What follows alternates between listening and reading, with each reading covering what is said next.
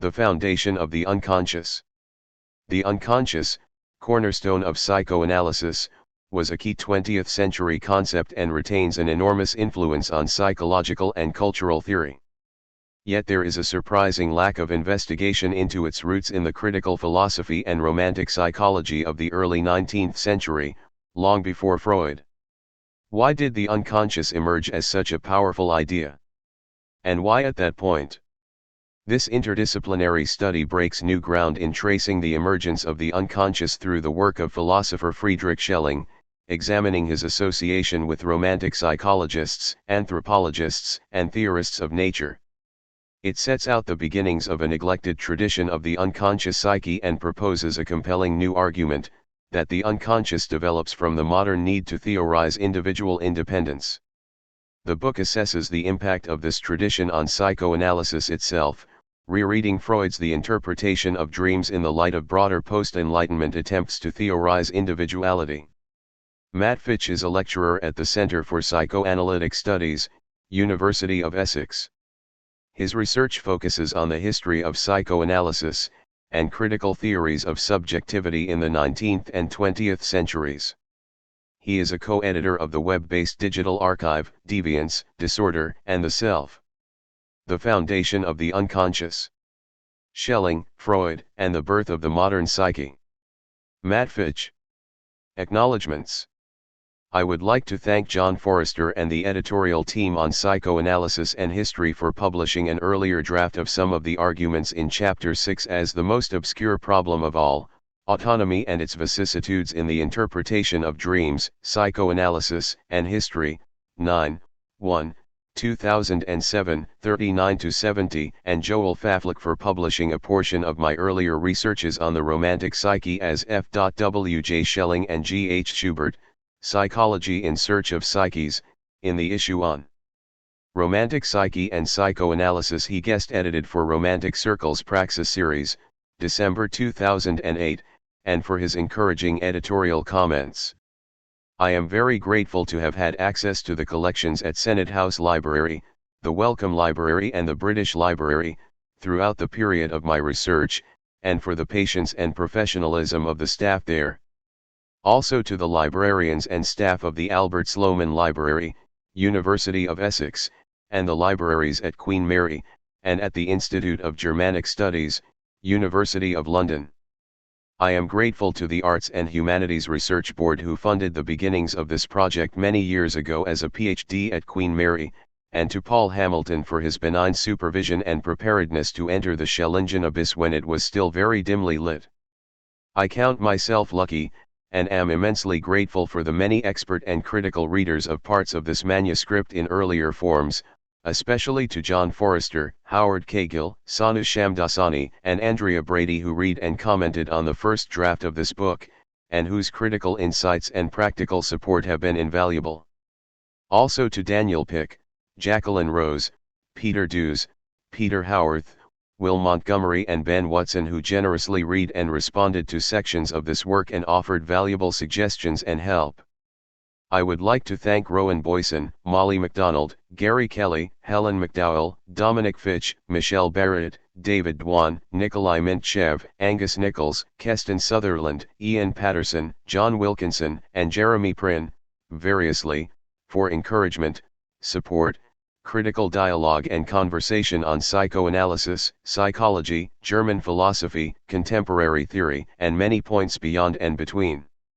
I also particularly want to remember my fellow participants in the research student reading group on the interpretation of dreams run by Jacqueline Rose at Queen Mary in 1999 to 2001, a forum which played a big role in provoking my interest in that work, and in the Graduate Forum in Psychoanalytic Thought, History, and Political Life at London University, run by Daniel Pick and Jacqueline Rose, which continues to be useful and to inform my researches on the intellectual history of psychoanalysis.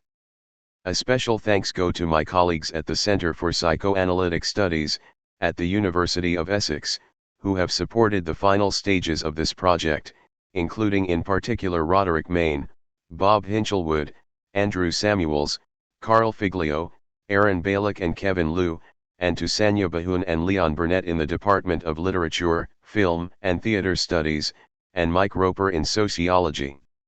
I owe a great debt to my parents, Tim and Barbara, for their support and encouragement, for valuing the spaces of reading and thinking, and building the bridge with Germany. Above all, I wish to honor the love, work, and friendship of Andrea Brady, careful and critical reader of this book, spur to my living and my thinking, and who has helped me to keep my thought in life. This book will forever be associated with the birth of my daughters, Hannah and Isla, who can only have experienced it as a mysterious void in my presence, and I thank them for the immeasurable joy they have given me, for which this work is a poor return.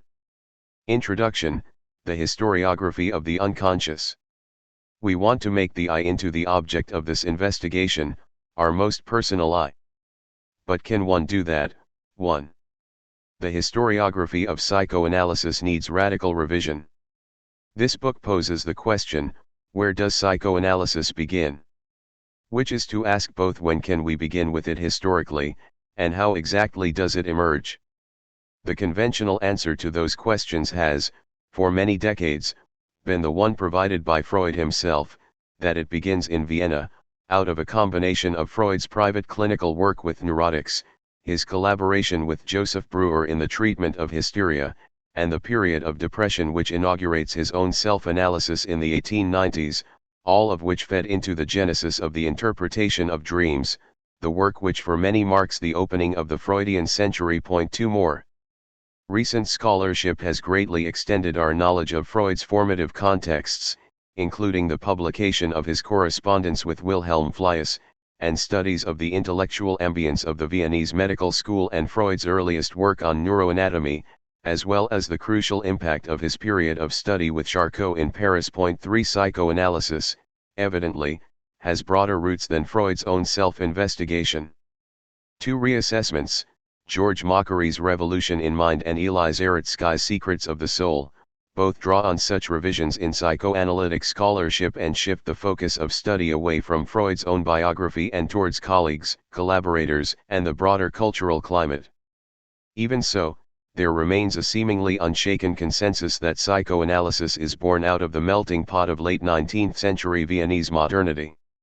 According to Zaretsky, we have still not historicized psychoanalysis, but he takes this to mean exploring the breadth of its appeal and its contradictory impact on 20th century culture.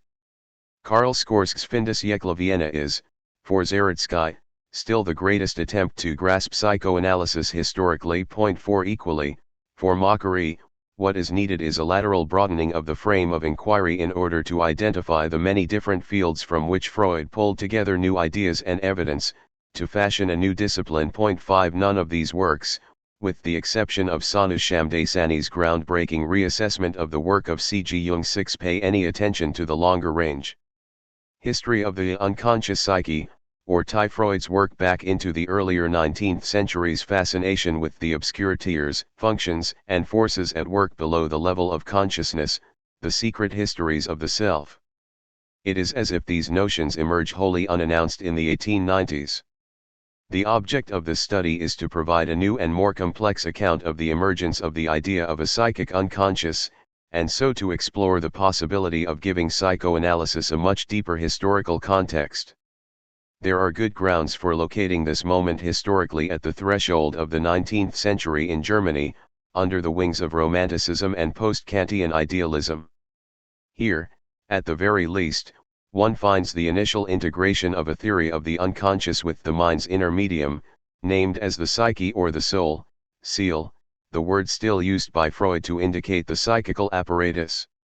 Both of these terms, already at this time, were set in the context of a psychological theory and a therapeutic practice which developed out of and alongside a concern with mesmerism and animal magnetism.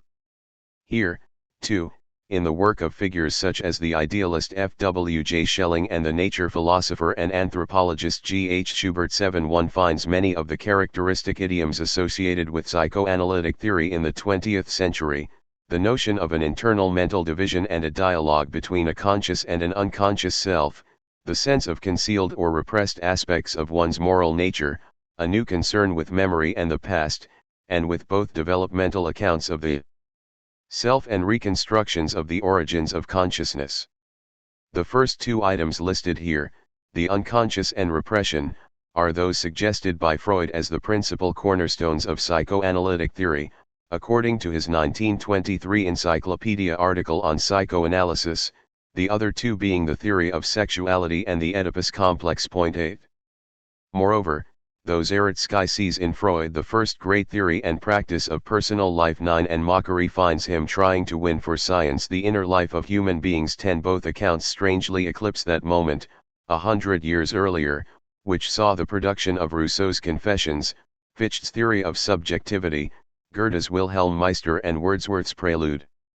This same period gave rise to both the various kinds of self-investigation practiced by German romantics such as Friedrich Schlegel, J. W. Ritter and Novalis, and also J. C. Rail's coinage of psychotherapy, Karl Moritz's Magazine for Empirical Psychology and many other similar initiatives, all organized around the secular investigation of personal and interior life. 11 Finally, there emerges at this time a specific theoretical focus on the foundation of consciousness in earlier, more primitive and unconscious stages, both from the point of view of individual development, and as an issue for cultural history as a whole, as well as a new kind of psychological interest in peculiar or pathological states of mind, including forms of madness, but also sleep, dreams and trances.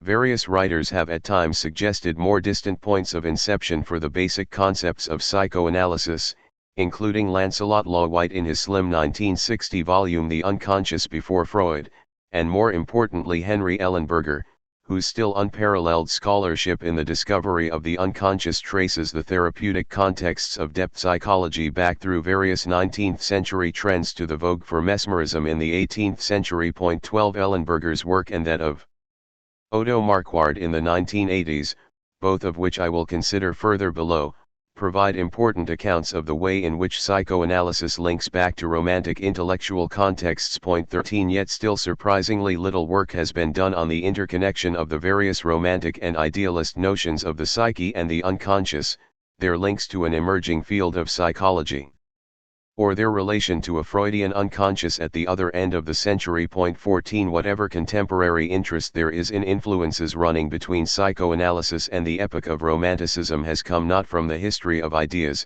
or the history of psychology, but from contemporary debates in literary theory and continental philosophy. Two obvious examples are The Indivisible Remainder by Slavoj Žižek and Schelling and Modern European Philosophy by Andrew Bowie, both of which have wanted to make a case for the close links between the work of Schelling and the conceptual apparatus of psychoanalysis. 15 For Žižek, for instance, Schelling's Ages of the World Welt Alter is a metapsychological work in the strict Freudian sense. 16 Such publications undoubtedly brought this rather obscure backwater in intellectual history onto the contemporary agenda and were the first indications of a more recent Schelling revival. 17 More recently, Joel Pfaflik's romantic psychoanalysis has advanced similar theoretical arguments, this time drawing on the work of British romantic writers such as Wordsworth, Coleridge, and De Quincey. 18. There are, however, a number of reasons why such works are not particularly helpful to this investigation. One is that the idea of psychoanalysis which they seek to identify in the works of romantic authors is not so much Freud's, but Freud read through the lens of Lacanian and postmodern continental theory. For Bowie, psychoanalysis is one out of many areas of modern theory in relation to which he is keen to establish Schelling as a foundational thinker. Others include deconstruction, Marxism, and the postmodernism of Richard Rorty. This is not just a dispute over the roots of psychoanalysis, Lacan versus Freud. The problem is rather that psychoanalysis is assimilated too directly to the terms of the European philosophy of the subject. It is frequently a question of mapping post-Lacanian theory onto an older idealist and post-idealist philosophy, by which it had already been informed via figures such as Alexander Koyer and Alexander Kojève, rather than investigating the way in which proto-psychoanalytic concepts themselves emerge in the early 19th century, and what their original implications were. Pfaflik's romantic psychoanalysis is an intricate and thoughtful study, thoroughly immersed in the task of unearthing the relevance of romantic forms of psychological and aesthetic reflection for contemporary debates on the fragility or structural elusiveness of subjectivity.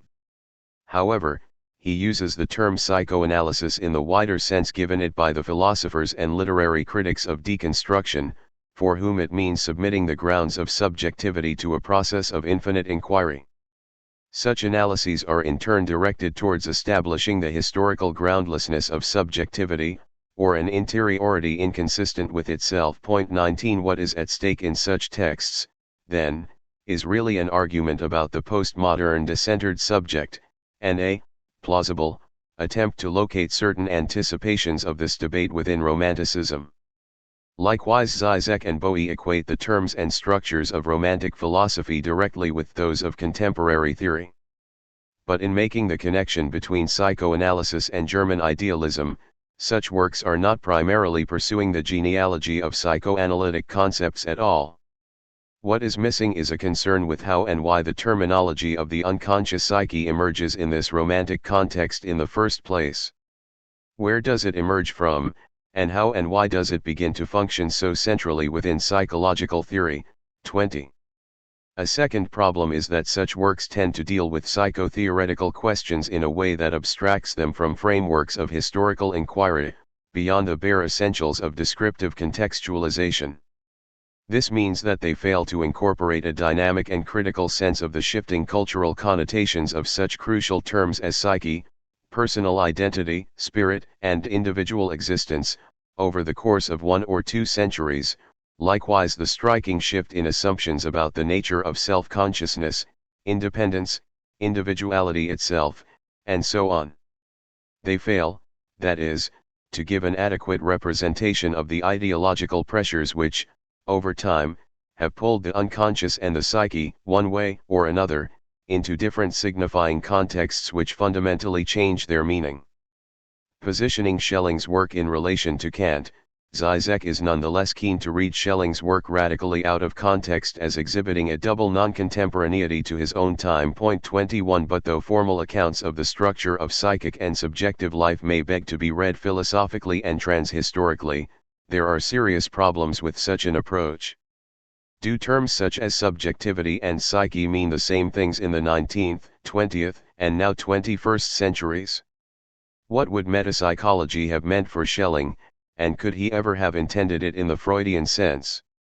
By abstracting such concepts from wider debates in 19th century psychology, anthropology, political theory, religion, and from metaphysics, or from cultural and aesthetic theory, one loses crucial interpretive factors. What is really being argued through the notion of an unconscious? What issues are thinkers attempting to resolve as they reorganize their theory of mind? It may be that cultural and socio-political factors are crucial in accounting for the way the notion of a psychic unconscious moves center stage at this point in time, casting its shadow back over the age of reason. When Zizek describes Schelling's ideas as emerging in a brief flash, which renders visible something that was invisible beforehand and withdrew into invisibility thereafter, 22 he may be suggesting that the historical emergence of new concepts must itself sometimes be modeled on the obscure and unknowable eruptions of the unconscious itself, but such an assumption forecloses any attempt to give the unconscious itself a history. The broader unconscious.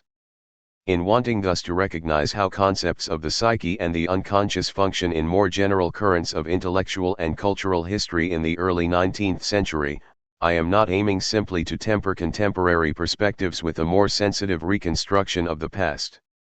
Rather, my concern is that the angle of vision has been much too narrow. The study of the unconscious, which Buchholz and God have termed the central massive of psychoanalysis 23, requires to be opened up, vastly, before we can begin to make sense of such issues as the emergence of a strictly psychoanalytic unconscious and the rationale for its appearance in modernity. We need to look beyond the Freudian and Jungian paradigms, let alone the Lacanian or Derridian, to the outlines of a broader 19th century interest in the unconscious for which there is no single logic and no single history. The unconscious we associate with psychoanalysis, and which remains one of the most fundamental concepts in contemporary psychodynamic theory, of whatever persuasion, is a fragment of a much larger puzzle. By the end of the century, it had in fact become so ubiquitous a concept that the question is not so much did Freud inherit the unconscious from earlier in the century, but which versions of it did he inherit. Already in the late 18th century there emerged notions of a life force which governs the organic and developmental functions of the body, described by Herder as the inner genius of my being 24, and which is either entirely distinguished from the soul, or imagined to represent unconscious capacities within it.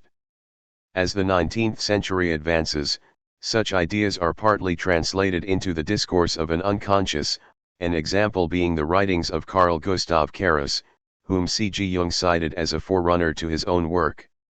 Besides such vitalist ideas there is the romantic medical and philosophical interest in the phenomena of mesmerism and somnambulism, documented by Ellenberger and others, and connected with this are various attempts to theorize the different unconscious forces, functions, and powers governing trance and hypnoid states reported in the burgeoning literature on psychopathology.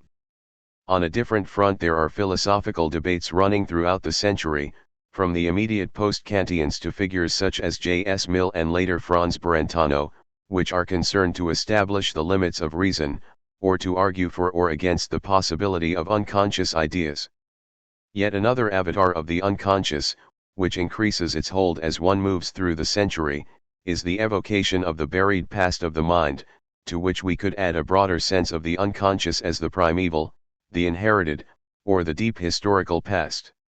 Also of great importance to any survey of the 19th century unconscious is Schopenhauer's more metaphysical portrait of nature as a vast organism with its own unconscious will, which was further developed in the light of evolutionary theory by Eduard von Hartmann in his Philosophy of the Unconscious, which ran to 11 German editions between 1868 and 1904 and was first translated into English in 1884.25. Another crucial tributary of the concept is Johann Friedrich Herbart's descriptions of the way ideas in the mind are thrust above or below the threshold of mental perception according to particular degrees of mental force, notions which fed through into Gustav Fechner's psychophysical investigations of the 1850s. Both of these writers influenced some of Freud's earliest ideas on repression in terms of the vicissitudes of quantities of psychical energy.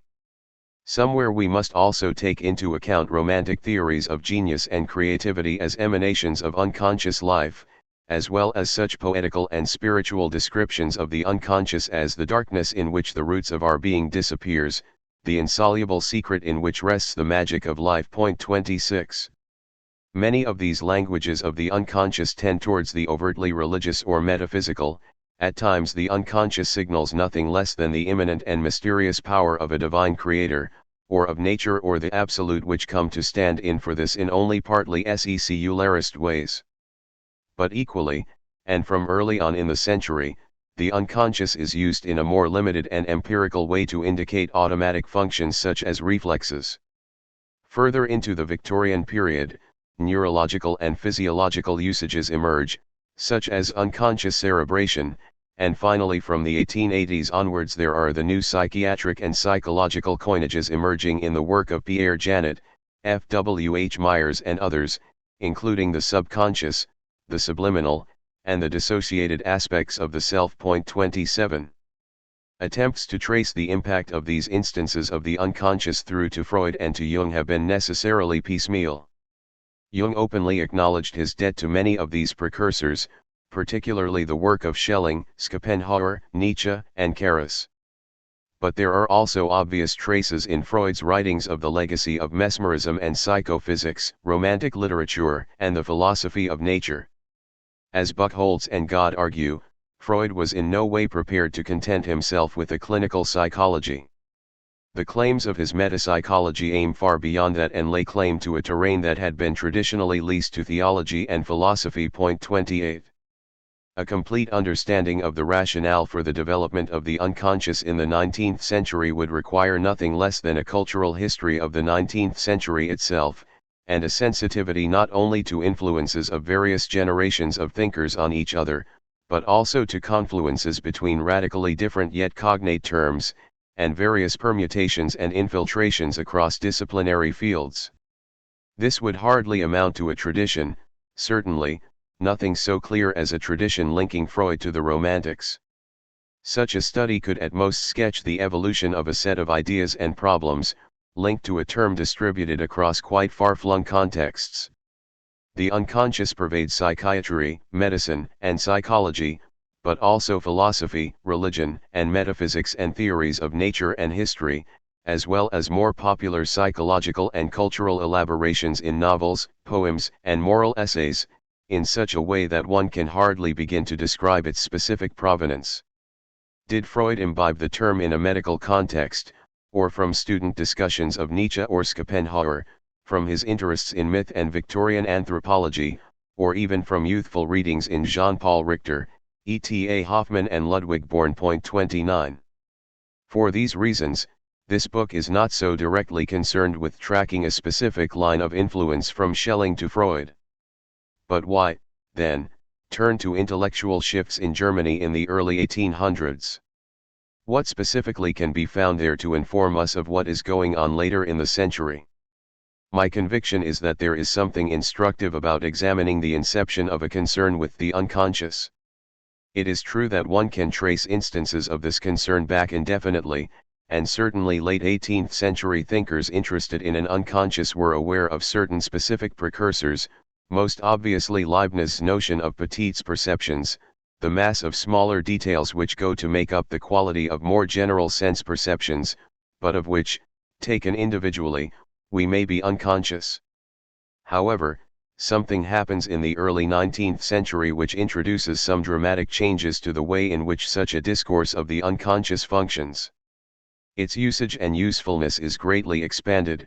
Many of the different versions of the unconscious listed above are already in operation in this early phase, as subsequent chapters will show. The term is also already tied to a new interest in the psyche and starts to take on a quite novel central role within psychological, philosophical, and metaphysical argument about the nature and development of subjective identity.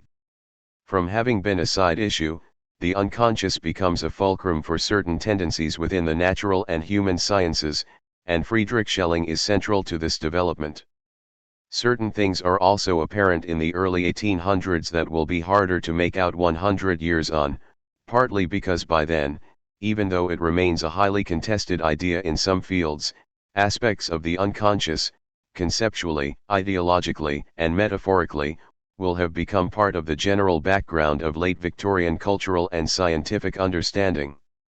By going back to the beginning of the century, it is possible not only to trace more clearly the logic by which philosophical and psychological notions of the unconscious emerge and begin to interact, but also to learn from informative debates on the necessity of the unconscious as a core principle for the human sciences, and even more particularly in psychology.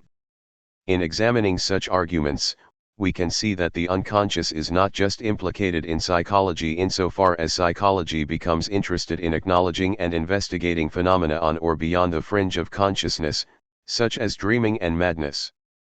Right from the start, an unconscious within the individual is central to psychology for additional reasons, one of which is the role it plays in enabling philosophers and psychologists to conceive of autonomy, spontaneity, creativity, or self-development within individuals.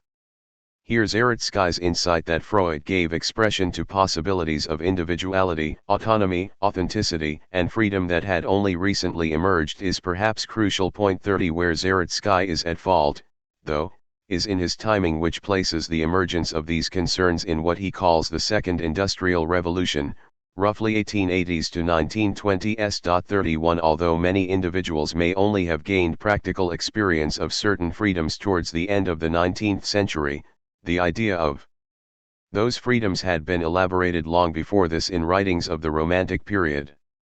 I should emphasize here that, though I am making Schelling central to this investigation of the emergence of the idea of the unconscious, and of the molding of this unconscious into forms which will be incorporated into an emergent Romantic psychology, Schelling would not have perceived himself as a psychologist, or have wanted to carve out a philosophical role for psychology in the modern sense. 32. He was, however, concerned to centralize the role of the psyche, as opposed to consciousness or reason, within a new ontology of the self, to the extent that some of his works develop a philosophy of the unconscious psyche.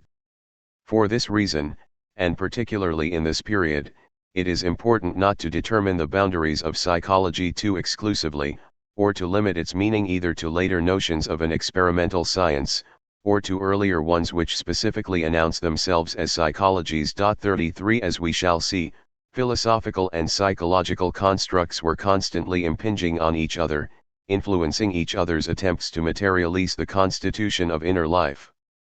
This is particularly the case where increased attention to the unconscious is concerned. Methodological problems.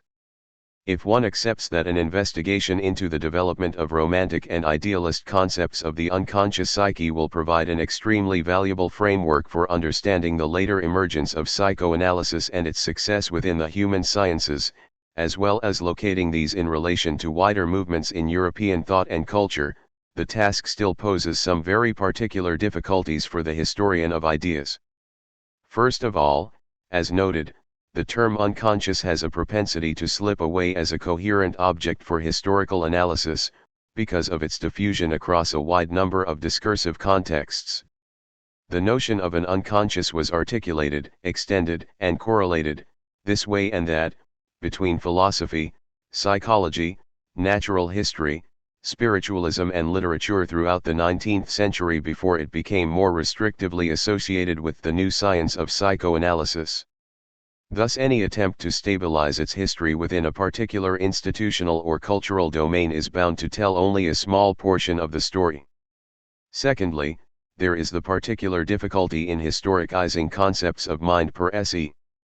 It is one thing to deal with the broader repercussions of action in politics and society, where questions of internal motives can be relegated to the position of secondary and speculative features of a historical account. But it is another to deal with the ego, the soul or the I as themselves historical constructs. Can these, to mirror Freud's question in the new introductory lectures, be made into the object of an investigation? 34 Can they be extracted as historical objects, even if one is assured of their shifting historical definitions? How does one historicize or even locate the interchanges between modes of lived self-perception and, for instance, the broader transformations of religious and scientific languages?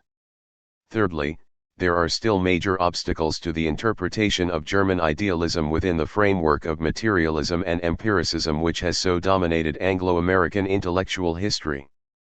Many aspects of the German conceptual terrain appear radically alien from the other side of this interpretive rift, and it is quite common for historians of mind, or of psychology, who are happy to attend to aspects of Kant and Schopenhauer's thought, to steer carefully around philosophers such as Schelling and Ffytche because of the difficulties of reconstructing their assumptions. Work by Frederick Beiser, Terry Pinkard, and Karl Amerix has begun to rectify this situation to some extent as regards philosophy, but little impact has been made as yet on the historiography of psychology. Graham Richards in his survey of psychological ideas from 1600 to 1850 squeezes an allusion to German idealism from Ffytche to Hegel into a half-paragraph, though he is able to devote much more space to the empiricist responses to Kant of Fries, Herbart, and Bennick. 35 Edward S. Reed investigates the romantic assumptions of the Shelleys, but makes only a few scant references to the idealists and the German romantic Naturphilosophien. 36 This, despite the fact that Schelling exerted a very broad influence over the continental development of natural and biological science and psychology in the first half of the 19th century, as well as on the post-romantic concept of the imagination and, as I will argue, the psychic unconscious. For Stephen Goldman it is Schelling in 1800 who uses the term unconscious as a substantive for the first time, in the context of his analysis of the unconscious conditions of self-consciousness and the sources of art. 37. Fourthly, there are difficulties in establishing a neutral set of reference points for such an inquiry, given the complex ideological conflicts waged over languages of mind even now, in which the various schools of psychoanalysis are themselves vociferous protagonists. As Irma Glace argues, the psychoanalytic movement has taken great pains to marginalize its romantic companions, for instance, C.G. Jung and George Grodek. 38 Psychoanalysis already has various internal narratives concerning the historical inception of psychoanalytic structures, including those outlined by Freud in Totem and Taboo, civilization and its discontents, and beyond the pleasure principle, which generally identify this inception with distant moments in cultural, if not species, prehistory. Leaving these aside, there is the fiercely guarded tendency, already noted, to associate the prehistory of psychoanalytic concepts with the prehistory of Freud's own career leading up to the publication of The Interpretation of Dreams. At one extreme, there are those studies which equate the emergence of psychoanalysis entirely with the process of Freud's own self-analysis and investigation of his dream life, for instance by Ancillot and Grinstein. 39 In looking beyond Freud for the beginnings of 19th-century interest in a psychical unconscious, one is moving somewhat critically against the tide.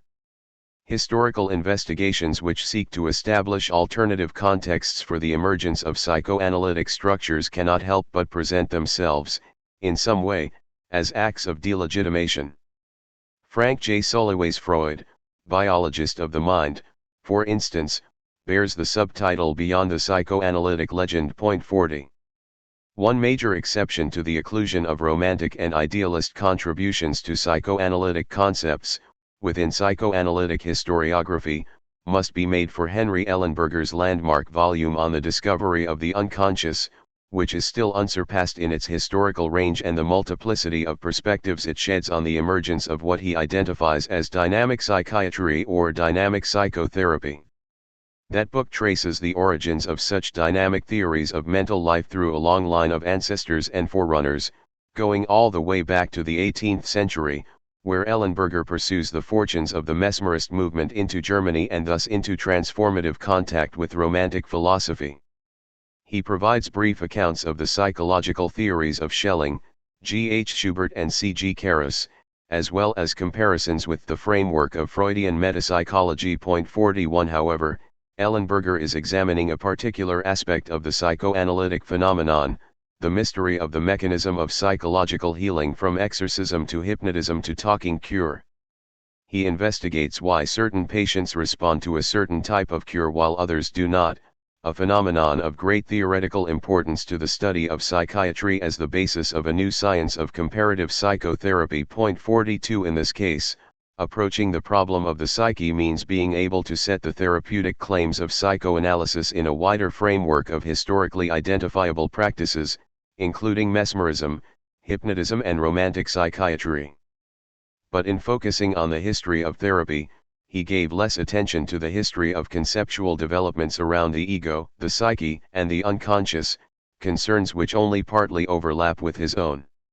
All these hindrances to study, the diffuse application of the concept of an unconscious, the difficulty of historicizing concepts of mind, paradigmatic confusion over the terms of German idealism, and the resistance of psychoanalysis to its historicization, have in one way or another impaired historians' ability to assess the significance of the intersection between theories of the unconscious and theories of the psyche in the early 19th century, or of the links running forwards to new accounts of individuality and interiority in modernity. With this in mind, the object of this study is simply to establish a more developed understanding of the relationship between the terms of psychoanalysis and their historical inception in the context of post-Kantian idealism and romanticism. But it is also my belief that broadening the framework for thinking about the emergence of the psychic unconscious does more than enable one merely to uncover further historical reaches of Freud or Jung's cultural inheritance. These contexts reveal unrecognized historical implications of the psychoanalytic project itself. That is, by disturbing the roots of psychoanalytic historiography we can allow new perspectives and wholly new questions to emerge. In this light I want to consider two major theoretical studies which have situated the unconscious in just such a way, not in relation to medical positivism in fin de siècle Vienna, but to a nexus of issues emerging at the beginning of the century. One of these works establishes a genealogical relation between Freudian psychoanalysis and German idealism, the other relates the unconscious, as theoretical object of psychoanalysis, to a paradigmatic upheaval at the end of the 18th century that gave birth to the modern human sciences. In both cases this greater temporal reach makes the unconscious diagnostically central within a broader account of modern culture and its distinctive ideological transformations. Marquard. The first text is Odo Marquard's highly original and provocative study, Transcendentaler Idealismus, Romantisk Naturphilosophy, Psychoanalyse, which, though now 20 years old, has yet had little impact on historical research on psychology in the Anglo-American world. 43 The book is concerned with the philosophical genealogy linking psychoanalysis to the project of German idealism. As Marquard puts it, the point was to show that certain elements of psychoanalysis were actually philosophical ones. 44 He begins with a description of how Kant's transcendental philosophy was drawn towards the terrain of aesthetics in the Critique of Judgment in an attempt to reconcile the structure of rational thought, as Kant conceived it, with the idea of human freedom. In Marquard's reading, the path taken by philosophy at this juncture led in a particularly unpromising direction, towards a decline or enchantment of the Enlightenment commitment to self-awareness and political self-determination. Marquard suggests, in part, that the turn to aesthetics, in order to theorize a model for the spontaneous operation of judgment, disengaged thinking and acting from the terrain of social and political conflict in which the nature of freedom, and the possibility of its historical production, is ultimately to be defined. There was, as it were, a dangerous hiving off of the inquiry into subjective freedom from historical and social contexts within which such questions are immediately implicated, and, at the same time, the substitution of a more illusory and gratifying terrain for study, that of aesthetic consumption. On the other hand, and it is this development with which Marquard is particularly concerned, Kant's allied attempt to speculate on the teleological structure of nature as an organic whole threatened to bolster the transcendental account of human freedom in another way.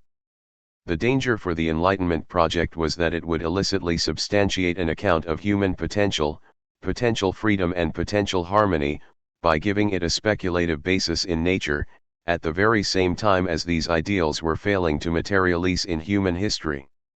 For all its seeming concreteness and materiality, the turn to a philosophy of nature was in danger of shoring up a grand metaphysical illusion.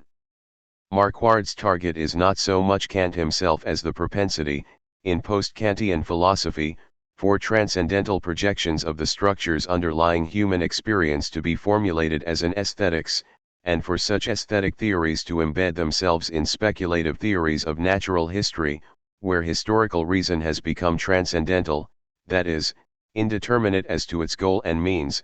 The hope emerges that nature will replace that which is failing. 45. It is this tendency in the development of German thought to transport the political definition of history, into a definition of history split off from the political which particularly arouses Marquard's critical concern. 46 A similar analysis is made of Schiller's letters on aesthetic education. They break off without having resolved the dilemma posed between beauty and the political. Marquard sees this as symptomatic of a political resignation so decisive that the dilemma can only be forgotten. In Schiller's later on naive and sentimental poetry, the role of the artist is solicited no longer in relation to history and the state, but in its relation to nature. 47. But how does this relate to the history of psychology? These are the first steps in Marquard's complex narrative about ideology in early 19th century Germany, which shows German philosophy shifting its engagement with cosmopolitan political history towards a concern with transcendental aesthetics, and then on to theories of nature and natural teleology. The second stage in the argument explores the consequent flourishing of a romantic philosophy of nature. Marquard has Schelling and his disciples primarily in mind, which develops a metaphysical account of the unconscious grounds of human life in nature as a counterweight to the instabilities originally diagnosed in history and politics. Again, he reads this further, falling away from the historico-political framework towards nature as an affliction born of historical pessimism, where the transcendental philosophy fails to ground the historical hopes of humanity, historico-philosophically, on political reason. The attempt of natural philosophy forces them to be grounded on the unconscious grounds of nature. 48 Translated into natural historical, rather than political historical terms, transcendental philosophy, its theory of man, of subjectivity, and of human freedom, is elaborated in the early 1800s in terms of unconscious grounds and unknown history. That is to say, this subjectivity and this freedom are thought to exist as a potential, and this potential is elicited via speculative constructions of the natural history thought to precede it. Human freedom is something continually evolving out of its origins in nature. Their muse is a Mnemosyne who no longer recollects history but rather prehistory. Ironically, for the generation writing in the first quarter of the 19th century, the philosophy of development now becomes predominantly a philosophy of the past. 49. The final step in Marquard's argument is that psychoanalysis is simply a modification of the methods of thinking originally adopted by transcendental philosophy and then transformed into such a philosophy of nature. One could say that psychoanalysis is a disenchanted romantic nature philosophy. That's why it thinks in the manner of this nature philosophy. 50. In support, he provides a list of various conceptual features the two ideologies hold in common, for instance, the turn from mind to nature, the stress on recollection and clarifying the prehistory of the ego, as well as the project of consciously retrieving unconscious histories. He suggests that the relationship between the two periods has remained unnoticed largely for the reason that Schelling's writings are no longer read. Marquard's account of the emergence of such terms as repression and unconscious nature, and his identification of their ideological function in this early 19th century context, is penetrating and persuasive and adds immensely to our perception of the relationship between psychoanalysis and its prehistory within other disciplinary fields. However, from the point of view of a history of psychology, his final negative judgment on that set of ideological transformations is distorted. His work becomes a polemic directed by philosophy against the emergence of 19th century anthropology and psychology. In his reading, psychoanalysis is a final symptom of transcendental philosophies falling away, implicitly through lack of critical nerve, from an engagement with political reason. For Marquard, psychoanalytic psychology is shot through with appeals to historical experience, to the past, to recollection, to unconscious grounds, which function culturally as a way of displacing conscious historical experience, social and political, into these speculatively constructed and somewhat mythical unconscious dimensions of human life. But what from Marquard's standpoint of political reason appears as a narrative of verfall, might be recast, from an alternative disciplinary perspective, as a narrative about the emergence of new sciences of human life and experience. For surely, what he is charting, without ever acknowledging it in such terms, is also the emergence of a more empirical and secular psychology, which draws on medicine and philosophy as well as aesthetics and new theories of organic nature in order to develop an account of human being adequate to the post-Enlightenment age. What happens when such a narrative is retold from the perspective of a history of psychology, as a discipline which, rather than merely perverting the course of political philosophy, is seeking its own new foundations by transforming the moral and spiritual languages of body, soul, and mind? Foucault. The second work to situate psychoanalysis in relation to the idealist period is Michel Foucault's The Order of Things, which gives the unconscious a special role within Foucault's account of an epistemic shift in modernity. 51 The middle section of this work sketches a portrait of the classical period, i.e. the 17th and 18th centuries, in which knowledge was perfectly homogeneous. All knowledge, of whatever kind, proceeded to the ordering of its material by the establishment of differences and define those differences by the establishment of an order. 52 The field of knowledge, its reflection of the order of things in the world, was coextensive with certain practices of representation inherent in the production of taxonomies, tables, and systems of classification. According to Foucault, there was as yet no sense of a gap between the power to arrange and connect such systems and notions of the structure of the world itself, nor of the constructive input of humankind as the agent of such organized knowledge. But at the end of the 18th century, the argument runs, this efficiently functioning paradigm broke down. Questions were raised about the origin of representation as a specific form of thinking, and representation itself lost the power to provide a foundation for the links that can join its various elements together. 53 At the same time, man, the newly perceived agent of knowledge, became the object of a new kind of investigation, that of the human sciences. These sought to replace representation with a set of more foundational principles, derived from examination of the productive activities of human life itself. On the horizon of any human science there is the project of bringing man's consciousness back to its real conditions. 54. To some extent Kant is again the major exemplum of this epistemological turn. His critique of pure reason sanctions for the first time the withdrawal of knowledge and thought outside the space of representation. 55. But, as a result, a problematic duality is installed within the human sciences at their very inception. On the one hand, they have as their object the life, histories, and cultures of empirical human beings, but on the other hand, because human life is now to provide a basis for the theory of knowledge in general, human experience becomes the focus of a new kind of foundational project, to be pursued beneath and beyond the merely empirical and descriptive investigations of human culture and history. The connective power which had, in the classical epoch, been attributed to representation itself, must now be sought outside representation, beyond its immediate visibility, in a sort of behind-the-scenes world even deeper and more dense than representation itself. 56. Seen in this way, the emergence of the problem of the unconscious, for Foucault, is not a contingent theoretical issue that happens to appear in the 19th century, rather it is ultimately coextensive with the very existence of the human sciences and is the shadow cast by the human sciences themselves. 57. Foucault's interest in the unconscious centers on the ways in which society, emerging self-consciously as itself the agent of representation, attempted to establish a hypothetical relationship to the deeper or foundational basis of its own practice, whether this was viewed in logical, historical, or evolutionary terms. But this means that the unconscious indicates a very diverse set of ideological phenomena.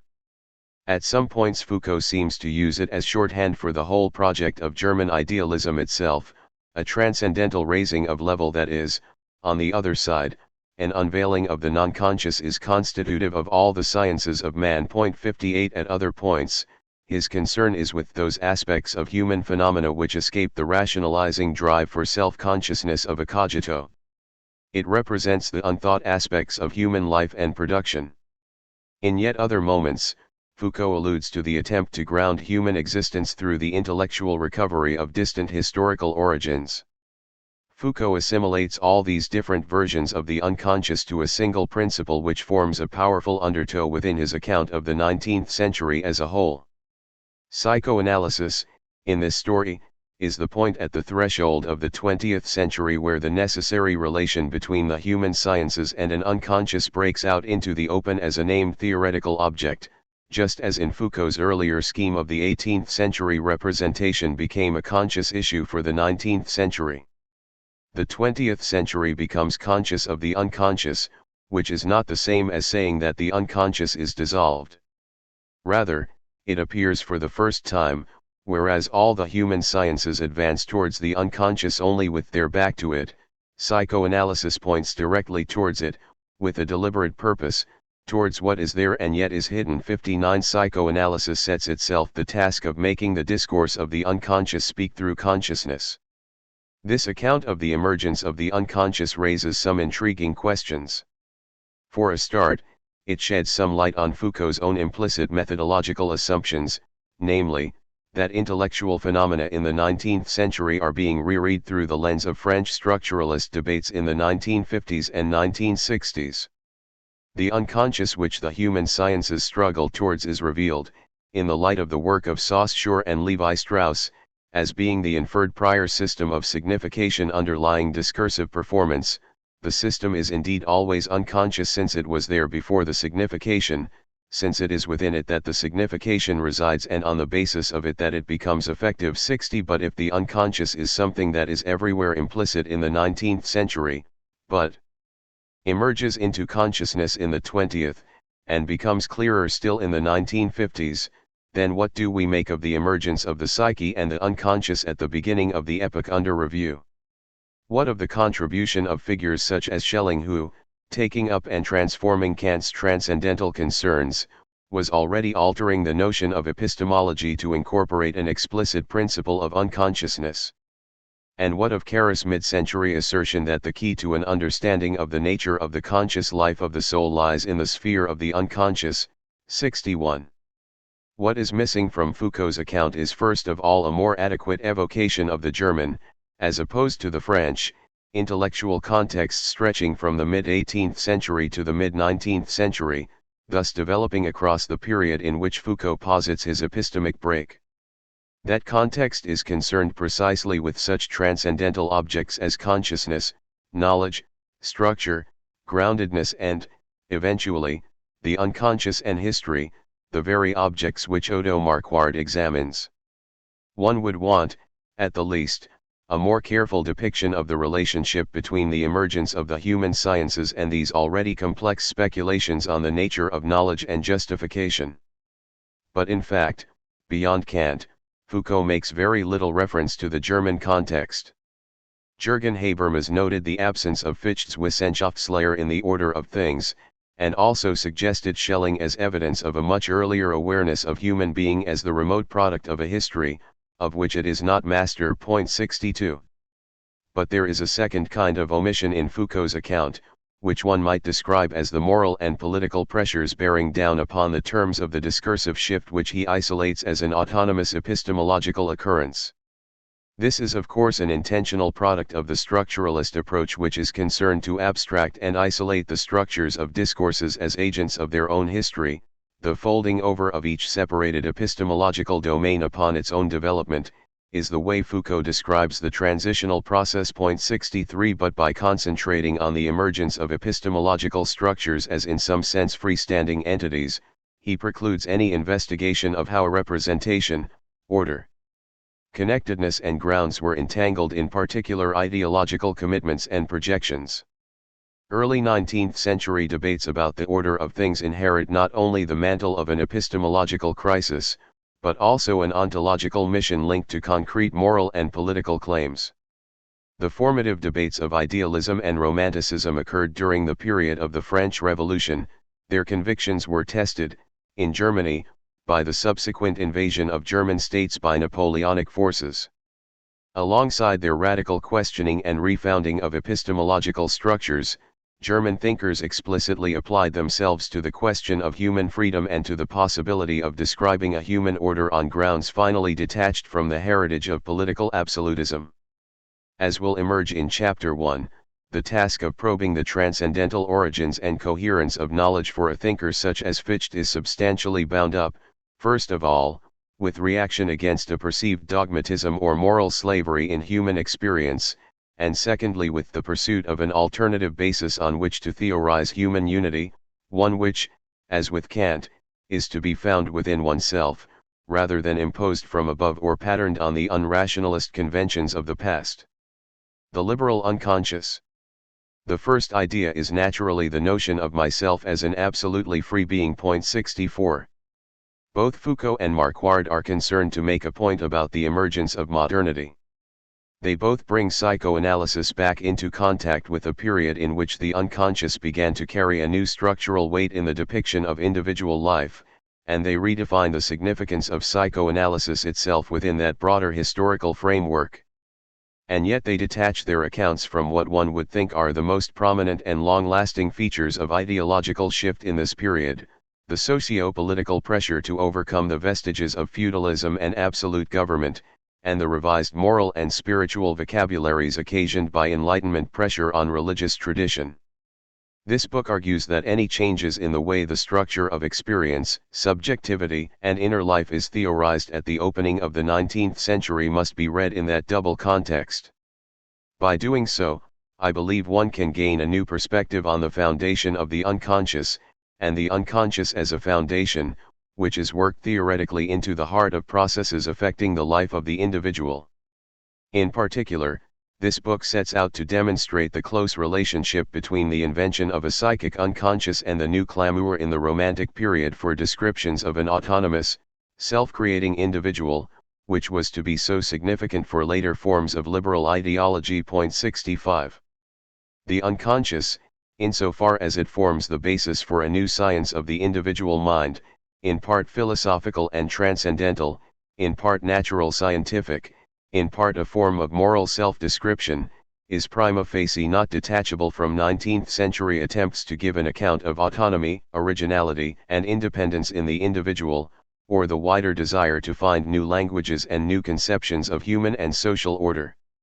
It is useful to look again at Zarutsky's suggestion that people have drawn on Freudian psychoanalysis in the 20th century to help recast the promise of individual autonomy, which encompasses the freedom to think one's own thoughts and to decide for oneself what to do with one's life, and, furthermore, that autonomy is no longer restricted to the sphere of morality but applies as well to creativity, love, and happiness. 66 The freedom of thought and the self-direction and creation of one's own life, as well as the idealization of love, are of course the leitmotifs of romantic philosophical, moral, and aesthetic debate. Already in the 1790s, writers in Germany were strenuously pursuing the implications of subjective freedom raised by the Enlightenment, and particularly the ramifications of that idea for personal and psychological life.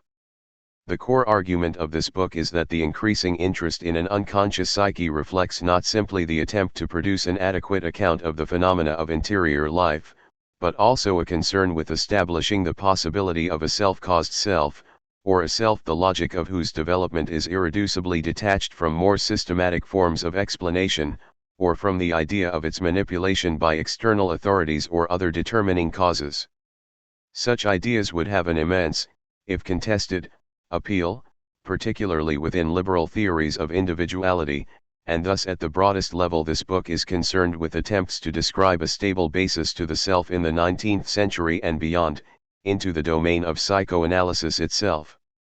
Many accounts of liberalism, and of an associated concern with the free development of individual life in Western thought, mark a transformation in the culture of individuality effectively at this same point in post-revolutionary Europe, where freedom and self-development become constellated as part of an emerging vocabulary of self, in reaction against 18th-century absolutism and rationalism. Importantly, this shift in the envisaged role of individuality concerns not so much the emergence of political movements, though it has inevitably accompanied them, but the elaboration of a complex set of ideas, moral, metaphysical, ontological, about the qualities of selfhood, which are gradually worked into traditions of broader liberal theory, becoming part of the worldview of post-Enlightenment modernity. 67 For John Gray, essential to an understanding of liberalism is an insight into its background in modern European individualism, the conception of ourselves as autonomous rational agents and authors of our own values. 68 These features are fully intelligible only in the light of the several crises of modernity, which include the dissolution of the feudal order in Europe and the French and American revolutions at the end of the 18th century. 69 Likewise, Charles Taylor finds that the ethic of authenticity is something relatively new and peculiar to modern culture.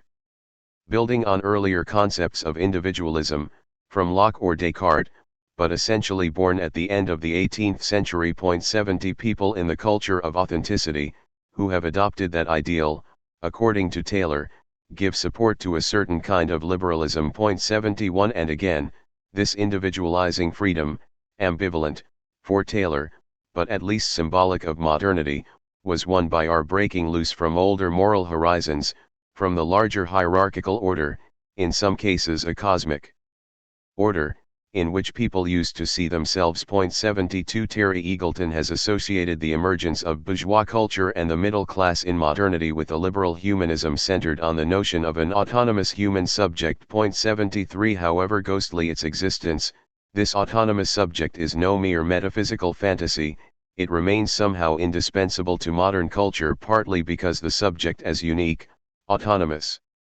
self-identical and self-determining remains a political and ideological requirement of the system. 74 Alexis de Tocqueville famously parroted this individualizing aspect of the emergence of modern democracy, in which people form the habit of thinking of themselves in isolation and imagine that their whole destiny is in their hands, and in which each man is forever thrown back on himself alone. 75 However, this critique is nowadays commonly associated with its inverse, accepted as being part of the ontological core of liberalism, taken in this wider cultural sense, and a key aspect of the modern idea of freedom. The important thing to note here is not that the 19th century sees the birth in Germany of a self-consciously political liberal movement, What liberalising tendencies there are at this point are short-lived and remain tied to strong notions of the state, nor a sudden recognition of the fact of individuality as the self-evident starting point for moral and political forms of self-description.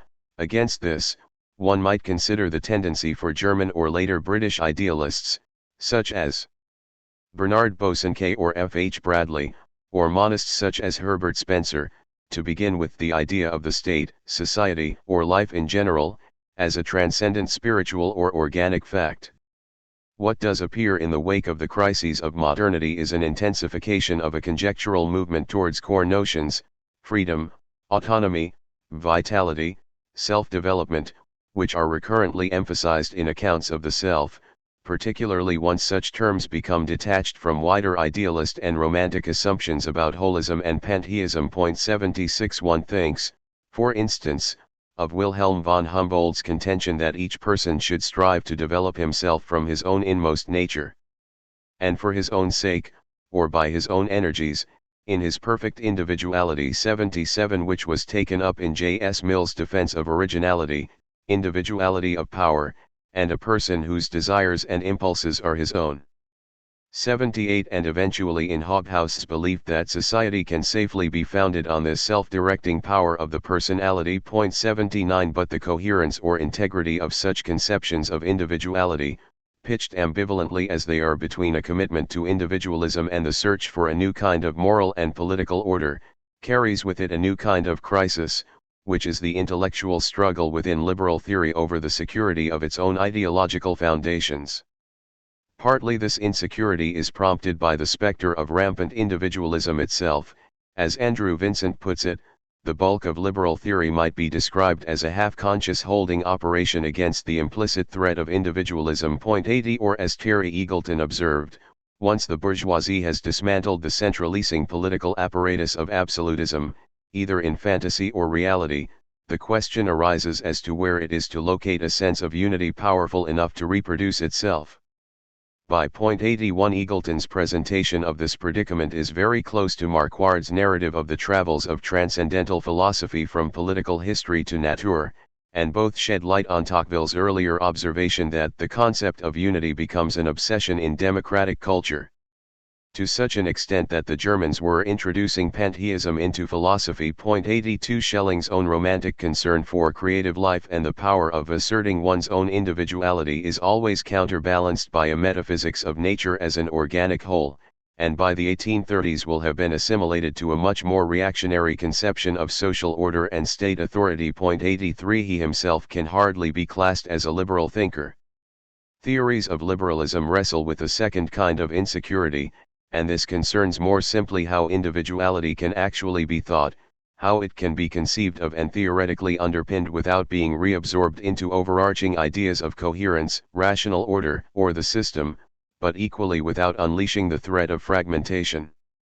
Notions of individuality have to be defended not only in relation to the state, but also against the need to argue from universal principles, with little sensitivity for the kind of contingent or individual factors which the demands for private, inward and autonomous development of the self seem to require. Quite apart from 19th-century struggles over politically diverse freedoms such as the extension of the political franchise, the freeing of economic markets, or freedom of the press, all of which involve notions of the freedom of the individual, there is a struggle over the concept of individuality itself. How should one ground the descriptions of such self-creating individuals and their moral basis? From the start, the ideologues of liberal freedom were forced to draw on notions of constitution which lay beyond the sphere of practical politics in the realms of art and literature, nature philosophy, metaphysics, and psychology. The unconscious and the psyche are deeply implicated in the constructions of selfhood which emerge from these foundational debates about freedom and individuality. The psychological individual is not suddenly revealed beneath the tattered cloak of religious orthodoxy at the beginning of the 19th century as a self-evident empirical framework for understanding mental life. It, too, is implicated in the ideological search for new foundations, which accompanies the conception of ourselves as autonomous rational agents and authors of our own values. 84 Because of this, The unconscious and the psyche are quickly caught up in speculative cross-currents of scientific, aesthetic, moral, and political thought, where they are linked in diverse ways to the fortunes of the individual. First of all, they take on a role within psychological description and psychiatric investigation. There are processes within our minds and bodies which seem to operate unconsciously, and there are states of mind, dream, madness, poetic invention, of which we are not wholly consciously in control. The unconscious psyche, in this sense, is something to be reckoned with because it is part of the psychology of the empirical individual, the component unit of liberal theory, and a part, moreover, which stirs anxieties over the liberal belief in the societal role of reason.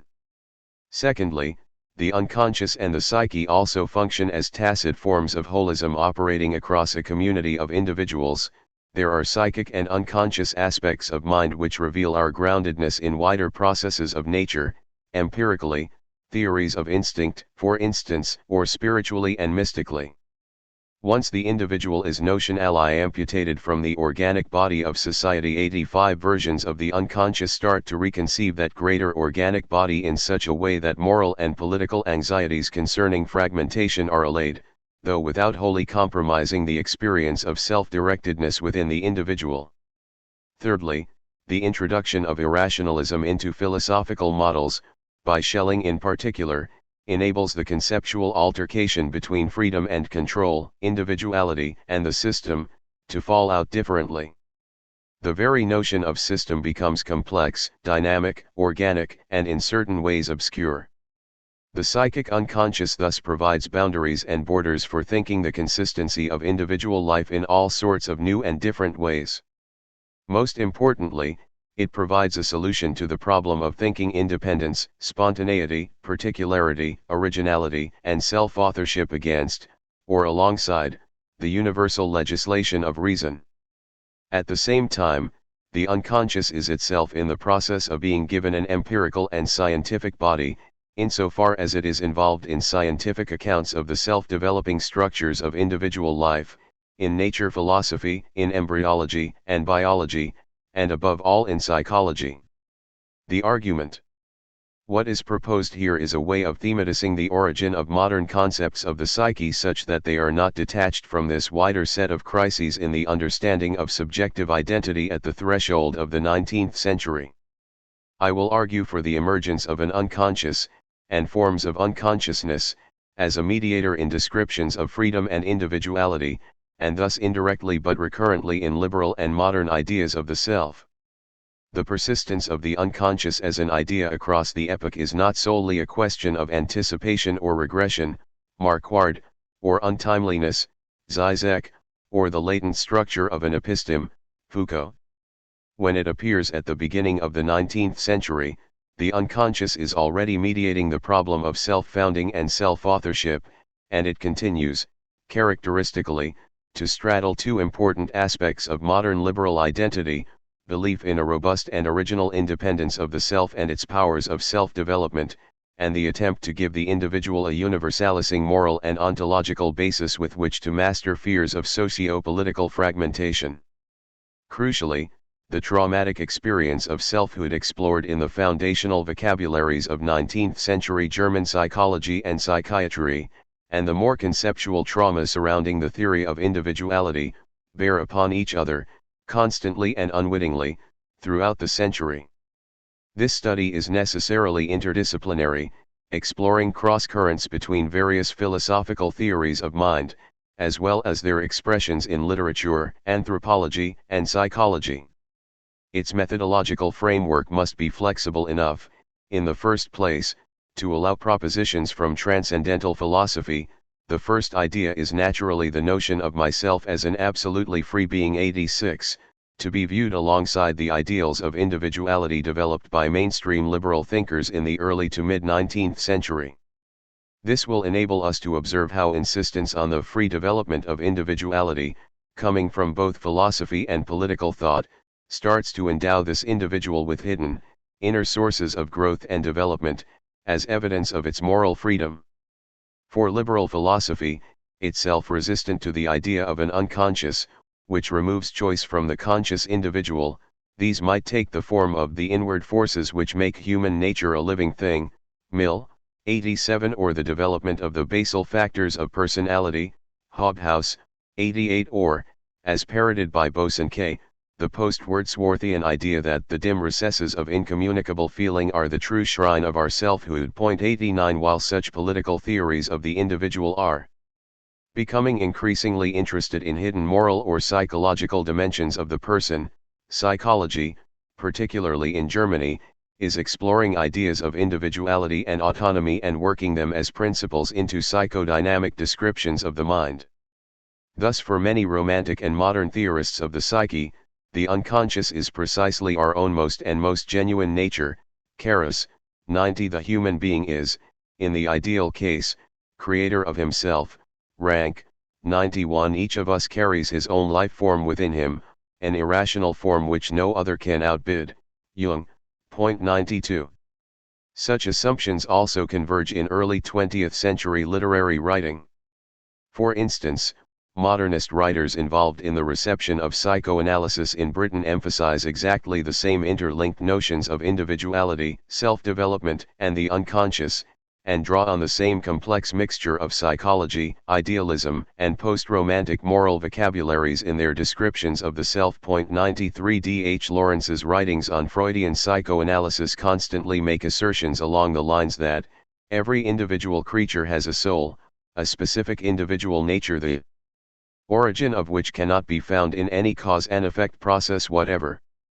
There is no assignable cause, and no logical reason for individuality. 94. Mason Clare explored Jungian and Freudian theory in articles for the medical press, arguing that sublimation represented the freedom of the self in obedience to a higher law than preceding generations have laid upon him. 95. At the same time she was responding to Samuel Butler and Henry Bergson, reviewing idealism, monism, and the new Freudian psychoanalysis, in order to try and comprehend the secret of personal identity and individuality and the nature of acts of will, which had become obscure or paradoxical in the light of evolutionary theory and psychology. 96. Whatever is at stake in the unconscious in the 19th century develops both within and beyond psychology.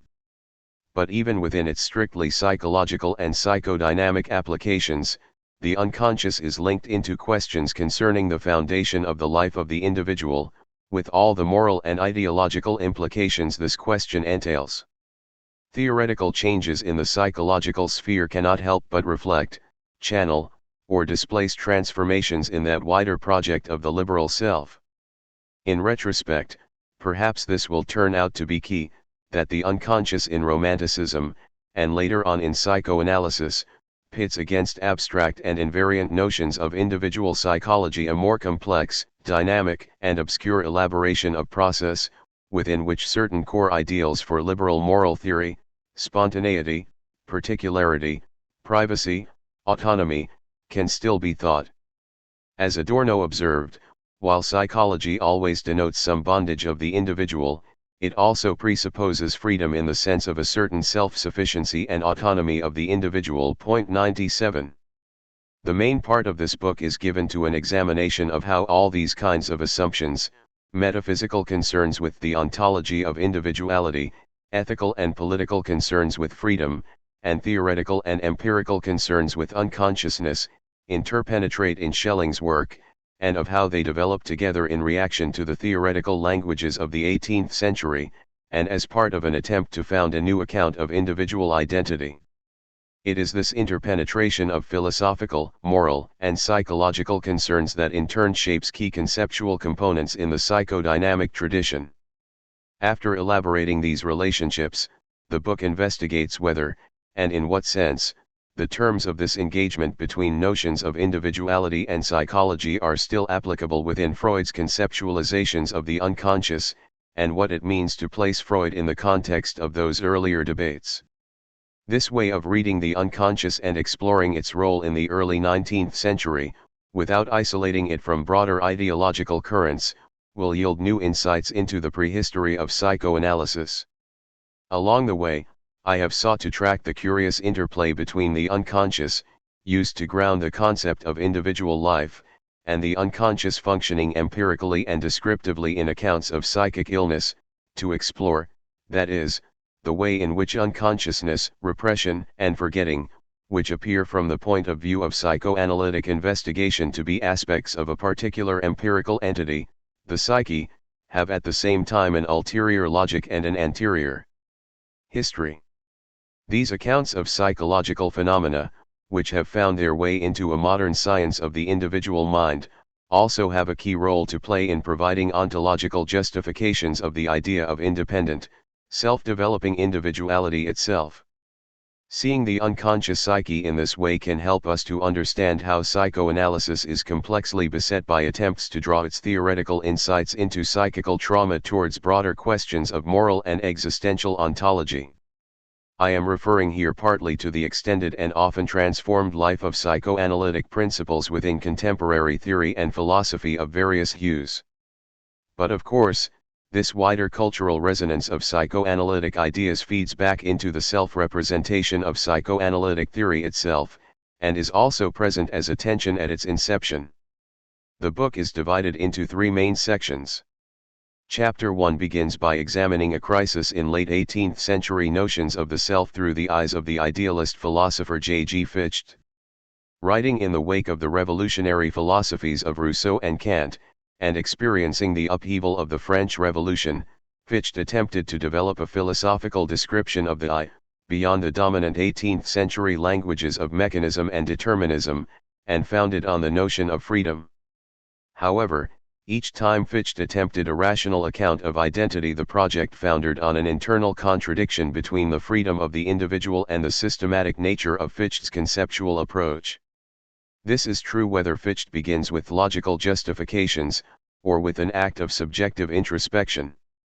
I show that these contradictions are only able to be resolved by the introduction of metaphors of darkness or unconsciousness into his theoretical descriptions.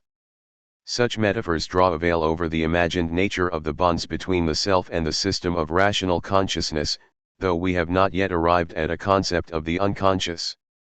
Chapter 2 examines the way in which Schelling transferred Ffytche's philosophical interest in autonomy over to a philosophy of nature, the goal of which is a portrait of human self-consciousness, emerging as the highest development of the evolution of nature itself. As with Ffytche, Schelling's philosophical narratives hit a point of impasse over whether the system of nature can be fully explicated by consciousness, or whether the nature of consciousness itself must remain wrapped in obscurity, in order to preserve the possibility of certain notions of freedom, genius, and the unconscious foundations of selfhood. These two chapters constitute the first phase of the book, which is concerned with the theoretical dilemmas of accounts of subjective identity which do not yet incorporate the unconscious as a specific principle. The second part of the book is devoted to a deeper investigation of the foundation of the unconscious itself. I examine how, in the first decade of the 19th century, Schelling's philosophical approach turns the science of subjectivity on its head as he gives increasing weight to the mystery of nature and of origins, and prioritizes the notion of the unconscious over that of consciousness. The central chapters of this book are occupied with a closer investigation of this shift, particularly as manifested in a series of drafts of an uncompleted project of 1811-15, entitled The Ages of the World. Chapter 3 traces the metaphysical path that led Schelling to assert the unconscious as an absolutely necessary part of the theorization of human independence.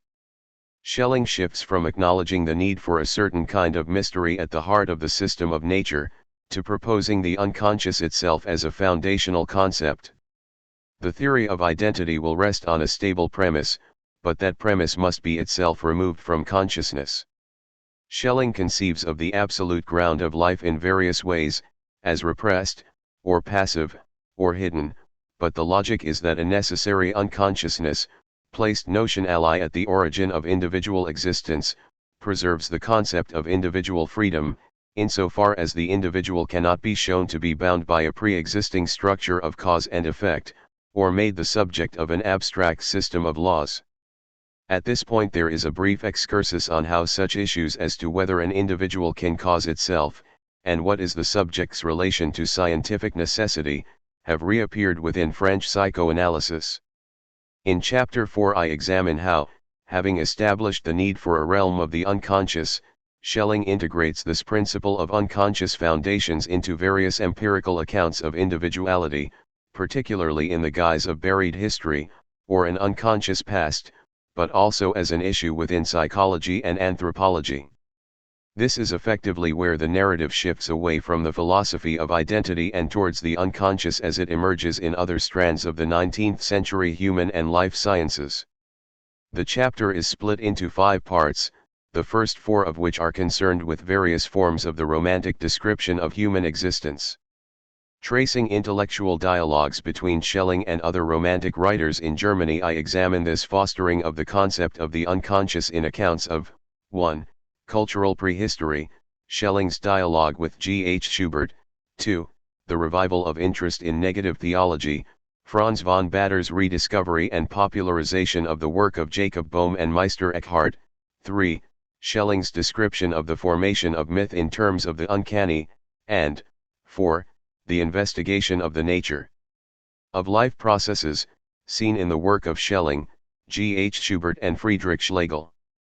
Finally, I examine briefly the afterlife of such concepts of the unconscious and uncanny ground of reality in the work of Heidegger and Derrida, to show that Schelling's account resonates not only within liberal theory, but also with the philosophy of existentialism and later continental theories of the subject and otherness. Although my account suggests that ideas and concepts, familiar today through psychoanalysis, the unconscious, repression, the uncanny, emerged independently of the field of romantic psychology in the early 19th century, this does not remain the case. From the point at which Schelling and his associates had become convinced of the need for an unconscious, one of the areas in which they sought for evidence of its existence and effects was in the field of psychopathology. Here they found physicians and psychiatrists who, for their part, were willing to absorb such metaphysical explanations as a way of supporting their interest in unconscious and pathological phenomena of the mind. Chapter 5 explores the fascinating cross-currents running between philosophy, mesmerism, psychology, and literature in the period, looking at the impact of Schelling's ideas on figures such as G. H. Schubert, C. A. Eschenmayer and E. T. A. Hoffmann, as well as on the work of C. G. Karras in the next generation of psychologists, whose theories of unconscious and creative individuality influenced Jung. Chapters 1 to 5, then, trace first of all the development of the unconscious in the field of philosophy, where it helps to ground the notion of autonomous individuality, and secondly track its movement as a formative principle into the fields of anthropology and psychology. Here it finds an appropriate niche at the core of the empirical science of the individual mind. The final chapters, which constitute the third part of the book, use this new perspective to re-examine the function of the unconscious in the work of Freud. They consider how, in psychoanalysis, the unconscious has served to maintain a principle of freedom at the heart of a theory of identity. Psychoanalysts such as Jung, Rank and also D.W. Winnicott inherit many romantic assumptions about the self, including the emphasis on the unconscious as a field within which the autonomy of the self may or may not be developed. Looking closely at the various descriptions of process and individuality in the interpretation of dreams, it seems at first that Freud strove to keep his theory of the psyche clear of such ontological statements about the nature of identity. Even so, the unconscious does continue to play this functional role, and Freud's psychological writings are thoroughly embedded in assumptions concerning the health and autonomy of the liberal individual. Furthermore, the deeper one looks, the more one finds that Freud's concept of the ego, or I, is fraught with ambiguities which mask or distort the account of individuality in his work in ways familiar from those early 19th century accounts. In conclusion, I suggest that the way this concept of the ego itself began to unravel as Freud's theoretical work progressed, returns us, in effect, to the crises with which the book began. In Freud's late work, the nature of the individual itself appears to require a new theoretical basis, the concepts of the warring forces of Eros and the death drive. As the conditions of liberal identity in Germany slipped beyond crisis into catastrophe, Freud's attempt to shore up the account of the ego in many ways started to reproduce the metaphysical patterns of Schelling's romantic nature philosophy. Part I: The subject before the unconscious. 1. A general science of the I. Ffytche and the crisis of self-identification. Gentlemen, he would say, collect your thoughts and enter into yourselves. We are not at all concerned now with anything external, but only with ourselves. And, just as he requested, his listeners really seemed to be concentrating upon themselves. Some of them shifted their position and sat up straight, while others slumped with downcast eyes. But it was obvious that they were all waiting with great suspense for what was supposed to come next. Then Ffytche would continue, "Gentlemen, think about the wall." And as I saw, they really did think about the wall, and everyone seemed able to do so with success. "Have you thought about the wall?" Ffytche would ask. "Now, gentlemen, think about whoever it was that thought about the wall." The obvious confusion and embarrassment provoked by this request was extraordinary. In fact, many of the listeners seemed quite unable to discover anywhere whoever it was that had thought about the wall. I now understood how young men who had stumbled in such a memorable manner over their first attempt at speculation might have fallen into a very dangerous frame of mind as a result of their further efforts in this direction. Point 1. The question now is whether a freedom such as I wish is even thinkable. Point 2. There is a certain appeal in beginning this investigation into the languages of modern subjectivity, individuality, and the unconscious, with the German radical idealist philosopher Fichte. Though the grounds of most of Fichte's ideas, the problems he wrestled with and developed, lie, as for many Germans of his generation, in the terrain opened up by Kant's new critical philosophy, it was Fichte who sought to pull the various elements of the Kantian system into shape around a theory of the I-ich. Kant had famously left his system divided between very well-defined, but ultimately separate component investigations into how the self knows, how it acts morally and what the conditions of judgment are, and had sought, for reasons I will discuss below, to fend off any ultimate attempt to delineate the nature or coherence of the human subject as a whole. Point 3. Following the lead of Karl Leonhard Reinhold, the most important early interpreter and popularizer of Kant's critical philosophy, Fichte sought very explicitly to close the gaps in the system, and to give a full moral and intellectual account of the foundations of selves. Not only this, but he translated Kant's concern with the technical constitution of knowledge, of the knowing subject, into a much grander theory of the I and the production of its freedom and self-determination. Point 4. For this reason, various contemporary Fichte commentators have wanted to claim for his work a foundational status in relation to modern conceptions of the self. Most conspicuously, for Dieter Henrich, anyone seeking a suitable concept of self-consciousness must go back to Fichte. 5. For Neuhauser, Fichte's goal was to develop an account of the nature of subjecthood. 6. And Lavopa finds Fichte's modern relevance in his capacity to conceptualize the inner sanctum of selfhood. Point 7. This renewal of Fichte's fortunes has filtered through into the margins of psychoanalytic studies. For David E. Leary, it was onto Fichte's voluntarist interpretation of Kant, corroborated by insights from Schopenhauer and Nietzsche, that Freud grafted his evolutionary and dynamic conceptions of the psyche. Point 8. Free and Rees, following Henrich, cite Fichte as being the first to demonstrate that the reflection model of self-consciousness is insufficient for explaining the knowledge we have of ourselves. 9. While for Andrew Bowie, the questions Fichte explores are a mirror image of the difficulties Freud encountered in his attempt to give an account of the overall structure of the psyche in his new introductory lectures. Point 10. Such attributions of continuity are lent force by the fact that Fichte in the 1790s was working with some of the same terms that Freud would later use in his metapsychology, for instance, ich, I/ego, and Trieb, drive. One has to be wary of inserting Fichte's I/ego too readily into modern psychological contexts or equating his terms directly with accounts of empirical, psychological, or psychoanalytic self-experience. Fichte's theory, like Kant's, concerns the transcendental subject, that is, it explores and postulates the necessary structural and logical conditions of subjectivity, rather than the perceived nature of psychological experience. Such conditions will include empirical self-consciousness as part of the object of inquiry, but it does not follow that the everyday I is conscious of its own logical grounds. These are being philosophically deduced, and for this reason, much Fichte criticism renounces any engagement at all with questions of overt psychology. 11. At the same time, even though Fichte is working these questions out at a very abstract philosophical level, it is important not to isolate his engagement with consciousness and individuality from a set of much wider commitments and concerns. Take, for instance, the injunction that self-consciousness requires freedom, one that will be central to this chapter because of the way it yokes together questions concerning the mind and the nature of self-determining individuality. In one sense, Fichte's freedom of the I implies something quite technical, a quality of spontaneity, or self-initiation, ascribed to the mind in terms of the way it thinks and constructs series of its own perceptions out of the data of appearances.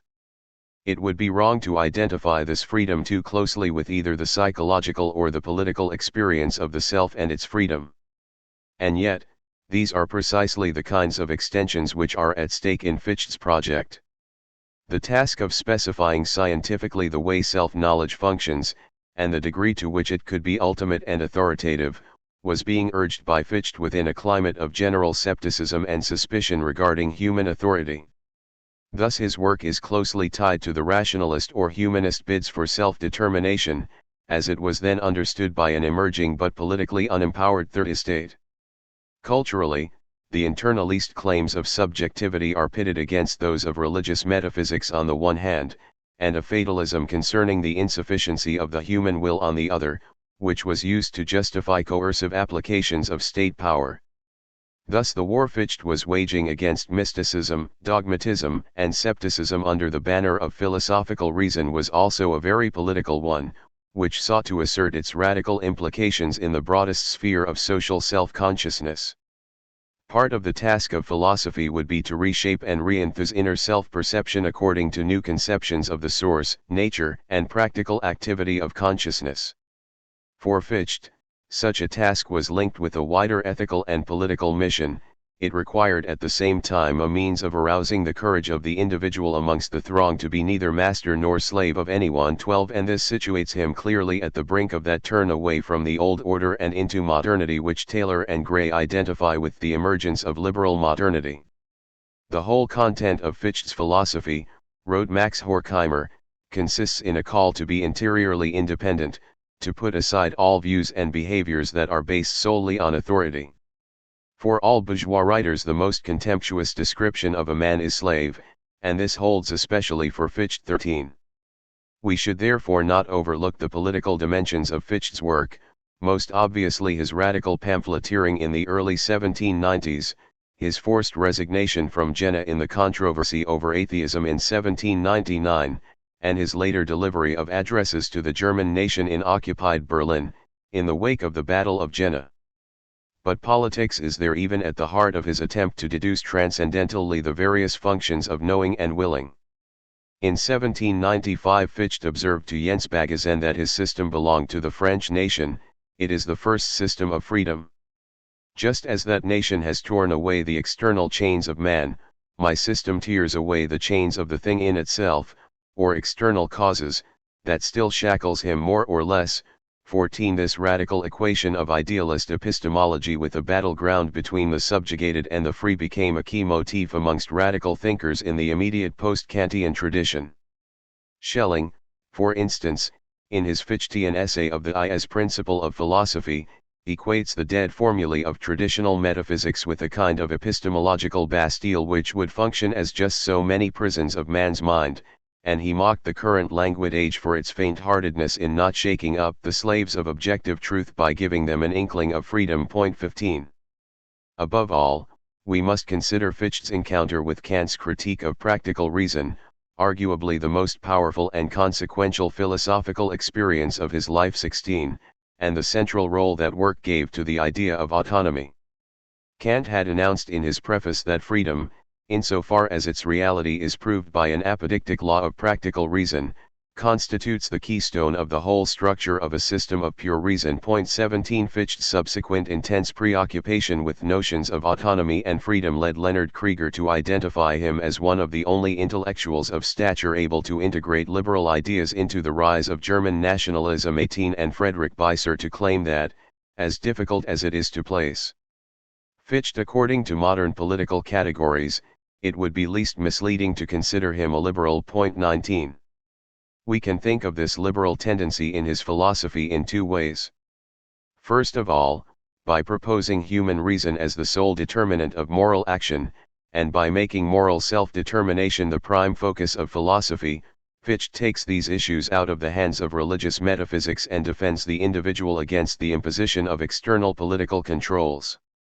As Ffytche proclaimed in his 1793 pamphlet Reclamation of the Freedom of Thought, the times of barbarism are gone, you people, when one dared to proclaim to you in God's name that you were a herd of cattle placed on earth by God to serve a dozen sons of God as bearers of their burdens, as servants and handmaidens of their comfort, and ultimately as cannon fodder. People are to realize instead that they belong to no one but themselves. 20. It is in its very abstractness, and its aim to set out from philosophical first principles, that Ffytche's epistemology intends to establish a moral foundation, apart from religion or politics, in human mental life. As Ffytche has described it, the task he assigned himself was to ground the human right to freedom in a new way of conceiving the essentially human, a way that, by the self-evident status of its truth, would draw a line of defense for the moral self that the differentiating and distorting effects of power could not violate. 21. The commitment to autonomy is further implicated in Ffytche's insistence that an audience of free and self-reflecting individuals must affirm the system for themselves. As philosophy, its proofs should be universally valid, hence the working title of Ffytche's project Doctrine of the Science of Knowledge, hereafter, Wissenschaftslehre, which began as a lecture series in the early 1790s and was published in various shifting and augmented versions over the next decade. But the validity of the system cannot simply be imposed from without, as a finished intellectual construct, everyone must freely generate it within himself. 22. If humans have fallen prey to political systems which treat them as cattle, then, according to the Reclamation of the Freedom of Thought, philosophy can redeem them, because to be able to think freely is the most notable distinction between human understanding and animal understanding. 23. Civil legislation, likewise, becomes valid for me only by my freely accepting it. 24. Ffytche's call for freedom of thought is, then, a complex one. It is, in the first place, a practical call, concerned with free communication within a public sphere, but Ffytche also seeks to foster within individuals an active sense of their own inalienable sources of reason and will. Hence Ffytche's constant appeal to attend to yourself, to be concerned only with yourself. 25. According to Anthony Ffytche, the Wissenschaftslehre was intended to ground knowledge in the interiority of selfhood and to give selfhood, through knowledge, a public voice. 26. Much of Ffytche's effort will be directed towards making philosophy's first principle into an act of thought, rather than a traditional proposition, which establishes the individual's self-consciousness of freedom. The self as object. It is this moral and ontological appeal to determine the foundation of individuality which most concerns us, for it is on this ground that the concept of the unconscious emerges within idealism. However, before we can consider that emergence in detail through the work of Schelling, it is necessary to examine the problems that arise in a theory of the subject which as yet has no principle of the unconscious. If one follows Beiser and Ffytche's lead in accepting the political implications of Ffytche's epistemology, a question mark still stands over what kind of person his philosophy constructs. There are in fact two separate problems here. The first is one that arises repeatedly within modern moral and existential traditions: how does one delineate individual freedom using a set of tools geared primarily towards the demonstration of philosophical necessity, and which at one point Ffytche urged should become as rigorous and self-evident as geometry. 27. Can there be a geometry of freedom for individuals?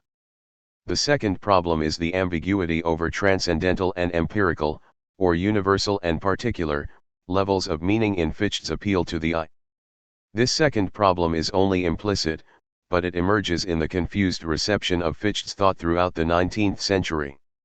One might put it in this form: who, in practice, empirically, can claim the mantle of Ffytche's much proclaimed autonomy? There is a crucial ambiguity, for instance, over the subject of the term autonomy. Charles Taylor traces the notion of autonomy and self-determining freedom from Rousseau to Kant and on through Fichte as a stream of modern thought which insists on an autonomous generation of the forms we live by. But does this mean we as individuals, or we collectively, as humankind? To what degree are the forms of our ethical life necessarily shared? If the aspiration of this radical autonomy is ultimately to a total liberation, is this of the self or of society? 28 Elsewhere Taylor places German idealism in the context of the Enlightenment which made freedom central to the problem of self-defining subjectivity. 29 But does this mean the subjectivity of each self, or subjectivity conceived as somehow universally self-defining? For Taylor, autonomy seems emphatically to imply in this Enlightenment context self-emancipation and self-experience, as well as the adoption of a Rousseauian inwardness as the point of reference for self-description. However, as the generation of the forms we live by, it at the same time implies at least general social mediation, if not a general social agent. In just the same way, self-defining subjectivity appears to suggest a creative individualism, but Taylor also observes that the modern shift to a self-defining subject was bound up with a sense of control over the world, at first intellectual and then technological, which seems to imply, at root, collective and social phenomena. 30.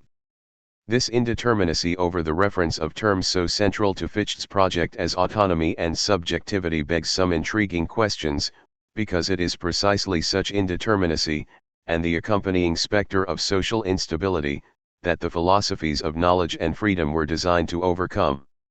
How does Fichte's philosophy configure human freedom and human necessity, social unity and human individuality, into a coherent system of freedom?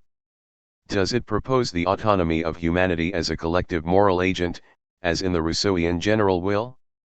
Or does the emphasis remain with the independence of the individual which Fichte asserts as the first principle of the Wissenschaftslehre?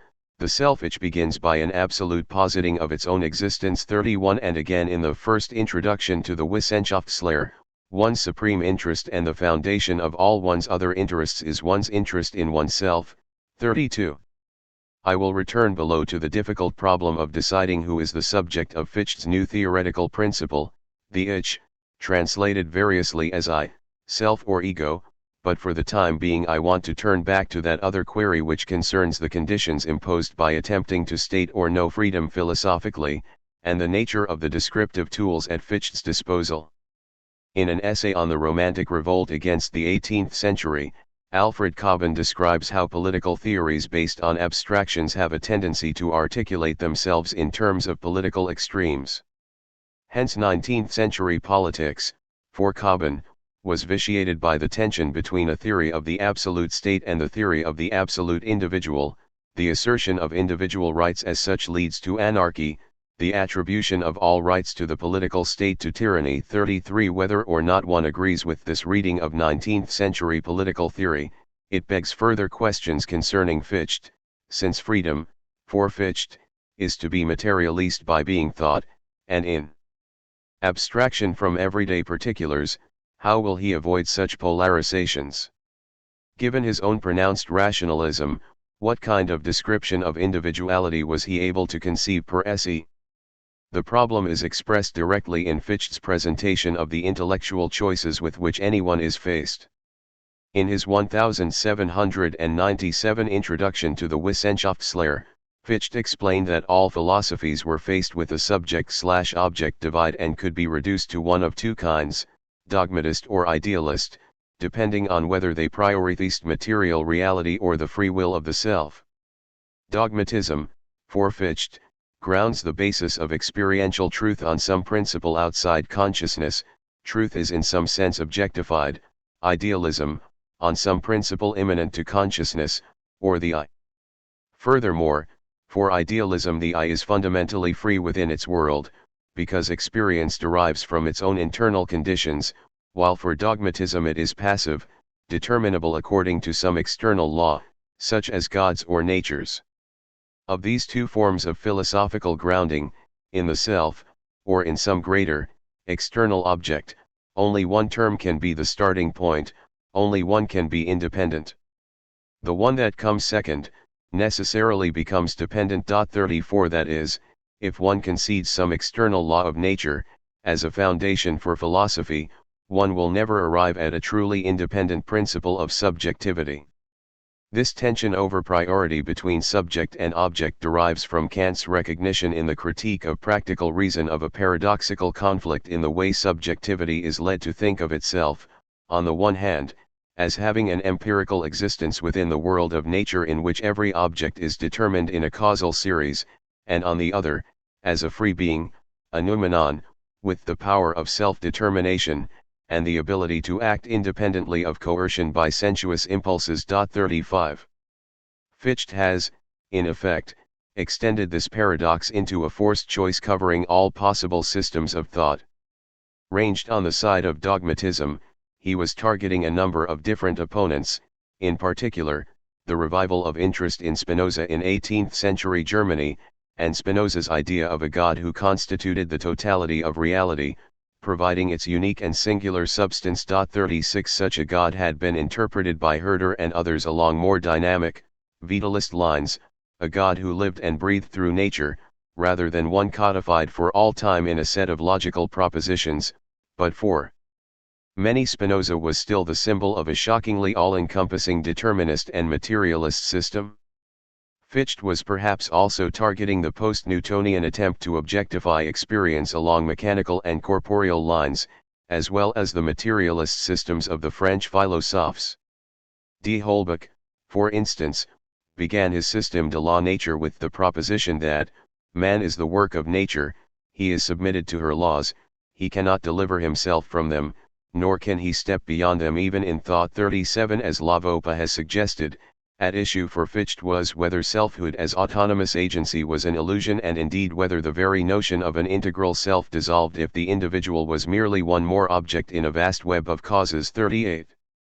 Fichte famously elaborated this dilemma of freedom versus the objectification and alienation of the self in the introduction to the Wissenschaftslehre of 1797, and redeployed it to dramatic effect 3 years later in The Vocation of Man, Fichte's first attempt at a more popular exposition of his philosophy, after losing his academic position in Jena owing to charges of atheism in 1799. In the latter text, by way of illustrating the predicament, he gives a dizzying account of how a thinker who has once granted primacy to a world of objects, which I am constrained to regard as self-subsisting things. 39, is drawn inexorably by their own search for validity towards the assumption of a fully determined world which surrounds their being in an immense causal net. To avoid placing himself within a world of meaningless and contingent events, the constant spur to Fichte's system is this fear that life might be empty, a mere game which comes from nowhere and goes nowhere. 40 Fichte's hypothetical protagonist is led to posit a force of nature which guides and determines the unfolding of events. Each successive state of worldly affairs is deemed dependent on its predecessor while nature itself strides through the endless series of its possible determinations without rest. 41 This conjunction of a logically necessary system with a material description of reality gives rise to the determinist vision of an unbroken chain of appearances within which one could deduce all possible conditions of the universe backwards or forwards. You could shift no grain of sand from its spot without thereby changing something in all parts of the immeasurable whole. 42. Though such a systematization of nature appears to grant the thinker a sovereign vantage over the structure of reality, he has gained such certainty only through a Faustian exchange for his soul.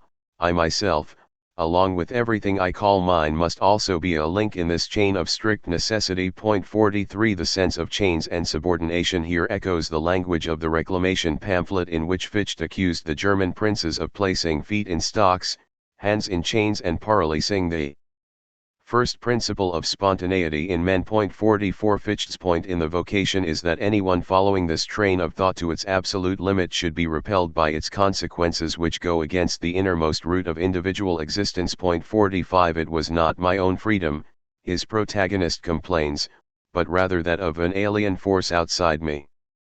What is wanted instead is that I myself, that of which I am conscious as myself, as my person, should be independent, not in and through another.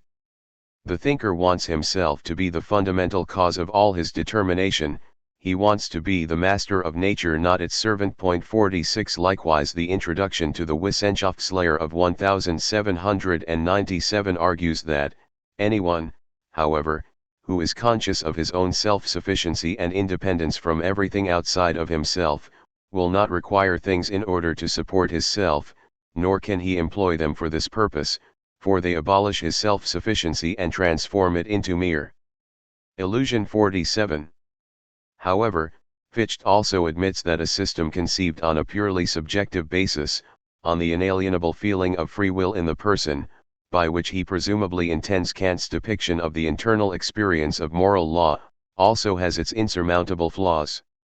Without the connective structures of knowledge there is no way of establishing the coherence of experience, and no convincing basis on which to extend one's own feeling of free will outwards into the world at large, or to hypothesis an integrated world of free beings. As Neuhauser notes, rejecting the principle of sufficient reason may succeed in salvaging a kind of freedom, but it does so only at the expense of our self-comprehension as free agents. 48 Thus Ffytche suggests that, for anyone wishing to place themselves wholly beyond the iron cage of determinism, the perception of freedom will remain, to some extent, private and incapable of being more broadly validated, simply a vague aspiration towards unity. This preliminary standoff between philosophical options is left undecided.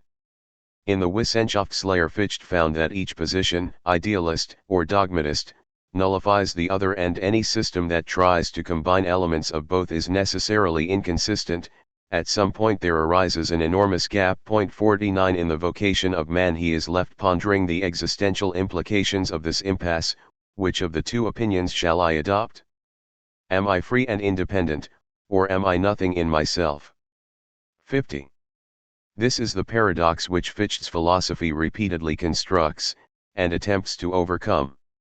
He wants a self that is secular, practical, and self-determining, one that could be representative of the needs of the emerging third estate. 51 One also capable of being consciously grasped and known by the members of that class. In a post-theological twist on Cartesianism, individuals are to free themselves by looking inside, engaging in new kinds of self-apprehension and self-certainty, and discovering a self-sufficient internal basis for moral, intellectual, and scientific truth. This political hope cannot be realized, however, if the only scientific tools for grasping the nature of that self, the tools of philosophical reason, would appear to render it passive, to dissolve its spontaneity and eradicate its will in favor of a compliant system of causes and effects. Bound by the extreme forms in which philosophy at that time was able to constitute descriptions of structure and freedom, forms which themselves derived from the immediate intellectual traditions of scientific modernity, the mechanism, rationalism, and determinism of the 17th and 18th centuries, the free-thinking subject is unable to represent its own idea of self-determination except as an antinomy between a law that can be rationally demonstrated, but is morally repugnant, and a willful assertion of the primacy of the self. If these are the consequences of the philosophical project, what kind of emancipation could it offer from religious dogmatism or political subjection? Are individuals to choose between even tighter and self-denying controls, or visions of anarchy? As Lavopa observes, this philosophical turn endangered the very concept of selfhood it was meant to secure. 52. How, then, did Ffytche himself aim to circumvent these paradoxes of determinism? What new intellectual idioms could affirm the grounds of human autonomy such that the self could be represented as both real and free, both part of a nexus of rational and coherent causes and an independent, self-determining individual? What language, in effect, would allow the liberal self to be described? This problem of self-description was structurally prominent in Kant's critical philosophy, but Kant's solution had been, in various ways, to make the I unknowable. At one level, this meant leaving the different facets of subjectivity divided between quite different forms of apprehension. The self must be regarded as free in relation to the moral law, but empirically bound in relation to its knowledge of natural laws, otherwise the self-contradiction of reason is unavoidable. 53 In those few places where Kant is constrained to posit some very basic unity of the I, as the I which in some form thinks all its experiences, for instance, and without which it is hard to imagine any experiences being synthesized at all. He is quick to point out that this is merely a logical construct, without any substance in itself. Through this I, he, or it, the thing, which thinks, nothing further is represented than a transcendental subject of the thoughts equals x. 54 It is only the reference of the internal phenomena to their unknown subject. 55 Likewise, when it comes to the internal sources of moral law, that aspect of the self which is noumenal or spontaneous cannot be known or represented, because that would require application of the categories of the understanding to the self, which would entail making the self passive, determined, and objectified. Where Kant does deal more directly with the issue of psychological introspection, as opposed to the philosophical construction of the logical subject of thinking, he is again mistrustful. The section on self-observation in anthropology from a pragmatic point of view, is full of warnings against the studied compilation of an inner history of the involuntary course of our thoughts and feelings. Such deliberate self-observation is the most direct path to illuminism and terrorism in the confused belief that we are subject to unknown interior forces. 56 Here it is the flux of experience, the difficulty of systematic observation, which renders such material harmful and misleading as a basis for self-knowledge. Kant's resistance to comprehensive self-description was aimed at preserving the conditions for the reality of knowledge and of moral freedom, in themselves and from each other, because the principle of sufficient reason through which the understanding constructs the field of knowledge is incompatible with the possibility of spontaneity. But despite Kant's assurance that theoretical and practical reason form a unity, Ffytche's generation recognized that here was an unreconciled antinomy at the heart of the subject, and that this jeopardized the moral and political mission of the critical philosophy. These divisions also implied that, although humanity is credited with the capacity to be morally self-determining, reason can give no final indication that the nature of the world itself will accord with human purposes.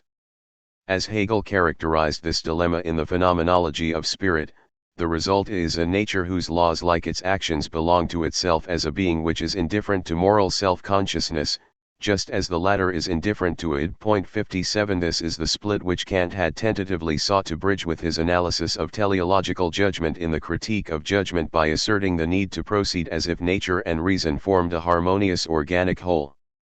It was this latter suggestion that Ffytche, like many of his generation, took up for himself, finding Kant's hesitation over the actuality of human freedom too inconclusive. Furthermore, as far as Ffytche was concerned, to assume that the source of the self, the basis of its ideas and actions, was some unknown thing or X, implied that self-consciousness was determined by some cause alien to itself. Though for the moment I will trace the ways in which Ffytche sought to overcome this aporia or ellipsis at the heart of the subject, it is its ineluctable return that forms one of the bases for the narrative of this book. In the longer term, intellectuals in the 19th century found they had to come to terms with this alien in the self, the unconscious, as the price for thinking their coherence, their individuality, and their freedom. The will of the I. Ffytche's solution to these dilemmas has two important aspects. One is to go beyond Kant and radicalize the notion of the self and its unity, everywhere warded off by Kant as an object of knowledge, but in Ffytche made absolutely central to the system of philosophy. Its task is now to show that, a single essential structure underlies and informs the whole of subjectivity. 58 This need for a single principle stems not just from a desire for metaphysical completeness, the desire to have a system. Rather, it reflects Ffytche's more fundamental concern to ground the individual within an autonomous cosmos of human thought and agency, to make an absolute and Promethean case for the idea of human autonomy, in which all the conditions for the determination of human actions are potentially internal to its own capacity for knowledge, will and judgment. If successful, this would in effect ascribe to humanity the kind of absolute status and unconditional power of self-determination traditionally reserved for the deity or the metaphysical absolute. Such collective self-transparency would in turn sustain the individual's possibility of self-certainty, because nothing external to human being would impinge on the determinations of human will. Hence Fichte must also direct his efforts against the existence of a world which falls beyond the grasp of human consciousness, the not I, as Fichte calls it. Putting a world of things in themselves beyond, or prior to the intellectual and moral reach of the self was, for Fichte, another blow against human autonomy. In contrast, the science of the I proposes that the self, in all its determinations, must be absolutely posited by itself, and must therefore be wholly independent of any possible not-self. 59. This drive towards establishing the I as supreme principle and ultimate arbiter of reality does not mean that Fichte thought the self created the world, but that the human subject should come to think of itself as being responsible for the totality of the conditions of its own experience. Fichte argued that all we can experience or know is either immediate sensations, which are materialist according to our sensory constitution, thus falling within the content of our own experience, or our extrapolation from such sensations in the form of notional objects, an activity which, following Kant, depends fundamentally on the agency of the understanding and its own particular principles, or, thirdly, our inner feelings of necessity, following Kant's autonomy of the moral will. All three of these conditions of experience, constituting the elements of the objective and subjective world, can be construed as, in one way or another, internal to the self. As Fichte posed this insight initially in his collection of notes on Reinhold's Elementa Philosophy of 1793-4, everything occurs in a single mind, therefore everything must be assimilable to this subjective unity. 60 In the vocation of man he justified the idea as follows: my immediate consciousness is composed of two constituent parts, the consciousness of my passivity, the sensation, and the consciousness of my activity, in the production of an object according to the principle of causality, which latter is immediately annexed to the first. 61 The self may appear passively to sense an object, but this very assumption of a cause in the object is itself a product of the self's autonomous schematization of a world of things and causes. Everything that occurs in consciousness is founded, given, and introduced by the conditions of self-consciousness. 62 Thus all knowledge is only knowledge of yourself. 63. A heroic statement of this self-consciousness sets the ball rolling at the start of the Wissenschaftslehre. The self posits itself, or the I is posited absolutely. 64 Fichte plays with the logic of this idea in various ways. I am absolutely, because I am, or likewise I am I, which is equated in turn with the self-evidence of A equals A. 65 His aim is to make this self-referential moment of reflection foundational for all philosophical knowing, and it is evidently meant to develop the Cartesian cogito ergo sum. Except that instead of establishing a dualism between mind and body, Fichte intends to get rid of that distinction altogether. As he would elaborate a few years later, what I am, thereof I know, because I am it. Here no connection between subject and object is required, my own being is this connection. I am subject and object, and this subject-objectivity, this return of knowledge into itself, is what I designate with the concept I. 66 As we shall see, this is not a psychological statement about the way consciousness experiences itself, but it does have a bearing on the way in which self-consciousness, self-determination, and individuality are conceived in relation to each other. The second aspect of Fichte's solution to the dilemmas of the critical philosophy led him deeper into the theory of the will.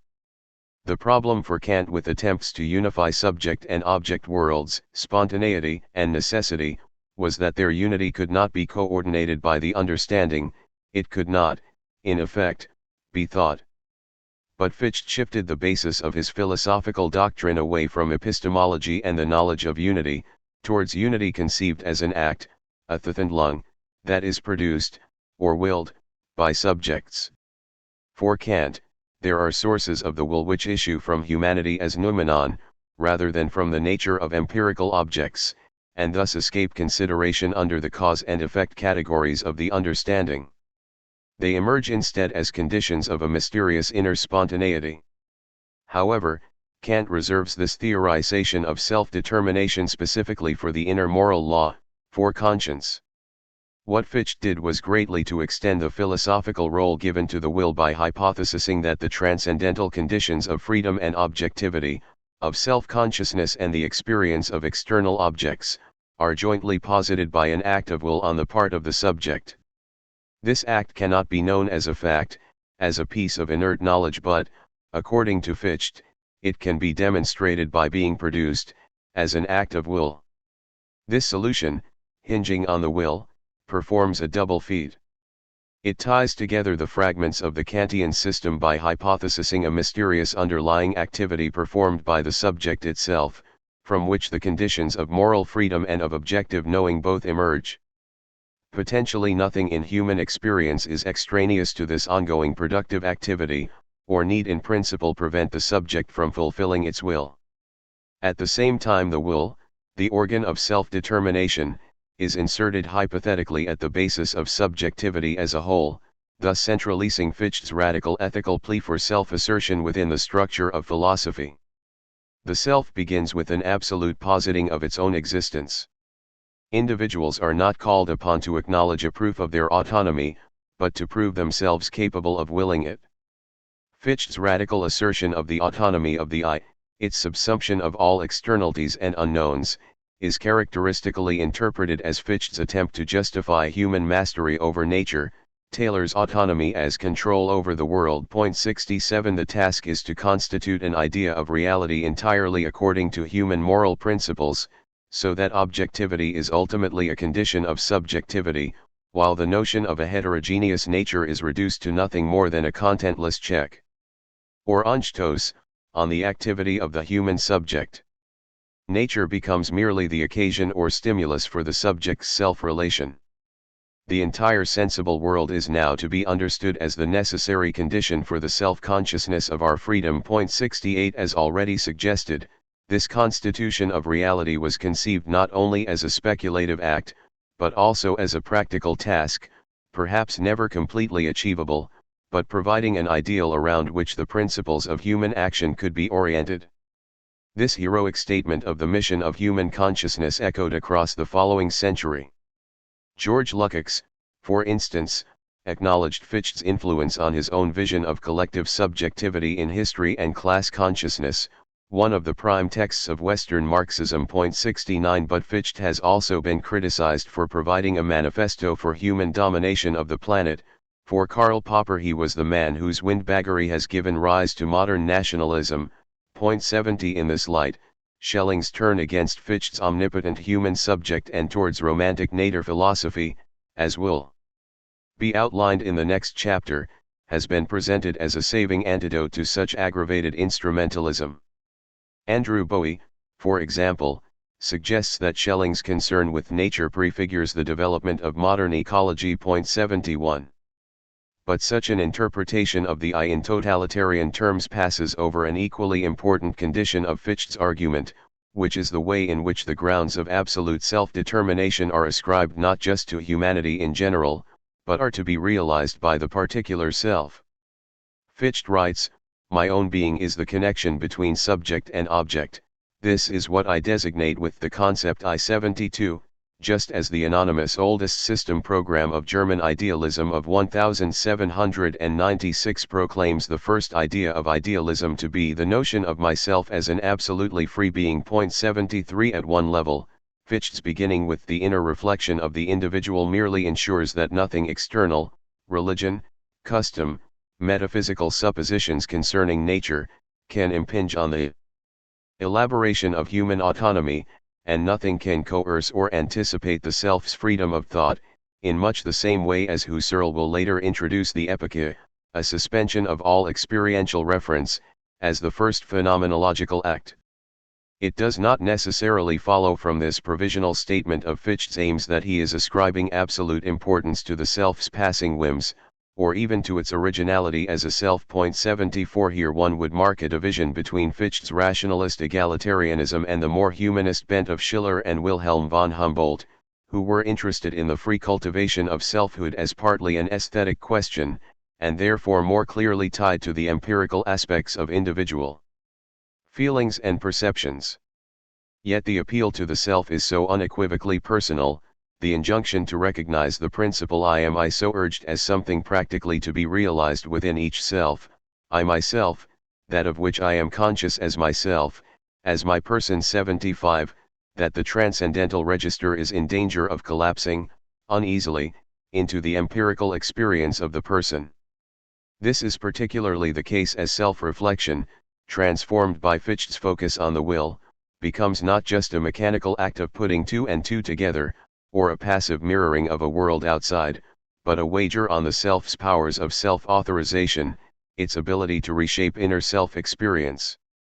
This is nowhere so clear as in those moments where Ffytche's readers or auditors were enjoined to perform an intellectual intuition of their subjective self-consciousness, and in so doing to ratify independently the identification of subject and object, the absolute interconnection of will and perception. 76 This takes us back to the extraordinary report by the young Danish student Henrik Steffens, later a key exponent of the Schellingian nature philosophy, used as the epigraph to this chapter. Steffens in his autobiography recalls Ffytche's dramatic request to think about a wall, and then to think about whoever it was that thought about the wall, a request which provoked obvious confusion and embarrassment. 77 This is effectively a first-hand report of how that directive in the Wissenschaftslehre, to attend to yourself, turn your gaze from everything surrounding you and look within yourself, was experienced. Whether his students, destined for careers as government bureaucrats, teachers, and clergymen, were able to achieve the insight or not, no doubt they felt harried by Ffytche's assertion that someone who has been enervated and twisted by spiritual servitude, scholarly self-indulgence, and vanity will never be able to raise himself to the level of idealism. 78. The problem, then, which threatened the validity of the entire project, was how the transcendental components of Ffytche's description of the I were to be connected with empirical individualities and understood in relation to modes of personal self-consciousness. How were those claims regarding the self-generation of subjectivity ultimately to be interpreted?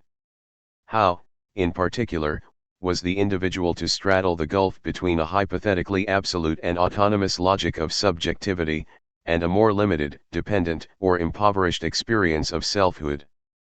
The young Schelling was one who obviously felt he had managed the act, I am.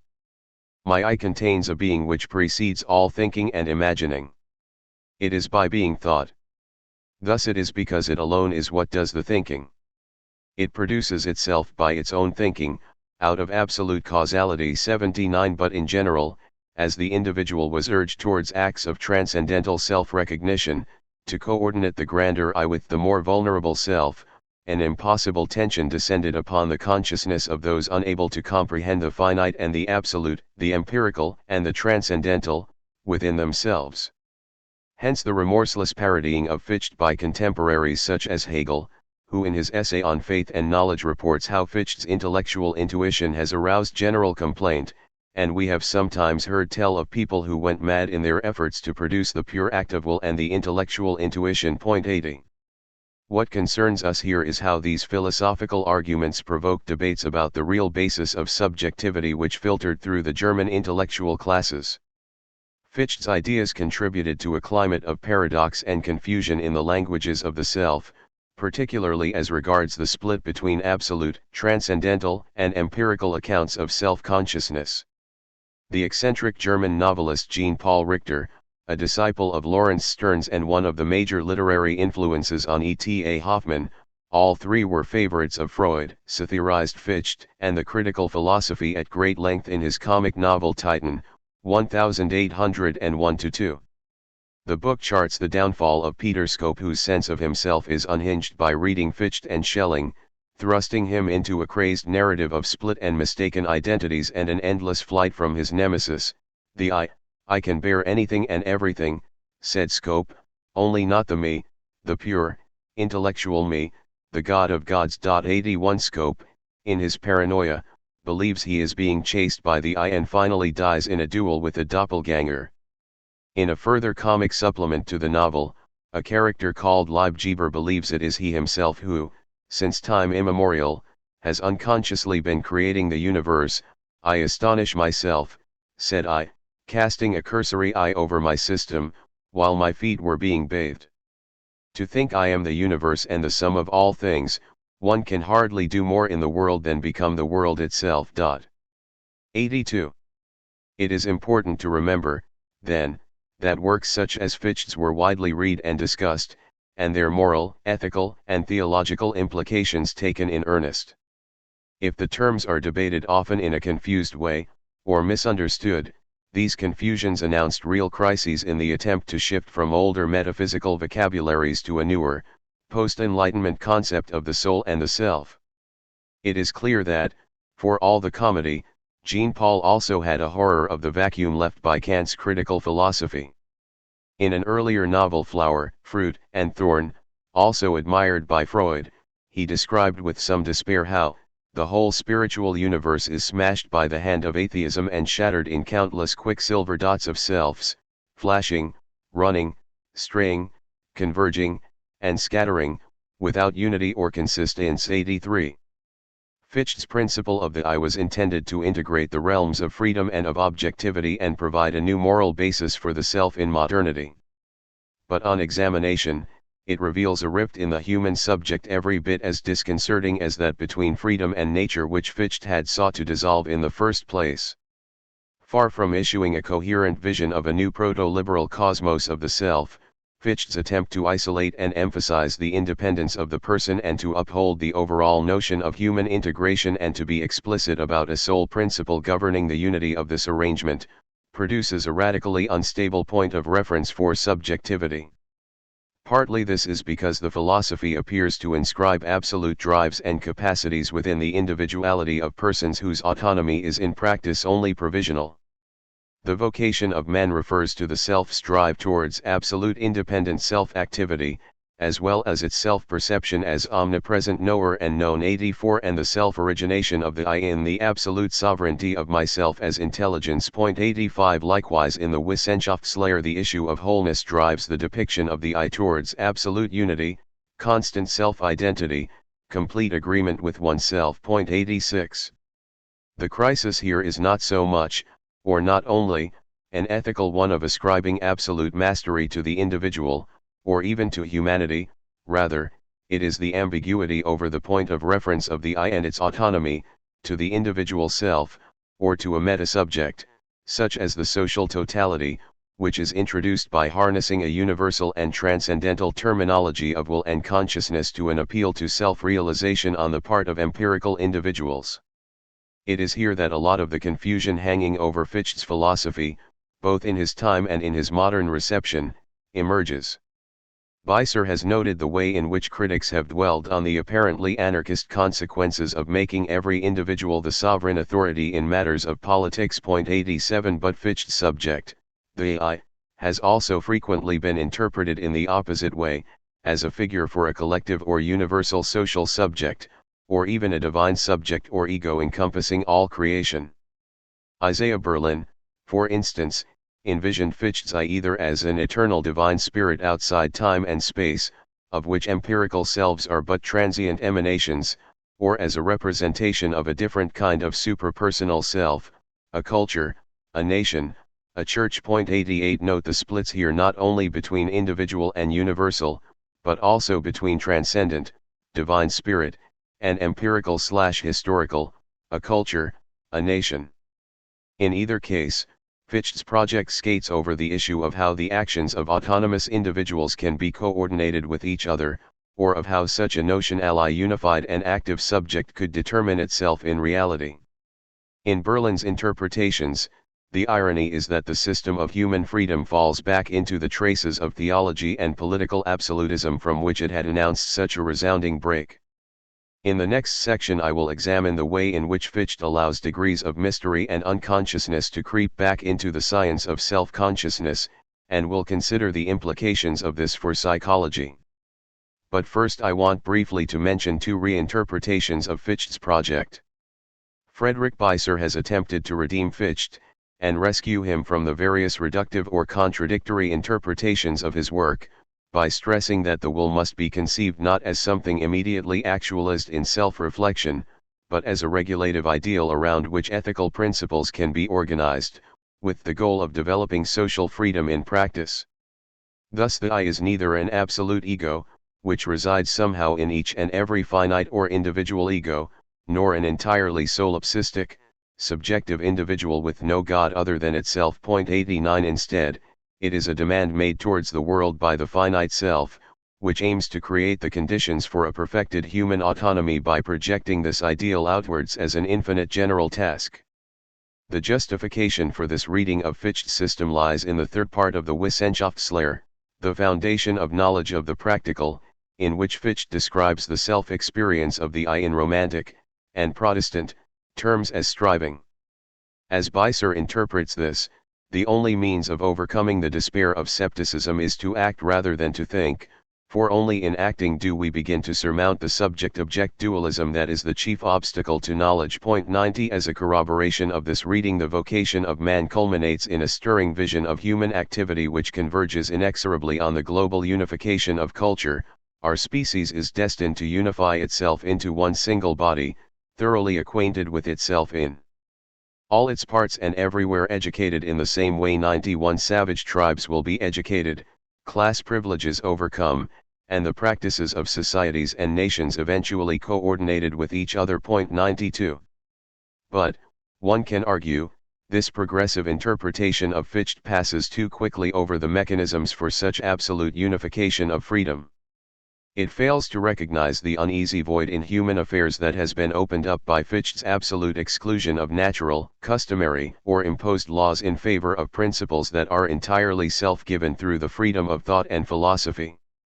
On the one hand, as Hegel early on suggested, Ffytche's new theory of the I merely reproduces the forms of the world exactly as they already are, as if he were not in one and the same prison of his own condition, subject to the same necessity as before. 93 In this case, all that Ffytche has introduced with his sublimation of striving is the apprehension of an absolute ground that is precisely not present. This, as Hegel quipped, is like deducing money from an empty money bag. 94 On the other hand, if this striving is to be taken positively as an emancipatory praxis, what will guarantee that human freedom issues in more than just a blind striving, or a war of all against all, or the French Revolutionary Terror? 95. Terry Pinkard has, in a slightly different way, interpreted Ffytche's I as a principle of normative judgment, implying neither the inner nor outer performance of self-identity but simply the capacity for individuals to make and internalize judgments bridging theory and practice. 96 The self-conscious subject must come to think of itself as having an absolute normative status that it confers on itself. 97 Although Pinkard agrees that the key issue pursued by Ffytche is the problem of self-authorization, it is ultimately this formal capacity that Ffytche is seeking to ground with the I, and which he wants the self to recognize in self-reflection. But again there are problems with Pinkard's reading which were already visible in Ffytche's time.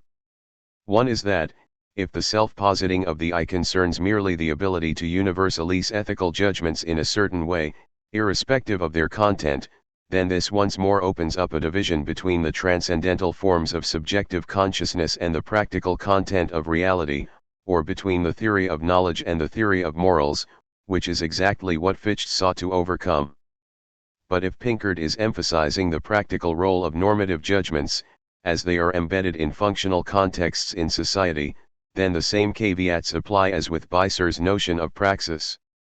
The self may well identify itself with an absolute ethical task, but there can be no assurance that a world of such individuals will harmonize in practice or in their conceptions, once one returns from the philosophy of the I to the historical world of persons.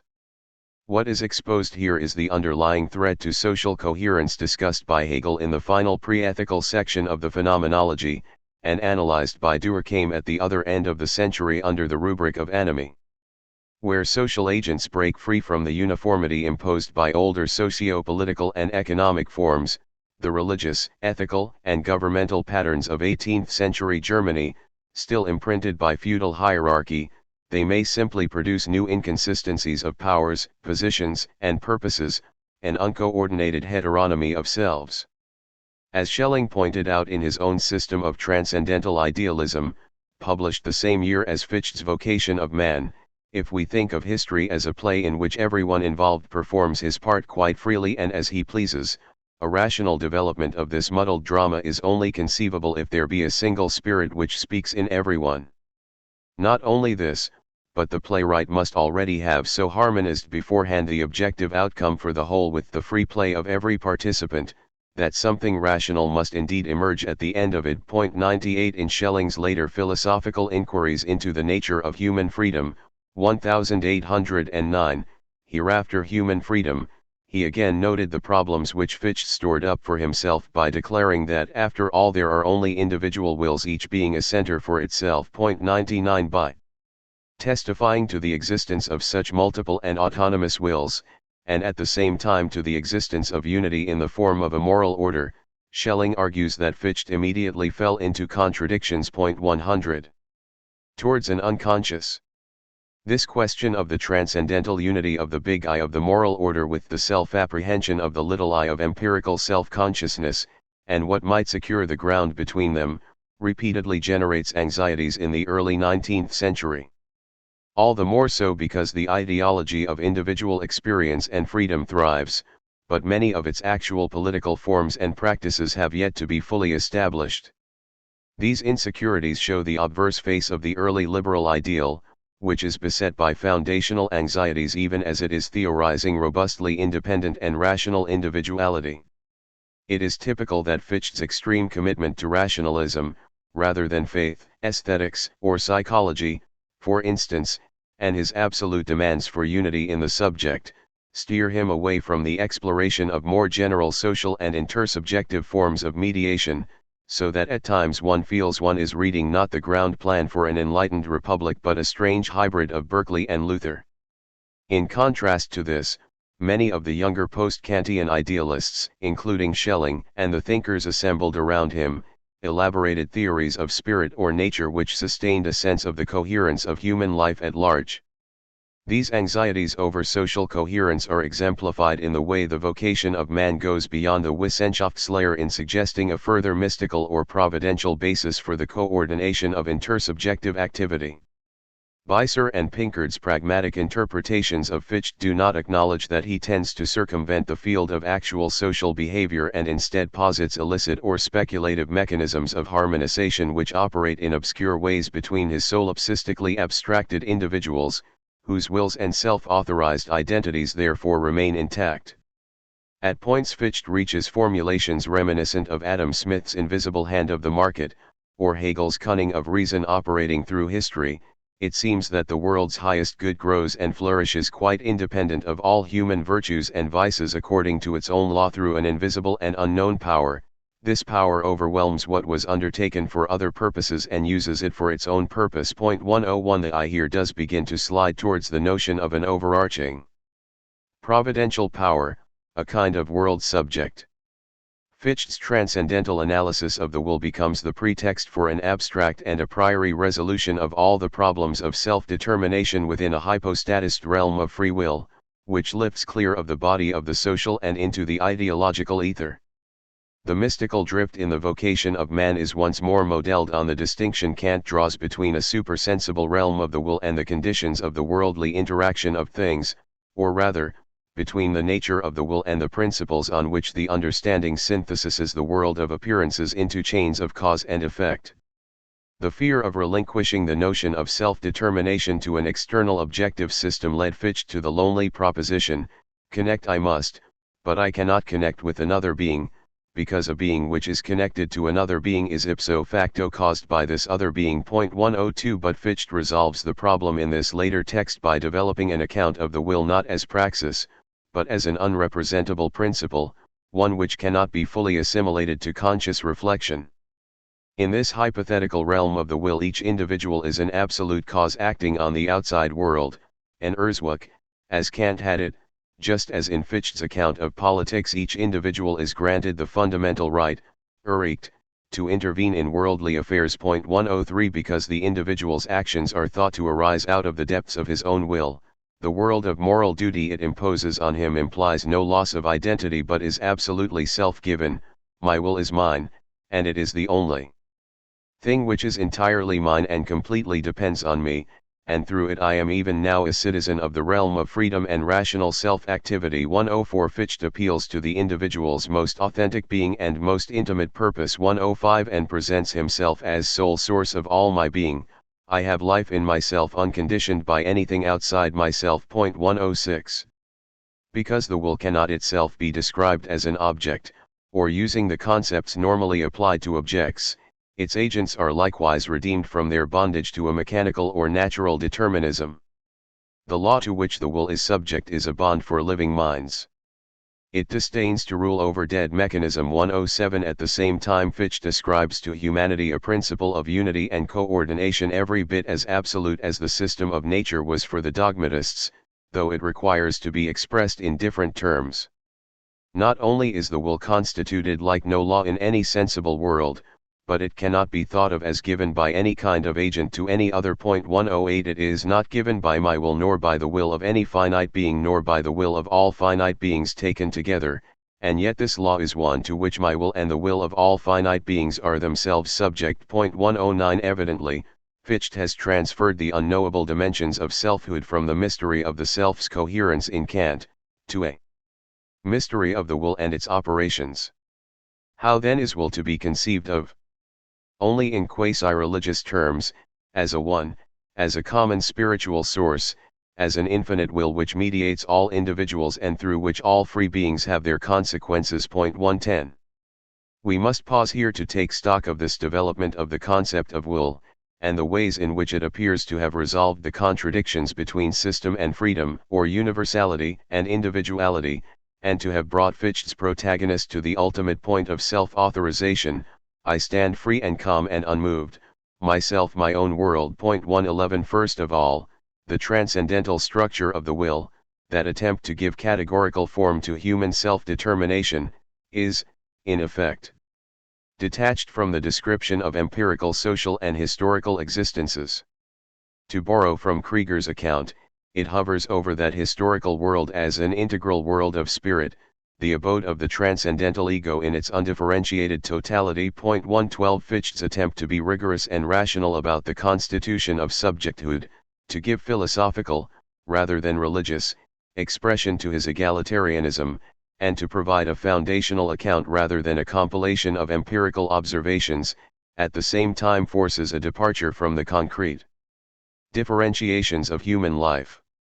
This rift is compounded, rather than resolved, by the isolation of an autonomous sphere of reason from which to derive a model of human interaction, and this is because the structure of those interactions cannot itself be stated. Just as the principle of the I ambiguously merged individual with universal subjects, the will, conceived in abstract terms, sustains an ambiguity over how connections and influences between people really occur, rather than laying out the logic of those relationships. As Ffytche searches for figurative ways of weaving the connotations of unity and freedom together, he can only do so by remaining strategically obscure over the functioning of will. The will, and by implication the principle of human autonomy, appears to divide between two conceptual axes, one of which lies hidden from all mortal eyes in the secret darkness of my heart. This is the axis at which the individual is the absolute cause of itself and is as such the pure and sole first link in a chain of consequences which runs through the entire invisible realm of spirits, just as in the earthly world the act, a certain movement of matter, becomes the first link in a material chain which flows through the whole system of matter. 113 On the other hand, the will is equally that axis governing the spiritual order as a whole, which I neither survey nor see because I am only a link in its chain, and can judge the whole as little as a single tone of a song can judge the harmony of the whole. 114 It seems that the self is only saved from that same unstable oscillation over self-authorization, which shadowed the discussion of self-knowledge at the opening of the vocation of man, because it is now invested with a deeper, or ulterior, principle which is shrouded in obscurity and yet bridges and fuses the two different kinds of subjective unity, the empirical and the transcendental. One is within me hidden from all mortal eyes, the other I neither survey nor see. At another point in the text Ffytche's self-constituting protagonist concedes that what I ought to become and what I will be transcends all my thought. It is visible only to one, the father of spirits. 115. This brings us to a third point of weakness, which is that what appears at first as a bold and imaginative attempt to liberate and secularize the individual self, has inexorably curved round into a kind of religious intuition. One already senses here the tendency that Feuerbach will later attack within German intellectual culture and Marx will in turn expose within Feuerbach, namely that philosophy is never completely disenchanted of theology, and even apparently secularist concepts, such as Feuerbach's transcendental anthropology, give rise to new enchantments in the form of the sublimated essence of man, will, spirit, nature or history. Such abstract terms become the object of a new religious identification, with philosophers and anthropologists as priests. For Lavopa, Ffytche's thought is a stage in the secularization of Lutheranism, and for this reason it is not amenable to a neat distinction between the religious and the secular. In fact, Ffytche endowed the calling with a kind of sacred meaning in the very process of desacralizing it. 116. One thinks here, too, of Adorno's contention that all the traditional metaphysical systems, while being critical of dogmatic or fixed ideas, have attempted to rescue, on the basis of thought alone, that to which the dogmatic or transcendent ideas referred, that is, God or the Absolute.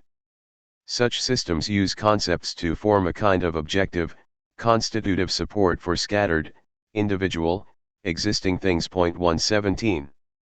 We can think of these individual existing things as both Tocqueville's individuals who form the habit of thinking of themselves in isolation and imagine that their whole destiny is in their hands, and Eagleton's bourgeois individuals in search of a unity powerful enough to reproduce themselves by.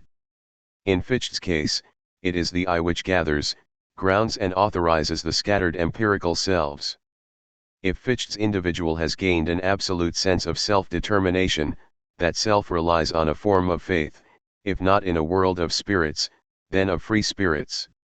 Moreover, the differentiated chains of worldly and spiritual causation which Ffytche delineates in the vocation of man evoke nothing so much as the perfect coordination of the Leibniz-Wolff system from which Kant had originally attempted to emancipate human experience and human knowledge. Now, however, it is the I, not God, who is architect of the machine of the universe and monarch of the divine city of minds. 118. The even greater irony is that Ffytche's quasi-religious apotheosis of the I and the will has a tendency to swallow up the particularity of individual freedom. Some idea of how this might happen can be gleaned from Schelling's apostrophe to the Absolute in his early Fichtean work of the I, which dates from 1795. The Absolute I is the only eternal, therefore the finite I, as it strives to become identical with it, must strive for pure eternity. In the finite I there is unity of consciousness, that is, personality. The non-finite I, however, knows no objects at all and therefore no consciousness. Consequently, the ultimate goal of all striving can also be represented as an expansion of personality to infinity, that is, as its own destruction. 119. Here the mingled overtones of Genoromanticism, pietist spiritual yearning and Lutheran self-abnegation usurp the original emphasis on liberal emancipation. At the same time, the ever more inflated and absolute concept of the I gives rise to visions of a moral totality in which the empirical individual becomes entirely inconsequential. Correspondingly, when Ffytche applies his theory of the I back to the phenomenal world of political rights and laws, there is a profound inversion in the nature of the project. Because the grounds of individual freedom are developed in principle through Ffytche's theorization of the supersensible operations of the will, the substance of that freedom evaporates once Ffytche turns his attention to the concrete operations of the state. Thus Leonard Krieger notes that Ffytche's theory of freedom ironically left the structure of the existing absolutism entirely intact. 120 In the Foundations of Natural Law of 1796 and the Closed Commercial State, published the same year as The Vocation of Man, Ffytche emerged with a vision quite in line with the traditional separation of a spiritual realm reserved to the individual and an actual realm surrendered to the state. 121 As a result, the concept of autonomy threatens to fall apart once more into the unassimilable registers of individual and system, almost exactly as Cobbin predicted of political theories based on abstractions. Krieger remarks that, In the last decade of the 18th century, Ffytche's conception of society all but disintegrated between the sum of individuals that composed it and the state which it founded. Although this world was authorized by a notion of individualism, its operative principles were themselves supra-individualistic relationships, at once necessary and problematic for personal freedom. 122 It was assumed that once the state was formed, the individual would transfer the coordination of freedom directly to it. The common will was represented as an operative force only in the sovereign ruler. 123 In a note scribbled in the final margins of his copy of The Vocation of Man, sometime in or after 1815, Coleridge observed that Ffytche would have made a more pernicious and despicable tyrant than Caligula or Elagabalus. Indeed, the whole of these ver non fit cassetsi is but ego per me, I by itself I, and everybody shall obey me. 124. The self's new interior. He expounded that space and time and categories were nothing at all per se or to other creatures but everything to the human race, and that with the help of those modes of thought we created for ourselves the whole material world. Meanwhile, all these outward appearances created by us within related quite unexpectedly to true and genuine things per se, to real XS, quite unknown to him, and he himself, being his own optical illusion, related to one such X domiciled within himself, which was the very granite core and the self of his self. But as he was never, not after death either, going to get to see any of this whole incognito universe, he saw no reason why he should worry about a something eternally hidden like the nothing, an eternally invisible mirror foil of visible forms. 125. This chapter's account of the issues which surround, impinge on or threaten accounts of selfhood and interiority in modernity has been necessarily complex. In Ffytche's work, the description of consciousness, interiority and absolute authority is constellated around a central demand for freedom and individuality, and draw on vocabularies of scientific determinism, feeling, and increasingly and sublimely, the will. The overall point to be made here is not so much about political freedom, or the dangers of founding concepts of individuality in the abstract. It is about the problem of self-description per se, and where the points of contradiction or obscurity in such descriptions repeatedly emerge. We are confronted with the paradox that the very philosophy which announced the I, which both isolated and absolutized it, seems one way or another to result in the non-appearance or impossible appearance of the individual.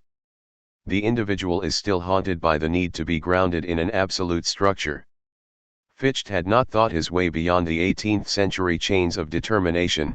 He divided and relocated them, but they continued to govern the individual, even after Ffytche removed the whole notion of determination from the external world and reinserted it hypothetically in the structure of the I.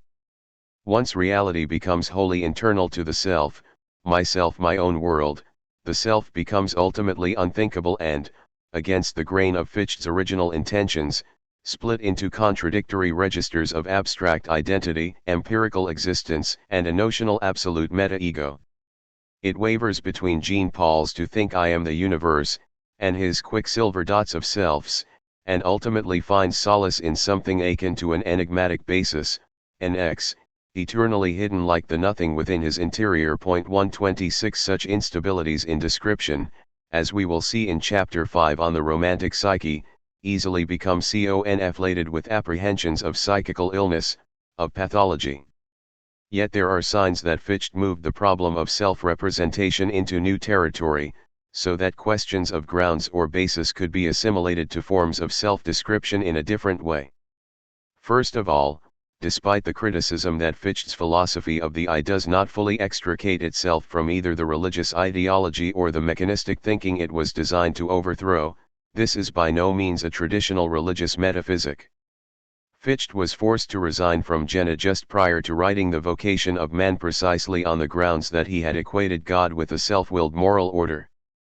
We are not dealing with the soul's relation to God, with divine judgment, with afterlife and punishment, but with internal principles of judgment and conscience, with individuals and their freedom, and a heaven which is not beyond the grave but made real in the concept of will. 127. Secondly, the voice of the will which Ffytche's self hears internally as the voice of conscience may be represented as an oracle from the eternal world, but this eternal world is that of the human, self-determining I, and the dialogue established is now that between conscious understanding and its hidden basis. As Andrew Bowie has suggested, one can begin to perceive a structural similarity to Freud's characterization of the psychoanalytic demand as, wo es war soll ich werden, where it, id, was, their I, ego, shall be. 128. Thirdly, Ffytche identifies the internal medium of the I as the psyche, replacing the Christian notion of the soul with something both classical, and newly modern and scientific. Until the self comes to comprehend the inner nature of its reality and its freedom, he writes, the immortal psyche remains tethered to the earth with her pinions bound. It is the philosophy of the I which will be the first power to free Psyche from her cocoon and spread her wings. 129. The last 40 years have seen a number of recoveries and reinterpretations of Ffytche which have identified these philosophical descriptions of the I with the birth of modern self-conscious interiority itself. Dieter Henrich effectively began this process of rehabilitation, arguing that it was Ffytche who, on the brink of 19th-century modernity, discarded previous ontological categories in order to reach the experience of this soul, the processes of consciousness, the structure and flow of its experiences and thoughts. 130. The implication is that Ffytche turned inwards on himself and articulated the primacy of the aesthetic phenomena of mental life in a language which anticipates the flows of time and memory found in G. H. Lewis, Bergson, or William James. 131. Though such studies have undoubtedly made Ffytche once more relevant to contemporary philosophy, Ffytche's I and its double chain of will and corporeality cannot so easily be equated with modern discourses of the self except by distorting Ffytche's intellectual coordinates. If one wants to see a Ffytchean psychology echoed on 19th-century terrain, one could as well turn to the alien and phantasmagorical experience evoked in George Eliot's The Lifted Veil of 1859, which drew on German idealism and contemporary mesmerist theory in its portrayal of a psychopathology of the mind, this double consciousness at work within me, flowing on like two parallel streams that never mingle their waters and blend into a common hue. 132. What is missed, by transcribing Ffytche's philosophy of the I into a more contemporary context, are the conditions within which the moral appeal to self-determination was originally made, that sense of the anxiously provisional existence of the proto-liberal self once it has stepped beyond the bounds of social relations as customarily organized. Returning to Ffytche, we risk overlooking the way the problem of the individual's relationship to law, to theology, and political insecurity in general, was experienced. As Michel Perroux and Alain Corbin have noted, although the sense of individual identity became more distinct and widespread in the 19th century, it was a long time before such notions translated into actual rights and powers. 133. As we saw from the example of Jean Paul, where Ffytche's account of the I broke down, the effects were extremely disturbing. Such crises of the self were hardly seen in their own time as the sign of an inner density or obscurity of experience, which might testify to the self's inalienable aesthetic core, or symbolic plenitude. Modern philosophy of the subject is able to assume and naturalize such a richly meaningful and inalienable inner life within its theory of the individual, only because the individual's moral right to exist has long been established as an idea within Western culture. The point is not so much about the need to locate the subject within specific historical and political contexts. It has more to do with the way two very distinct issues get superimposed. On the one hand, there is the empirical description of the self and the story of the gradual emergence of a descriptive psychology oriented around the issue of inner self-experience. On the other hand, there is the defense and justification of the concept of individuality itself, in Ffytche's case, the attempt to isolate and absolutize the possibility of self-identity, to conceive of the individual life as self-related and self-grounded. One can see that, in Ffytche, it is the second of these two questions which predominates, and it is here, I think, that Bowie errs in reading Ffytche too directly in terms of more modern conceptions of the aesthetics of individual self-consciousness without considering the political and historical fortunes of individuality itself, which in many ways needed to be positively affirmed before such interior aesthetics could become essential or even relevant to a theory of the person. The structural conditions of Ffytche's I, even, or especially, Those aspects such as striving and unconsciousness, are very much bound up, not simply with the need to look inwards, better to describe an interior empirical domain, but precisely to construct a justification of the self as autonomous, as self-formed, as wholly individual. It is important to make this distinction clear, because it is on the latter front, the concern with autonomy and determination, that the unconscious will intercede as a theoretical solution. This pressure to make the description of the self coincide with the description of autonomy was key to Ffytche's system of freedom, as it was for the writers of the oldest system program of German idealism. But as we have witnessed in the accounts given by Gray, Taylor, Lukes, and others, this same idea of individuality exerted a crucial pressure on the emerging discourses of liberal modernity in general, and perhaps still does so. The philosopher Thomas Nagel finds that our unanalyzed sense of autonomy is something we can't get rid of, either in relation to ourselves or in our relation to others. 134. The same idea was given a striking articulation by Jacques Lacan in a psychoanalytic context. A certain mental breathing space seems indispensable to modern man, one in which his independence not only of any master but also of any God is affirmed, a space for his irreducible autonomy as an individual, as individual existence. In a word, the existence of a permanent discourse of freedom in the modern individual seems to me indisputable. 135. Nagel concludes, however, that we are apparently condemned to want something impossible, while Lacan comments wryly, here there is indeed something that merits a point-by-point comparison with a delusional discourse. 136. The point is that the demand to locate or substantiate the individuality of the self, where such individuality implies not only the most formal and abstract sense of identity, but also its autonomy, privacy, self-determination, sovereignty or creativity, appears for both authors to be unjustifiable and yet ideologically necessary within Western modernity.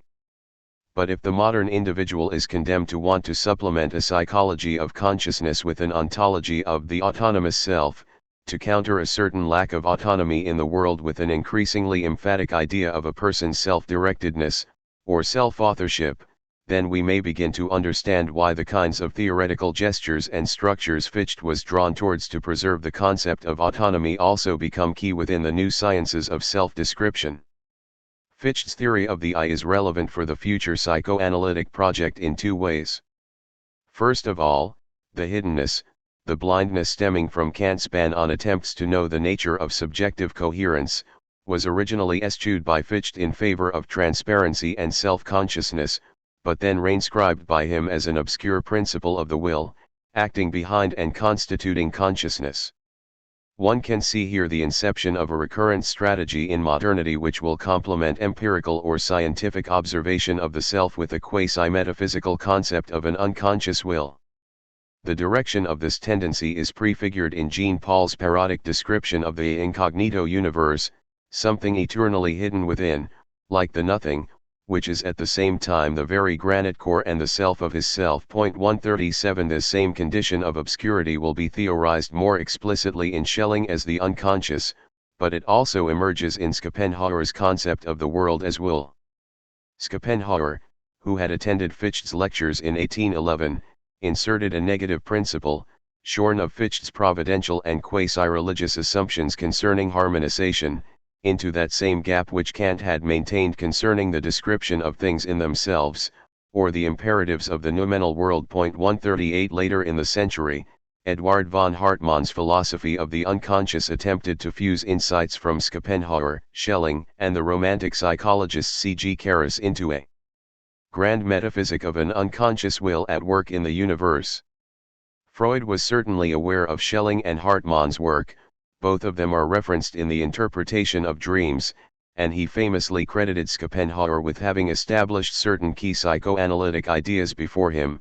Schopenhauer's unconscious will is equivalent to the mental instincts of psychoanalysis.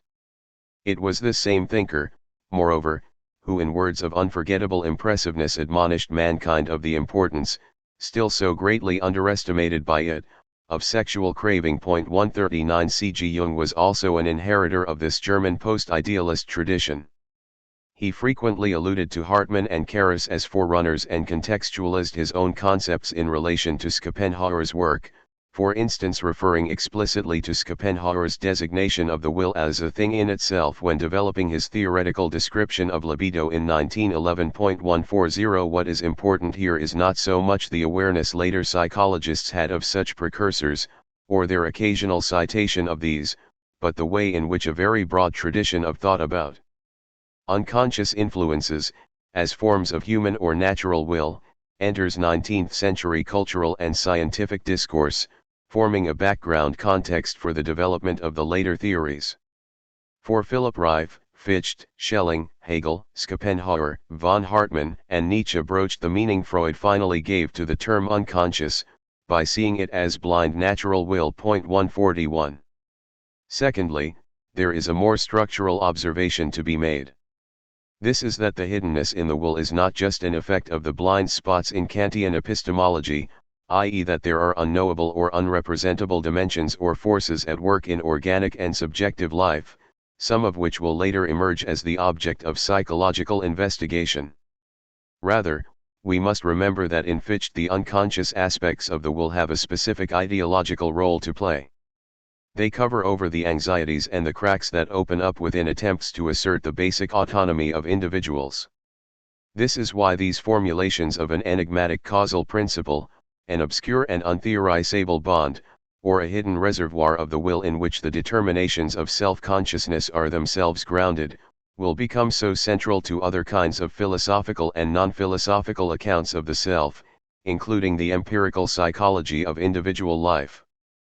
The task which lay ahead for the liberal self was, as it were, to weave that self-authorizing rationale into the very fiber of self-experience and self-description at personal and poetic, but also scientific levels. The usefulness of such transcendental notions of the unconscious is precisely that they were able to be incorporated as structural motifs into more mundane categories of existence, specifically into the emerging sciences of history and nature, and thus, as we shall see in the work of Schelling and G. H. Schubert, into the romantic anthropology of the self.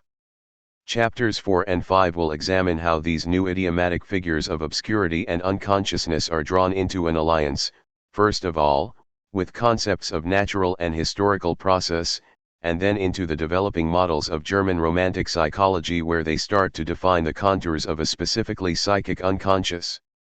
In tracing the relations between an ontology of the subject and emerging theories of the psyche, I am seeking to illuminate the way in which the latter both mediate the metaphysical problem of self-justification and present themselves as part of an empirical, natural scientific, and medical description of psychic life. As such, I am concerned not so much with the history of psychiatry or psychology as separate disciplines, nor with the philosophy of self-consciousness as an abstract problem, but with intersections between the empirical study of mental life and foundational assumptions about the nature of individuality. Both of these are in turn allied with the shifting moral and quasi-political demand to ground the stability, authority, and agency of the person in modernity. This chapter has focused on the failure of Ffytche's science of the I, and the obscurity that necessarily befalls the doctrine of the transcendental subject once one tries to make assumptions about the primacy and functioning of freedom and self-determination more explicit. It has also been about the attempt to move beyond certain 18th century figures of mechanism and determinism, the problems inherent in any account of the self modeled on the principle of sufficient reason. I will now move on to examine the way in which this very failure was turned to positive account in the philosophy of Schelling, and how, out of the conditions of a failure in knowledge itself, a new set of descriptive figures evolve: resistance, the withdrawal of grounds, non-being, and ultimately, principally, the unconscious. At the same time, I intend to show that, from the outset, and through each of its later transformations, the theory of the unconscious remains closely allied with that original idealist demand to represent the autonomy of the self, and to provide a foundational discourse for the self-determining individual. To natural autonomy, Schelling and the divisions of freedom. Every organic product carries the reason of its existence in itself, for it is cause and effect of itself. 1. There are no native sons of freedom. 2. As with Ffytche, the issue of freedom cuts across the whole of Schelling's work and its innumerable frames of reference. The Ideas for a Philosophy of Nature, originally published in 1797, Hereafter Ideas, begins with the statement, philosophy is throughout a work of freedom. 3. His more Ffytchean work The System of Transcendental Idealism early on asserts that freedom is the one principle on which everything is supported. 4. In 1809 he published his Philosophical Inquiries into the Nature of Human Freedom, and, according to Michael Vater, all of Schelling's later work, from the 1815 Ages of the World to the Lectures on Mythology and Religion of the 1840s to 1850s, show him to be in search of a principle of freedom and actuality not confined to and determined by reality as merely conceived. 5. In this light, the long-standing Anglo-American tendency to associate Schelling primarily with the philosophy of art or a poetic vision of nature, wrongly separates him from the ideological anxieties of liberalism and 19th-century social philosophy. As with Fichte, the question that plagued Schelling was once more how to fit individuality and unity, freedom and structure together into a convincing post-Enlightenment philosophy of man. As his biographer Gustav Plitt noted, the goal of his whole life's work was the ethical renewal of the people. 6. When Schelling received a summons to Berlin in the 1840s to take up the chair of philosophy which Hegel had occupied at his death 10 years earlier, the Prussian government hoped he would be able to stem the threatening rise of Hegelianism amongst the Berlin students. However, the announcement of his lecture course on the philosophy of revelation, for all its orthodox and Christian overtones, in fact sent out a message to the youthful intelligentsia of Europe that Schelling had something epoch-making to reveal. He now promised to unveil the positive philosophy of actuality, which the previous phases of idealism had only transcendentally critiqued. It was this expectation that drew a spectacular array of auditors, including the young Kierkegaard, Friedrich Engels, Jacob Burckhardt, and Mikhail Bakunin, all of them hoping to hear how idealism's philosophy of freedom could be made real. But the terms of freedom, capable of mediating so many different visions when left as a general rubric, could not possibly be actualized in such a way as to satisfy the diverse social ideals driving Schelling's youthful student audience: incipient existentialism, communism, cultural organicism, and anarchism. Kierkegaard's diary relates how the embryonic child of thought leapt for joy within me when, in his second lecture, Schelling mentioned the word actuality. 7 But the initial burst of excitement was soon to dissipate. In February Kierkegaard wrote that Schelling talks the most insufferable nonsense. 8 Likewise Engels, who had joined a study circle of Berlin young Hegelians nicknamed the Free, responded with 2 scathing pamphlets, Schelling, Philosopher in Christ and Schelling and Revelation, which advised Germany to turn away from this waste of time. 9. The rejection of Schelling's philosophy by this most famous generation of radical intellectuals is well known, a spectacular downfall to match the narrative of his brilliant emergence as the new star of the critical philosophy in the mid-1790s, at the age of 20. What has been neglected, until recently, is the more soul-searching intervening phase of the 1810s, and it is this period which is important for narratives of the unconscious. Over these years covering the Napoleonic invasion and its immediate aftermath, Schelling began to question the whole notion of philosophical system and grappled with ways of introducing obscurity and resistance into the structural program of idealism. This and the following chapter begin by looking at Schelling's earlier turn from Fichtean idealism to nature philosophy, the philosophy of nature, and then trace the further repercussions of this shift through to the 1810s and Schelling's concern with unconscious principles at the heart of human life. One effect of this turn to nature, as we shall see, is that the general chain of knowledge which attains stability in some supreme, unconditioned uppermost point, assumed in his own early essay of the I as principle of philosophy, converts into more complex idioms of polar tension, growth, and equilibrium. 10 These, in their turn, fundamentally reconfigure the way individuality, connectedness, and freedom can be thought. Against the very public vote of no confidence in Schelling's philosophy of the 1840s, there was then a more behind-the-scenes achievement over the prior decades in which Schelling was reworking 18th-century philosophical and structural idioms. In the longer term, this kind of shift appears more radical than it did in the light of practical demands in the revolutionary period. Schelling arrived at quite new descriptions of how entities in general, including human individuals, might interconnect, descriptions which resonated through the 19th century in the life sciences, aesthetics, philosophy, and psychology. The current brief chapter provides some necessary background to Schelling's theory of nature before I proceed to examine his turn to the unconscious in the middle section of this book. What I want to consider in particular is how nature initially serves Schelling much as the theory of the will had served Fichte. He takes a concrete and seemingly empirical area of existence, for Fichte, the will as a field of human practice, for Schelling, nature as a field of human knowledge, and invests it with alternative, metaphysical descriptions of identity in which the idea of human freedom can be founded. But just as Fichte could only preserve the notion of autonomy by making the operations of the will obscure, so Schelling was increasingly drawn beyond delineations of the system of nature to a concern with the obscure generative or dialectical principles through which nature originally emerged. By focusing once more on the shifting configurations of individuality, unity, and autonomy which lie concealed behind the general account of freedom, I will provide a new set of indices for understanding Schelling's gradual shift of concern from the I to nature, from nature to nature's origins, and, in the next chapter, from origins to unconsciousness. These shifts are implicated just as much in the problem of imagining the metaphysical foundations of the liberal self and its self-certainty as they are in their manifest inquiry into nature. The freedom of nature. How does nature, the term which for Fichte had conjured up the dogmatic web of external authority, the very factor to be excluded from the foundational account of the I, help Schelling to pose and resolve issues of human identity and freedom? Schelling made a number of very different inroads into the question of nature between the ideas of 1797 and explanation of the true relations of nature philosophy to the revised Fichtean teaching of 1806. These ranged in form from geometric systems to transcendental critiques, from Neoplatonic dialogues to articles for the Journal of Speculative Physics.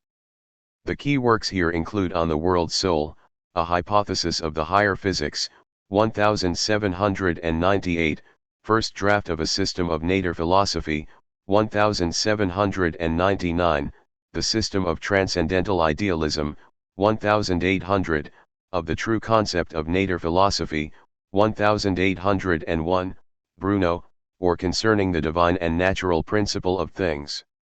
A Conversation, 1802, System of the Whole of Philosophy and of Nature Philosophy in particular, 1804, and Aphorisms Concerning the Nature Philosophy, 1805, all of which unfold a complex and varying set of relations between metaphysics, epistemology, ontology, and natural scientific research. As a whole they encompass not so much a single line of development as a restless adjustment of perspective. Joseph L. Esposito has identified at least 6 major reformulations of Schelling's nature philosophy over this relatively short time period. As for many of his Romantic contemporaries, nature was not simply an object out there, or a set of physical materials with diverse properties, but a general medium for existence through which metaphysical, scientific, moral, and spiritual questions could be explored. As an idealist in the post-Kantian tradition, Schelling initially sought to extend the notion of an a priori subjective structuring of reality beyond the most abstract or formal epistemological levels and into the heart of the natural scientific description of matter, in all its chemical and organic diversity. This was a direction which Kant himself had pursued in the late 1790s with his search for mediating concepts between the metaphysical principles of natural science and the actual content of empirical physical law. As Frederick Beiser has outlined, Kant became interested in conceptualizing the forces behind phenomena such as solidification, magnetism, and chemical affinity, which he credited with being both a priori and a posteriori, a bridge between formal possibility and actual reality. 11 Thus one aspect of Schelling's researches in the 1790s comprises his attempts to gather the details of new empirical research, Galvani and Volta's experiments with dynamic forces, Lavoisier and Priestley's investigations into the composition of matter, and to equate these results with his own transcendental deductions of the principles inherent in nature. At the same time, Schelling was to some extent also forwarding Ffytche's idea of nature as ultimately a construct of the human subject. Nature should necessarily not only express, but even realize, the laws of our mind. Point 12.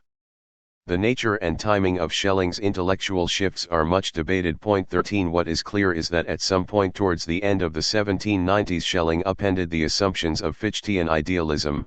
Instead of dissolving the concept of nature wholly into the transcendental subject of reason, he inaugurated a new kind of study of nature itself. His project was now to explore nature, at its most general and particular levels of organization, as the manifestation of polar tensions between finitude and infinitude, contraction and expansion. Idealism no longer consisted in the complete subsumption of the external world under the terms of the transcendental I. Just as Fichte had posited a principle within the I which constituted both subjective consciousness and the conditions of the objective world, so Schelling sought to conceptualize a new absolute developmental principle, at work in nature and mind alike, but not necessarily ascribed to the I. One way in which he conceived of this absolute principle was in terms of polarities, subjectivity and objectivity, light and gravity, which oscillate around the possibility of synthesis, rather than being integrated in a completed formal structure. It is around this presentiment of a principle of development by which contrarieties in nature set in shifting but opposed polar positions eternally compelled their resolution, that a broad school of nature philosophy developed in the early 1800s, exerting its own immense influence over 19th-century ideas of evolutionary and dynamic systems in both the human and natural sciences. Point 14. Kant had already asserted the necessity of such dynamic polarities within nature in the Metaphysical Foundations of Natural Science of 1786. But for Schelling, these contrary principles do more than simply reflect the categories of the understanding, they are inherent in nature itself, which is credited with its own powers of creative self-development. The emphasis of idealism thus shifted in Schelling's hands from the principles of human reason towards the reciprocal relation between nature and subjectivity, the presentiment that nature and mind are held in dynamic tension with each other. Ultimately, nature should be mind made visible, mind the invisible nature. Point 15. As Bowie, Beiser, and others have suggested, with the development of nature philosophy, Schelling began to question the whole Cartesian tradition of the knowing subject. Point 16. It is this attempt to theorize a system of nature based around conflict, change, and growth, rather than chains of determination, which mainly concerns us here.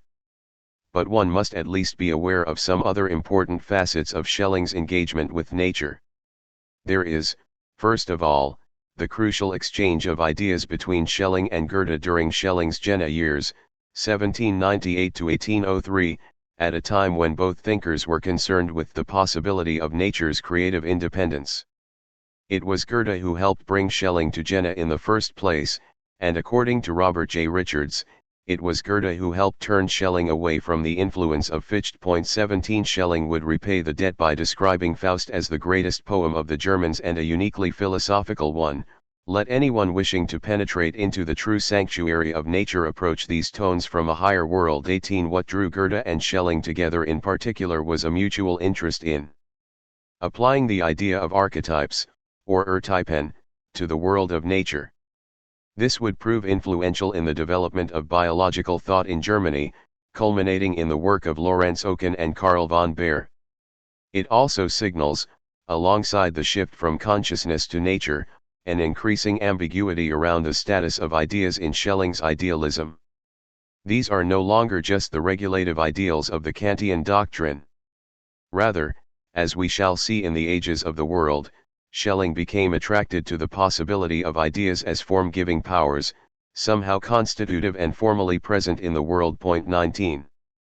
Secondly, one should note Schelling's immersion in the circle of the Jena Romantics and his absorption of the aesthetic and religious conceptions of the Schlegels and Novalis, who were also reworking Fichtean subjectivism in novel ways.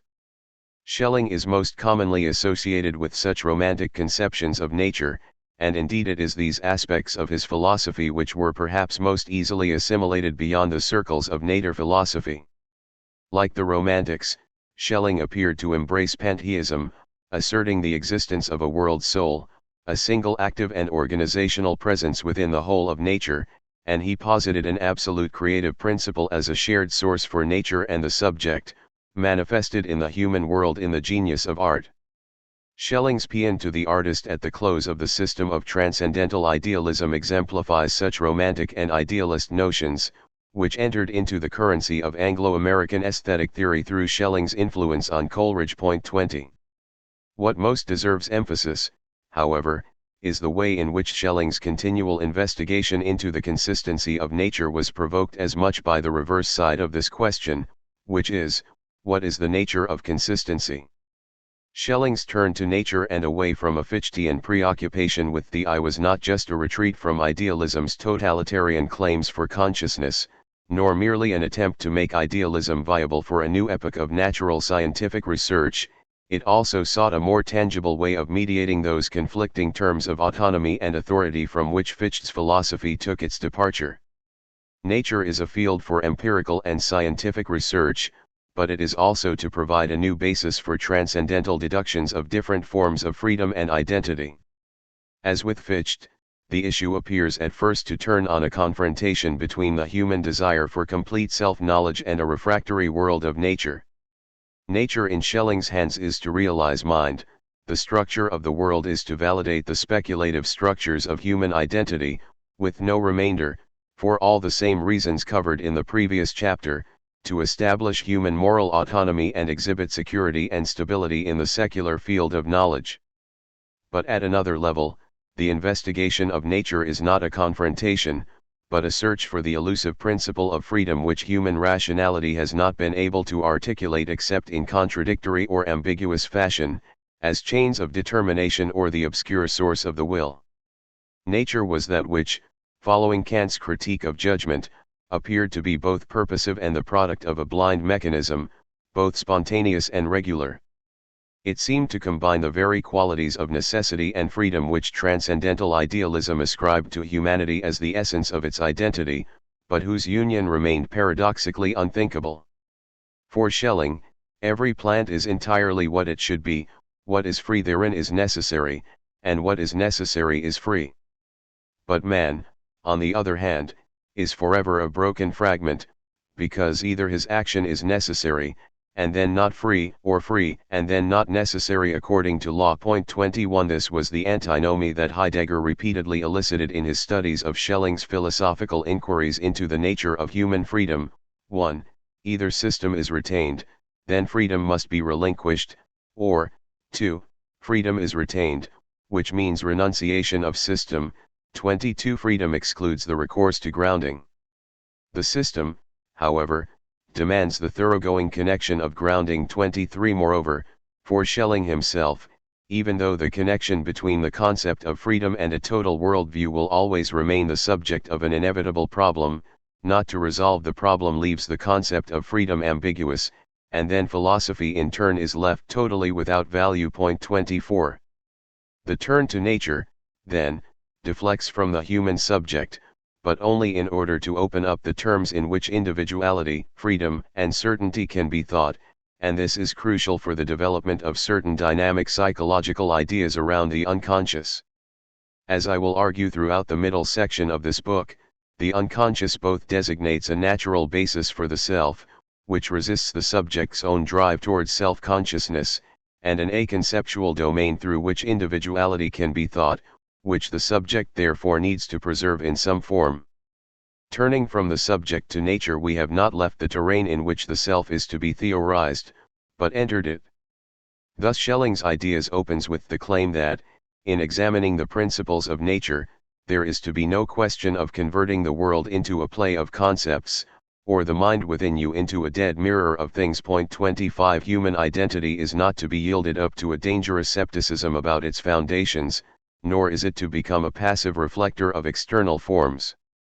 We are once again at the impasse familiar from Fichte's introductions to the Wissenschaftslehre and the vocation of man. It is into this crisis in the theory of autonomy, epistemological, ontological, and moral, that the theory of nature is to be inserted.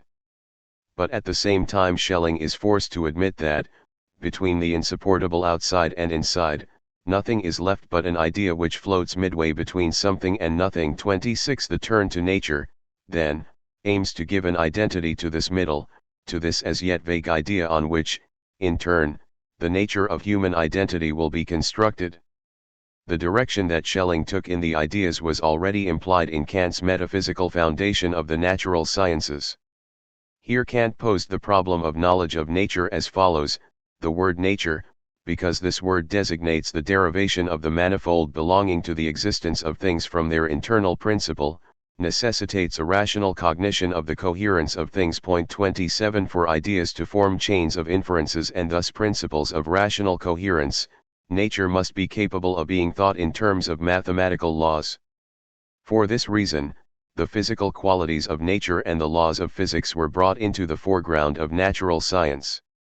It was precisely this kind of enchained system of coherence which Schelling was seeking to circumvent. But Kant had added that, because chemical laws remain merely empirical, they carry with themselves no consciousness of their necessity, are not apodeictically certain.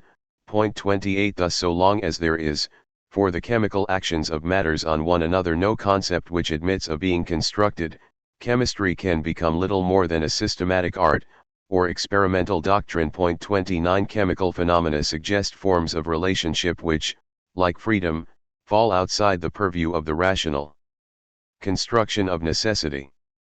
More importantly, Kant linked chemistry in this respect with the empirical doctrine of the soul, which must always remain yet even further removed than chemistry from the rank of what may be called a natural science proper. 30. This correlation of chemistry with freedom is also glancingly picked up in the Critique of Judgment when, in the dialectic of the aesthetical judgment, Kant ascribes the emergence of beauty in nature to nature's faculty of producing forms in its freedom, according to chemical laws. 31. Kant linked chemistry with the doctrine of the soul merely negatively, because of their joint inability to be schematized according to general rational laws.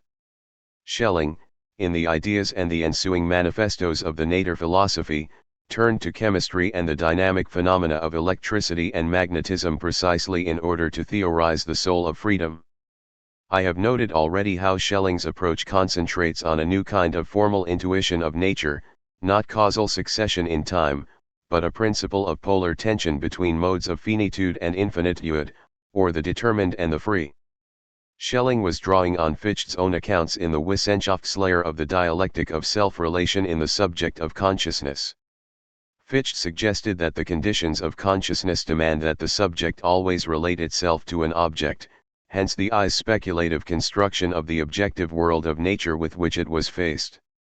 However, this relationship itself implied an infinite or unbounded quality in the subject which was able always to go beyond the objectivity of nature, precisely in order to be conscious of it. According to Fichte, as the empirical eye observes the world beyond it, there is always something within the eye itself, its transcendental productivity, which has already provided the framework within which subject and object are related. This set of assumptions pervades Schelling's of the eye and the system of transcendental idealism. The real, the objective world, is the limitable, begrenzbar, and also the found, whereas the ideal, the subjective, is the illimitable, or the finder. The Kantian thing in itself is for Schelling nothing else but the shadow of the ideal activity, now over the boundary, which is thrown back to the eye by intuition. 32. That is to say, what the thing in itself conceals is not something fundamentally external to the subject, but rather the previous and ulterior activity of the subject. It appears opaque or unknown only because the subject's own productivity is not yet representable in a form that can be reappropriated by subjective consciousness. Schelling took this idea of a dialectical relation between the finitude of the object and the infinitude of the subject and transposed it into nature as a general principle of nature's own productivity. Separated into its simplest elements, Schelling posits not an original relation between subject and object, but an original polarization between a gravitational force and a light essence. 33 While in the Newtonian paradigm attraction could be conceived as a ubiquitous law of nature, and therefore a unifying principle, for Schelling gravity was the more truly foundational concept. It represented the centripetal gathering of substance into a single inert mass, a primary but undifferentiated unity. Gravity serves, in nature philosophy, as the bond which binds all living things and unites the totality. Like the Creator, its center is everywhere and circumference nowhere. 34 Against this, he posited light essence Lichtwesen, a hypothetical, as yet unknown, principle which was manifested in the phenomena of combustion and phosphorescence. Whatever its actual basis, its activity was associated with the disintegration of matter, and with motion, infinitude, and by implication spirit. Where gravity draws movement towards rest, light essence sets all rest in motion. 35 Within this system of concepts, matter itself no longer appears as part of a fixed, inertly present object world governed by the principle of sufficient reason. Rather, matter and the possibility of objectivity is generated out of the tension between these two original forces, gravity and light, contraction and expansion, with concrete presence emerging at the equilibrial point of their relation. This equilibrium, however, is inherently unstable. Whenever a form of objectivity develops in this theoretically middle space, it in turn creates new ratios within the general scheme of polar forces, and hence a more complex differentiation of the middle resulting in further and more complex forms of objectivity. In Schelling's hands, then, the nature philosophy developed into an elaborate system of dialectics in which ways of uniting freedom and necessity, heteronomy and identity, were intellectually graded and grounded as modes of actuality. For instance, if gravity was an absolute force of contraction, trying to draw existence into a single inert point, the dynamic phenomena of electricity and magnetism represented a form of unity that contained contradiction within it, the polar oppositions of positive and negative forces. By virtue of gravity the body is in unity with all others, through magnetism it picks itself out and gathers itself together as a particular unity. Magnetism is therefore the universal form of individual being in itself. 36 Chemical processes represent a further level of differentiation and spontaneity in the reactions of one substance upon another, such as the partial domination of light over gravity. Not only the general forces and organic and inorganic levels of nature, but particular elements are described in terms of a formal counterpointing of degrees of identity and difference. Every existing entity falls towards one end or the other on a scale of determination and freedom, or, by attaining a middle position, enables the emergence of a new synthesis, and the stabilization of new forms of existence. For instance, Schelling conceived of carbon as an underlying unified ground within the realm of matter, while diamonds and nitrogen expressed, respectively, the poles of ordered structure and disintegrative force for carbon itself. What is essential is that the system is imagined not so much as a chain of beings, but a stratification of modes of existence in which the potential for relation and unity develops in complexity at each level. The different levels of nature do not themselves connect in a fully determined fashion, they cannot be conceived in terms of either a purely temporal or logical series, so much as revise and supplement each other. As Schelling noted, as soon as we enter the realm of organic nature, all mechanical linkage of cause and effect ceases for us. 37 For this reason, he adapted the term potenzen from the mathematical notion of potentiation, and used it to indicate the way in which phenomena might be raised to qualitatively higher levels and powers of integration. The higher levels here are reserved not for an absolute systematicity, but for the complexities of organisms, which introduce a further heightening of the synthesis between independence and relationship. In a formula strangely reminiscent of Ffytche's calls for moral self-emancipation, every organic product exists for itself, its being is dependent on no other being. 38 The organic thus provides a new mediation of the concept of individuality, which is poised, as the idea of nature itself is, between forces of integration and disintegration, rationality and heteronomy. Ultimately consciousness itself is to be integrated into this evolving hierarchy of qualitative states. It too, going back to Ffytche's insight, expresses a tension between infinitude and restriction which is necessary for subjectivity, and for the subject-object relation to emerge. At the pinnacle of Schelling's system is the ultimate synthesis of freedom and necessity in an organism that is not only living, but self-reflecting, that is, human individuality. Only such a self-reflecting consciousness would be able to reconstruct the complete system of nature out of which it had itself arisen. What remains highly ambiguous in Schelling's exposition is whether the differentiated phenomena of nature are still meant as transcendental deductions in the Kantian manner, deductions that shed light not on nature itself, but on the kinds of ways reason is able to constitute the natural world mentally, or whether they are intended as an ontogenetic description of how nature has actually evolved, with human self-consciousness as a further development of the kinds of forces, oppositions and syntheses that are apparent at different levels of nature. Was Schelling concerned with the regulation and ordering of rational concepts of nature, or is the nature philosophy more concrete and metaphysical in its pretensions, hypothesizing an evolutionary development in which stasis is successively ruptured and equilibrium overturned in the production of more and more complex forms of life? Arthur O. Lovejoy pointed out this ambiguity over the historical and ideal dimensions of Schelling's system, which appears partly to suggest an evolution in time, and partly to resurrect the Neoplatonic scale of beings. 39 Oscar Walsall likewise noted that in this sequence of stages Schelling wished expressly to trace a development. However, Schelling did not explain whether this transition from the imperfect to the more perfect was also to be a historical fact and a temporal phenomenon. This elicited Alexander God von Esse's comment that a development which is not necessarily a temporal phenomenon is either an absurdity or presupposes a very peculiar conception of time. 40 Crucially, these equivocations go right back to the original arguments between Ffytche and Schelling themselves.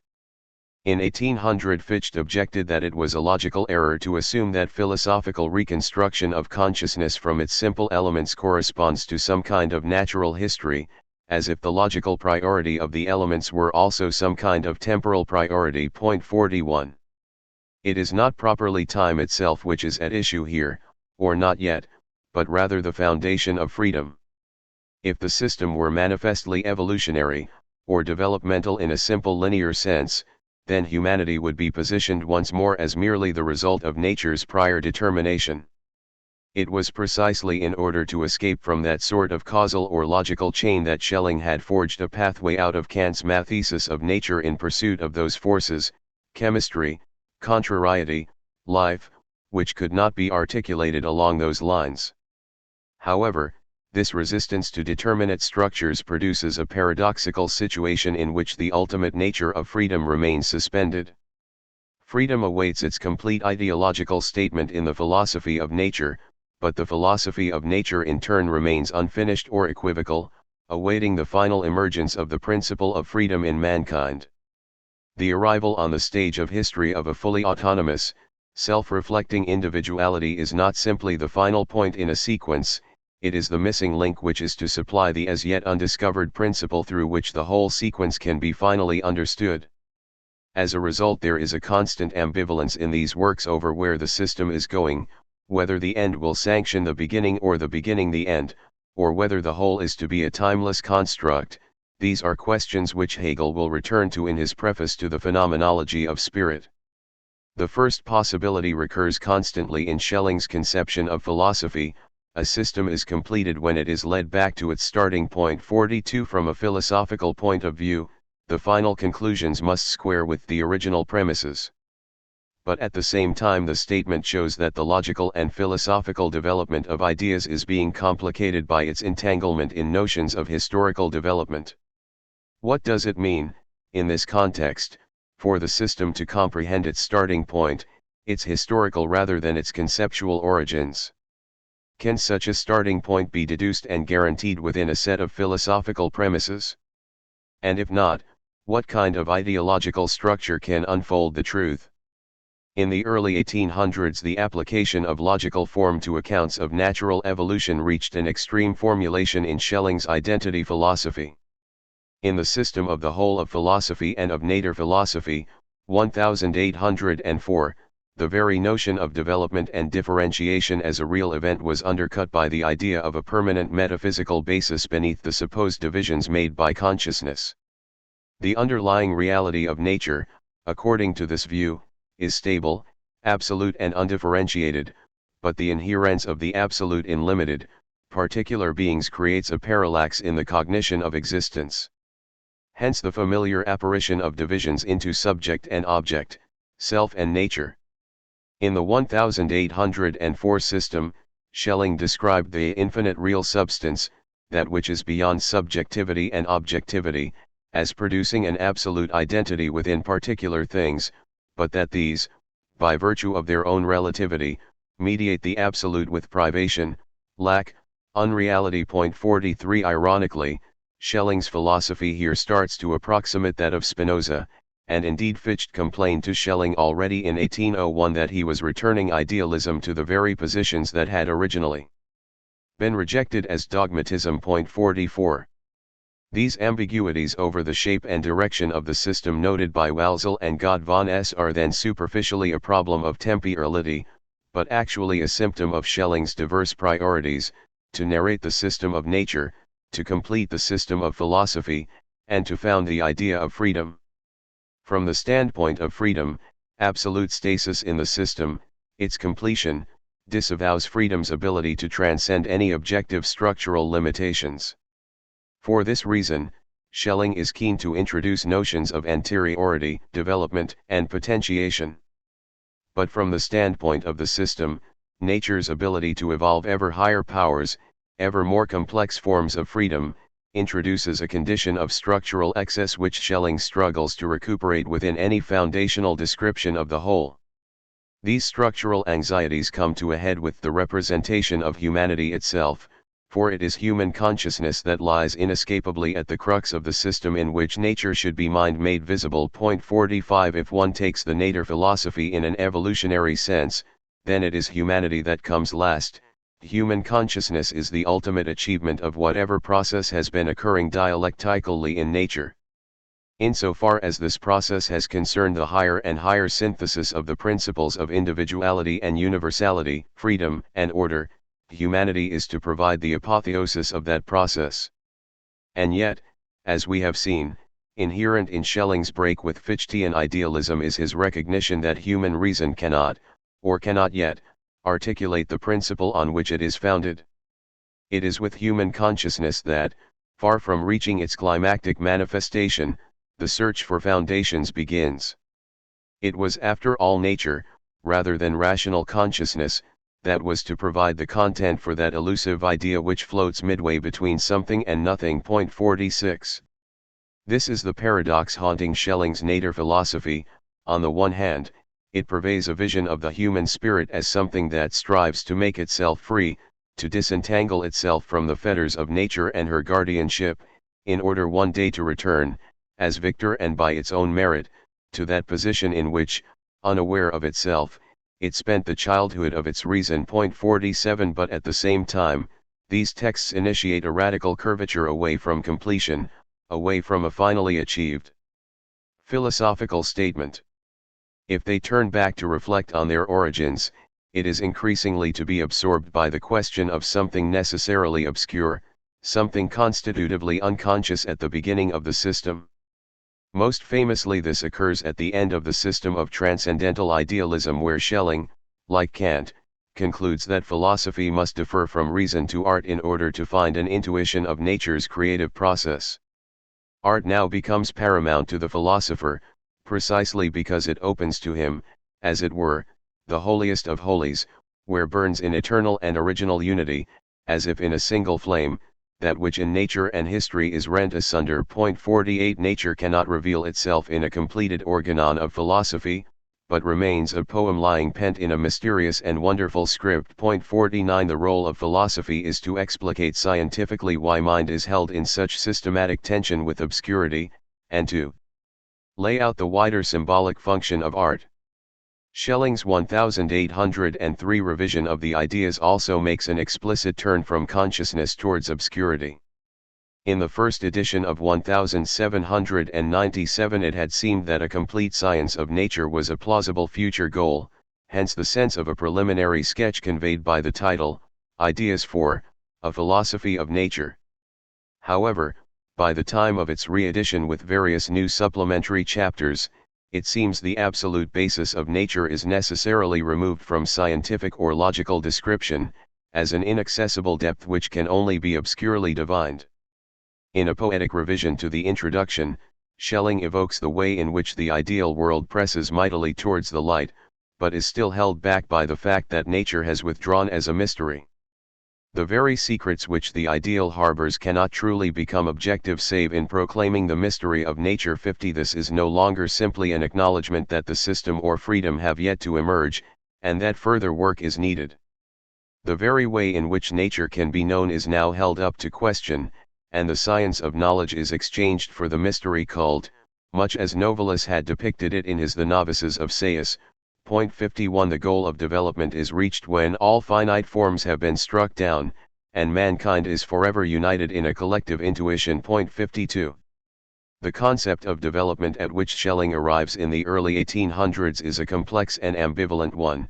He finds himself bent on construing a relationship backwards into the mysterious depths of nature, at the same time as hypothesizing an evolutionary leap into the future by human identity. There is pathos in his hesitation over whether it is growth, equilibration, or return which adequately describes the transition between nature and consciousness, and in the way the project ultimately turns tail. We find not a nature transposed into consciousness, but a humanity whose essence disappears back into nature. It is not simply that the system of nature cannot be finally conceived, but that Schelling, on the verge of completing his account of human subjectivity, is compelled to suspend or obscure that account. On this front one must counter the temptation, exhibited in recent interpretations of Schelling, simply to attribute the crises in his theory to the concrete difficulties of describing the beginnings and evolution of life. 53 To read the Nature philosophy aright, one needs to recognize that the foundations at issue are not simply the beginnings of nature, but also the metaphysical foundations of the concept of human identity whose fortunes have been twinned with, or sutured into, the natural. Historical account. There is a strange chiasmus here in which a theory of development, natural, historical, crosses paths with a quite different project which is to bury speculative metaphysical foundations within the obscure regions of nature's past. If one bears this in mind, a very different reading of the failure of the Nature philosophy and its equivocations over time and development emerges. In this light, the failure of the project appears as the symptom of its own historical epoch. One finds reflected in it the full force of those anxieties about the foundations of human identity once philosophy has displaced religion, as well as the turning of the political tide from revolution to reaction, from the Ffytchean radicalism of the 1790s to the remythologization of power with which Schelling becomes associated in the post-Napoleonic era. One needs, in effect, to understand how the scientific vocabulary of dynamic and developmental forces was becoming inflected by more conservative tendencies, and by the need to preserve the metaphysical certainties of a social world, which was itself rapidly being left behind. Confusing as the situation might appear, its general coordinates should be familiar from the discussion of Ffytche. In the last chapter we saw that, though the overt emphasis of Ffytche's project was to turn from theology towards a philosophy of human consciousness, the theory of the I at the same time aimed to preserve idealized notions of autonomy, self-identity, and universality within a philosophical account of human being. The abstract concept of the will, rather than inaugurating an analysis of the fissures in moral and political practice, became a medium for the projection of obscure processes, hidden from mortal eyes, which could ground both the absolute self-determination of the individual and the harmonization of all free wills. In the same way, in Schelling's Nature philosophy, nature indicates not only the evolved structure of the natural world as object of investigation, it is also the site of a moral task, to ground the idea of freedom, the spiritual element of man. 54 If individual freedom cannot be articulated on a purely philosophical basis, there is the temptation to sustain the idea on a pseudo-philosophical basis, to assume that freedom emerges out of an obscure, constitutive process operating in the unknown recesses of nature. In the system of transcendental idealism, Schelling characterizes the conjunction of freedom and identity as an eternal unknown which, like the everlasting sun in the realm of spirits, conceals itself behind its own unclouded light. Though never becoming an object, this conjunction, in a similar fashion to Ffytche's will, impresses its identity upon all free actions, is simultaneously the same for all intelligences, the invisible root of which all intelligences are but powers. It is at once the ground of lawfulness in freedom, and of freedom in the lawfulness of the object. 55 Some 10 years later, in the Weltalter texts of 1811-15, Schelling will describe the substance of freedom by simply asserting a primordial principle of life, das Urlebendige, in which identity and difference, productivity and eternal essence, are imagined to be always already resolved, since there is nothing before or outside of this primordial life by which it might be determined. It can only develop, to the extent that it does develop, freely, purely from itself alone, out of its own drive and volition. It does not, for that matter, develop lawlessly, rather, development proceeds strictly according to Law 56. Nature has again slipped outside the limits of thinking and now merely symbolizes the ideal of freedom and lawfulness, holism and individuality, that philosophy could not systematize. The middle has been given a figurative body, but the operation of freedom is no more actualized than ever. One is left with a whole which may, or may not, develop, and if it did develop, would do so as a result of drive and volition. Elsewhere Schelling reorients his attention around the beginning, and with it the contract-active force of gravity, the dark bond which influences the kernel of things and provides an imagined counterweight against the tendency towards dispersion in manifest existence. 57 Gravity takes on a value beyond its formal position in the original system, as that which, together with light, establishes the simplest form of polar tension in nature, and starts to become a metaphor for the ontological foundations of life as a whole. On the one hand, Schelling derives the origins of selfhood from it. It is that general force through which all entities seek to maintain themselves in their independence. On the other hand, it is also a general basis for the interactions of life as a whole. It couples entities together, not by an external cause, a pull, but through the universal pre-established harmony, whereby all is one and one is all. 58 Consequently, nothing in the universe is oppressed, purely dependent or in subjection, for everything is in itself absolute, and hence also in the absolute. The term absolute here welds together the connotation of an unshakable premise, an absolute starting point in the philosophy of existence, and the sense of the absolute autonomy of each self, conceived as freedom from any external subjection. The reorientation of the concept of gravity here, though appearing in the context of the scientific investigation of natural forces, has more in common with the poetical and ontological observations on gravity which Heidegger draws out of Rilke's poem The Force of Gravity in his 1946 lecture Wo ist Dichter. The force of gravity named in this poem is the center of all beings as a whole.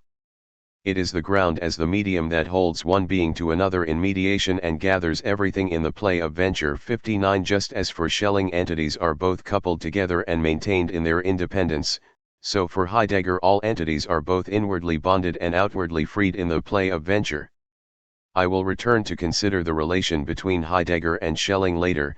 Here I want to point out merely that all of Schelling's speculative attempts to represent the structure of human individuality and social coherence, metaphysically, repeat Ffytche's gesture in ascribing an obscure form of unity to the will. Indeed, in the vocation of man Ffytche had already suggested that the supersensible law unites, contains, and subsumes under itself all finite rational beings, just as the universal force of attraction holds all bodies and unites them with it and with each other. 60. This chapter has presented only the broadest outline of Schelling's Natur philosophy as the preliminary for a much closer investigation of his work on the Weltalter, the ages of the world, which will occupy us through the central chapters of this study. As well as providing a narrative link between Ffytche's philosophy of the I and Schelling's developing interest in the unconscious past, I have traced the continued presence in post-Kantian philosophy of a metaphysics of individuality and freedom, and the attempt to give a foundational account of the liberal self. I have also wanted to show that, in making his philosophical turn towards nature, Schelling picked up certain new structural idioms and motifs from the emerging dynamic and organic sciences but gave them connotations beyond their immediate scientific context. Though we began with a system of nature, We have ended with Schelling's general sense that the metaphysical basis of nature is ultimately concealed from conscious reflection, and that likewise the problem of how law and freedom interrelate must be referred to vaguer kinds of apprehension of a primordial and unfathomable power of life. But this is not the end point of Schelling's thinking. Rather, it is where he leaves the bounds of nature philosophy to pursue other options. It is in the Ages of the World texts of 1811-15 that Schelling pushes these obscure and recalcitrant questions about the origins of nature and subjectivity towards a speculative study of the experience of time and origins per se. Hence these works represent the point at which unconsciousness and the past, rather than nature, become the key terms of Schelling's philosophy. It is here that the study of the unconscious properly begins. My investigation is split into 3 parts. The first, Chapter 3, focuses on Schelling's attempt to grapple with ontology at the most abstract level. It considers the formal problems involved in theorizing the foundations of individual identity isolated from any other descriptive contexts, history, psychology, and so on. These problems, as has now repeatedly been anticipated, show 2 sides. On the one hand, there is Schelling's desire to connect individual identity to some absolute foundation, insofar as the self is to be grounded, and is to enjoy the sense of some relatively stable cosmos of values, in which a meaningful freedom can be developed. This need for a foundation is already a response to anxieties that individuals may lose their values and their bearings as inherited social patterns, political structures, and religious and ethical codes are contested. For Ffytche, there was the ever-present fear that life might become a mere game which comes from nowhere and goes nowhere, for Schelling that, without the underpinning of some unified rational spirit, history will descend into a muddled drama. 61. On the other hand, identity must also be detached from such hypothesized absolute foundations, insofar as the individual is plagued by the sense that its freedom, its existence as a self-developing entity in its own right, is denied if it is inserted too deterministically into such a static or pre-organized system. What the absolute actually means here takes on many and shifting forms. Most simply, it stands for an achieved absolute certainty regarding the coherence of the world of which it gives an account, and the truth of the propositions regarding individual self-determination. But the nature and grounds of this certainty, even within Schelling's work, can be conceived in a number of ways, originally as reason, then as nature, and now most frequently as metaphysical grounds, as God, or as the necessary structure of time and reality. Schelling's re-examination of absolutes and origins at first revolves around attempts to use such concepts in inverted forms, which rid them of their negative or ambivalent implications as regards freedom. Ultimately, it will lead Schelling to an explicit formulation of the unconscious. In Chapter 4, we will see how this principle of unconsciousness becomes absorbed into the wider discursive structures of the romantic human sciences, where it is embedded in various accounts of temporality, history, and the development of being. Chapter 5, in turn, will concentrate specifically on Schelling's ideas about the psyche, and trace the effects of the unconscious as a principle within romantic psychology. Part 2: The Romantic Unconscious. 3. Divining the individual, towards a metaphysics of the unconscious. One conceives the God outside of oneself with the God within oneself. One cannot know God except through a divine principle. 1. C'est un Dieu, il est vrai, un Dieu mortel. 2.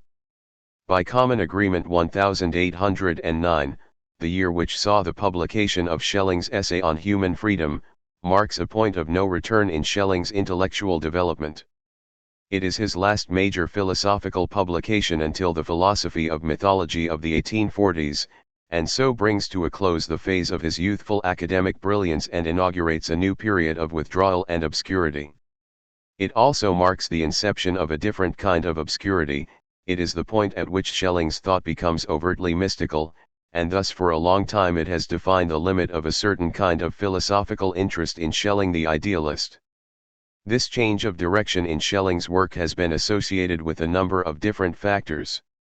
In the first place, and most broadly, It can be set in the context of a trend of dark romanticism affecting German literary and intellectual culture in the early 19th century, in which even idealism succumbs to a certain fascination with the Gothic, the magical, and the mysterious. Point 3. In terms of Schelling's own work, the shift follows his move to Bavaria and the Catholic South in 1806. Initially, this was as a member of the Academy of Sciences, but an oration delivered before the Academy in 1807 so impressed the Crown Prince Ludwig, in whose honor it had been given, that Schelling soon attained a relatively independent position as General Secretary of the newly founded Academy of Arts in Munich in 1808.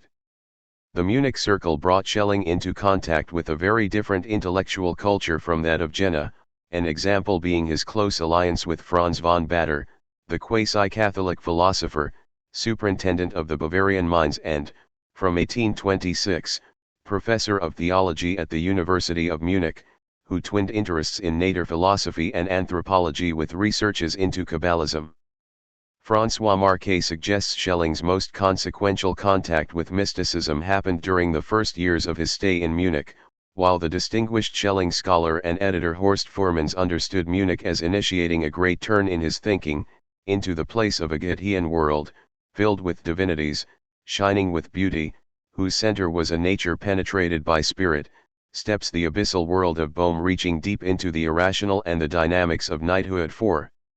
This irrationalist intellectual constellation, viewed in the light of Schelling's later role as apologist for Friedrich Wilhelm IV's regime in the 1840s, as well as Bader's correspondence with de Maistre and Lamennais in France, has also implicated the whole of Schelling's post-Jena oeuvre in the context of European counter-enlightenment and reaction.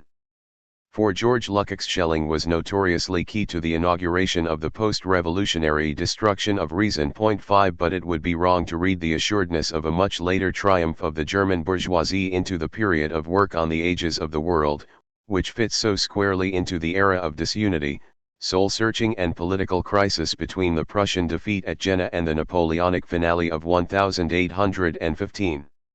One can read Schelling's abstract theorizations of identity as partly an attempt to fill the vacuum over German political identity during the instabilities of the 1810s. A notebook for the year 1811 records Schelling's purchase of Sismondi's Italian Republics, a book which celebrates the moment when inhabitants of the same country became united by a single bond, and when the government belonged to the people, not the people to the government. 6. This period also saw Schelling's short-lived attempt to found a magazine titled Of Germans for Germans, but knowing who the Germans were, within which boundaries and forming what kind of unity, was at this stage a far from easy task. In 1806, the year of Schelling's move south, the formal dissolution of the ancient Reich took place. Bavaria itself supported Napoleon from within the Rhenish Confederation and by virtue of this alliance was in the process of acquiring various annexed lands, as well as gaining the status of a kingdom. When, in 1813, Prussian reformers who had languished in exile in Moscow came to liberate their German fatherland under the wing of the advancing Russian army, Munich adopted a neutral policy and sought a treaty with Austria. The greater irrationalism and more pronounced mystical religiosity of the work, then, can equally be viewed as traumatic reactions to political turmoil. Confidence in the self-generation of the system in the minds of the freed middle class gives way to the intuition of the system's more violent and unruly basis in the struggle of absolute powers. Finally, the greater emphasis in his writing on notions of longing and loss, along with an interest in spiritualistic beliefs, cannot be divorced from the various bereavements suffered by Schelling at this time, particularly the unexpected death of his wife Caroline in September 1809. For Karl Jaspers, it was Caroline's death that drew Schelling away from the philosophy of existence into more theosophical concerns in which he tarries gladly with thoughts of the spirit world and the conditions. On the other side. 8. Plitt records the desperate cycles of depression and withdrawal to the forest solitude of Husserl, which were repeated under the impetus of fresh setbacks, the death of his father in 1812, a public dispute with the philosopher Friedrich Jacobi in the same year, and further military humiliation by the French in 1813. All this fed into the broken rhythm of work on the ages of the world, twice brought to near completion, 1811 and 1813, and twice recalled from the printer's 9 and finds expression in the uneven, syncretic feel of the work, which was finally published posthumously, in a version written in 1815, in the collected works edited by Schelling's son Ffytche from 1856 to 1861. In some ways, the very eclecticism of these drafts, their speculative and open-ended construction, makes it easier to trace the tangled intersection of different philosophical and descriptive goals, the ongoing attempt to develop certainty through a metaphysics of the absolute, the desire to outline a history of nature, and the concern to articulate a principle of individuality and of individual freedom. Though each of these raises the issue of foundations, they are essentially three different problems. However, Schelling was trying to integrate them, to weave the absolute and the individual, life and its emergence, necessity and freedom, together in a single ontology of existence. In the Ages of the World drafts we find Schelling searching for new patterns or metaphors through which to conceive of these interrelationships, and see him increasingly drawn towards a principle of the unconscious as a necessary starting point. The idea of unconscious beginnings or the unconscious past seemed appropriate to Schelling as a way of approaching the dim and distant emergence of life, world, and subjectivity. As the draft of 1813 speculates, the oldest formations of the earth bear such a foreign aspect that we are hardly in a position to form a concept of their time of origin or of the forces that were then at work. 10 At the same time, this obscurity has quite a different role to play.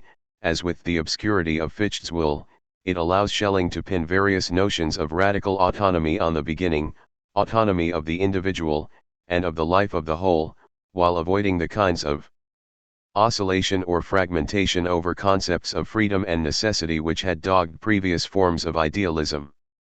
The point is still that the beginning of the individual, of all individuals, and the basis for their radical freedom, cannot be wholly transcribed into rational terms, cannot be made wholly explicit or subsumed under general principles such as the principle of sufficient reason.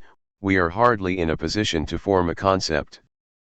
But rather than abandoning philosophy, or advocating a religious leap of faith in other powers, Schelling starts to theorize obscurity or unconsciousness as necessary technical principles, and places unconsciousness at the heart of his account of the secular cosmos, of nature, life, history, and the psyche. This assumption of obscurity and unaccountability starts to influence his philosophical descriptions of the nature and development of matter and preconscious life forms. Such aspects of resistance to conscious determination are integrated in turn with new accounts of the psychic foundations of selfhood and individuality which overturn the former transcendental accounts of consciousness and the I. The unreasonable beginning of life, rather than the absolutely self-assured attempt at transcendental self-reflection, will now make a more convincing basis, a more realistic foundation, for the philosophical account of human existence. Absolute beginnings. Idealism means to stand outside every causal nexus, and yet to be a cause of oneself. 11. Eternity is precisely, to have the beginning in oneself, causa sui. 12. One way to begin an examination of the ages of the world is to focus on the way in which beginning itself becomes increasingly important to Schelling. I mean here not the beginning of the actual text, which thematizes the importance of history for philosophy, but rather the way in which Schelling becomes preoccupied with conceptualizing the beginning and the problem of existential foundations in this period. Idealist thinking, wrote Habermas, gets caught up in a hermeneutic circle. The beginning of the system is systematically unthinkable. But Schelling looks for it. 13 Schelling both shifts his notion of how one must begin, philosophically, and becomes caught up in the problem of searching for beginnings, of conceptualizing anteriority, so much so that his projected analysis of the categories of time, which was to include present and future, never escapes the gravitational pull of the past, the only section of the ages of the world to be drafted in near complete form. As we shall see, that inquiry into origins, including his own, is crucial for the transcription of philosophical motifs into existential and even quasi-psychologistic ones. This new concern with time is not the familiar problem of how to establish a notional starting point for a linear narrative of development. Schelling declares specifically that, when he speaks of time, he wishes to imply not merely the recursive problem of where one halts the backwards inference of a chain of events. Rather, his concern is how to theorize an origin or beginning structurally outside the system of objects and causes, that cannot fully be coordinated with it, and which instead of being subordinate to the system's own rational structure first makes that structure possible.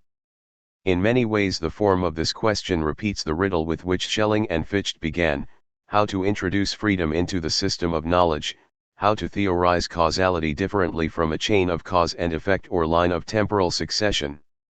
For both philosophers, rationalist descriptions of the world threaten to insert the individual into an unbroken chain of appearances, thus annihilating its ontological independence. 14 Politically, too, Ffytche wanted to liberate individuals from mechanistic views of government and society as an ingeniously constructed clockwork pressure machine, in which every single part will be continually compelled by the whole to serve the whole. 15.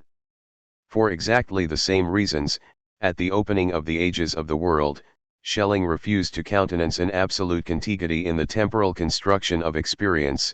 If the world were a chain of causes and effects that ran backwards and forwards to infinity, then there would in truth be neither past nor future. 16 There could be no individual or independent grounds for action, and equally no chance for any radical transformation of human history or identity.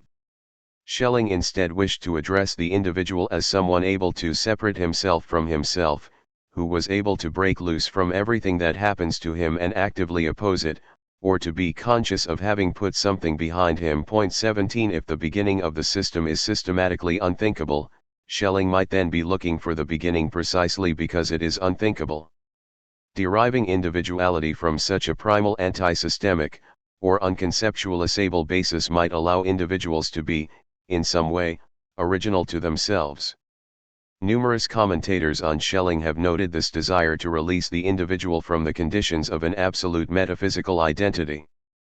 Heidegger observed in his seminar on Schelling's human freedom that what depends on God must come to stand as something independent, and further defined idealism itself as meaning to stand outside every causal nexus, and yet to be a cause of oneself. 18 For Emil Fackenheim, Schelling had always been uneasy about the implications of the absolute system for human personality.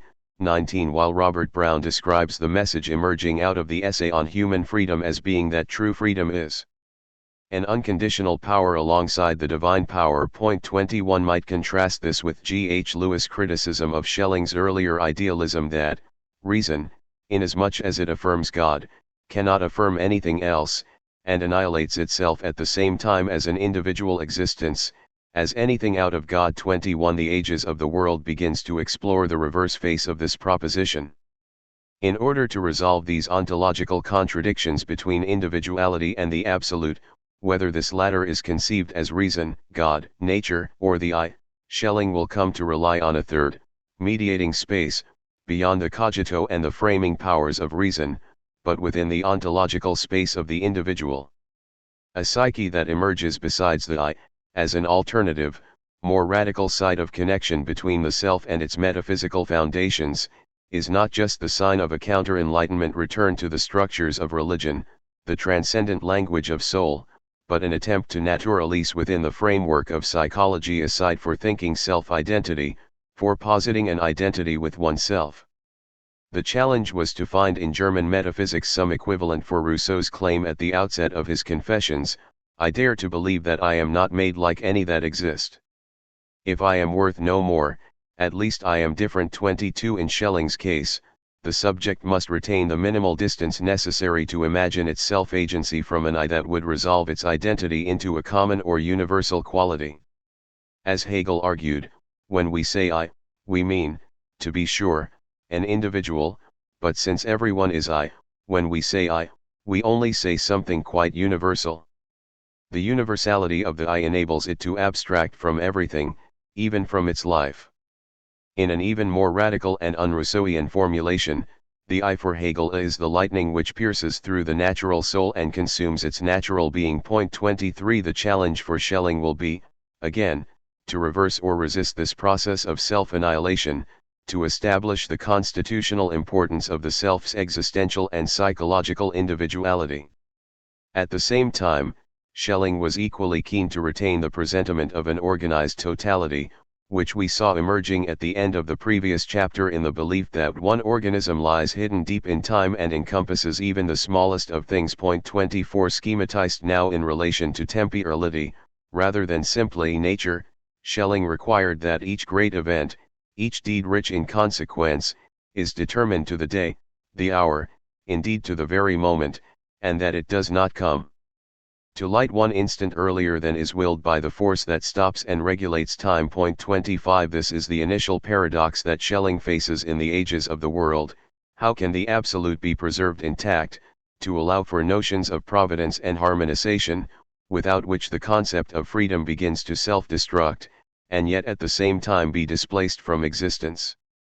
How can you have a foundation which stands prior to all else in creation, and at the same time disengage all entities from the influence of anything prior to their own self-determination? How can the absolute be real enough to found identity, but immaterial enough not to disturb the processes of individual self-authorization? Schelling explored two very distinct kinds of answers to these questions, both of which return to the site of classical Greek metaphysics. One answer lies in Schelling's attempt, in the early 19th century, to redefine the absolute in increasingly Neoplatonic terms. A characteristic diary entry for April 1809 shows jotted reflections on contemporary politics interweaving with readings in classical and Renaissance ontology. In the morning leafed through Proclus and the works of Marsilio Ficino. Today the Austrian Manifesto and the letter to the king will appear in the papers here. Evening began Plato's Parmenides 26 in 1802. Schelling had borrowed the persona of the Renaissance Neoplatonist Giordano Bruno as a mouthpiece for his changing views on nature philosophy, while letters to Carl Windisch mandate his interest in Ficino's edition of Plotinus' work back to 1804.27. Critics have viewed this shift, from the seemingly materialist bent of the nature philosophy to the terrain of Renaissance magic and the obscure metaphysics of a pre-scientific era, as a regression. Sitting through the lectures of 1842, Burckhardt was so struck by Schelling's descent into genuine Gnosticism, that he expected at any moment to see some monstrous Asiatic god on 12 legs come waddling into the auditorium. Point 28 But at the same time such traditions allowed him to reorient the notion of the absolute he had inherited from Spinoza and from Ffytche, to modify, qualify, and ultimately invert it. In particular, Schelling became concerned with the Neoplatonic separation between the world of process and generation, and the divinity which is the absolute of otherworldliness, self-sufficient, out of time, a being of eternal, self-contained perfection. Point 29 Plotinus, for instance, had argued that, standing before all things, there must exist a simplex, differing from all its sequel, self-gathered not interblended with the forms that rise from it, and that, if there were nothing outside all alliance and compromise, nothing authentically one, there would be no source. 30. In some ways, this self-sufficient absolute seems little different from the Spinozan definition of substance which had plunged Fichte into such oscillations over the existence of self and other. That thing is called free which exists from the necessity of its nature alone, and is determined to act by itself alone. 31 Plato, too, had argued in the Phaedrus that all that comes into being must derive its existence from a prime origin, but the prime origin itself from nothing, for if a prime origin were derived from anything, it would no longer be a prime origin. 32 However, whereas Spinoza argued that nothing stands outside the absolute, thus there is ultimately room for only one self-subsisting agent, Neoplatonic ontology emphasized instead that the absolute could not be placed inside the world. Rather than standing at the head of an absolute chain of conditions, this was an origin which was transcendentally displaced from existence. It could not be directly connected with determinate being, and to this extent other entities were marginally released from the direct operation of necessity as represented in causal or mechanical systems. A notebook entry of Schelling's for 1813 stressed that, as every beginning, even eternal, contradicts the timelessness of the highest Godhead, b. the actual being must always remain separate from eternal possibility to be. 33 Details of this transcendental conception, in the Platonic sense, found their way into the ages of the world, where Schelling establishes that man must be granted an essence outside and above the world, and suggests that where everything has come from can be nowhere else than where everything is still coming from, and which was thus not only before time but is still in every moment constantly above time. 34. Although Zizek has argued that the split between transcendence and materiality in Schelling's thought, whereby God possesses his being in advance and creation involves an activity performed from a safe distance 35, only emerges in the 1840s, this more theological absolute has a covert philosophical presence all along. In the 1807 oration on the relation between the plastic arts and nature, Schelling argued that every single thing is preceded by an eternal conception schemed in the infinite understanding. 36 The key point, however, is that this redescription of the absolute in Neoplatonic terms, its designs are relayed through eternal conceptions rather than a chain of conditioned causes, displaced the way the operation of necessity was understood. It shifted the absolute from a condition of this world into the realm of the ideal and the possible, and from mechanistic processes to more spectral ones. This displacement of the absolute into another ontological domain was one avenue through which Schelling began to open up rifts between the basis of the self and the system, between the individual and its absolute ground. But he also drew on another metaphysical position, in some ways antithetical to the Neoplatonic one, which helped to implicate the absolute origin of things in a kind of non-being, and this was Aristotle's account of how form comes to inhere in matter. There was a certain aptness in this turn towards Aristotelian principles, for Aristotle himself made the same move in relation to his mentor, Plato, that Schelling performed in relation to Ffytche. Each reacted against the transcendental leanings of their predecessors and each shifted their attention away from mathematics and logic, respectively, towards a practical interest in the empirical science of nature. Both thinkers, too, drew certain comparisons between the productive processes of art and nature. What Schelling took from Aristotelian metaphysics, however, was the radical distinction between form and matter, whereby matter is defined as mere possibility, and thus absolutely indeterminate, while form is not itself generated but comes to supervene in the process of becoming as the manifestation of finality. In Book Theta of the Metaphysics, Aristotle describes the emergence of form in material existence in terms of a shift from potentiality to actuality. 37 This account entails that entities come into existence as a mere craving for determination 38 and are afterwards promoted to actuality, just as humans might self-consciously establish the terms of their own foundation at the end of a long process of development. From this doctrine of form and matter, Schelling extracted two new implications fundamental for his project of freedom, and for the developing notion of the unconscious. One was that matter, the inferior and passive pole in the relationship with form, now, paradoxically, shares some measure of identity with the Neoplatonic source, insofar as it occupies a position of pure possibility in relation to the actual. Secondly, matter is now also implicated as an origin because, within the framework of a metaphysics of becoming, identity arrives at the end of a process of generation. In the 1807 oration, Schelling described how rough matter strives, as it were blindly, after regular shape, and unconsciously assumes pure stereometric forms. 39 This figure of unconscious process was also transferred to descriptions of life in general. At the end of the introduction to the 1813 Ages of the World, Schelling described the origin of existence as being first with respect to development though last with respect to dignity. 40 By 1815, in his philological treatise on the deities of Samothrace, he had sharpened the terms of this inversion, maintaining that an absolutely first being must seem to itself as the most extreme poverty, and that, for all peoples who counted time by night, night is the most primordial of things, but it is a misrepresentation if one also regards this first being as the highest. 41. There are, then, two kinds of firsts, two origins, and in each version an absolute is posited, but at the same time displaced from its position of absolute priority. In the first, Neoplatonic case, this is because its existence is beyond process, an ideal, eternal entity, which is therefore devoid of tangible existence.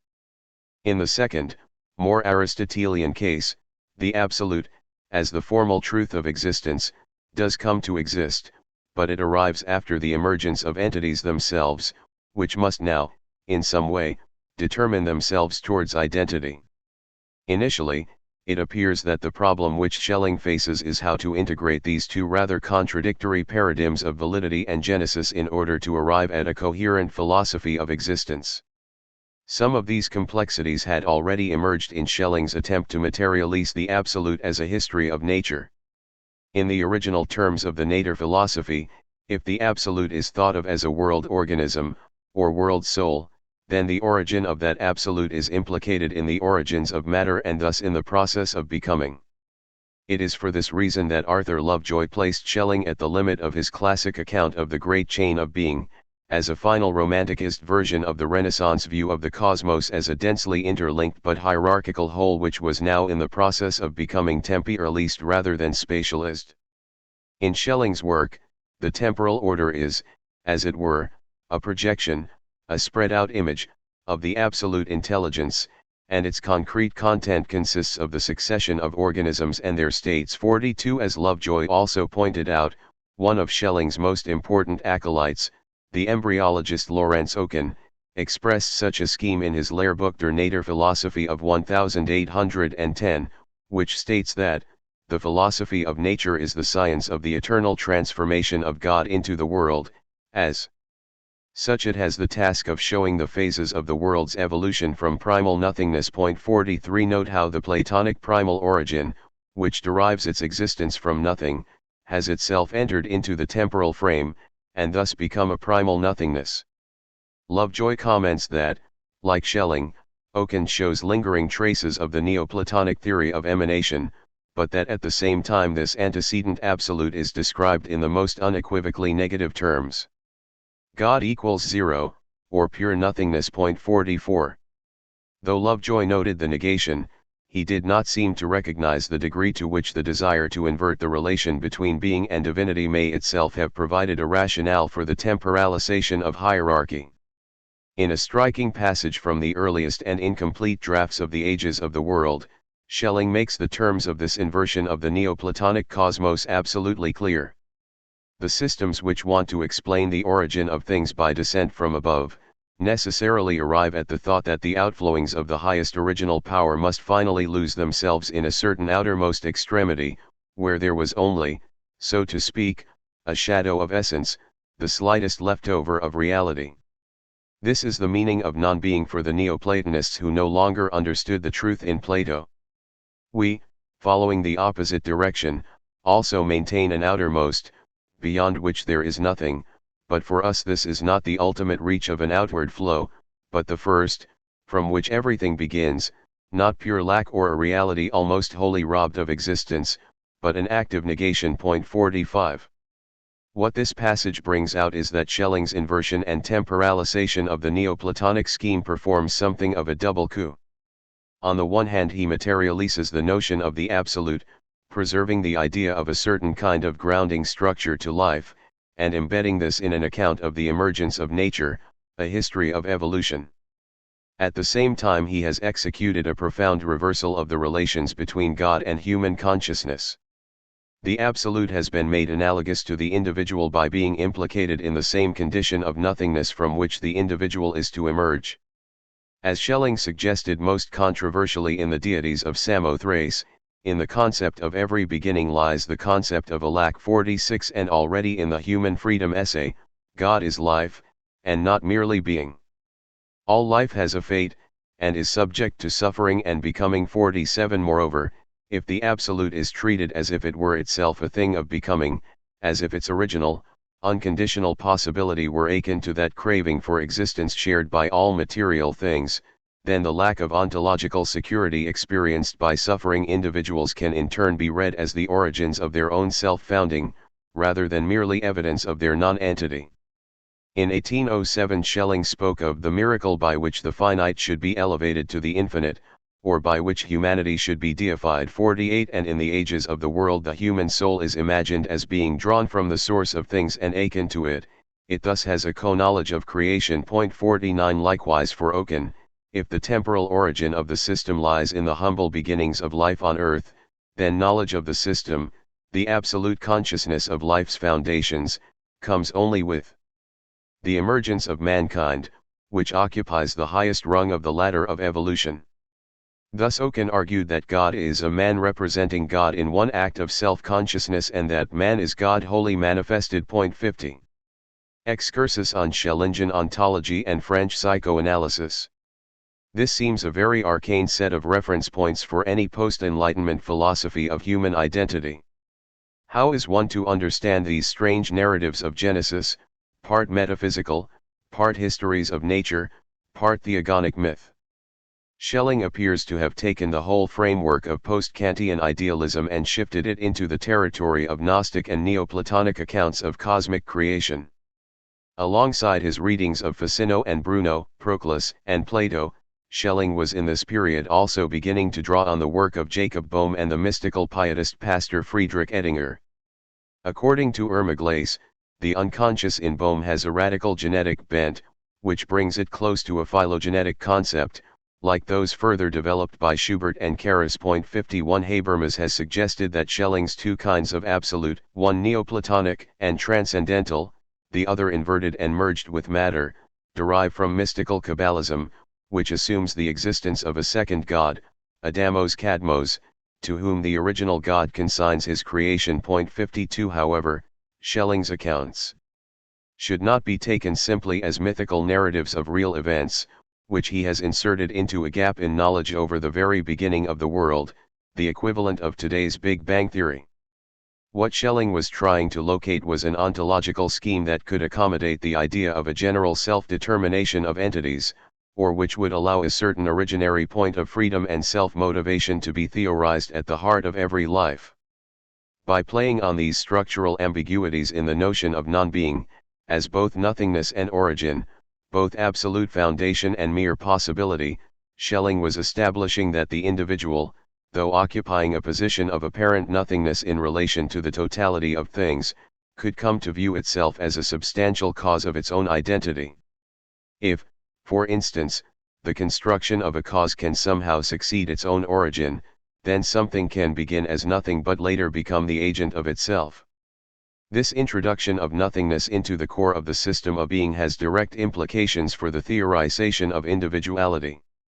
This is borne out by the way such ontological concern with origins and points of non-being becomes a distinctive feature of later philosophies of existence. Most obviously, for Sartre, my consciousness must arise in the world as a not, a very similar assertion to Schelling's originary active negation. 53 For Emmanuel Levinas, 2. Evanescence is the essential form of beginning if the present is to be something that comes from itself, rather than something that would have received its existence from something preceding. 54 Correspondingly, and here Levinas repeats the form of Schelling's dissatisfaction with totality, a notion of being without nothingness leaves no hole and permits no escape. One is no longer master of anything. 55.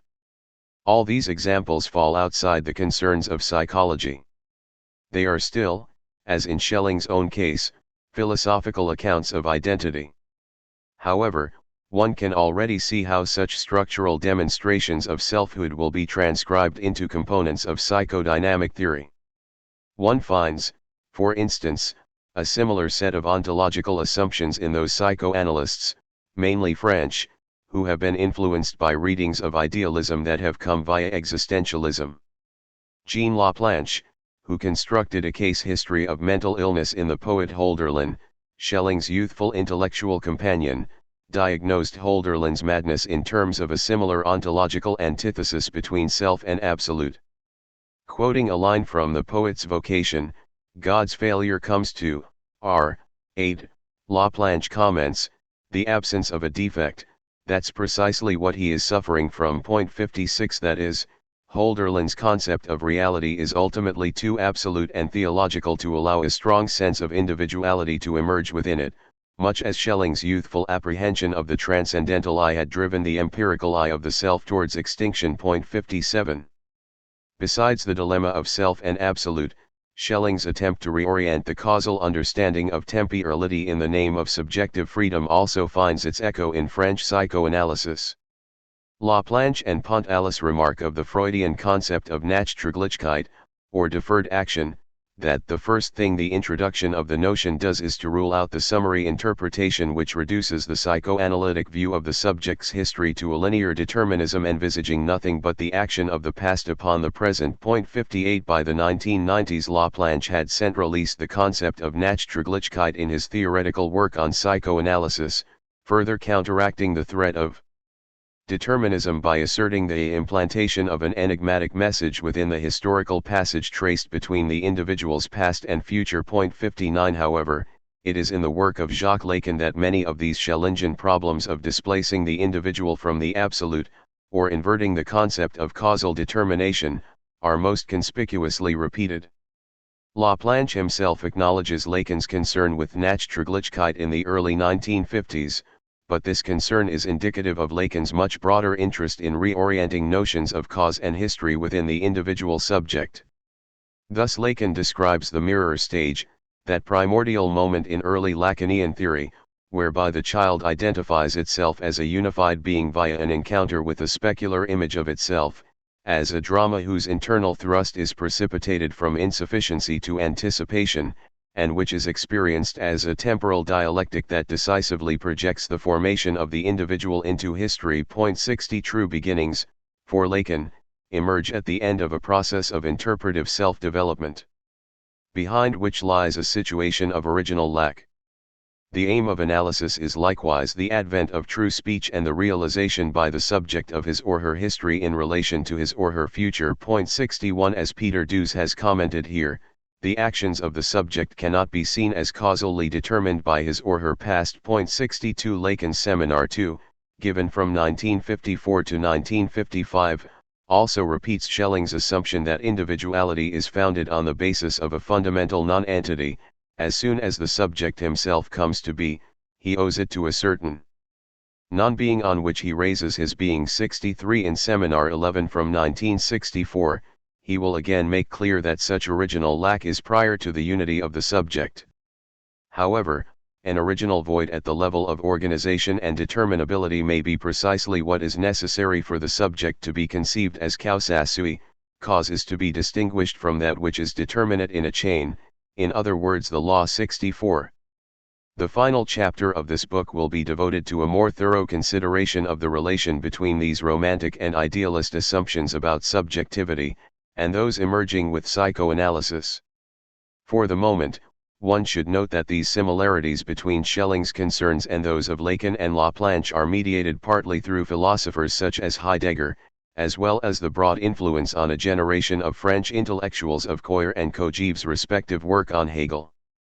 Equally important is the fact that these 20th-century thinkers were orienting philosophy and psychoanalysis around the same kinds of ontological queries which Schelling himself was posing. In what ways can the individual be its own cause? What is the relation between such causality and scientific knowledge? In what ways can these conditions be laid down in phenomenological or psychological description? In each of the cases cited above, it is the subject's relation to the idea of self-constitution that is at stake, a question that, as we shall see, is foregrounded by later psychodynamic thinkers as diverse as Jung, Rank and Winnicott, and by contemporary post-Freudians from Adam Phillips to R.D. Hinchelwood. The absolute who was not there. Yet, for all its descriptive advantages, it is not clear that this structural inversion of the absolute can be performed with philosophical impunity. In Aristotelian metaphysics there remains a certain ambiguity over the status of ideas and forms. They are to be embedded in things themselves but at the same time cannot be merged with the paradigm of genesis and becoming. Adorno referred to this duality, between the idea inhering in an existent and the idea which has being in itself, as Aristotle's two-pronged approach. 65 With respect to accounts of Genesis, it gives rise to the paradoxical demand that form remain axiomatically prior to matter, even though it is manifested after it in terms of existence. According to David Ross, Aristotelian becoming cannot be explained by potentiality alone, for nothing is promoted from potentiality to actuality without the agency of something actual. 66 As Aristotle himself states, what is eternal is prior in nature to what is perishable, and nothing is eternal by virtue of potentiality. 67 Thus a measure of logical transcendence is ascribed to form all the same, and this is implicit, of course, in the utter distinction between form and matter itself. Schelling, too, is caught between these same competing tendencies, between the devolution of the ideal, its incorporation into nature, and the need to reintroduce a transcendental ideality which retains a crucial formal distance from the conditions of the material world. Long before men created a system, asserted Schelling in the Stuttgart seminars of 1809, there existed one in the cosmos. The true system cannot be created, only uncovered as one inherent in itself, in the divine understanding. 68 As Schelling realized, to make the absolute truly into nothing, at the same time as abandoning the Enlightenment structure of reason, or the apodicity of Ffytche's transcendental I, would threaten the destruction of the system altogether, the collapse of identity per se, and with it the security of all self-governing individuals. This is why Schelling's inversion of the system is that much more radical than Oken's, for unlike Oken, Schelling grasped that one could not simply assume that the structural form of this tempi-or-least system could survive such subversion of the absolute intact. This is the reason that Schelling wavers so much over the issue of origins in these drafts of the 1810s, reintroducing references to an ideal source for all entities, or a covered Leibnizian pre-harmonization of creation, precisely at the moment when this divinity has supposedly been overcome. There is a paradox, then, in Schelling's move away from idealism towards a more concrete concern with matter, life, and history. Rather than moving wholeheartedly from metaphysical or transcendental foundations to evolutionary ones, he finds he has to preserve a certain parallax over the concept of origins, a certain doubling in the meaning of the primordial. The problem is not, as one might think, how to integrate these natural and transcendental paradigms, it is how to keep them apart. This is one point that Schelling makes absolutely explicit in the Stuttgart seminars. By virtue of occupying the middle ground between the non-being of nature and the absolute being equals God, man is free from both. 69 Humanity, it seems, could not appear as self-determined were either of these descriptions of the basis of existence, matter or God, made absolute. Schelling's quandary here was borne out in a curious exchange of letters which took place in the summer of 1810 between Schelling and an intellectual admirer, Eberhard Friedrich von Georgii, who was a bureaucrat in the employment of the Württemberg Department of Justice. Earlier that year Georgii had hosted a series of private lectures given by Schelling to a small circle of friends in Stuttgart, as a way of keeping his former intellectual associates up to date with the state of the system since the publication of the essay on human freedom. It was also, as Plitt notes, intended to help Schelling recover his confidence after the shock of Caroline's death in September 1809.70. The impact of this loss makes itself felt directly in the lectures, which are striking for the way in which they draw certain Swedenborgian notions of an afterlife into the parameters of idealist ontology. Schelling's attempt to construct a metaphysics of human identity converges at this point with a very personal demand to sustain the identity of the deceased. 71. Georgii, however, came away from the seminar troubled by a particular logical objection which he could not lay to rest, and which drove at the very heart of Schelling's project. It was an issue which, as we shall see, came to dog the ages of the world from its continually redrafted start to its postponed finish. The question concerned exactly that ambiguous relation, and non-relation, I have been examining, between transcendental divinity and nature. How can God have an inner ground within himself, which precedes him in terms of existence, i.e. the primal origin of all things in nature, and yet God, at the same time, be the prius of the ground, so that the ground also could not be, as such, if God did not exist in actuality. 72 Here the paradox is posed in terms of a logical contradiction, but Georgii also states it as an ontological problem, referring to Schelling's suggestion that the absolute seems to need a material ground of nature within which to emerge. God is no ens esse, because he seems to need another for his existence, but if this other, continues Georgi, is in fact really also God all along, then one cannot still maintain the duality. 73 Schelling's challenge was to demonstrate a meaningful sense in which the absolute can be outside itself, or embedded in the substance of another nature which resists it. Though this question may seem very distant from the domain of psychology, the working out of the metaphysical basis of individual reality will prove decisive for romantic commitments to an unconscious. What is partly at stake, already in this exchange with Georgi, is a theory of the necessary presence of resistance or repression as a fissure within identity. The split between Neoplatonic and Aristotelian accounts of origins, between transcendental grounds and empirical or natural beginnings, helped Schelling towards a solution of the problem. His approach was to divide the notion of metaphysical foundation between two entities, a. Dasein, and, being in its active verbal form, which is the ideal component of the divine, and b. Dasein, being as abstract noun, or infinitive, which represents the material component, the natural basis of any phenomenal existence. He also refers to the material ground as fundament and support. 74 It is essentially a distinction between the idea of the absolute and its concrete existence, with the further complication that the ideal component here is metaphysically the active one, see and, but has no tangible existence, while the existing component carries with it a certain sense of passivity, or inertia, it merely is, seen. These are, in effect, Schelling's two absolutes. First of all, the Neoplatonic absolute of otherworldliness, self-sufficient, out of time, for which material existence is a mere possibility, 75 and, secondly, that God who originally becomes and builds an existence out of primal nothingness, and is therefore possible in another sense, that of a merely germinal potential life which precedes the active.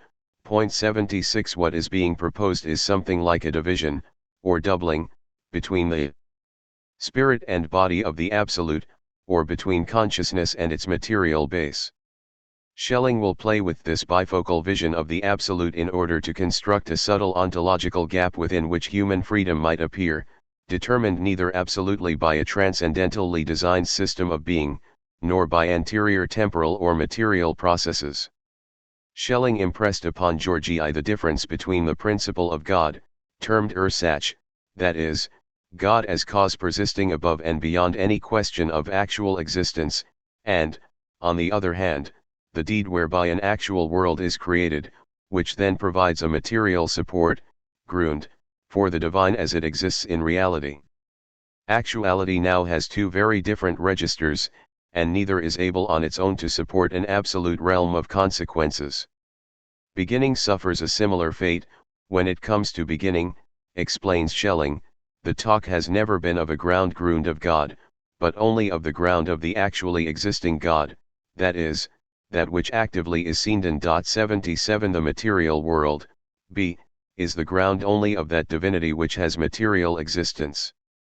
One can see here how Schelling's strategy of shifting backwards and forwards between two senses of real, and two notions of origin, started to break up the concept of the absolute between the different sites of its articulation, material basis and transcendent principle, leaving Georgi wondering exactly where he could grab hold of this amalgam of absolute and non-being, God and history.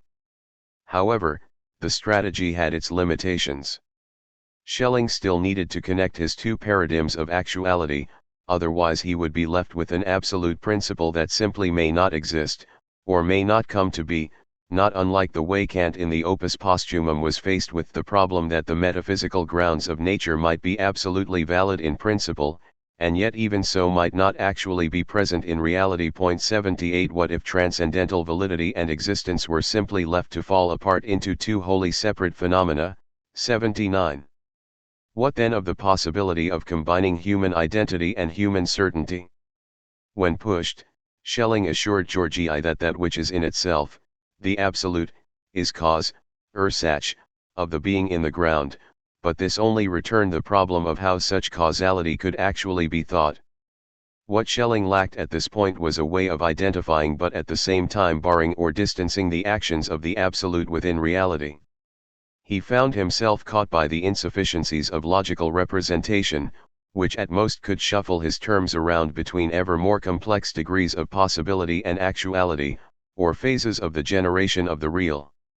Thus Schelling explained to Georgi that God is seen already before all manifestation, but that this is according to his notion, and this notional agency was still not the same as actual agency. 80 Genetically, he assured Georgi, the ideal God doesn't need a beginning as well, but then, in order to manifest himself, to reveal himself as the active being sanes, he does after all need to be embedded in some kind of resisting ground, though Schelling was obscure on the derivation of this need. 81 The gap through which human freedom was to be founded appeared as yet only as a point of prevarication within the unfolding of logical and causal relations, rather than an entirely new point of departure. Schelling's attempts to find a more positive solution to the problem eddy through his notebooks of the period in ever more outlandish ways. The suggestion that there must be a possible that is not yet the actual actualization, but at the same time not just the purely possible ability to be, the possible actuality of God itself, insofar as it is not yet his real being, exemplifies the immense grammatical and semantic struggle Schelling underwent in trying to maintain the ideal of an absolute foundation for life, while trying to deny the full moral consequences of such a totalizing anterior agency. 82 Likewise, on the generative front, Schelling's assertion that it begins itself, but in so doing, it only makes a start towards possible realization, which must in turn be followed by a start of real realization, uses the dimension of time merely to postpone the problem of authorship and being. 83 A further example in Schelling's notebook of 1813 describes the divine will as the inexpressible, which is likened to a being in which everything still rests, which has not had occasion to express itself. When it speaks, however, three wills appear, which cannot operate at the same time. 84 That is, the move from intention to act, from God's ideal being to created existence, is not negated, but neither can it be causally construed. Another notebook entry considers the possibility of a rotation arising from now B swallowing A, positing internally, then A, B, the one is systole, the other diastole. 85 The germinal absolute. Where Schelling was able to make more constructive advances in his work, however, was at the level of figurative expressions of the relationship between the absolute and nature. For the moment it is only here, in these speculative and metaphorical aspects of description, that he is able to evoke a different structural idea of foundation. For instance, Schelling frequently draws motifs from organic life in order to reimagine the absolute as latent or germinal, and thus in some way withdrawn from presence. In the Stuttgart seminars, God is in nature in his entirety, although in seed-like form. 86 This notion is developed in turn through metaphors of states of arousal. In the Ages of the World, Schelling compares the initial state of this divine wisdom in the world to a man who is sleeping, or dead, or enraptured, and to a child. 87 In the seminars the divine is slumbering and needs to be awakened and cultivated. 88 Other passages in the Ages of the World depict the move from non-existence to existence of the ideal in terms of longing, a quiet longing producing itself in eternity without eternity helping or knowing, and in his response to Georgi he talks also of the arousal of divinity in nature. A arouses A again in B. 89 Schelling was consciously drawing here on the language of Jacob Boehme, for whom the eternal will is desirous of the wonders of creation, as well as the Swabian pietist Friedrich Ettinger, who described God as an eternal desire begeared to manifest himself. 90 At yet another point in the Ages of the World, nature appears actively to pull that purest spirit, what is objective of eternity, to itself, and as a result, all the forces of the absolute assume passive qualities in comparison with spirit as their higher, authentic subject, and they sink down, becoming material for it. 91 In other instances, in a strange conflation of heavenly Father and solar source, Schelling suggests that, after the existing God, B, has been detached from the ideal one, A, this latter stays over B, i.e., both over nature, and over the divine born in the womb of nature. For as long as it takes to raise this wholly to its own level. 92 There is a mirroring here of Plotinus' description of the divine mind as a father watching over the development of his child born imperfect in comparison with him. 93 But the image is also inverted in that, in this case, divinity falls ultimately to the child and it is the father who is implicated in a relation of need. God proves itself as that which is being according to its nature, only by seeking to raise to itself that which relatively is not das relativ nicht sind, the be, so that it comes to resemble God, so that it is divinized. 94 All of these figures, in different ways, implicate the absolute in nature and nature in the absolute, and each finds a way of expressing an inversion in the notion of determinate agency. The absolute is there in some form to connect idea and reality, origins and ends, and to help unite identities and purposes, but its agency is not total, and its operation cannot be thought of as a chain of conditions. Instead, the absolute sinks down as something passive, it is either asleep, latent, distant, or merely watchful. At the same time we have a new set of relational terms which convey only the very faintest sense of external influence. We have the development of nature as germination, awakening, arousal, and longing. These are not spurious creation myths, but attempts to figure more complex and shifting modes of determinacy than Schelling had been able to describe in logical terms, and on which one could ground a different kind of ontological intuition. There are a number of important observations that can be made about these new metaphors of relationship. First of all, there is again this strange equivocation over which entity is the truly active one. The divine, the metaphysical foundation, needs to be awakened and cultivated as if it were a thing of nature, but equally, matter is awakened to explicit life and properly animated only by the ideal or divine. 95 Is it matter which craves the divine and draws the eternal towards it, much as humans, for Kant, generate regulative ideals, or is it the absolute which longs to exist? Secondly, we can note the way in which Schelling's figures present a strange inversion of Hegel's narrative of master and slave in the Phenomenology of Spirit, published 2 years before Schelling delivered the Stuttgart seminars.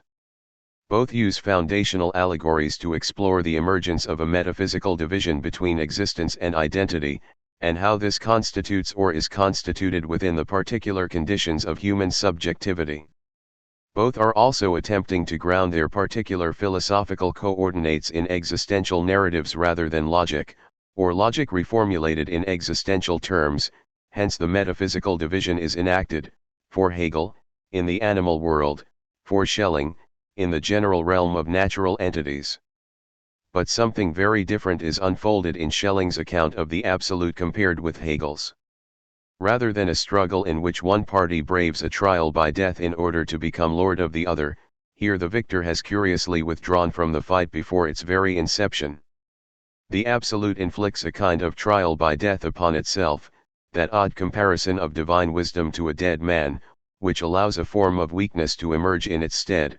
The father now watches quietly over the child.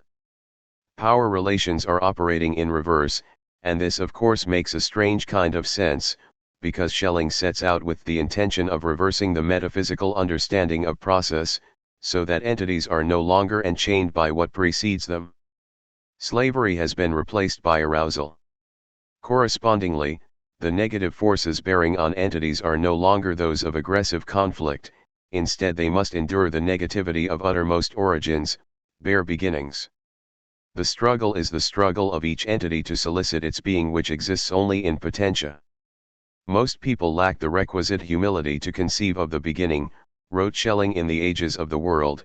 They wish to begin everything straight away with the highest concepts and bypass the mute beginnings of all life. 96. Schelling's approach to the self-effacement of the absolute, an absolute which goes missing at the very point of agency, again bears a marked similarity to the theorization of identity in a later existentialist context.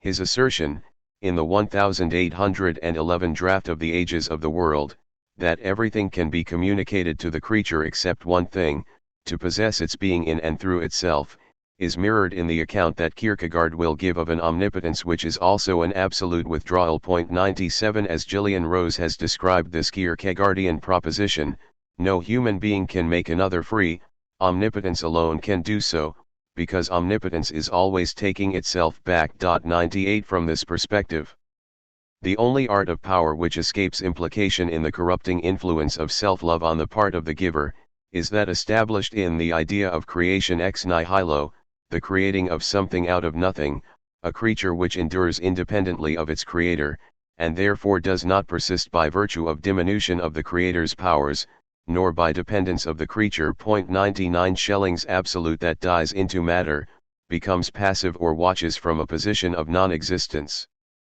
appears to be a prime instance of such a withdrawal or involution of omnipotence, and in the 1815 draft of the Ages of the World he will specifically link these ideas to the concept of a creation ex nihilo. 100 Once more, the transformation of concepts of dependency is at the heart of what appears to be a series of texts about the evolution of nature.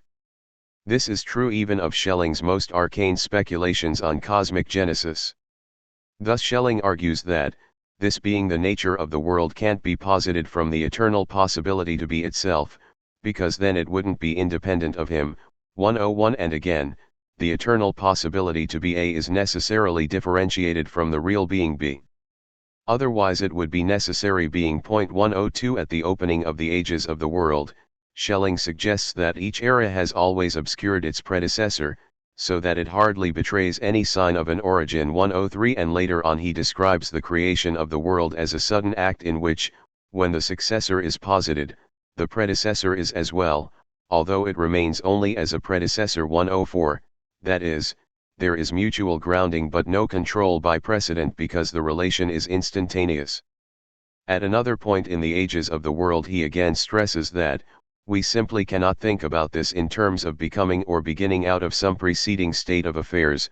Moreover, if one of the two wills were to precede, the only one that could be posited at the beginning was the one that did not will a beginning and that was overcome at that very moment. 105 More forcefully still, he suggests that to let someone accept subordination as necessary, and hence as original leaves them with nothing, what would he have?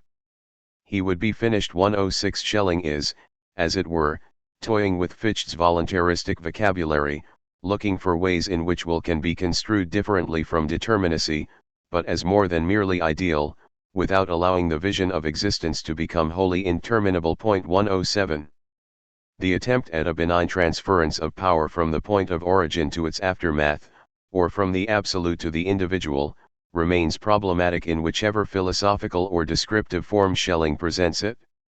For Schelling remains unable, or unwilling, to state the connection between self and absolute, self and law, self and what is prior to it, yet still desires to make such relationships structurally explicit in a complex philosophical scheme. He wishes wholly to negate the connotation of dependency and yet maintain an original and foundational basis of truth, an absolute, by which the identity of the self can be underpinned. Coleridge schematized Schelling's general dilemma succinctly and comically in a note written on the end papers of his copy of the System of Transcendental Idealism, which he read first around 1813-15. Schelling finds the necessity of splitting not alone philosophy but the philosopher, a sort of kahama twi-personal at two several gates. Kahama here refers to Robert Southey's Curse of Kahama, 1810, in which the hero storms the 8 gates of hell, by multiplying himself and appearing on all sides at once. 108 Coleridge then sketched a representation of Schelling's system, which is reproduced in figure 3.1, A represents a gate the massive door of which is barred on both sides, so that when he arrives at A from B alpha he must return back, and go round by C to B beta in order to reach the same point from that direction. Figure 3.1 Coleridge's diagram of the logical form of Schelling's philosophy, from a note written on the end papers of his copy of Schelling's System of Transcendental Idealism. Source: The Collected Works of Samuel Taylor Coleridge, Volume 12, Marginalia, Part 4, Pamphlets to Shakespeare, ed. H. J. Jackson and George Wally, Princeton, New Jersey, Princeton University Press, 1998, p. 461. What Coleridge recognized was that the attempt to have a foundation and in some way bar access to its presence can equally be represented as the attempt to be there prior to oneself, to be one's own foundation. In effect, this would be to arrive at a description of the self akin to that of the Absolute, whether Plato's perception that all that comes into being must derive its existence from a prime origin, but the prime origin itself from nothing, or Spinoza's that that thing is called free which exists from the necessity of its nature alone. 109. Zizek has likewise observed that Schelling was trying to achieve a solution whereby the subject is somehow already here prior to his existence and then, by way of a free act, posits himself, his own being. 110. However, this attempt in fact only stores up for itself, in different forms, the very crises over identity which it seeks to overcome. It goes hand in hand with an acute problematization of succession and precedent per se, and a suspension of or confusion over the account of agency. Schelling's various descriptions, however naive or labyrinthine, always stutter over the same dilemma: is what goes before actively able to sustain or prefigure its future development? Is identity sustained by an ascertainable form of recurrence? Or is the relation of self to origin obscure because it is in fact contingent and only subjectively imagined? From within these hesitant, unhappy identifications and disidentifications of God and nature, nature and origins, origins and nothingness, nothingness and the Absolute, there proliferates an ever more restless and uncertain set of reflections on the obscure relations between the self and its antecedent natural or metaphysical grounds. In the midst of these, Georgi's question, which Schelling so confidently dismissed in 1810, returns to haunt the working notes for the ages of the world. In order to actualize himself, he must already have been there. 111. It is a neat statement of the paradox which Freud reformulates as the desire to be present at one's own birth, and which Ffytche had anticipated in the vocation of man, where his protagonist, facing the possibility of his own production by a prior set of causes, admits, it would be the height of folly to suppose that I existed before I existed in order to bring myself into existence. 112. The alchemy of identity. Schelling could only resolve the metaphysical obstructions to a foundational account of the self by developing a principle of the unconscious. How Schelling finally comes to state the problem in this way and move the unconscious center stage, or perhaps, make it a foundational presence perpetually off stage, will be demonstrated in the following sections. But I want first to look briefly at two other ways in which Schelling attempts to bridge the broken axes of his system, by insinuating either alchemical or spiritological processes at work in the whole. Both these sets of esoteric assumptions find a way round the proscribed law of succession or connection between the individual and the Absolute, by intuiting quasi-magical forms of connection. The structure of these explanations is important, because it anticipates the kind of structure Schelling will want to introduce into the psyche as the condition of its autonomy and identity. However, in attributing alchemical and spiritological processes to the psyche, Schelling also anticipates a whole line of development in romantic and dynamic psychology, from C.G. Karras and Justinus Kerner through to C.G. Jung, whose own psychiatric studies began in 1902 with the investigation of spirit seeing and prophecy and culminated in the 1950s with extensive researches into alchemical procedures as a map of unconscious psychic processes. 113. The principles which Schelling was struggling to construct at this point were no longer purely philosophical ones. Certainly, we are getting further and further away from the premises of the original nature philosophy, let alone the deductions of transcendental idealism, nor are they properly materialist ones. We might think of them as pseudo-principles, in search of an empirical basis, through which Schelling was attempting to give concrete form to a set of specific metaphysical demands.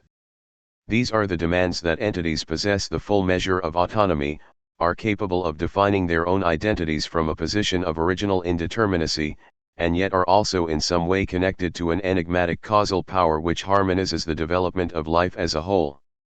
If this power can no longer be represented as a chain of conditions, it might be rendered instead as either a sublime force, brimming through nature but incapable of being fully objectified, or as an enigmatic principle, defying causal description, whereby the future already inheres in the past in an ideal spectral form.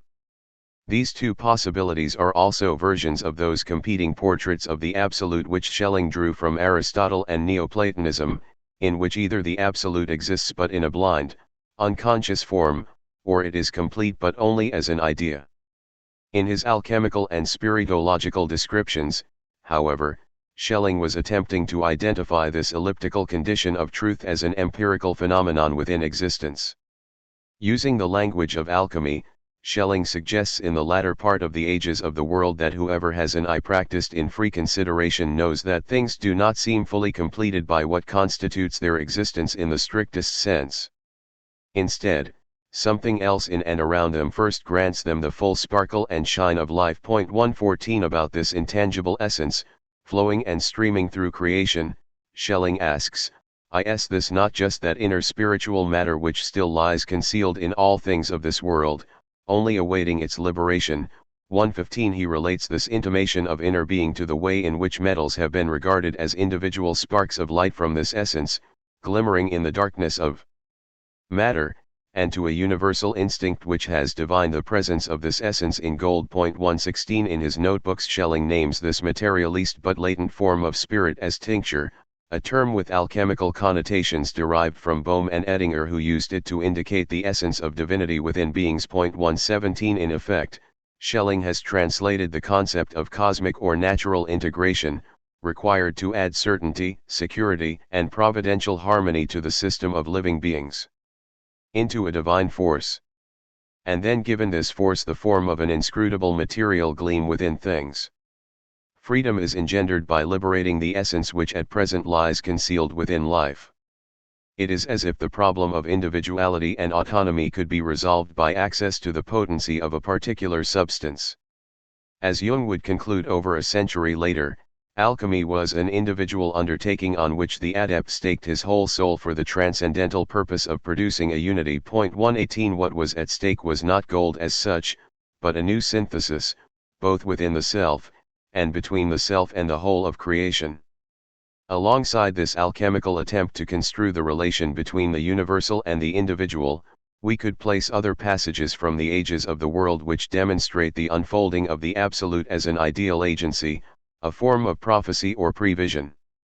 Reflecting on the origins of the world, Schelling suggested that the as yet only ideally existing God had an ideal preview of the whole of creation, directly before contracting into the nothingness of matter, this contraction being a further permutation of Schelling's notion of gravity as the most original force in nature.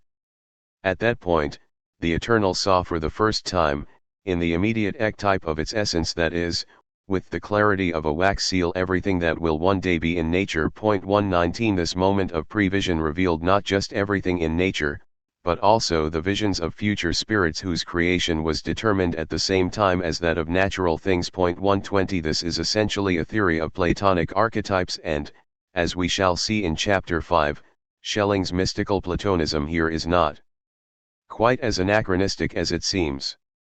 The circle of early 19th century German nature philosophers reintroduced archetypes as an explanatory principle into the biological sciences in order to account for recurrency in nature in a non-mechanistic form. But this theory also fulfilled another purpose: it was a way of introducing the eternal into reality in a passive form.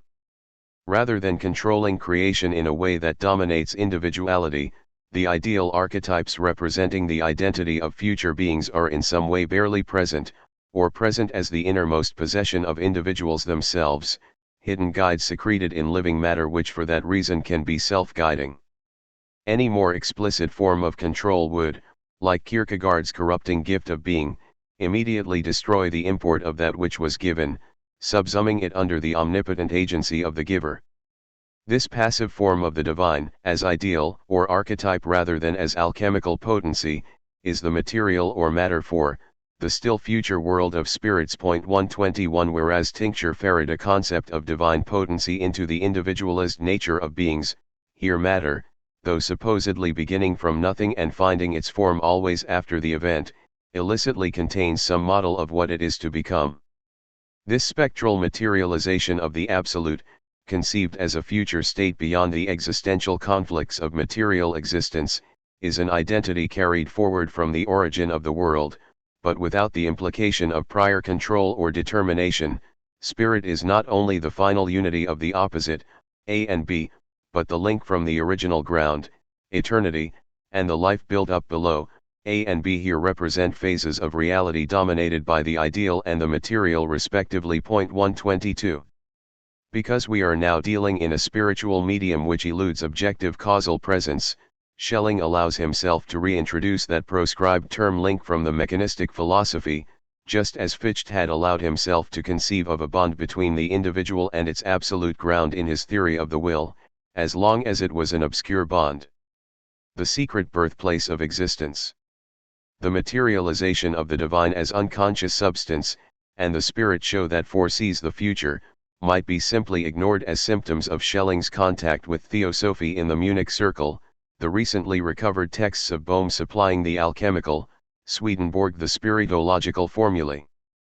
But at the same time these counter-enlightenment terms of engagement with the absolute are there to overcome a specific structural flaw in the philosophy of individuality. Both enable the intuition of more absolute powers of certainty regarding the conditions of self-presence and self-determination. They supplement individuality with a sense of divine essence or predetermination, but in forms which at the same time do not quite impinge on the self's apprehension of its own freedom. Divinity and the absolute remain obscure or sublime intimations, certainly in comparison with the crushing force exerted by the principle of sufficient reason as elsewhere addressed by Ffytche and Schelling. Tellingly, these principles emerge at precisely those points in Schelling's argument where he is trying to materialize the incongruous ordering within his system, such that the end determines the beginning. Humanity, or individuality, grounds itself.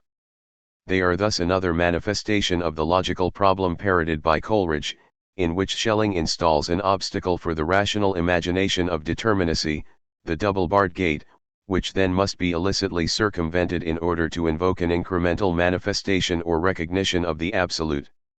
There is an undeniable pathos in the way Schelling's philosophical tools approach closer to figures of desire and premonition, the more he seeks to materialize the transcendent, and closer to the supernatural, the more he tries to naturalize the absolute in terms compatible with the individual experience of freedom. At such moments in his notebooks, Schelling's attempts to precede himself descend into a web of marginal cross-references, penned linkages to earlier notes and then strikings through of the same links. In some instances, all this is jotted, ironically, across the dates of his house calendar for 1813.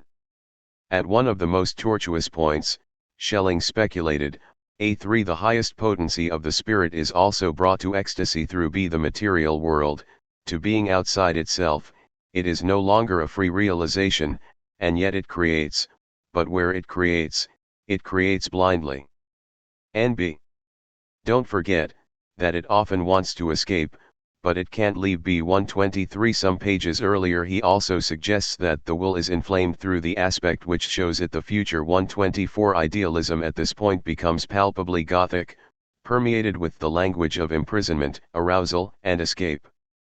But such passages epitomize a further aspect of Schelling's philosophical style in the ages of the world, which is that as he shifts from logical problems of precedence towards matters of anguish and erotic tension, the language becomes quasi-psychological. On this front, the very pressure to have already been there, to be the founder of one's own existence, draws the metaphorical structures of the ages of the world inevitably on from desire and towards the representation of procreation and birth itself.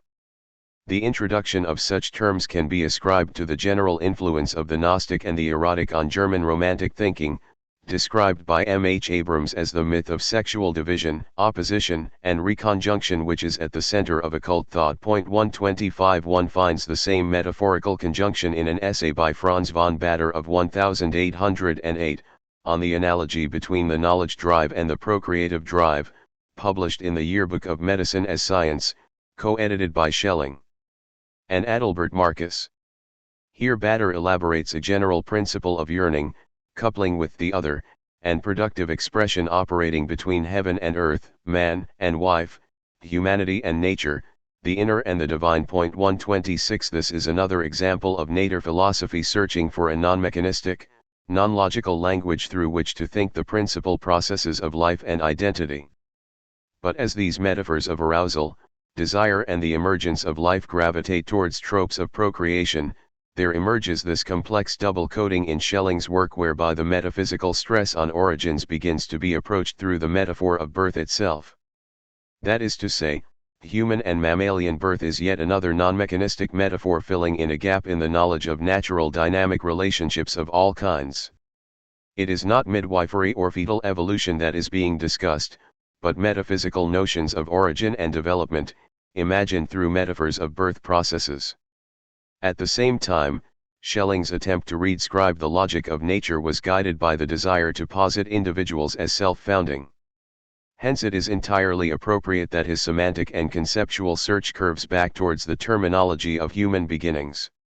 The crisis over ontology and identity in general now hovers expressively as a riddle over the empirical birth of the individual. Metaphysical identity and physical origins appear to have become the same question, the question that gets raised in childhood but grows tiring in mature age: where has everything come from? Or again, who can unveil the secret birthplace of existence? 127 appear to have become the same question because, though it seems that we are approaching the mystery of the genesis of the empirical individual, its human birth, we must remember that this is still an ontological allegory designed to figure the correct relation between foundations and being. One might protest that a philosophical account of the origins of individuality must begin with the event of birth.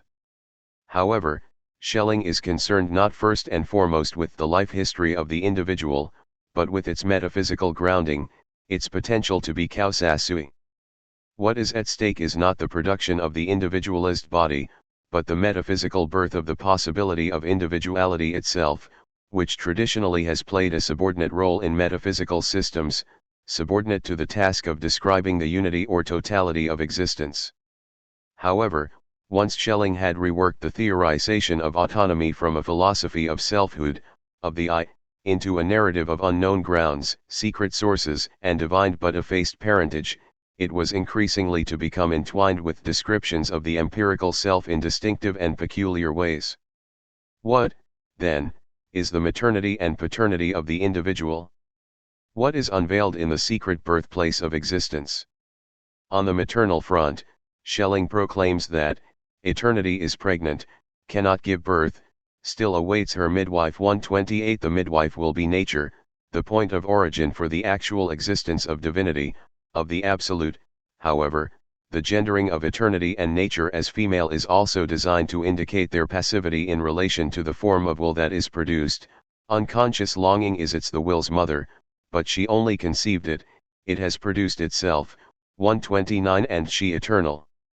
Nature doesn't engender him, she only produces, eternally, in order that he can generate himself. 130 A similar disqualification of feminine production is encoded in the 1809 essay on human freedom. Drawing on the Platonic notion of the dependence of life forms on archetypes, such that the world's creatures are but the thoughts of the divine mind, Schelling is keen to point out that, even so, they necessarily have an independent life. Thoughts are doubtless born in the soul, but a thought once born is an independent power which works on its own way. This self-agency of the thought, acting as a metaphor for the creature's own independent spirit, grows so great in the human soul that it masters its own mother and prevails over her. 131 The female ground, nature, though the point of origin for the real, becomes at the same time a vanishing or impoverished middle term between truth and the self-producing being, either because the feminine is considered as passive in relation to the male, or because nature is ultimately subordinate to the soul. The self has a mother, then, in the natural body that supports the soul, but it is merely support, conditio sine qua non. But it is not only the agency of the female which Schelling undermines in his biological metaphors. The agency of the father is also overturned, or reduced to the most basic and latent presence within matter. The dialectical scheme which moves from the divine ideal, A, to its positing in inverted form as material B, to the final emergence of original and independently existing divinity in the life of individuals, stymies the causal logic of production and the genetic agency of logos. There is something between God's unreality and reality that, however, is just ground. 132 In the notebook for 1813, Schelling describes the highest potency of the divine within existence in Christological terms as the Father that remains a constant influence and is ever drawn into material being, but, through the Son, is always freed again. 133 It is the Son, not the parent, that is agent once more in these metaphors that attempt to displace causes with their effects. Even more strikingly, the first 1811 draft of the Ages of the World contains extended passages attempting to construe the relation of divine transcendence and divine incarnation, that is, the Father and Son of the Trinity, in reverse. The Son is the reconciler, the liberator and redeemer of the Father, and if the paternal power was there before the Son, so it wasn't any the less present before the Father. Because the Father is only Father in the Son and through the Son. That is why the Son is also the cause of the Father's being, and it's here, chiefly, that the alchemical saying is valid, the Son of the Son, is the one that was the Son's Father. 134. In Chapter 4 I will show how such a heterodox view of the Incarnation was modeled on readings in Bohm and Meister Eckhart. What I want to stress here is that a metaphysical primal scene establishes the grounds of personal autonomy. A son produces its father, and a mother produces without engendering, so that the son can generate himself, in just the same way as Schelling used the alternatives of ideal and material to complicate the question of prior agency in his letter to Georgie I. On the one hand, human procreation stands in for the metaphysical notion of how identity is produced, displacing a model of determinate conditioning with a more elaborate set of relationships. The literal separation of child from mother and father at birth is used to figure the metaphysical separation of the individual from the absolute, and thus the constitution of the individual's autonomous ground. But then the metaphysical, conceived as the divine origination of the individual, in turn displaces the model of procreation in reality. The individual does not derive from his or her human parents because, as idea or archetype, the individual is created via a secret bond with the metaphysical one, or source. This principle was already asserted in the human freedom essay. Man, even though born in time, is nonetheless a creature of creation's beginning, the centrum. 135 The human embryo has, as it were, a navel string connected to the eternal. The act which determines man's life in time does not itself belong in time but in eternity. Through it man's life extends to the beginning of creation. 136 This chiasmus of divine birth and empirical origins functions exactly as that coming apart of God and nature, producing an ontological gap within which human freedom could be inserted, by virtue of occupying the middle ground between the non-being of nature and the absolute being equals God. Man is free from both. 137 Just so, in this context, Schelling can assert that true beginning in the eternal comes only with self-genesis. 138. The descent of the unconscious. By using these metaphors of procreation, with distant fathers and passive mothers, Schelling establishes the right form of metaphysical foundation in the heart of the empirical description of individual beginnings. Absolute foundations are thus given a tangible foothold in descriptions of life in a way that advances beyond Ffytche's rather vague and abstract concept of an obscure bond, linking the individual soul to the totality of creation. I will return to these metaphors from a different angle, not metaphysics, but psychology, in Chapter 5, which examines Schelling's assumptions about the individual psyche. There we will see that the scientific and philosophical study of the empirical soul of the individual takes on board these same ontological structures, allowing the self to affirm its individuality, its power of self-creation.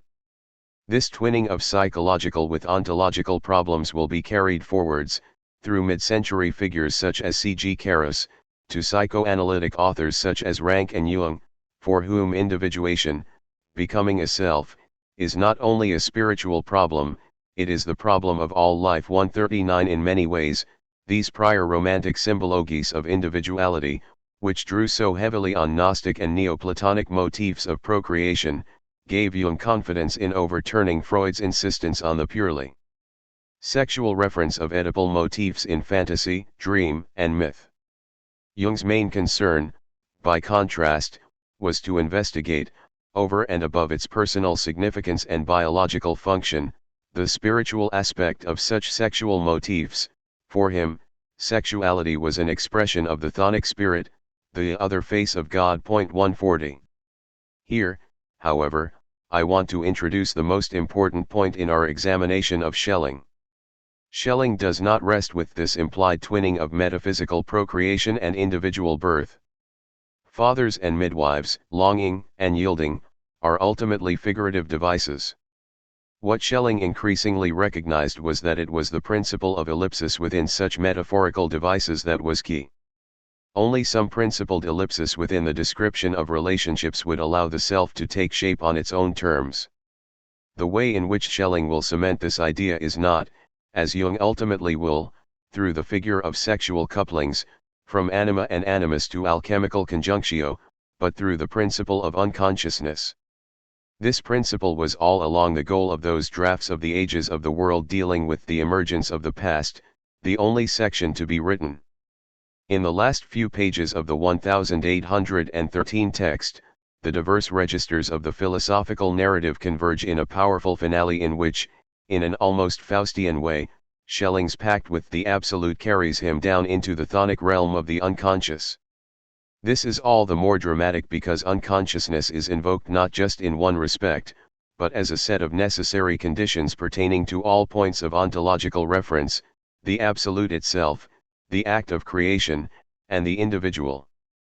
The whole city of life, its foundations, transactions, and inhabitants, is consigned to the abyss, not as a punishment, though, but as an imperative for freedom.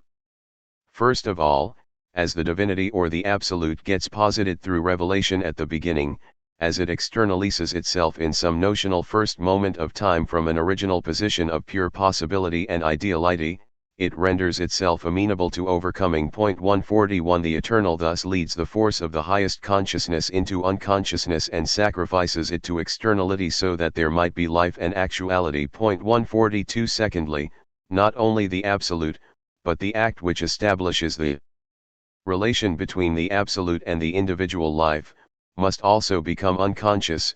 That primordial deed which makes a man genuinely himself precedes all individual actions, but immediately after it is put into exuberant freedom, this deed sinks into the night of unconsciousness. 143 This notion of deed echoes Ffytche's formulation of the I as an act, rather than a fact.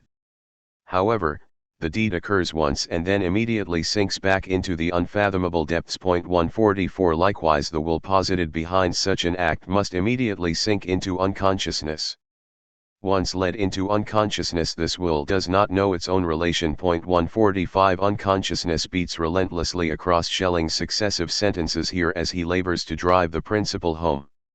Lastly, insofar as this repression of anteriority is successful, the beginning, from the point of view of individual life forms, becomes a point of absolute obscurity, a nothingness, which stands behind life as its source. Thus unconsciousness now stands for the outermost limit of remembrance and of the subjective reconstruction of origins. The deed can never again be brought before consciousness. For man to know of this deed, consciousness itself would have to return to nothing. Correspondingly, by sinking into unconsciousness the will is actually already acting as past, namely, for us. 146. All roads lead to the unconscious. It gathers the various strands of Schelling's metaphysical project into a complex triadic injunction, the privation of the Absolute, a crisis of transition, and a bar on remembering which would otherwise destroy the horizon of individual identity.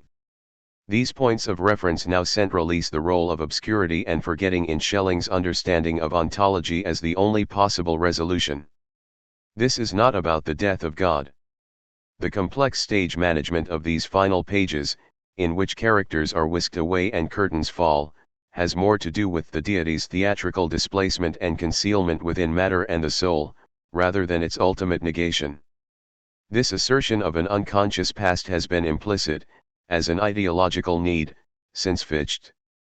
It came more obviously to the fore in Schelling's pursuit of a system of nature, in the apprehension of nature's resistance to mind and a new valorization of its mysterious and powerful depths.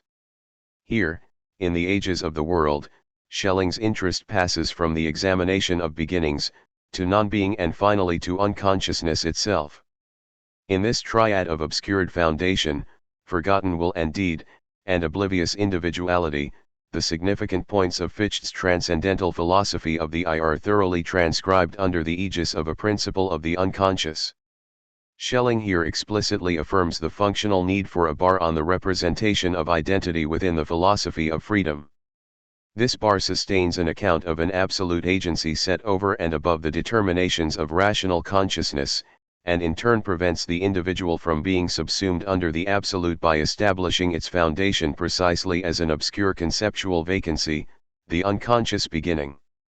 With the turn to the unconscious we have reached the limit of this investigation of Schelling's ideological maneuvering at the level of metaphysics. It is also the point where the individual is divined, both elicited from the absolute, and divinized, insofar as nothing now appears to intervene between the self and its own grounds, except for a certain condition of obscurity. But, as suggested at the start of the chapter, Schelling's analysis of unconscious beginnings in the ages of the world sheds light on much broader transformations within the romantic human sciences. If the final point of Schelling's speculation here is that the beginning must not be thought, the implications of this principle were at the same time beginning to be mapped out in various new apprehensions of historicity within life. For experience to be historical, argues Schelling, there must be aspects of the past that simply cannot be remembered. Seen from this point of view, the self now constructs its identity back towards an unknown historical ground, retracing the long path of developments from the present back into the deepest night of the past. 147 The move from a metaphysics of nature to concepts of history, development, and repression, represents the point at which the implications of Schelling's work touch the broader currents of 19th-century thought. It is via the concept of the inaccessible past that certain less formal or metaphysical apprehensions of the unconscious will be carried over into theories of individual existence. The unconscious is more than just a veil drawn over the system of nature. It heralds the development of a new ideological culture, one that resists or overturns 18th-century paradigms of systematicity, and for which truth and necessity emerge in relation to the foundational independence of the person. Moreover, the idea of the true nature of that person is increasingly submerged in the depths of its obscure history and psychology. For the historical unconscious, the psyche in the romantic human sciences. We will now enter the way of times. 1. He true in history is not in the present. 2. The last chapter concentrated on Schelling the metaphysician. It explored the way in which he wrestled with notions of the system, of wholeness and the absolute, in an attempt to make them permeable or even subservient to ideas of selfhood, individuality, and freedom. Ultimately, in order to secure these terms of freedom and self-development, he shifted decisively away from idealist apprehensions of objectivity and causal connection, towards a paradigm in which the absolute was necessarily and foundationally displaced from presence, though somehow also operative within it, being either latent within the world or obscurely beyond it. This move effectively establishes an idealism of the unconscious. But in the ages of the world, the latent and the beyond are also both modes of the book's explicit subject, time, latency as the past or as the future still to arrive. The opening of the text itself attempts to make a new start in metaphysics by revealing it to be a mode of historical inquiry. Why has it been impossible until now that philosophy, which is history with respect to its name and content, that is, history from Greek lotus sigma tau omicron rho iota alpha, knowing by inquiry, be history with respect to its form as well? 3. If Schelling's interest in the genesis of life proved to have ulterior motives, so his concern with the past and history is not historical in the usual sense of the term. Schelling was not interested in gathering historical information about either the progress of civilization or the organic differences between civilizations and epochs, and though his later philosophy of the 1840s centered on a structural investigation of classical and pre-classical mythology, its motive, as we shall see, was not strictly historiographical. Indeed, the psychiatrist and existentialist philosopher Karl Jaspers, in his major study of Schelling, gave a short list of methodological implications of the term history which were absent from Schelling's work. These include historical knowing of the world and the possibility that something that becomes historically lost, can become present again. Point 4. The first thing to note about Schelling's turn to the historical is that history cannot be assimilated to reason, or to a simple sequential narrative. Science is history, but was not able to be so as long as it was intended as a mere succession or development of one's own ideas. 5. Historical thinking for Schelling implies a necessary revision of notions of order, connection, and meaning per se. The past is a primordial threshold at which reason's account giving peters out. Of the geological formations which testify to the chaotic nature of the early history of the world, Schelling notes that we find the greatest part of them collapsed in ruins, witness to a savage devastation. 6. The suggestion here is of something both catastrophic and enigmatic which renders the primeval past unaccountable. If a great work of the ancient world stands before us as an incomprehensible whole until we find traces of its manner of growth and gradual development, how much more must this be the case in relation to the Earth's own prehistory? What entirely different intricacies and folds must take place here. 7. In considering origins, reason must be prepared to step down from both habitual and logical modes of self-certainty and make way for the intuition of quite other forms of process. Later in the century, these different intricacies will take shape as greatly extended notions of process in time, for instance in the work of Lyell and Darwin. Here, they testify simply to something other than reason, something as yet inconceivable. Secondly, just as there was a primordial split in the models of nature philosophy between gravity and light, so Schelling now apprehends a decisive split in time between presence and the past. The new emphasis on the historical past opens up a perpetually obscured foundation beyond the horizon of existence. In the opening of his 1827 lectures on the system of the ages of the world, Schelling indicated that his object would be a nature before which material explanations fall silent and a history which is wrapped in mist. 8. Here he repeats an observation made by another nature philosopher, Carl August Eschenmayer, in his Introduction to Nature and History of 1806, the true in nature is not in the actual, and the true in history is not in the present. 9. Note how far the depiction of truth has now drifted from Ffytche's positing of deeds and acts within the I. For Schelling, this perpetual polarization of time into the present and a historical unconscious is simply a temporalist version of that fundamental displacement of the absolute made necessary by the philosophy of freedom. Indeed, from those final paragraphs of the Ages of the World cited in the last chapter, we can see that for Schelling it is not time that induces forgetting, rather, it is the structural inception of forgetting and repression itself which constitutes the categorical dimensions of time. The night of unconsciousness, the unfathomable depths, provoke the emergence of the past as a category distinct from the present, and these obscure depths in turn depend on the foundational self-withdrawing of the absolute. Even in the primordial essence itself something had to be posited as a past before the present time became possible, and, it is precisely this past that is borne by the present creation, and that still remains fundamentally concealed. 10. One might add that, as this obscure past is identified with the absolute itself, so history can be said to conceal a ground which is unavailable to consciousness but is fundamentally involved in sustaining the world of appearances. Hegel's idea of a dialectical movement within the frame of history, of spirit advancing its contradictions and syntheses, is inverted by Schelling to give the form of an unrevealed and remaindered absolute, a hidden basis to human life which merges in turn with the motif of a primordial nature.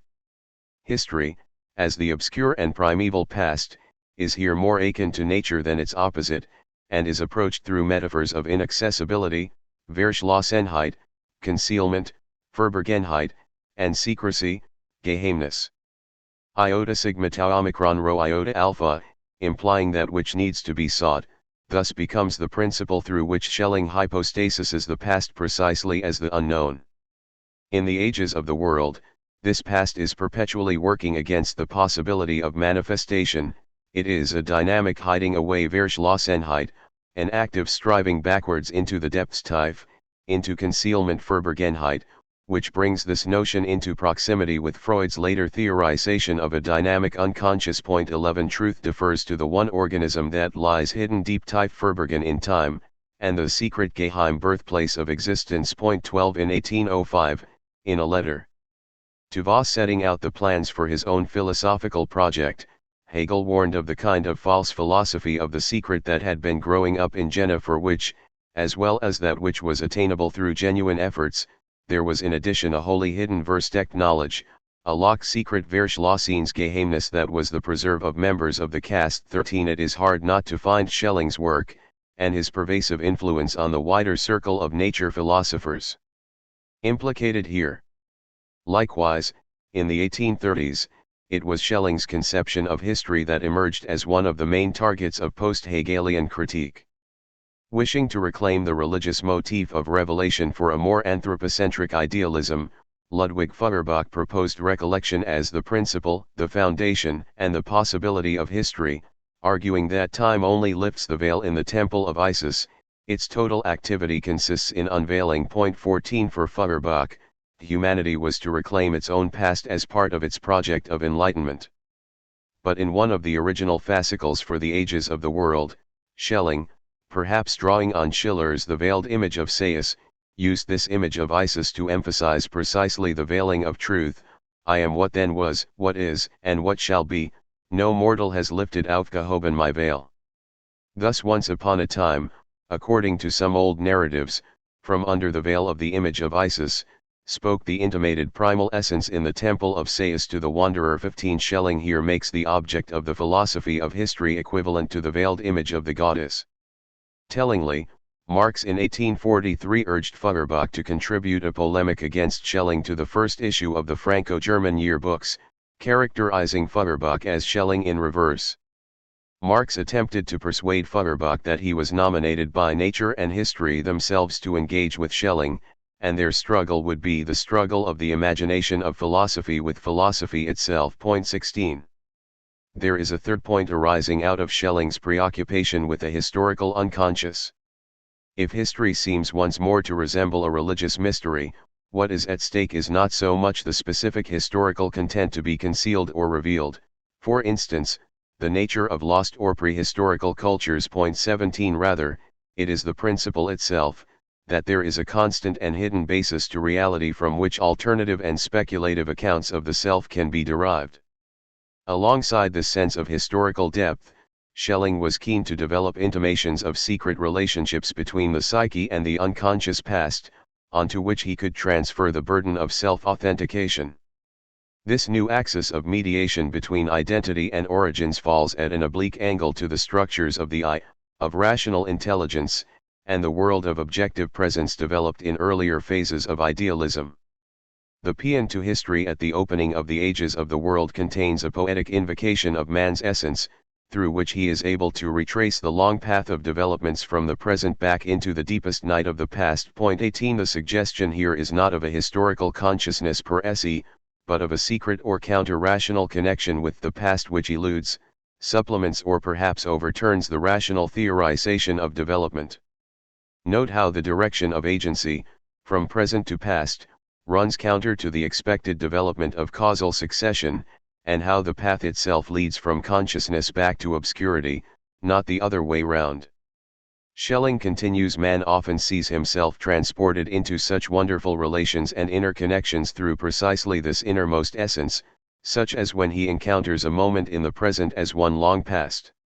Accordingly, the unfathomable, prehistoric age rests in this essence, although it faithfully protects the treasures of the holy past. 19 An essence latent within the psyche, rather than the faculty of the conscious I, mediates the relationship with the past here, and, as with the alchemical and spiritological formulae touched on in the previous chapter, it allows for wonderful relations and interconnections, moments of déjà vu, moments in which past and present switch places. Crucially, these are moments whose causal interconnections cannot be construed logically or dependently. Just as humanity's metaphysical birth was to link it aphoretically to the origin of creation and to the eternal, so here this innermost essence anamorphically contains the prehistoric age, the foundation. It is important to notice the switch whereby the obscurely displaced primal essence comes to be intuited within the individual itself. It is as if the transformation of the absolute into an unconscious past allows the self to locate the absolute within itself, within its own unconscious past. The I may consciously seek the past of eternity, suggests Schelling enigmatically in the ages of the world, but eternity is what your I was before it found itself. Point 20. These points provide us with a very basic outline of the way Schelling molds connotations of the historical around the structure of the unconscious. But there remains much more to be said about the way in which history, psychology, and the unconscious become intimately allied with each other in romantic research into human existence. Ultimately, my purpose here is to explore how these ideas start to shape the contours of romantic theories of psychic life, but before concentrating more specifically on romantic psychological theory in Chapter 5, I want to show that Schelling's structural assertion of the unconscious past integrates with a much wider set of contemporary attempts to figure psychic selfhood through intuitions of the historical. Indeed, Schelling's shift of interest from metaphysics and cosmogony to the historical structure of an unconscious exemplifies how such ideas will become involved in 19th century ideology more generally. Schelling will pursue this covert source of identity in history in a number of different ways. One such project emerges from his theory of a historical process of repression, outlined in his later lectures on the philosophy of revelation. Another facet is represented by Schelling's increasing fascination with the tradition of German religious mysticism, gradually being uncovered by Romantic medievalists, and which oriented the identity of the self around the notion of an abyss in the divine, which Schelling could equate with his earlier concept of gravity, and now with the past. A third concerns the growth of a particular dynamic discourse of transitions and crises within the Romantic science of existence, particularly as expressions of higher development or states of emergence. The unconscious in psychiatry and psychology must be set in the context of these wider identifications of unconsciousness in the human sciences, all of which seek to preserve the idea of individual self-determination and to manifest obscure relations running between the self and its inner foundations. The rest of this chapter will outline each of these developments of the unconscious in turn. But I will begin with a simpler narrative of the unconscious past, which again weaves freedom, foundation, and psyche together, and that is the speculations concerning human prehistory that Schelling pursued in an exchange of letters with his former student, G. H. Schubert. This association with Schubert, who might be described variously as a nature philosopher, educationalist, and theorist of the psyche, brings to the fore certain aspects of Schelling's Ages of the World which might otherwise pass unnoticed. As Horst Fuhrmans noted, whoever tries to understand Schelling's turn of 1808 to 9 won't be able to pass Schubert by. Point 21. The land that time forgot.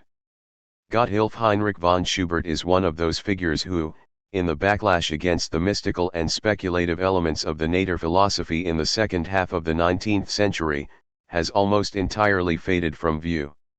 His 1814 work on the symbolism of dreams was cited by Freud in the interpretation of dreams as representative of an intellectual period now behind us, in which philosophy and not the exact sciences dominated the mind. 22 Though Ellenberger singled out this work along with Schubert's 1830 History of the Soul for their striking anticipations of modern psychodynamic ideas. Point 23 Like Schelling, the son of a priest, Schubert switched from being a student of theology to medicine, coming to Jena in 1801 and completing his medical degree there in 1803.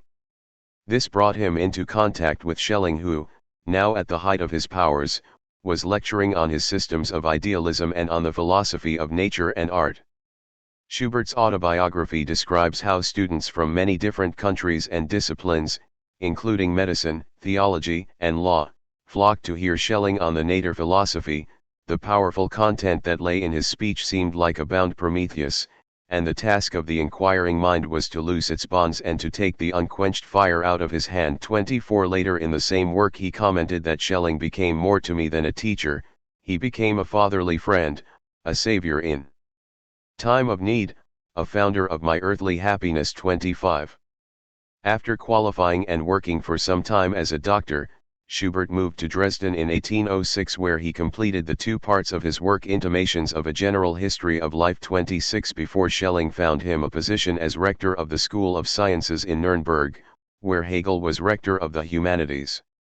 Schubert's Intimations had a substantial impact on the romantic science of nature in Germany as well as on Schelling himself. 27 Even more important for their exchanges in this period was Schubert's next work, Views of the Night Side of Natural Science, which developed out of a series of informal public lectures in Dresden and was published there in 1808.28. This volume, whose topics included animal magnetism and dreams, the night side of the title indicating both obscure processes and a certain Gothic fascination with the supernatural, became something of a romantic bestseller, influencing E.T.A. Hoffmann, amongst others, to become interested in contemporary accounts of psychopathology.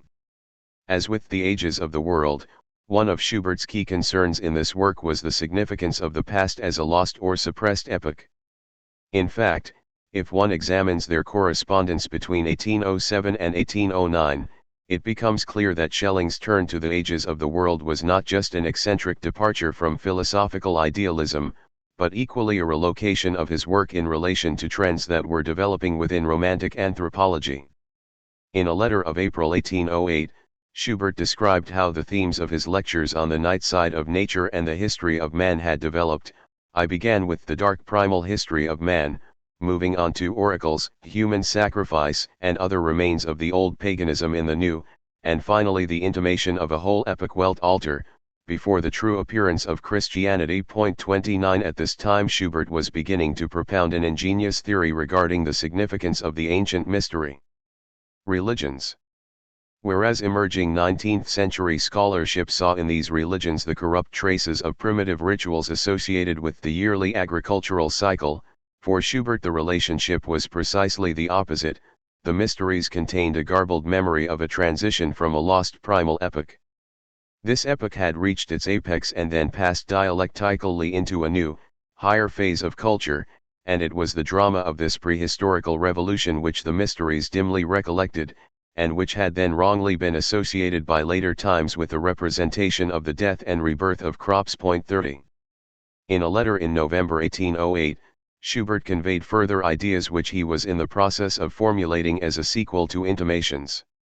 Whereas Intimations had been mainly concerned with the description of epochs of organic life, this new volume would deal with investigations concerning the age of the world, bringing the history of the world into relation with the sagas of ancient peoples and with biblical chronology. 31 Soon after, in January 1809, Schubert wrote excitedly to Schelling about a novel he wanted to write. The whole first half of this work dwells in the dark, wondersome element of the dim and distant past, and concerns the embryonic stirring of another world. The same letter related the topic of the novel to Schubert's new theories about a lost primordial science, concerning which he added, "The whole is buried verborgen." 32 Schelling replied asking for Schubert's comments on his Human Freedom essay, published later in 1809, and whether what I say of the period of the Golden Age and concerning the appearance of Christianity chimes with your Dresden lectures. 33 Later in 1815, in a public lecture to the Bavarian Academy of Sciences on the deities of Samothrace, Schelling distinctly echoed Schubert's previous speculations, asking, what if already in Greek mythology, there emerged the remains of a knowledge, indeed even a scientific system, which goes far beyond the circle drawn by the oldest revelation known through scriptural evidences. A footnote to the published version adds that such a primordial system might represent the common source of all religious doctrines and representations. 34. A number of things strike one concerning this primordial past with its lost science intuited by both Schelling and Schubert. First of all, how easily this combination of fascination with, but secrecy over, a lost primordial epoch fits the ontological structure which formed Schelling's recurrent theoretical object in the Ages of the World, that of consciousness set against unconsciousness, apparent subjectivity against a veiled and absolute ground. The past contains a sublime organic truth of which we have always already been unconscious, and the threshold that separates the historical present from the past mirrors a similar threshold between the conscious and the unconscious within the self. There are further factors, however, which link the psyche more concretely to this historically buried past. One is that this forgotten legacy was thought by Schubert to concern the wonderful and inexplicable harmony between our own nature and the whole external world. 35 That is, the past is a repository for precisely that relation of self to freedom which philosophy could not rationally construct in the present. In addition, Schubert speculated that the way in which knowledge of this harmony had been conveyed in ancient times was itself a demonstration of the true relation between the soul and knowledge. Egyptian priests retained only the fragments of an old natural wisdom, but this wisdom was not intended to be conveyed as a science, not taught or learned. 36 Instead, the old revelations of nature had to reach the understanding through the soul of the student itself, as enthusiasm, Begeisterung. 37 The ultimate content of the mysteries was conveyed to the faculty of imagination, fantasy, and the inner sense was inflamed more through a general impression of the whole, the contrast. Being with rational analysis and piecemeal exposition. 38 There is an interesting echo here of Fichte's attempt to liberate the freedom of thought and invoke a form of transcendental self-apprehension in the I. At the opening of Chapter 1, we saw how Fichte and the young Schelling pitted idealist philosophy against the dead or enslaving systems of philosophical dogmatism. Here the attempt to liberate the self from the dead body of a science assumes access to an augmented mode of knowing, a special dilation of the self which takes place in the proto-Dionysian enthusiasm and divine drunkenness of the spirit Gemuth. 39 It is interesting to note that similar terms recur in Schubert's autobiographical recollections of Schelling's charismatic ability to convey the Fichtean concept of intellectual intuition, through which our spirit grasps the infinite. Primordial ground Urgrund of all being and becoming, in his turn of the century lectures in Jena. 40 Only a few years on from the bewilderment and confusion described by Henrik Steffens, an attendee of Fichte's own lectures on self-intuition, the same idea has been spiritualized and romanticized. Both the message and the style of delivery now concern forms of revelation which transcend analytical comprehension. Theories about prehistory and about the nature of the psyche are here mutually supporting each other in order to subvert the notion of reason and consciousness as arbiters of human truth claims. The relationship between the two kinds of unconscious are not merely analogical, the psyche has an unconscious, just as history has an unconscious. Rather, the mysterious portion of each term grounds the alternative foundational claims of the other. On the one hand, history suggests the existence of a lost and unconscious past, within which Schelling and Schubert posit a forgotten science, one in which knowledge and truth were harmonized through the psyche, rather than by reason. On the other hand, by turning to the psyche they resist identifying the sources of the self with the I, or with intellectual knowledge or social relationships. Delving into the psyche allows them to intimate a different kind of origin for the self, and this sets them on the trail of a buried and more absolute past underlying the present. With respect to the psychic pole in this relationship, Schubert told Schelling in a letter of December 1807 that he had taken 20 works on oracles out of the Dresden library and was exploring animal magnetism, the world of dreams and intimations, as well as the gift of prophecy, both in recent times and in paganism. 41 Intimations was of course already the title of Schubert's work on the origins of nature, of its sequel, concerning the transition from the primordial to the realm of human history. Schubert commented that the whole is to be prophetic. 42 The overlap between some of these ideas and developments in contemporary romantic psychology, which again look forward to the work of Jung, will be explored in the following chapter. For the moment we can observe that many of these suggestions found an echo in Schelling's reformulations of scientific understanding as history. While Schubert argued that what with us is science, in those oldest times was more the revelation of a higher spirit. 43 Schelling in Human Freedom, written the following year, evoked the age of the sovereign gods and heroes in which wisdom came to men only from the depths, the power of oracles issuing from the earth guided and formed their lives. 44 These obscure processes linking the soul internally with the past also supplied Schelling with an assault on the Hegelian notion of dialectic as external mediation. We have already touched on Schelling's idea that man is granted an innermost essence which faithfully protects the treasures of the holy past. 45 At the opening of the ages of the world, Schelling further characterizes this essence as mute by nature. It must be awakened by another, younger being, the conscious self, which turns to that inner oracle, the only witness from a time before the world. 46 The two essences, the one emerging from its secret slumber, the other ignorant but seeking the truth, are yoked together in a doubling of ourselves. 47 In the Hegelian dialectic, the attempts of the individual to understand the universal as a scheme, property, or feeling within itself, are constantly subverted by the demonstration that any internalized universal is already the product of an activity in relation to an external world. In wanting to abstract itself from the whole in order to comprehend it, the self is always thrust on towards a renewed recognition of its suppressed social relatedness. For Schelling, however, dialectic signifies a purely internal and silent dialogue. This inner art of conversation is the authentic secret of the philosopher, from which the outer art, which for this reason is called dialectic, is only a replica, and, if it has become bare form, that is, dead science, is only empty appearance and shadow. 48. The relations evoked may still be between the self and something far grander, more absolute, which lies beyond it, a witness from a time before the world, yet knowledge originates at the same time from inside by a thoroughly peculiar process. 49 The agency in this relationship comes through the self's obscure recollection of origins, through its own peculiar qualities. The reference here is partly to Platonic anamneses, in accord with Schelling's increased interest in Platonic archetypes. However, the whole notion of transcendent archetypes has creatively collided with Schelling's attempt to find ways of narrating the autonomous logic of the individual.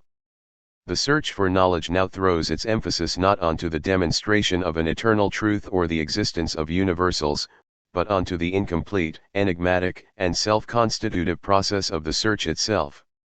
The ontologically primordial and antecedent are passive and latent, and this allows the individual seeking its own origin to be supposed as the active agent in its own self-understanding.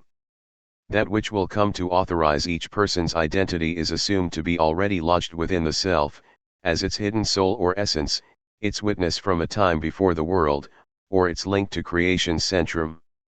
The self is not a creation of its societal context, but of the submerged ground which conditions all subjects and does so in a way that sustains the particularity of each. The abyss of origins.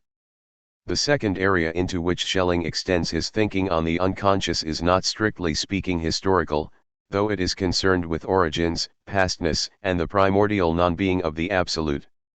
It relates to his increasing interest in a tradition of German religious mysticism which was being unearthed and reread by his Romantic associates. This is the tradition of negative theology stemming from the doctrine of Meister Eckhart in the early 14th century, particularly Eckhart's understanding of the relation between an absolute but unknown ground of existence and the true self, with unconsciousness as a form of mediation between the two. From the 14th to the 17th centuries, Eckhart's ideas were gradually constellated into a set of motifs that remained central for a certain apprehension of soul in later German thought. I include this tradition here both because Schelling found within it a corroboration of his own theory of unconsciousness, and because out of this ontology of the divine there emerges yet another approach to the psyche and the condition of its self-experience which centers on its suppressed and absolute past. What amounts to a republic of mystical letters operated through the Munich Circle, and via Schubert, who, based not too far away in Nuremberg, had access to the thriving antiquarian book trade there.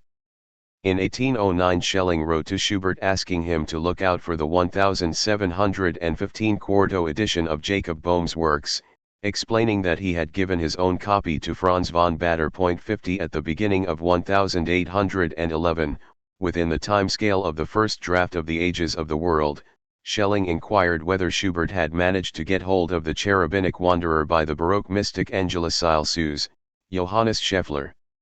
The book was intended for Bader, who had a borrowed copy belonging to the influential theologian Johann Michael Saylor. Schelling described the book as one of his own favorites. 51 Later in the same month he asked Schubert for works by Johannes Tauler, this time for himself, asserting that these writings are almost as important for the study of our language, as for mysticism. 52 Out of the circle of nature philosophers, who were collectively becoming interested in these alternative and anti-rationalist traditions of thought. It was Bader who was most instrumental in the recovery of the German mystical tradition for the 19th century.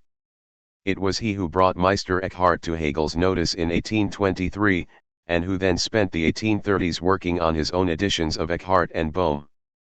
These figures, particularly Thaler, 1300 to 61, Bohm, 1575 to 1624, and Scheffler, 1624 to 77, form something of a tradition of mystical inwardness in German thought. They drew on Eckhart's late 13th century teachings, which directed the self's attention to the innermost core, the deepest ground of the soul, 53, in a far more radical manner than the Lutheranism that succeeded it, at the same time as attempting to center religious life not in the institution but in the individual. 54 Eckhart and Thaler were part of the newly founded Dominican order, and their emphasis on psychic life was Augustinian, but they belonged to that apophatic strand of the tradition which stressed the negative aspects of divine contemplation, the unsayable and the unknowable. It was in his ministry to the Beguines, the antinomian and enthusiastic movement amongst lay women in Western Europe in the 14th century, that Eckhart developed his peculiar use of vernacular German, along with a set of terms clustered around the notions of wilderness and abyss. As with the abyss of unconsciousness which closes the ages of the world, wilderness and abyss in this tradition are multifaceted principles. They allude to the primordial nature of God and to the self's original condition, as well as to the locus of the soul's encounter with God, and the self's detachment from contingent reality. 55 According to Eckhart, the soul has a ground, Grund, in which the union of the person with God is consummated. 56 But as in Schelling's work, this ground is itself impenetrably obscure. For Eckhart, all three persons of the Trinity flow out of this deeper ground which he terms the Godhead and describes through the correlative terms of abyss, nothingness, and darkness. 57. The negative ground, experienced by the soul as a loss of identity, was a symbol of the divine, whose foundational depths and origins lay beyond the descriptions of reason. But it was also the sign of the self's spiritual autonomy from both physical and social determination. Thus, as in Schelling, one of the features of the supervening power of obscurity was the degree to which it allowed for the figurative suspension and even imaginative reversal of the concepts of determinacy and dependence. This loss of self turns remarkably into a gain, and wilderness provides a form of locatedness. These are not merely paradoxical expressions. Rather, by undermining the notions of objectivity and determination, Eckhart was able to figure an aporetic or original cause within the self. For Eckhart, as for Schelling, the abyss of origins functioned as a way of resisting ideological reflection of the system of hierarchical dependency organized within feudalism. While I yet stood in my first cause, I had no God and was my own cause. 58 Likewise, it is through its own peculiar spark of reason that the soul accomplishes a unification with the Absolute, in which God's ground is my ground, and my ground is God's ground. 59. This exploration of the groundless ground, which implicates identity in the form of non-identity, was extended in the work of Johannes Thaler, a disciple of Eckhart's in the early 14th century. Detachment, abandonment, and union constantly resurface as themes in Thaler's sermons. 60 In Sermon 44, for instance, he described how the abyss of the soul belongs to the divine abyss in a way that accords with both Schubert's and Schelling's notion of the internal, primordial oracle, as it is said, deep calls on deep. And if we are carefully attentive, this ground sheds light upon our faculties, drawing and leading the higher and lower ones back to their source and their origin. 61 The origin of the soul is traced not back through a line of determination, but runs enigmatically into the interior of the person, where the axes of identity, selfhood, and absolute meet. This figure of the abyss as the origin of the soul resurfaced in the work of the 16th century religious poet Angelus Silesius, Johannes Scheffler, the third in that triad of mystical writers which so galvanized Schelling's interest at the time of his move to Munich. His work The Cherubinic Wanderer presents a succession of enigmatic couplets on selfhood and the negative, one of which Schelling introduced into the 1815 draft of the Ages of the World precisely as an expression of the inverted ontological relation between being and nothingness. The gentle Godhead is nothing and beyond nothing. 62 Schelling observes that most people aspire to be a subject because they have never felt the freedom of the negative, whereas the highest itself, the Godhead, resists objectification. It is nothing, no thing, in the way that pure freedom is nothing. 63. It was this triple function of the abyss and the unconscious, as a figure of the self's inalienable detachment from the world of objects, the inversion of the absolute as a source of total determination, and a source for the foundation of freedom, which made the German mystical tradition particularly useful for Schelling's attempts to both ground the self and release it from the conceptual closure of the system.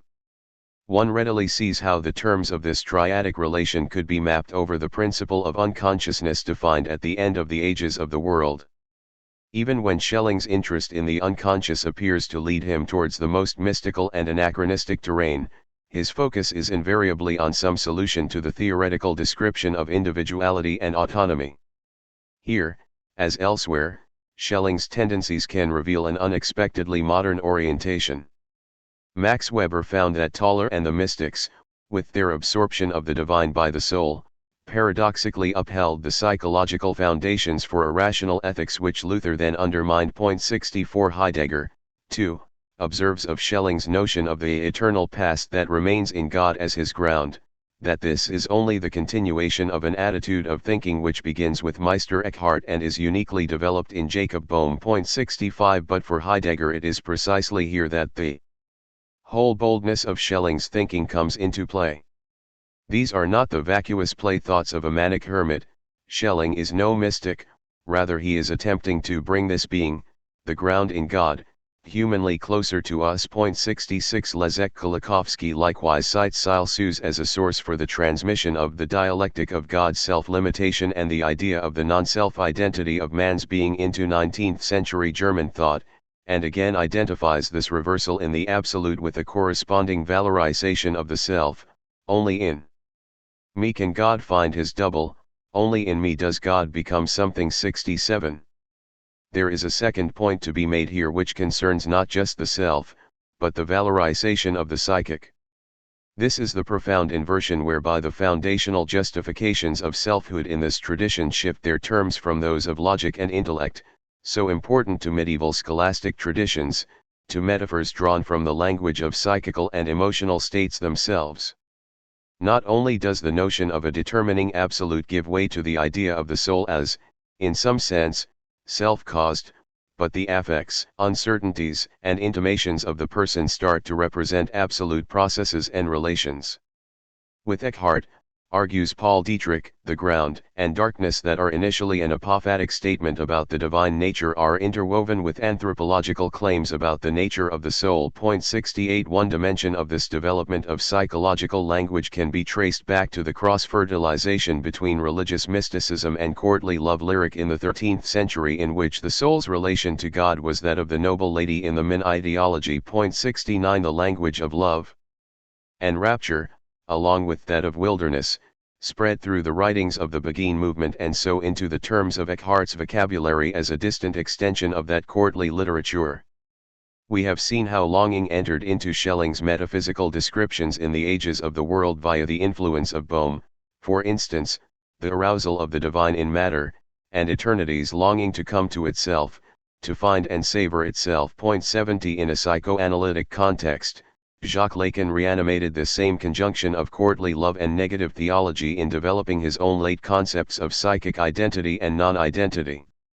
In Seminar XX71 Lacan developed his concept of jouissance, a category which resists universal identification, with reference to both Angela Celsus and the Beguine which d'Anvers. 72 Likewise Jung was drawn towards an investigation of the work of Meister Eckhart, and in particular the way in which he was able to rise to a purely psychological and relativistic conception of God. 73. In a similar fashion, Schelling was led, via the psychological and emotional emphases of negative theology, to identify his own theory, not just with the ontology of non-being, but also with the terms of psychic unconsciousness. Already in the mystical tradition one finds this conflation of metaphysical and psychical states, of different conditions of Unbewusstsein, both unknowing and unconsciousness. Both are twinned in Eckhart's suggestion that, this then is God's desire, that God should reduce himself to nothing in the soul so that the soul may lose herself. 74 Schelling makes similar links between the terms of theology, ontology, and psychology in his 1827 lectures on the system of the ages of the world. In lecture 24, for instance, he reformulates the distinction between the transcendental existence of an absolute in principle, and its reduced or inverted existence in actuality, in Eckhartian terms. God is present, but not present to himself, and this is described as a condition of Ohnmächtigkeit, which translates literally as powerlessness but means a state of unconsciousness. That unconsciousness of himself is essential to him ist ihm wesentlich. This belongs to the original concept of God. 75 In the following lecture he talks of this selfless condition of God as also the magic of God and relates this notion specifically to the work of Thaler. 76. The important point here is that Ohnmächtigkeit properly connotes unconsciousness not as a lack of knowledge, but as a specifically psychical state, a fit, or loss of consciousness associated, for instance, with a faint. It is another word that, like desire, touches on the formulae of medieval courtly literature, its states of swooning and ravishing, but is now transcribed into a mystical discourse of the relation between the soul and God. Schelling's use of this language, as we shall see in the next chapter, also points to his interest in psychiatric phenomena. Indeed, Schelling's 1827 lecture series encourages precisely these kinds of connections between ontology, theology, and psychiatry.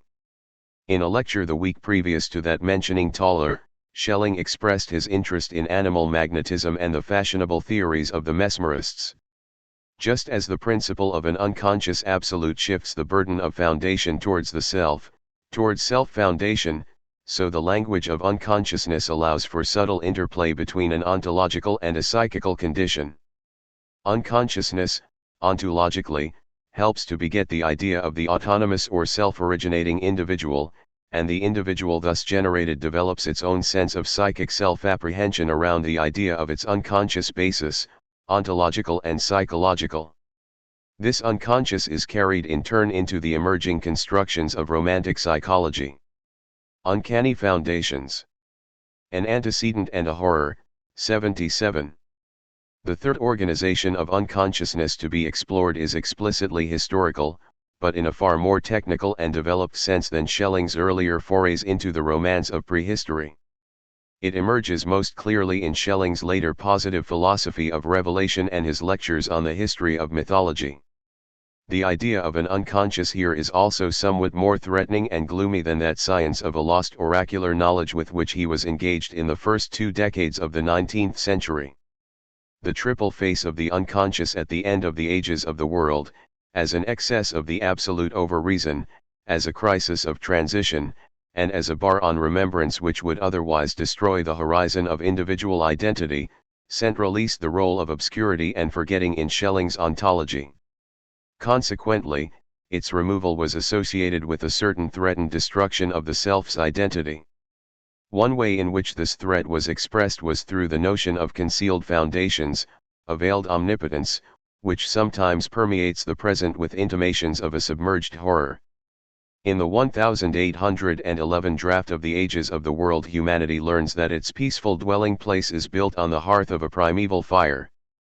This past remains hidden verborgen in the ground, but the same principle carries and holds us in its ineffectiveness, which would consume and destroy us in its effectiveness. 78 Linked with this passage is a mystical lyrical fragment titled The Springtime, which is undated but generally associated with this same period of early work on the ages of the world, particularly following the death of Caroline.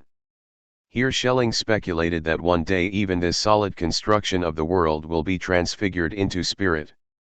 Then everything which has been imported into the true inner, purely through the power of external repression Zurückdrängen, will be consumed by the divine fire, which now rests locked within her. 79. This withdrawn presence, which holds the present in tension with its unconscious past and necessitates a certain active forgetting on the part of the subject, still expresses at long range the basic idea of the Nature philosophy, that all formal presence exists not in a state of inertia but is the product of opposing forces of contraction and expansion. There would be no physical reality if the Absolute had not first of all contracted its power, its divine fire, to allow for the milder dynamic presence of nature. 30 years later, however, in a greatly transfigured form, one finds this same intimation of a primal and powerful but repressed ground entering into Schelling's more concrete science of the stages of primal history and human development. This is the period of his lectures in Berlin attended by Kierkegaard, Burckhardt, and Engels and given in a climate of reaction and political repression, the uneasy ferment leading up to the revolutions of 1848. The language of repression, Zurückdrängung, and pent-up danger filters through into troubled political descriptions in Schelling's notebooks of the 1840s. An anguished private note of 1848 observes, "In the evening, the worst news from all sides. What, since decades, has been held under precariously enough, is suddenly breaking out everywhere. Today insurrectionary pamphlets were found in Berlin 80. What I want to trace here, however, is the link between ideas of historical repression and repression in the psyche." In these later lectures, the obscure negations which Schelling had found it necessary to perform upon the concept of the Absolute in the ages of the world were historicized in a more literal fashion. Whereas the earlier texts had concerned themselves more abstractly with the possibility of introducing crisis, pastness, and unconsciousness into the metaphysical Absolute, the later philosophy assumes these ontological dimensions to have occurred as events in prehistory. The unconscious is part of the actual structure of history, formed by processes of primal division and repression within culture, and the task is to track the imprints of such crises in the earliest records of human life. That primordial rift in which the Absolute sank into unconsciousness was not just a principle of ontology, but a real occurrence whose trace Schelling discerned in Greek mythology, much as Schubert had intimated the traces of a primal lost epoch in the classical mystery cults. For Schelling, the Homeric epics were the residue of a still ineffable crisis, predating historical narrative itself, which produced a diremption between the world of Olympus and the dark abyss of Hades. 81 Hades is not only the negative portion of this early separation of powers within existence, which leaves its imprint on mythology, it also represents a historical rift in the ontology of the human subject, and the opening up of a dialectic between that which is present, and that which is withdrawn from presence. That is to say, the split in the mythological cosmos, the earliest tool of human self-representation, is yet another transposition of that loss of identity in the Absolute which allows the objective world to emerge. However, Schelling approaches these opposed qualities of the Absolute not as mere constructs of the philosopher, but as historically transmitted features of human narrative. Schelling's metaphysics of the past, then, fed into a current of 19th-century philology concerned with the history of the formation of mythic consciousness. But from the point of view of Schelling's developing interest in the psyche, what is interesting is first of all the nature of what is repressed into the past, and, secondly, the way in which this past is clandestinely retained within the self. What was overcome, in Schelling's account of primal development in myth, were the more timeless and self-negating worldviews which preceded historical consciousness, and which Schelling associated with Oriental religion. These religions were identified with more archaic layers of culture, and particularly with a primitive experience of chaos and destruction. In 1815 Schelling had begun to try to connect his metaphysical description of the past with speculative philological research around the ancient deities of Samothrace. But even earlier than this, in the abandoned first draft of the Ages of the World, he found a corollary of a primal principle of unconsciousness in classical reports of the drunken riot of the Dionysiac cult, as well as in the dances associated with the Near Eastern goddess Psyche. Just as Schelling represented the past of matter as a primal chaos and craving, so here the past of humanity contains a wild tumult, riven by centripetal and centrifugal forces, symbolized in that terrifying display of primitive ritual custom, to wit, insensate, frenzied dancing, which accompanied the terrifying procession of the mother of all things. 82 In the later Philosophy of Mythology lectures, Schelling described this older mythological layer as presenting a graver, more serious version of madness, but in Homeric times the destructive centripetal force gets covered up by polytheism and hidden within it. 83 In Homeric times this madness is considered by Schelling to be more muted, and thus the experience of it in myth is lighter, even enticing. 84 Schelling's history of prehistory is partly concerned with the overcoming of a foundational madness, within which no identities can emerge, by forms of culture that thrust the destructive aspects of experience deep inside, binding them somehow in the unconscious, and allowing more formal experience of selfhood to emerge. At the same time, he argues that religious cults are displaced by more objectifiable forms of religious experience, by plastic and dramatic art. Here he in effect anticipates the duality which Nietzsche will explore in The Birth of Tragedy between Dionysian chaos and the gentler Apollonian principle that allows for the stabilization of plastic representation, eventually at the expense of tragedy and natural vigor.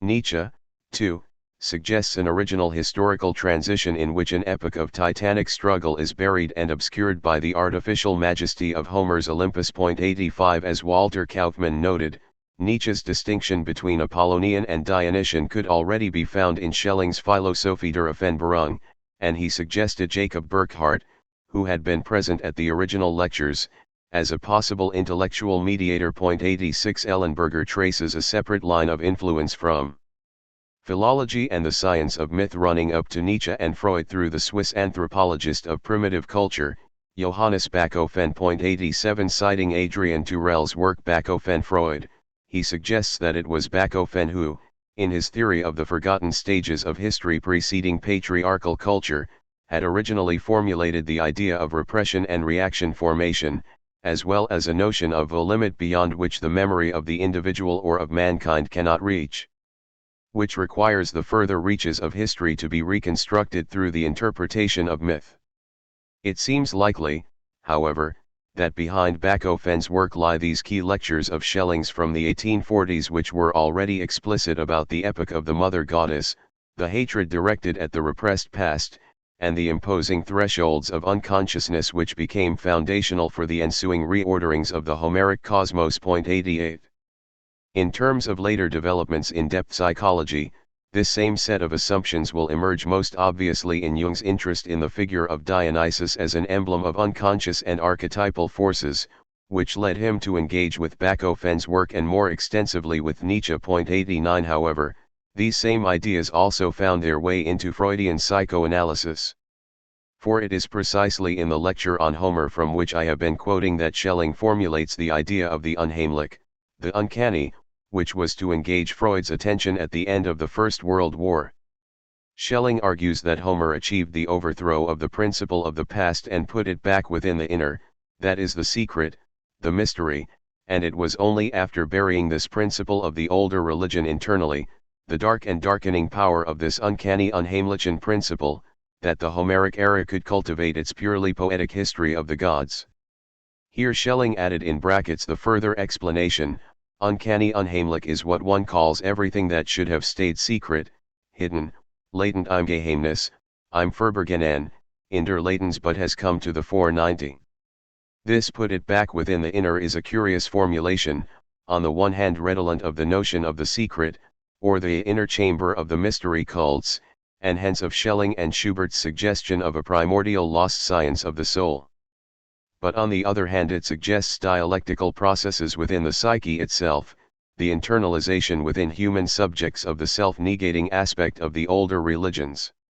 The pre-Homeric horror is now buried within the past of the psyche, and so in some form continuously present within it, rather than merely left behind in the cultural historical past. One of the implications is that the experience of madness and destruction is not entirely culturally superseded, but remains latent within human subjectivity, a primeval layer in the development of consciousness, and thus in some sense its underlying basis. It is also noticeable that Schelling's concept of the uncanny occupies that same transitional space as the bar on remembrance which we saw was central to the grounding of free existence in the ages of the world. As such, Unconsciousness once more transforms the idea of foundation from an attribute of the absolute, in this case the ground of human history per se, into a psychical quality of the individual. The individual's self-apprehension involves a principle of necessary blindness in relation to its own ground. A return of the uncanny past would both represent the resurfacing of that older epoch of being, and threaten the dissolution of the grounds of individuality, hence the horror which attaches to it. Freud found this very phrase of Schelling's, concerning the uncanny past suppressed in the Homeric epoch, while leafing through his copy of Sanders' Wörterbuch der Deutschen Sprache, which he used to pin down the meaning of unheimlich for his essay on the uncanny published in 1919.91. Freud, in fact, makes exactly the same point as Schelling, contrasting the uncanny with Homer's jovial world of gods, which suggests that he may have looked up the source context of the quotation in Schelling's lectures. 92. Curiously, a second phrase quoted by Freud, this time concerning the connotations of Heimelig meaning the familiar, comes from Schubert, The Warm Room and the Heimelig Afternoon. 93. In Views of the Night Side, Schubert suggested that the future, this highest and most spiritual possession of human beings, doesn't appear to be wholly at home in Heimlich. 94. Freud was thus traversing ideas which had their provenance earlier in the century, but without recognizing or investigating the psychological contexts of these earlier theories of the unconscious and historical repression. Even so, his own terms were slipping inadvertently into the traces of concepts developed by Schelling. Further evidence of the transmission of this principle of repressed historical contents from Schelling's anthropological work to psychoanalysis emerges in Totem and Taboo. Here, citing Wilhelm Wundt's Völkerpsychologie, Freud suggests that it is a general law of mythology that a stage which has been passed, for the very reason that it has been overcome and driven under by a superior stage, persists in an inferior form alongside the later one, so that the objects of its veneration turn into objects of horror. 95. This was exactly Schelling's position in his philosophy of mythology of the 1840s, with this difference, that Schelling's uncanny ground, placed outside the structure of present consciousness, is not first and foremost an issue for individual psychology, but derives from his philosophical attempts to locate the historical inception of the ontological possibility of individual identity. At the same time, Schelling's formal interest in the unconscious repeatedly slips beyond the bounds of an overtly philosophical ontology, into an emerging 19th century science of human culture and development, via Schubert and Bachofen, for instance, where it starts to condition presuppositions for a later psychoanalytic science. The Fires of Transfiguration. I have traced Schelling's elaboration of the philosophical structure of the unconscious through three separate regions in the romantic human sciences. First of all, there was his attempt to surmise a lost science stemming from a buried epoch of history. Secondly, the religious ontology of a divine abyss, newly recovered by work on German medieval spiritual traditions. Thirdly, a theory of historical repression developed as part of his theory of myth. The fourth facet of the unconscious I want to trace involves yet another way of construing the self's aporetic foundation, this time implicating not the lost, the mystical or the uncanny, but much subtler gaps emerging in romantic descriptions of natural and historical process. I have concentrated so far on the topological configuration whereby the unconscious is that portion of reality which is structurally excluded from presence, that which takes place in the abyss, or is repressed as the past. But for all its displacement, Schelling also hesitantly theorizes an active role for the absolute, just as Freud and Jung later will for the unconscious. It is a hidden organism, but it still controls and determines each deed rich in consequence, to the day, the hour, and as such it can be identified with obscure processes of development in existence itself, with thresholds and transitions in nature and history, from lower into higher states, and from latency to futurity. 96. In this active mode, the absolute is not completely withdrawn.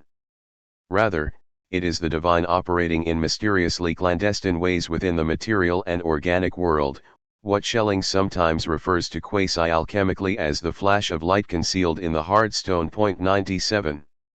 This dynamic facet of the absolute runs back to some of the earliest ideas in the Nader philosophy, but it is not those older systems of nature which concern us here so much as the way in which certain of their descriptive figures of latency, futurity, and emergence were taken up as important metaphors within a wider romantic science of life. In 1827, for instance, at the same time as Schelling was delivering his revised system of the ages of the world in Munich, Friedrich Schlegel gave a series of lectures on the philosophy of life in Vienna, in which he suggested that in the natural world every object consists of living forces, and, properly, nothing is rigid and dead, but all replete with hidden Verbignum life. Beneath the vast tombstone of the visible world there slumbers a soul, not wholly alien, but more than half akin to our own 98. Hiddenness is here a condition not just of the past, but of life in general, and it mediates the emergence of futurity in life. Thus Schelling, Schlegel, Schubert, Bader, and others attach the unconscious to manifestations of identity which exceed objective presence but continually forge their way through it, mysteriously transfiguring and developing it. The unconscious grounds what is essentially an alternative romantic account of objectivity, one which subverts the philosophy of mechanism with concepts of life, change, and self-creation. The identities of things exceed objectification, not so much by recourse to Kantian arguments regarding things in themselves which fall outside the categories of the understanding, but because of that which has still to emerge, because of the way temporality and higher development are latent within nature. Thus Schelling suggested in the ages of the world that, in even the most corporeal of things there lies a point of transfiguration. 99 Likewise in the earlier Human Freedom essay he referred to man's will as the seed of God, present as yet only in the depths. 100 Schubert's views of the night side also aimed to show the connection of a present existence with a higher one in the future, and how the embryo of the new and future life gradually unfolds in the middle of the present. 1.101 In a letter to Schelling of 1808 he explained how the deep-lying kernel of the future system can be felt in moments of passivity, just as the embryo first makes itself felt with hardy movements when the mother rests. 102. As with the past, this higher or future state indicates more than simply a further unfolding of historical events. Futurity is not conceived as a development of the world as it already exists. Rather, it indicates that transformation which will reveal the apotheosis of freedom and unity, and towards which nature, history, and spirit equally tend. As a consequence, in the passages just quoted, nature, temporality and spiritual or psychic force are to some extent interchangeable terms. Each stands for a state of dynamic emergence which can be represented equally by the embryo, the kernel, the seed, or the idea, in contrast to the stasis or determinability of the objects of reason, and each indicates an alternative dimension of truth concealed within presence, where potential is waiting to be unfolded. Schlegel's slumbering alien soul could equally be included in this series of metaphors. Schubert and Schelling characteristically take a metaphor from one paradigm of presence, whether nature, history, or psyche, and insert it in another, as the symbol of its alien future. This lends to the idea of development a sense of discontinuous or oppositional dimensions, something at variance with the present emerges from concealment and dynamically alters the conditions of existence. Thus futurity is a seed or kernel, nature's depths are a slumbering soul, and the spirit is impregnated with the archetypes of the future. The identification of the soul with the historical and the natural appears to ground the language of being in material conditions. But by switching between these terms Schelling and Schubert elaborate dimensions of selfhood that are paradoxically counterposed to presence and unavailable for objectification. 103. There is a second way in which identity exceeds objectification. The transition between seemingly incompatible states introduces a certain violence into the continuity of process itself, whether this is a violence done to the concept of reason, and reason's attempts to conceptualize process, or the violence evoked by material metaphors of the overflowing, bursting, or lightning flash of presence. Thus unconscious history may indicate an obscure or buried foundation through which the self can imagine an alternative and superior synthesis of identity, but equally historicity, Geschichtlichkeit, indicates for Schelling a dynamic process of separation and individualization in which unconsciousness is implicated as a kind of violence or disruption at the points of change or contact with other beings. The unconscious enables moments of flickering disconnection within a system of imagined universal connectivity. 104 In the terms of the ages of the world, historicity is the point at which a self puts something behind it, creates a rift in its identity and establishes a past. In nature, too, the seed is that which promises futurity, but whatever brings a higher unity must also be radically different from the present. Hence the arrival of new identity cannot be expressed in an orderly sequence but entails a sudden violent and unconscious breakthrough. Writing to Schelling in 1808 on transitions in both nature and history, Schubert hypothesized that everywhere death came out of the love and flowering of life, because precisely in this moment, the seed of the new, higher existence is generated which destroys the old husk. 105 In views of the night side, Schubert generalizes this relation between crisis, death, and the emergence of higher states and extends it to moments of heightened perception or rapture, from the phenomenon of electricity. And even deeper than this, right up to the organic union of the sexes, we see the burning element in nature appearing at the highest points of existence and interaction, aroused by the highest activity of life. 106 This incandescent point of union causes a momentary annihilation of the organic life, and this is why for many organisms the moment of copulation falls together with death. 107 Whatever absolute principle is guiding processes of development in the material world, it is doing so in such a way that entities are at the same time uniquely and violently isolated from each other. Nothing can simply be thought of as inserted into a kind of mechanical whole. Finally, the psyche itself is both the dimension through which the self is attached to the unfathomable foundations of the unconscious, and a field of illumination through which, as later for Jung, the self intimates that which is higher and that which is emerging. This intimation of futurity is no longer made through the apprehension of a system, or the deduction of causal sequence, but by a sudden insight, the grasping of an archetype, or a flash of recognition whereby, as Schelling puts it in The Ages of the World, man sees himself transported into such wonderful relations and interconnections. 108 This language of prophecy and illumination, as we will see in greater detail in the following chapter, is closely bound to observations of pathological phenomena in romantic psychiatry. In the present context we can observe that Schelling relates this flash of insight to the combustible element of the soul, that same empirical principle which Schubert inferred was active at points of transformation and rapture in natural organisms. This hidden fire becomes free at the highest moments of experience and breaks out of the depth of the inner essence, granting a view deep into the inner. 109 The insight flashes out where objective presence is momentarily disturbed and indicates a release of that divine spirit which has been pent up within nature's materiality. There is a strange conjunction here of Meister Eckhart's depiction of wisdom in the soul as a spark, funk, Schelling's natural philosophical investigations into processes of combustion, and the Stoic theory of divine law inhering in the world as fire. In a late addition to the ideas concerning a new view of the combustion process, Schelling gives an account of how the ancients worshipped the universal substance in the image of fire. In this they left us a hint that fire is nothing other than the pure substance breaking through incorporeality, or a third dimension. 110 Schelling's ideas was probably the source for Schubert's investigation of a flammable material pent up in the body. This excessive fire also recalls Schelling's theory of the primeval hearth underlying man's peaceful dwelling place, which may one day tear through the world, restoring it to the purity of its spiritual essence. A number of observations can be made about the way in which Schelling and Schubert in the early 1800s characterize objects and organic bodies as subject to crisis, or intimate missing dimensions of existence within them. One is that, with the divine fire, the flash of insight in the soul or the transfiguration wrought by futurity, one finds a set of religious metaphors which are only very crudely tied into these more secular and scientific narratives of development. It is always possible to find points at which the idealist subtext of sublime or supersensible grounds points literally outwards and upwards to a redemptive state beyond the framework of mundane existence.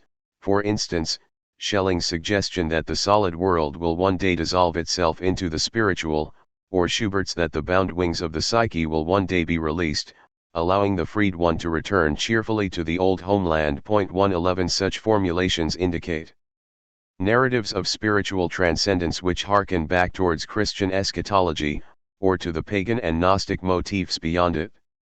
As Xavier Tilliet has argued, the ecstatic dimensions of Schelling's later philosophy of man are through and through God's business. 112.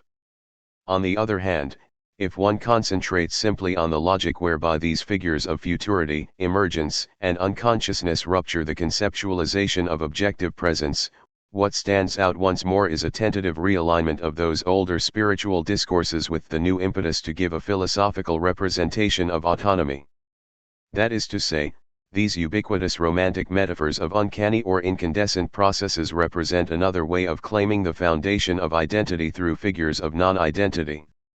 In the elusive, circular game played with presence, there is always a missing portion of experience, whether time within nature, divinity in the psyche, or the idea in time, which twists the assumed present into a topology of unpresence.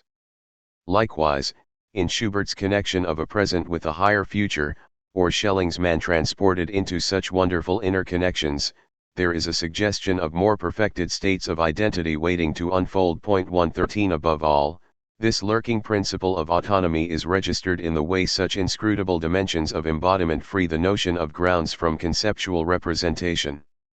Instead of a causal relation, the self intimates its own ground as an unassigned force that potentiates it, as a form of severance that detaches it from the moribund whole of the system, or as an enigmatic vision that identifies its own latent and ideal essence.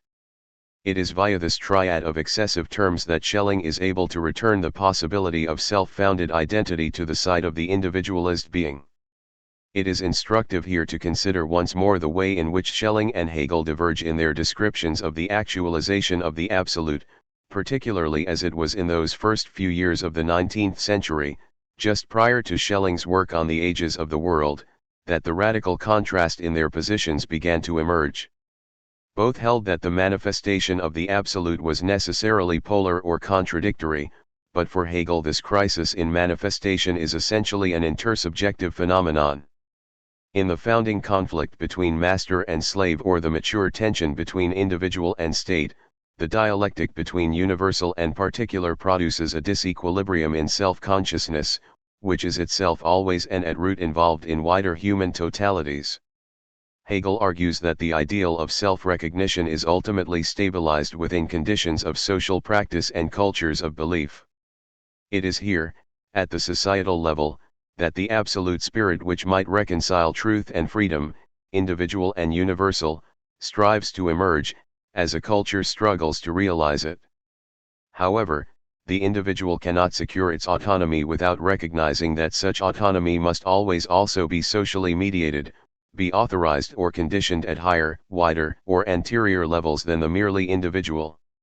Schelling's turn to the materializations and discontinuities expressed in figures of nature, history, and psyche reverses this position.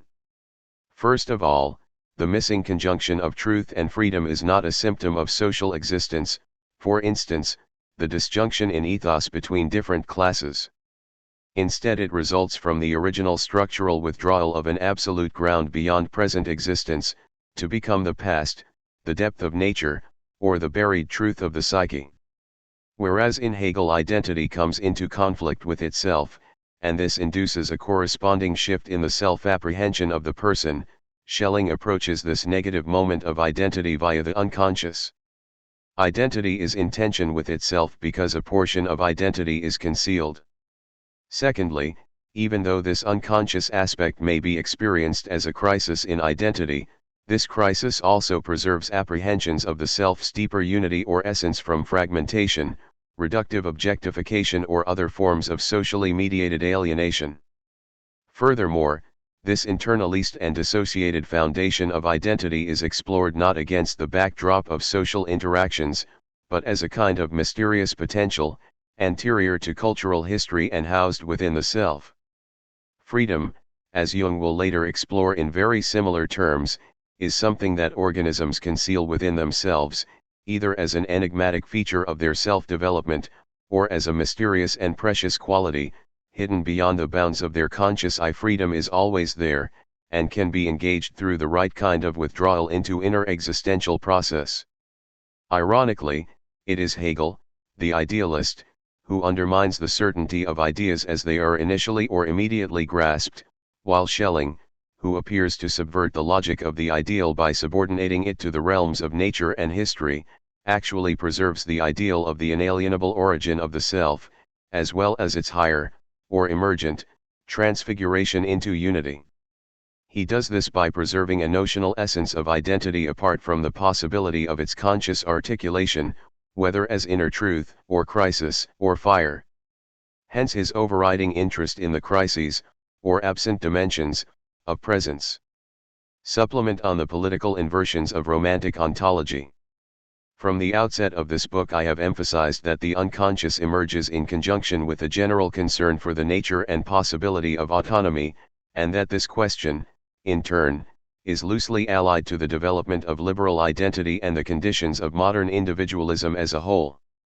But my main task has been to depict the evolution of conceptions of the absolute grounds of identity towards forms in which individuality itself could be thought, and to show how this evolution became bound to a theory of the unconscious. I have been able to introduce only the most intermittent remarks on the relation of this figuring of autonomy to the contemporaneous political fortunes of freedom, individuality, and social unity. The prime aim has been to investigate how the intellectual figuring of individual human existence became interconnected with the terms of an empirical science of the individual mind, the psyche.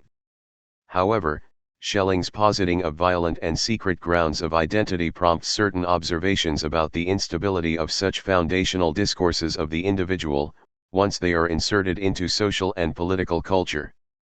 We have seen how crisis itself can become the sign of an identity counterclaimed against apparent unities and orders, intellectual and social, which render the self in too circumscribed and dependent a fashion. This discourse of crisis and transfiguration persists in 20th century aesthetics, philosophy, and political critique. Although Walter Benjamin's work is often characterized as riven between transcendental and materialist tendencies, messianism, and historical dialectics, it is not common to link him to a Schellingian rhetoric of the sublime and singular potentiation of identity.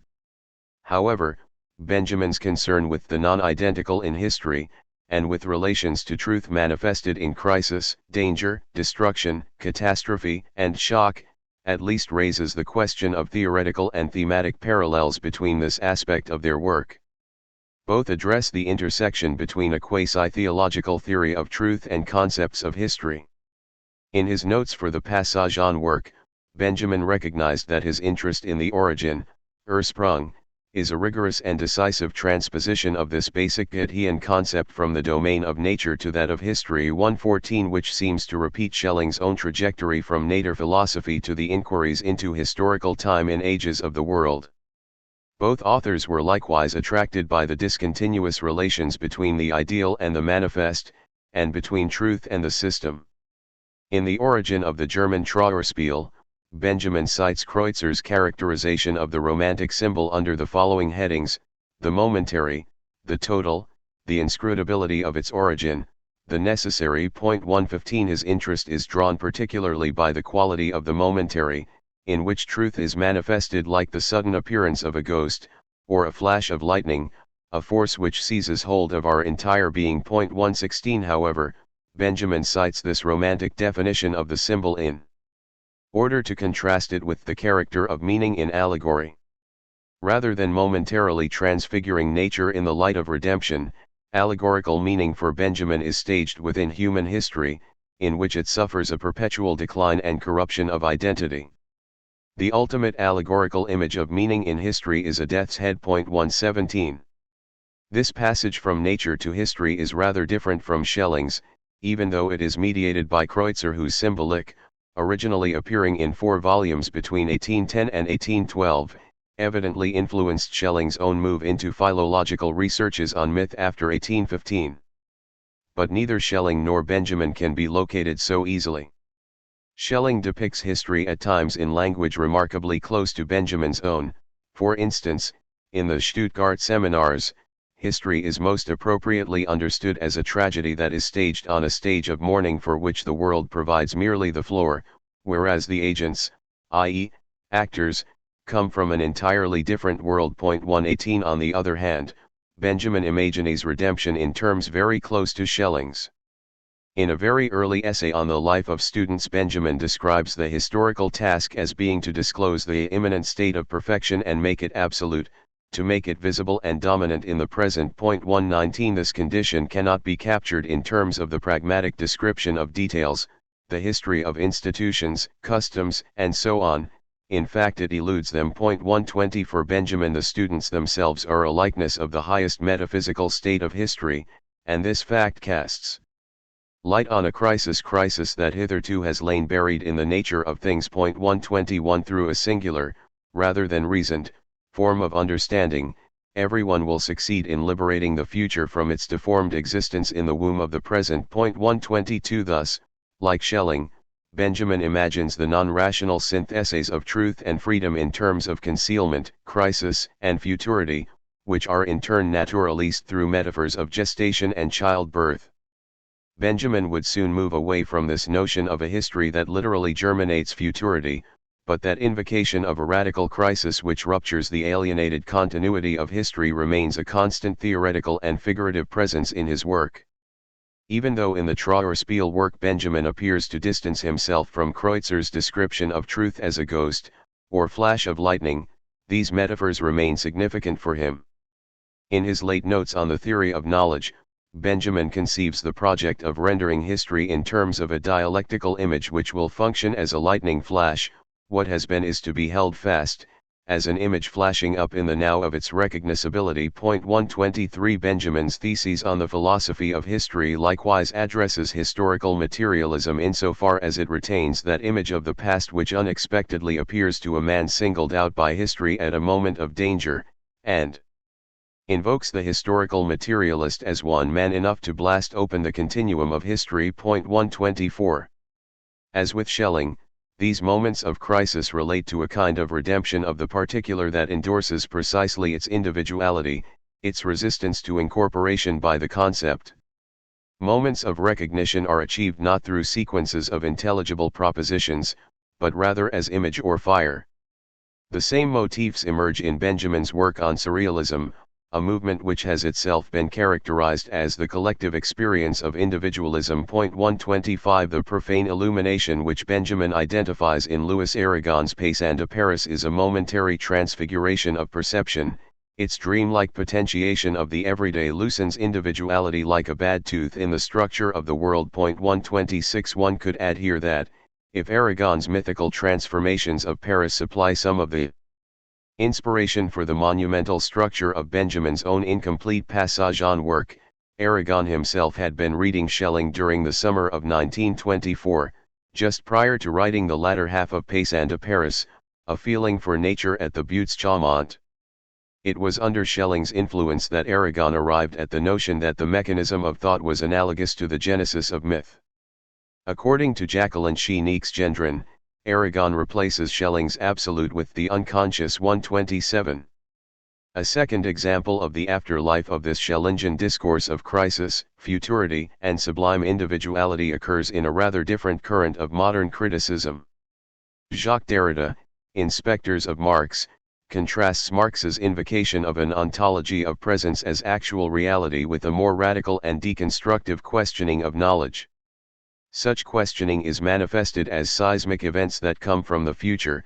They are given from out of the unstable, chaotic, and dislocated ground of the times, a disjointed time without which there would be neither history, nor event, nor promise of justice. 128 In the same text Derrida cites the uncanny, with reference to both Freud and Heidegger, as that which makes possible fundamental projects or trajectories, but does so while destabilizing permanently, and in a more or less subterranean fashion, the order of conceptual distinctions that are put to work. 129.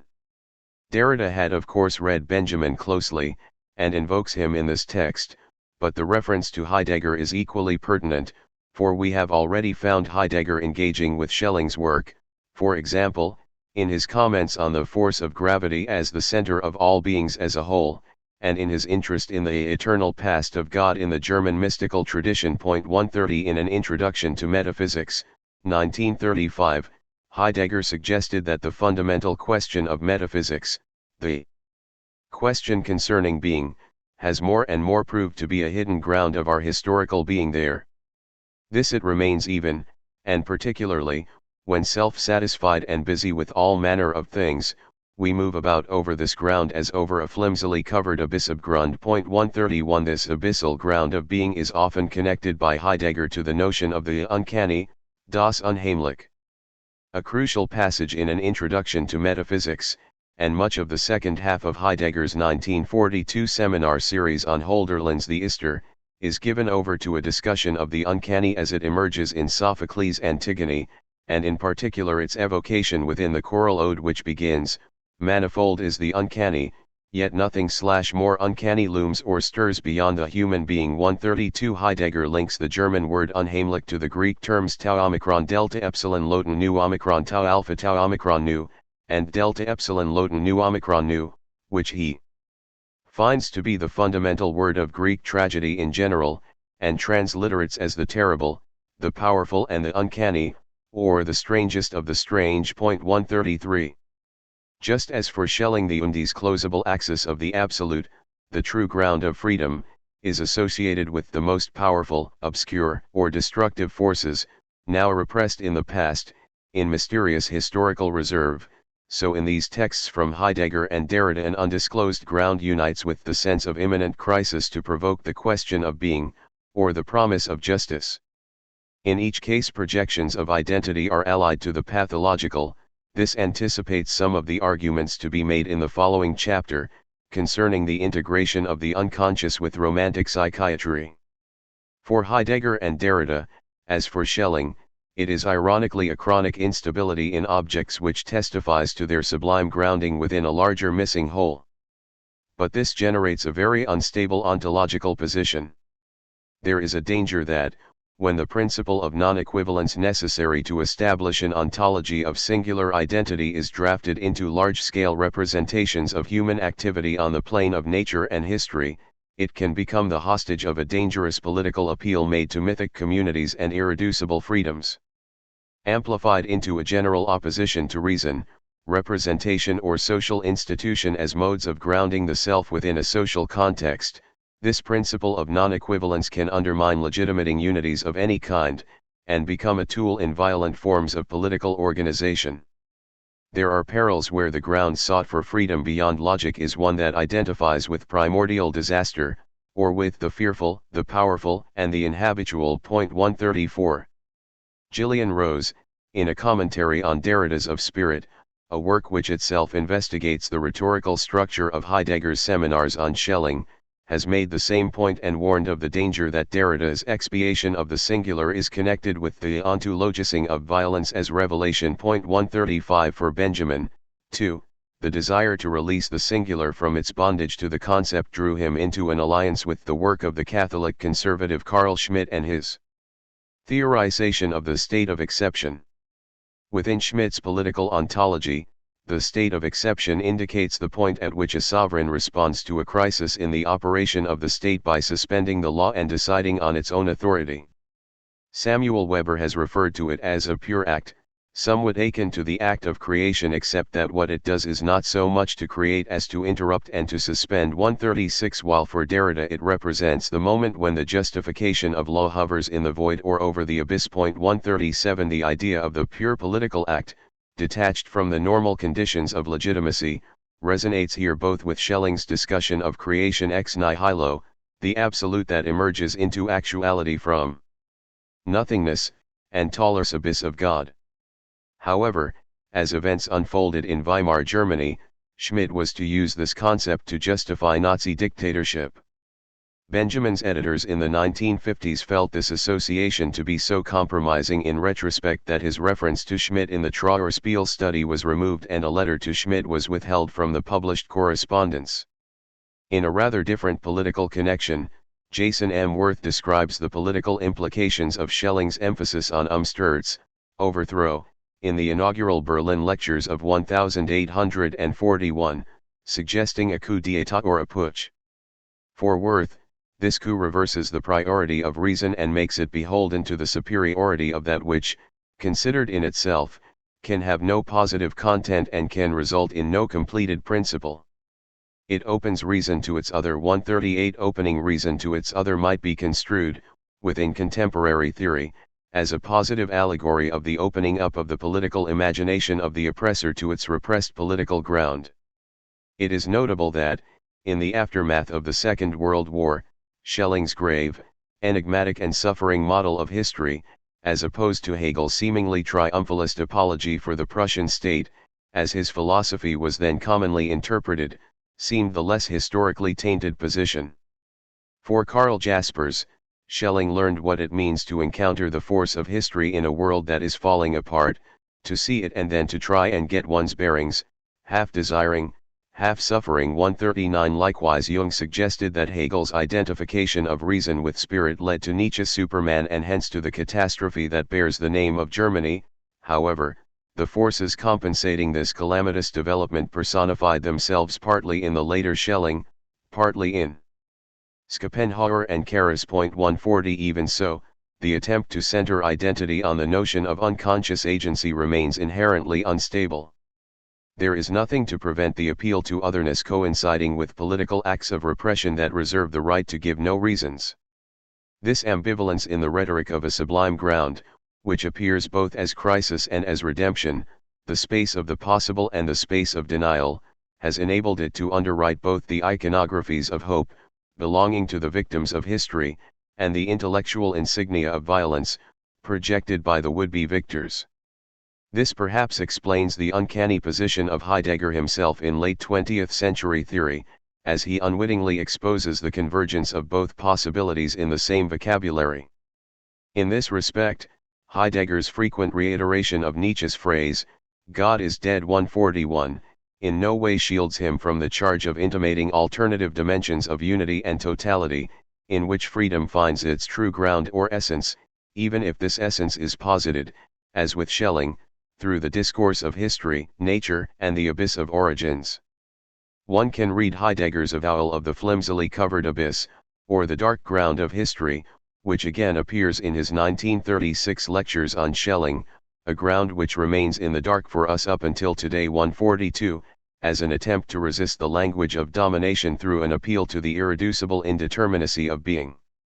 Or one can read it back into the context of Heidegger's 1933 Recht oral address on the self-assertion of the German university, in which the same terms are implicated in propaganda for the inner truth of National Socialism. In this speech, Heidegger once more drew on Greek tragedy to make the point that all knowledge of things remains beforehand at the mercy of overpowering fate and fails before it, and when the entire might of the concealedness of what is first rises up, what is reveals itself in its unfathomable inalterability and confers its truth on knowledge. 143 The system of knowledge here, much as in Schelling, stands on the shoulders of something much more unknowable and dangerous, which is concealed in the origin, and has the power to overturn the more superficial layers of truth built over it.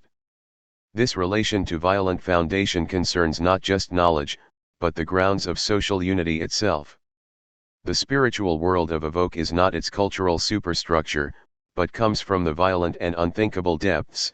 It is the power that comes from preserving at the most profound level the forces that are rooted in the soil and blood of evoke, the power to arouse most inwardly and to shake most extensively the Volk's existence. 144. As in the discourses of Romantic anthropology, violence appears in Heidegger's philosophy as both a crisis in identity, and the sign of another, non-identical medium from which a freer and truer identity of self and whole will emerge. The placing of one's existence in the most acute danger in the midst of overpowering being. 145 enables a return to and a return of the essence and the origin. Because of its structural exclusion from the framework of reason, the abyss of origins is both projected as a ground that was always there, and as the vacant site for aggrandizing projections of the possible conjunction of freedom, identity, and unity. Relation to the essence entails obeying what the beginning of our spiritual historical existence decreed in the distant past. 146 But the beginning, as ever, is an empty space that allows for the retrospective insertion of new laws. Thus German students, through the new student law, place themselves under the law of their essence and thereby delimit this essence for the very first time. 147 Decreed in the distant past, yet delimited for the very first time, This is precisely the paradox that Schelling explored in relation to the emergence of higher identity and its original grounds, and curiously also replicates the structure of Laplanche's afterwardsness. Point 148. The basis of determination is emphatically stated but also ambiguously, imaginatively adrift here. Heidegger adds that, to give law to oneself is the highest freedom, while leading means the strength to go alone, and yet this questioning arising out of crisis is pervaded with a sense of community. Point 149. In a similar fashion, in the Schelling seminar of 1936, Heidegger presents German idealism as truly recognizing the general nature of freedom as independence and self-determination in the law of one's own being. 150. Through the simultaneous assumption and repression of a meta-principle, the subject's imagination of the sources of his or her authority, freedom, and constitution can always be notionally oriented towards a ground but never tested against it. The political emotions of the individual are aroused, and the individual encouraged to imagine the ground of his or her autonomy and certainty at the very points where this exceeds the individual's capacity to construe it intellectually. At the same time, the very absence of this ground, which appears only through intellectual lacunae and disturbances in the frame of the apparent world, is taken as direct evidence of its excessive nature, and thus its withdrawn but latent power to overrule the world as it is in the present. In this way, an imaginary and spiritually recuperative dialogue with authority, identity, and community, via the unknown, is set up in such a way that it is vulnerable to political uses which are, ironically, knowing, selective and violent. For this reason, Lukács in The Destruction of Reason aimed to present a line of development running from Schelling to Hitler, via figures such as Nietzsche, Spengler, and Heidegger. 151.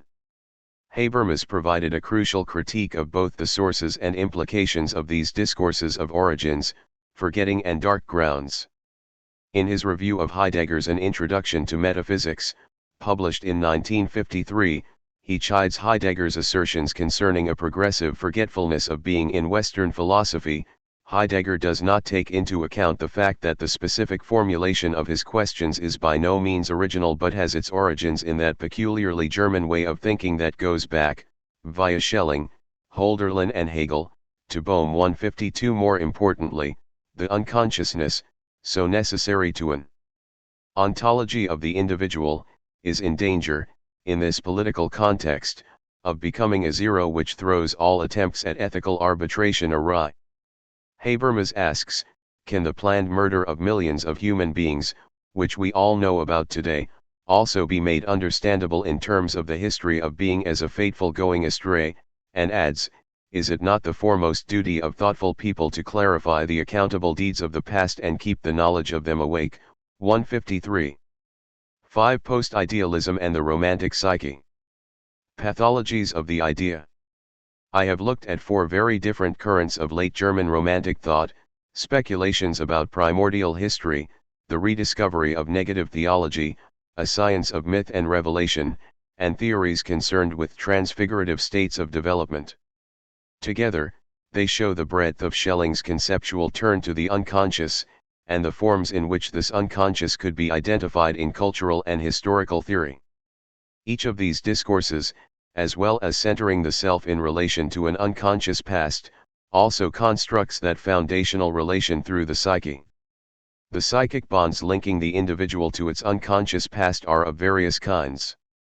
They appear in one case as a magical or oracular relation to truth, in another as a loss of consciousness that paradoxically founds the self, in yet another as an inner madness which the self seeks to escape, and lastly as a crisis in self-experience which produces a view into the inner. These discourses are not entirely separate, and are always capable of evoking each other. Schelling's Munich lectures of 1827-28 on the system of the ages of the world characteristically skip from one trope to another, circling around a principle of unconsciousness which is constantly surmised, rather than directly, psychologically, investigated. The intimations of the psyche here are never fully integrated by Schelling into a complete theory of psychic life, and the vocabulary through which he constructs the psyche as a medium of the self is constantly shifting. 1. What remains constant, however, is that the psychic opens up aspects of self-experience which are more directly involved than normal consciousness, in the essence or foundation of the person as individual. From these coordinates, as we have seen, there developed a remarkable series of psychoanalytic notions avant la lettre: the unconscious, repression, forgetting, the self's duality and historicity, an uncanny relation to the past, and the potentiation of the self. It now remains to examine how these various strategies for describing and conceptualizing the individuality of the self and its unconscious grounds were integrated with the field of romantic psychiatry and psychology itself. It is here that the philosophy of the I completes its conversion into a psychology of the unconscious. At the same time, these terms of crisis and concealed grounds, dual identities and obscure origins, begin to function concretely within a new, romantic science of the soul. The interpenetration of this romanticist version of idealism with psychology and psychiatry was facilitated in a number of ways. Nature philosophers such as Schubert, Baader, and Eschenmayer were first of all drawing on psychiatric and psychopathological material to flesh out their more general descriptions of the psyche. At the same time, romantic psychiatrists, such as J.C.A. Heinroth, would increasingly orient their notion of health and sickness in the mind around notions of a person's spiritual autonomy and potential for creative self-transformation. Heinroth's textbook of disturbances of mental life, published in 1818, exemplifies this psychiatric focus on individuality as itself something subject to illness. This trend towards treating the self and the psyche, rather than simply nerves or reason, is already clearly present in the work of J.C. Ryle, for whom the task of psychiatry was to restore the balance of personality. 2. A milestone in German romantic psychiatry was the publication in 1803 of Ryle's Rhapsodies on the application of psychic methods of cure to disorders of the mind, which contained one of the first systematic outlines of psychotherapy. Ryle's impact is comparable to that of Philippe Pinel in France, in terms of reorienting the treatment of the insane from incarceration towards moral therapeutics. However, unlike Pinel, Ryle's theory of the mind came to center on idealist assumptions, such as the involvement of will and consciousness in constituting the divisions of self and reality, and the theoretical construction of types of madness as modes of loss of freedom of the will. As Robert J. Richards notes in a work on romantic theories of life, quite clearly Ryle had been reading Schelling, whose romantic idealism fundamentally reoriented Ryle's understanding of the root causes of mental illness. 3.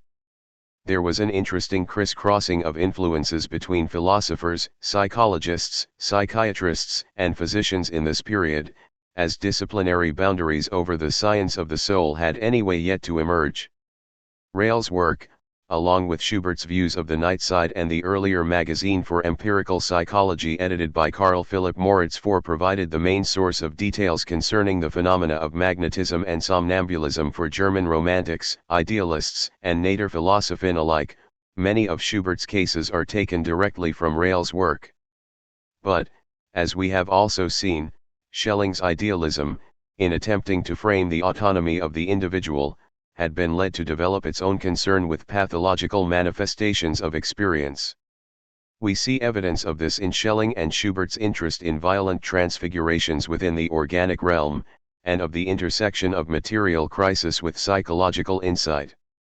That same absorption in pathology is evident in Schubert's suggestion, in the final chapters of Views of the Night Side, that the as yet unborn powers of a future existence become visible above all, as a sickly or unconscious Ohnmachtig condition in the present. 5. That term, Ohnmacht, resonates in turn with Schelling's theorization of the involution of the absolute and the original state of the soul discussed in Chapter 4.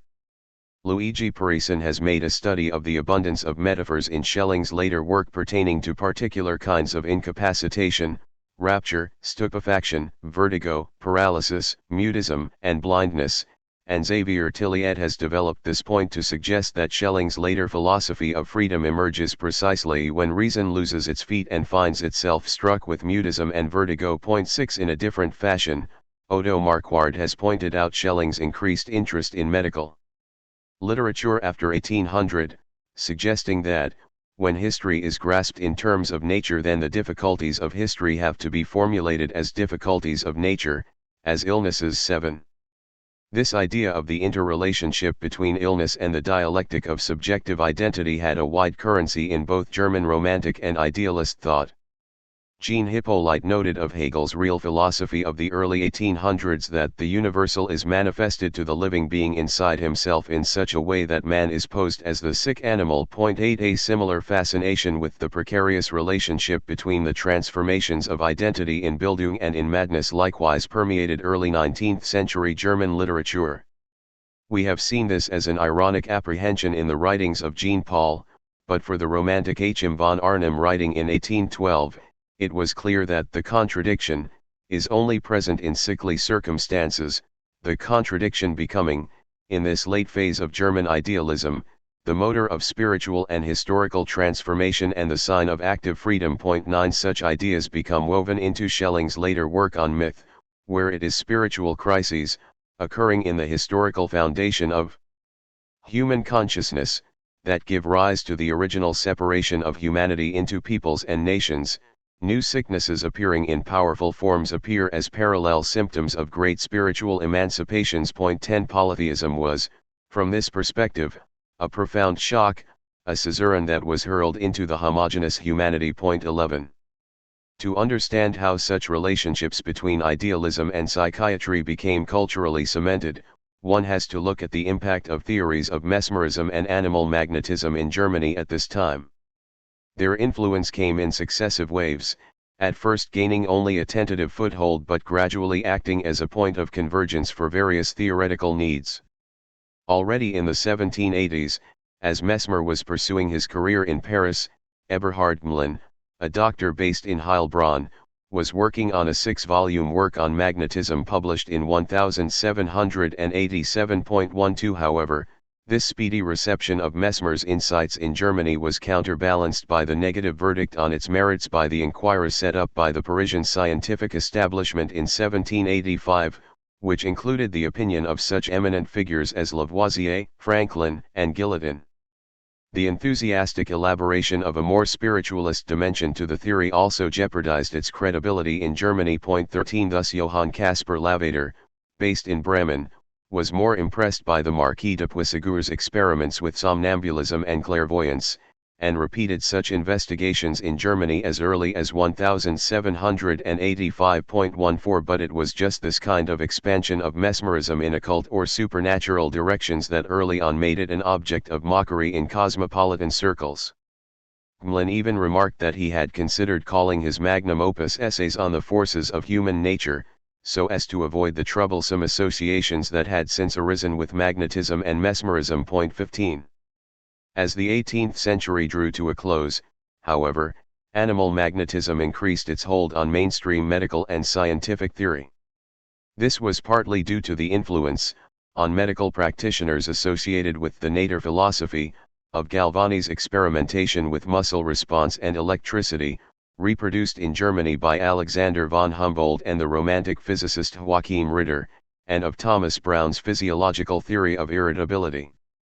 Both Brown and Galvani's explorations of the life of the body chimed, potentially, with Mesmer's own concept of invisible polar forces. Mesmer's 9th proposition, at the end of his memoir Sur la découverte du magnétisme animal from 1779, had been that humans, like magnets, contain different and opposed poles, which can be communicated, changed, disrupted, or reinforced. 16. This polar notion, in turn, was well suited to combine with the preference for dialectical explanations of phenomena which permeated the culture of both idealism and Nader philosophy. Schelling, as we saw earlier in the context of the ideas, had his own reasons for thinking of magnetism as the universal form of being in itself. It was that force whereby the body picks itself out and gathers itself together as a particular unity. 17. By the early 19th century, Nader philosophy and theories of animal magnetism were being closely interwoven. Thus the Dr. Friedrich Hufeland claimed that, when magnetized, iron receives a soul and becomes actively alive. For Hufeland, magnetism made apparent the simple splitting of unity into contradiction, the first awakening of opposed forces, and as such represented the first creative act of nature. 18 Not only was Mesmer's theory being integrated with Schelling's developmental philosophy of nature, but this theoretical amalgam had now acquired its own adherents in medicine. Another sign of this intermingling of magnetic and philosophical theory emerges in a letter written by Hegel to Schelling on May 1, 1807. This letter famously announces the completion of the phenomenology of spirit the night before the Battle of Jena, but also goes on to report Hegel's interest in J. W. Ritter's theory of siderism. According to Hegel, siderism proposed that a large-scale equivalent of magnetic forces affects both matter and spirit, and through this connection the spirit descends to the so-called inorganic, and articulates a magical unification and co-feeling of higher and lower natures. 19 In the years leading up to the ages of the world, Schubert and Schelling were also forming their own interpretations of the Mesmerist literature. In Views of the Night Side, Schubert began to speculate that sensitive and sickly people of the other sex, especially those suffering from incurable nervous illnesses, were most suitable to be magnetized. This is because their identity was already that much closer to points of internal transfiguration. 20 For the same reason, Schubert believed that people who were mad or were dying gained special powers of insight which put them in touch with nature's release of futurity, a phenomenon later to be investigated by C.G. Jung. They were the ones most likely to diagnose the signs of death in strangers. 21 And by a reverse inference, magnetism had power over incurable diseases, because it causes a little death. 22 That interest in violent thresholds, touched on in the last chapter, connects here with specific therapeutic suggestions and merges with the application of magnetic theory in medicine. But Jason M. Worth has also suggested that Schelling's occasional use of the term crisis, to describe the ontological fall and passage into existence of the Absolute, was a sign that he was incorporating Mesmer's studies into his own metaphysic. For Mesmer, crisis was a state intermediate between wakefulness and perfect sleep. 23 Crisis provides another equivalent of Ohnmächtigkeit, that term emerging in negative theology which, as we have seen, was associated with a psychic state of unconsciousness. Even more strikingly, in the Stuttgart seminars of 1808, Schelling borrowed another Mesmerist term when he alluded to the rapport that the soul establishes with God. No human being can exist without this rapport. 24 Elsewhere we have seen Schelling describe the inner essence of the soul as a repressed fire, but here he speaks of it as a madness, anticipating the graver madness of the late lectures on mythology. Rather than clairvoyance releasing a combustible element in the soul which breaks out of the depths of the inner essence, Schelling here suggests the highest state of clairvoyance is that of madness, and that, outside the rapport with God, in which God takes up the position of magnetizer in relation to the unconscious soul, such madness is the most profound essence of the human spirit. 25 As this brief outline shows, philosophy and metaphysics on the one hand, and romantic magnetizers, physicians and psychologists on the other, were finding support in each other's assumptions concerning the nature of the soul. Nature philosophers supplied a philosophical grounding for more empirical studies of the psyche, and also ways of reformulating notions of presence, process, and self-development in terms of polarities, or the tension between conscious and unconscious aspects of the self. Such notions of process meshed quite easily with some of Mesmer's ideas. As early as 1811, Schelling's disciple Lorenz Oken was corresponding with Mesmer, who coincidentally had himself been reading Reil's psychiatric work. Mesmer suggested to Oken in a letter at the end of that year that people were generally discontented with the ever-increasing confusion and lack of objectives in the field of medicine. Now by the discovery of a previously unknown natural force, as being that which constitutes the real principle of life, it has been proved that an entire transformation is rendered possible. 26 Mesmer suggested that Reil should come to him in Switzerland to receive the outlines of a course on mesmerism which could be introduced into the Prussian state. Reil, in turn, had already felt the need for a rapprochement between psychiatry and philosophy. He corresponded with Schelling in 1808, seeking help in the project of grounding a theory of the soul. What is lacking is a presentation of the soul in itself, or in its primordial state, without which psychiatry can never receive even the faintest sketch of a scientific treatment. 27 As we have seen, much of Schelling's work of this period was concerned precisely with such primordial states of being. The philosophers of nature had much to offer romantic psychology and psychiatry. But the new studies of psychopathological phenomena previewed in Reil and Schubert's work, and now increasingly marshaled and interpreted in theoretical and medical journals, also supplied the philosophers with empirical evidence for Schelling's philosophical stress on the agency of the unconscious within existence.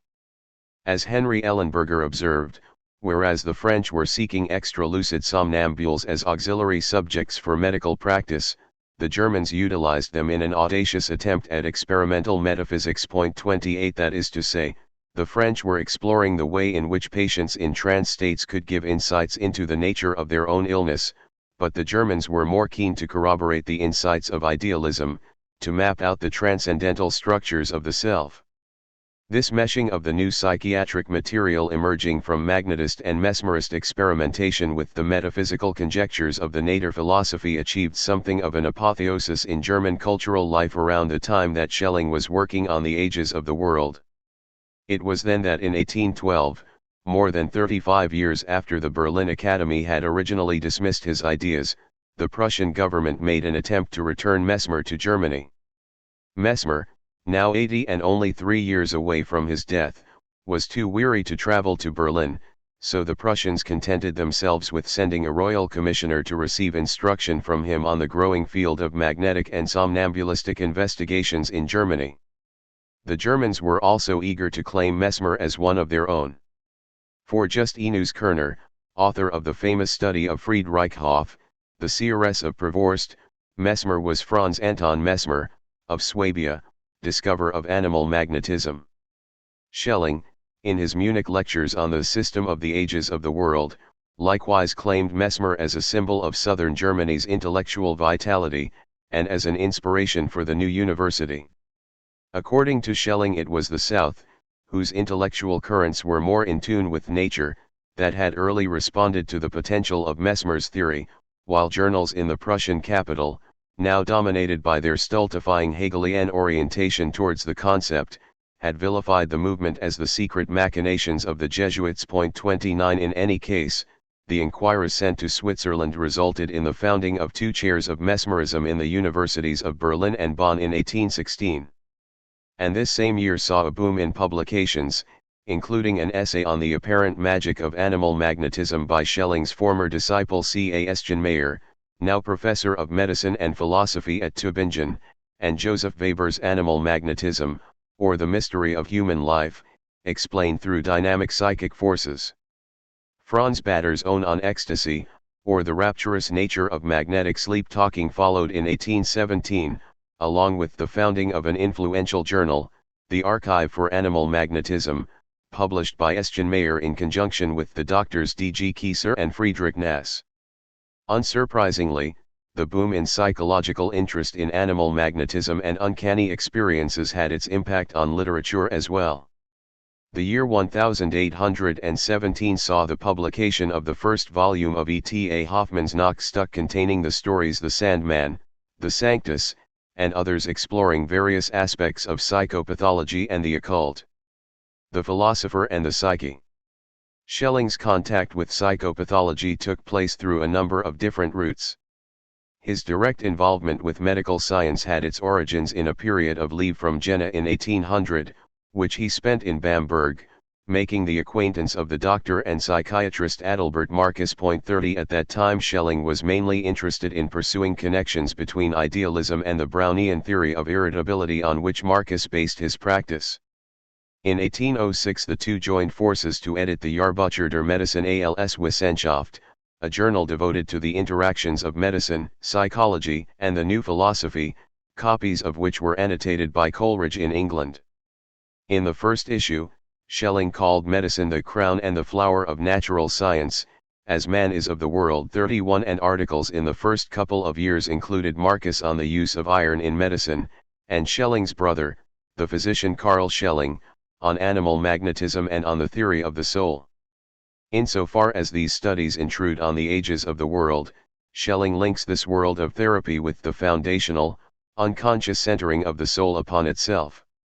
Schelling speculates, for instance, on gradations of mesmeric sleep in which, at the deepest level, man is completely cut off from the sensuous world and entirely removed to a spiritual realm. 32 Schelling's son added an explanatory note to the draft at this point, suggesting that disease is only possible to the extent that all forces and organs of life are subjugated to a common exponent, whereby the individual is sacrificed to the whole. According to Schelling himself, mesmeric sleep presents the possibility of a healing state in which the individual force, temporarily freed from the chain of the whole, gains time to re-establish itself in its integrity and originality. 33 Schelling's pursuit of an ontological framework through which to conceive of the individual's independence and freedom is here mingling with the notion of therapeutic isolation of the self's more absolute and universal grounds, as well as speculation on psychological and physiological processes in the body. 34 For Schelling, normal sleep likewise releases the person from an outer force, and a freely willed sympathy takes the place of an externally determined unity. He related this procedure to states induced by animal magnetism in which, the power seems actually given to one man to transcend that outer potency and return another man to the free inner relations of life, so that he appears dead externally, while internally a steady and free connection of all forces emerges from the lowest up to the highest. 35 There are some intriguing intersections here between notions of psychic health and ontological representations of individuality and autonomy. Mesmeric trances, sleep and even death are all being used to figure a state of absolute disconnection from the world, the emergence of an autonomous world of psyche, as it were, and this is in turn described as a freedom, a free connection, or as the self's integrity and originality.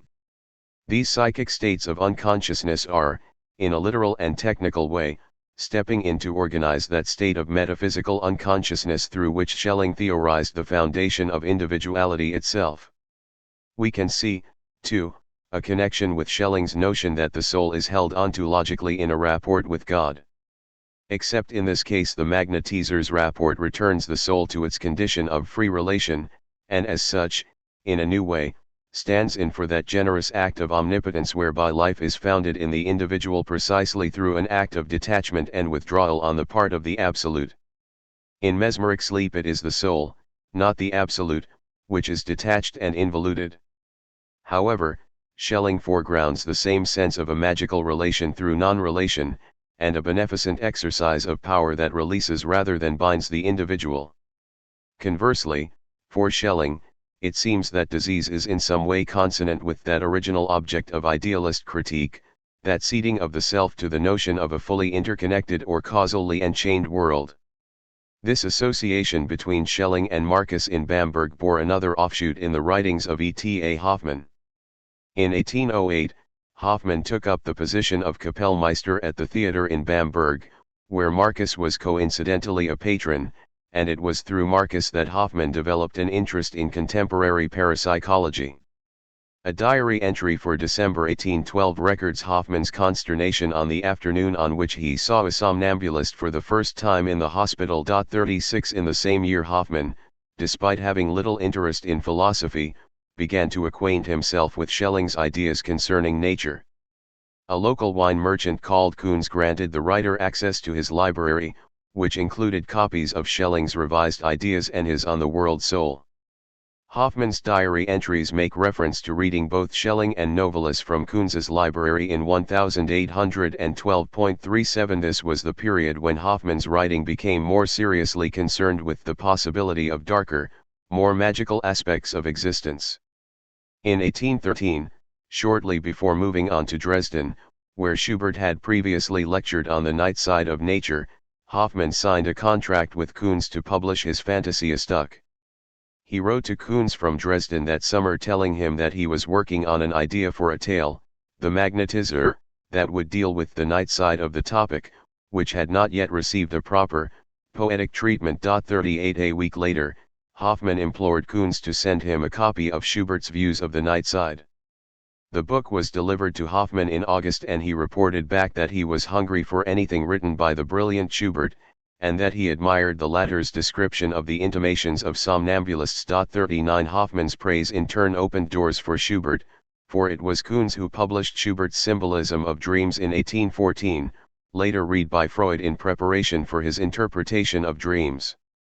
Schelling's growing fascination with psychic disorders merged inevitably with the increasing professional interest in Germany in the possibility of parapsychological experience. In a letter of 1807, Marcus thanked Schelling for making some important observations about the possible connections between magnetism and dowsing, and reported back about a farmer's wife, newly admitted to the Bamberg hospital, whose occult powers were becoming a local sensation. 40 The philosopher also became caught up in the fad for pendulum swinging as a form of divination, and Ellenberger lists Schelling, along with Schubert, Bader, and Eschenmayer, amongst those who paid visits to the celebrated somnambulistic seeress, Friedrich Hoff, who was taken into care by Justinus Kerner in his asylum in Weinsberg, Württemberg, in the late 1820s. 41 In this context, the investigations of nature philosophy merge with a set of mystical expectations concerning undisclosed spiritual truths which may be intimated in dreams and magnetic trances. In a letter of December 1808, Schelling thanked Schubert for sending him a copy of Views of the Night Side and reported back about his own researches on medicine and clairvoyance. He was convinced, for instance, that Joan of Arc had been a clairvoyant, and went on to suggest, in terms that would later be repeated by Jung, that clairvoyance represented a foretaste of our future being. 42 Just as Schubert had been interested in a lost primordial science, on account of its access to special intuitive forms of knowledge, so for Schelling the reports of somnambulists were important for what they revealed about possible future forms of existence, and the transition of the world from its current material basis towards its spiritual essence. 43.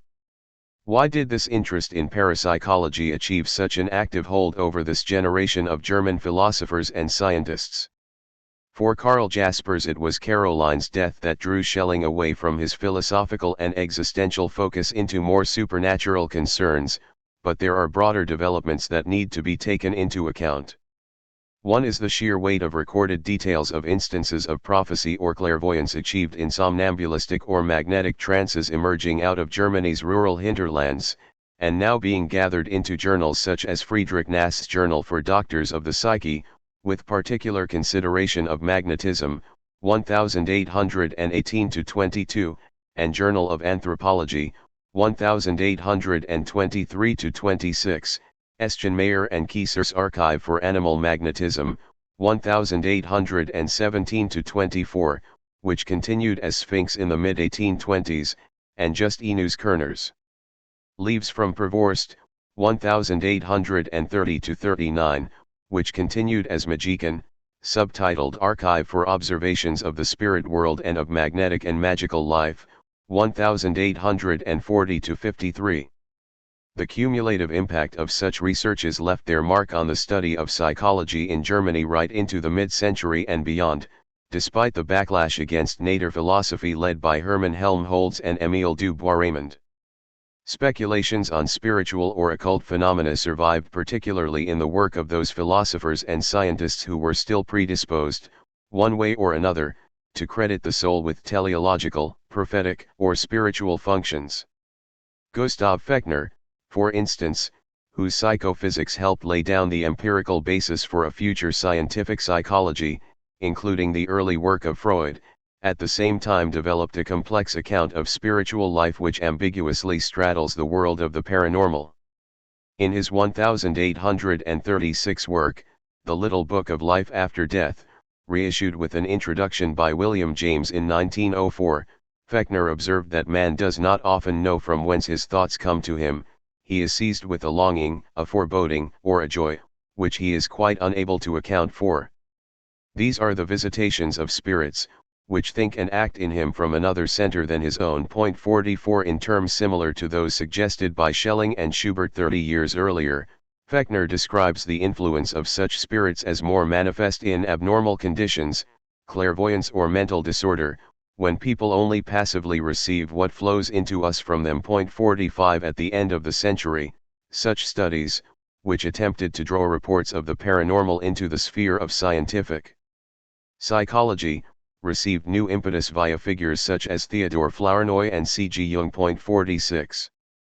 The accumulated evidence for parapsychological phenomena, as it was then viewed, also impressed itself on thinkers with a more sceptical bent such as Schopenhauer, whose essay on spirit seeing published in 1851 refers to the extremely marvelous and positively incredible feature of somnambulistic clairvoyance, difficult to believe until it was corroborated by the consistency of hundreds of cases of the most trustworthy evidence. 47 The facts simply had to be accounted for. Just Enos Kerner, who perhaps did most to pursue this occult line of investigation, published his Tales of Contemporary Possession in 1835, and as late as the 1850s was corresponding with Prince Adalbert of Bavaria, who was keen to get news of relations between Greece and Turkey from somnambulistic sources. 48. Gaps in the science of life. Interest in such occult, transcendental or magical attributes of the psyche fitted neatly into other aspects of Schelling's investigations of the unconscious. In relation to a science of the primordial past, we saw Schelling and Schubert discussing the role of the ancient oracles and the possibility of a knowledge conveyed in states of ecstatic possession. We also saw that prophetic revelations of a higher identity might come at critical moments in organic existence, hence their keen interest in predictions actually made in pathological states of mind. However, those thinkers who remained attached to specific spiritological theories, either deriving from Swedenborg, or romantic reinterpretations of Gnostic or Christian beliefs, must be distinguished from those for whom the other realms of insight, the beyond that the psyche tapped into, were the obscure dimensions of organic nature or history itself. A useful comparison can be made here with Eschenmayer, who began within the sphere of nature philosophy and, like Schelling, became increasingly interested in magnetism under the influence of Mesmer, Reil, and Schubert. In his attempt to explain the apparent magic of magnetism through physiological and psychical laws of 1816, Eschenmayer appeared to follow Schelling and Schubert closely in his elaboration of the soul's double nature, its possession of a day and a night side, reflected in the distinction between consciousness and magnetic sleep. 49 By 1835, however, he was attempting to integrate Schelling's dialectical physics with Christian eschatology and angelology. In Reflections on Possession and Magic, he suggested that because force and matter are inversely related, the bodies of demons are without mass, but therefore gifted with immense power.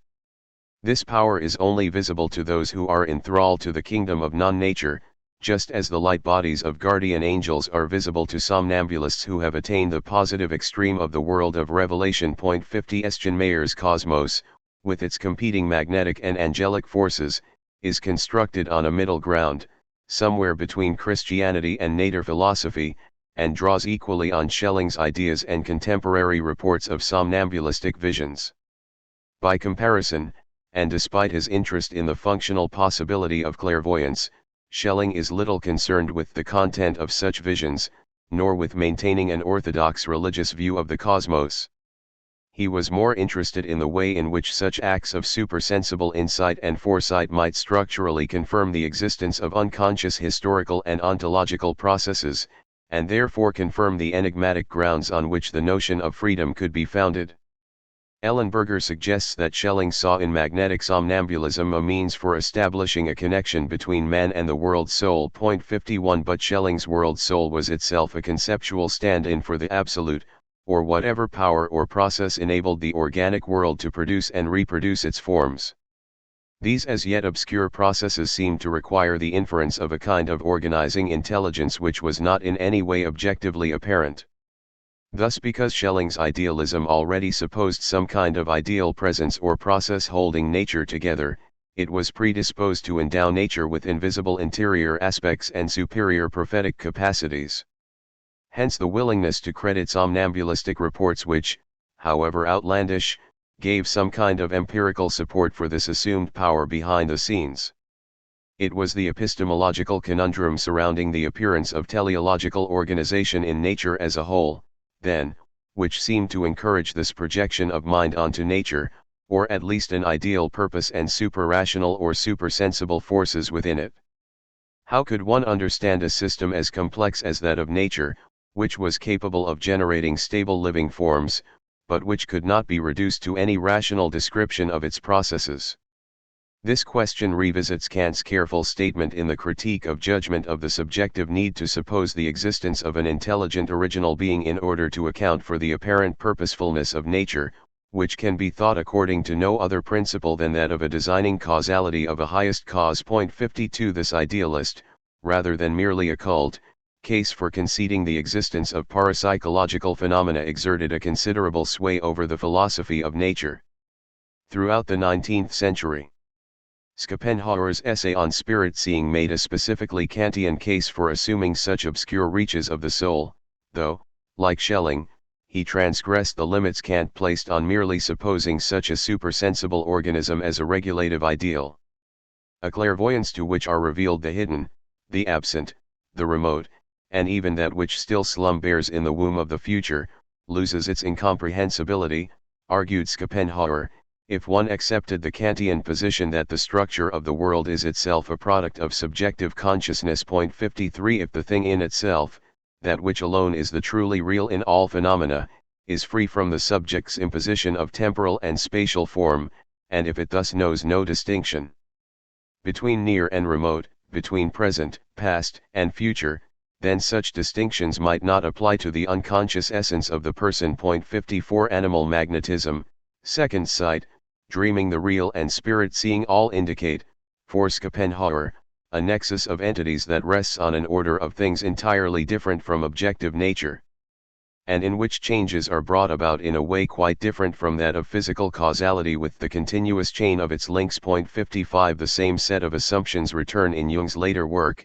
and reading Schopenhauer, and particularly his reworking of Kant's assumptions, helped Jung to recognize the epistemological gaps in contemporary positivist constructions of psychology. 56 There was a second conundrum which encouraged nature philosophers in their investigation of the ideal and unconscious dimensions of existence, and this was the issue not of collective coherence, but of where individual life itself comes from, how the embryo is formed within the mother, how it happens that bodies grow and repeat certain complex forms, yet appear to be able to shape themselves by purely immanent or internal means. In the 1815 draft of The Ages of the World, Schelling matched his query over the secret birthplace of existence with a more empirical question concerning bodies: what happens with the initial formation of the foetus? He answered himself that, everything that occurs around us is, if you will, a constant alchemy. 57 Birth took its place alongside clairvoyance as an enigmatic attractor for various romantic and nature philosophic speculations on the sources of life, for the good reason that biological processes of gestation and birth were still little understood in this period. Reproduction and embryology were consequently laden with metaphysical suppositions, such that for some philosophers and psychologists they epitomized the divine or inscrutable axis of the self's origin. Moreover, within the idealist notion of the idea, the process of thinking and the process of being born had already come to reflect each other. We saw in Chapter 2 that Schelling, like Goethe, had become interested in a theory of archetypes early on in the 19th century. The 1807 oration on the relation between the plastic arts and nature described the idea as the only living power in nature, all else is beingless and empty shadow. 58 In Ages of the World, nature's productivity depends on patterns laid down by secret archetypes. These archetypes still stream out from the innermost part of creative nature, just as fresh and alive as they were before time. 59 Thus while human beings give birth to ideas, ideas themselves give birth to living organisms.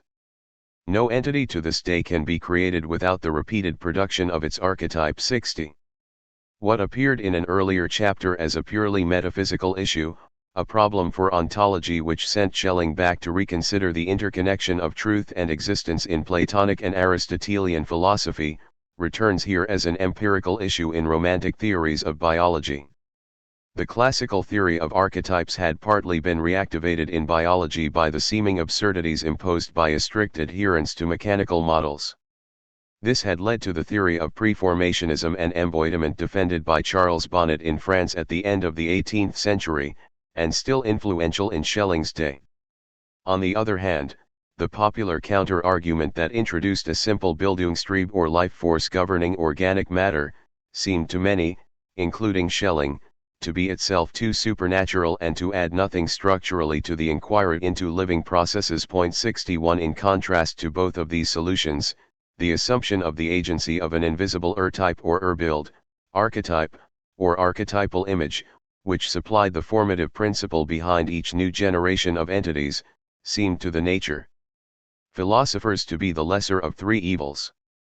Invisible relation to an archetype explained how the individual appeared to develop independently of any obvious chain of determination, and yet at the same time could repeat a general pattern. Such an Urbild could, in Aristotelian fashion, be insinuated directly into the living organism itself, although idealists argued that archetypes had their ultimate foundation in an absolute mind. Schelling published his brother Carl Schelling's Principles for a Future Theory of the Soul in the Jahrbucher der Medizin als Wissenschaft, an article that concerns itself with the functional interrelation between living organisms, the absolute organism of the whole, and the highest principle of the idea. 62 The question of the archetypal origins of individual entities was also energetically pursued at a biological level by Lorenz Oken and Carl von Baer, both credited with being founders of modern embryology. In 1830 Oken demonstrated the cellular origins of tissue and bone, and von Baer discovered the mammalian egg in 1827. According to Oken, the ovum is the entire animal in idea, or in design, but not yet in structure. 63. The key point is that the epistemological gap within philosophical and scientific concepts of nature, which required that determinist or mechanical processes be supplemented with idealist or spiritological solutions, making use of archetypes and futurity operating through an unconscious, at the same time preserved an ideological space for moral and ontological projections about the foundations of individuality. It is exactly these suppositions of alchemy and prophecy, active in romantic biological description, that Schelling tended towards when attempting to invert metaphysical notions of structure, so that foundations could both be there but only come to light after the assumption of identity by the individual. In Chapter 3 the sense of life's potentiation towards foundation found expression, on the one hand, in terms of a sublime sparkle or gleam of vitality which Schelling linked to the Bohmian term, tincture. On the other hand, Schelling hypothesized a divine and ideal previewing of nature's archetypes by the absolute, which knowledge was then buried unconsciously within nature.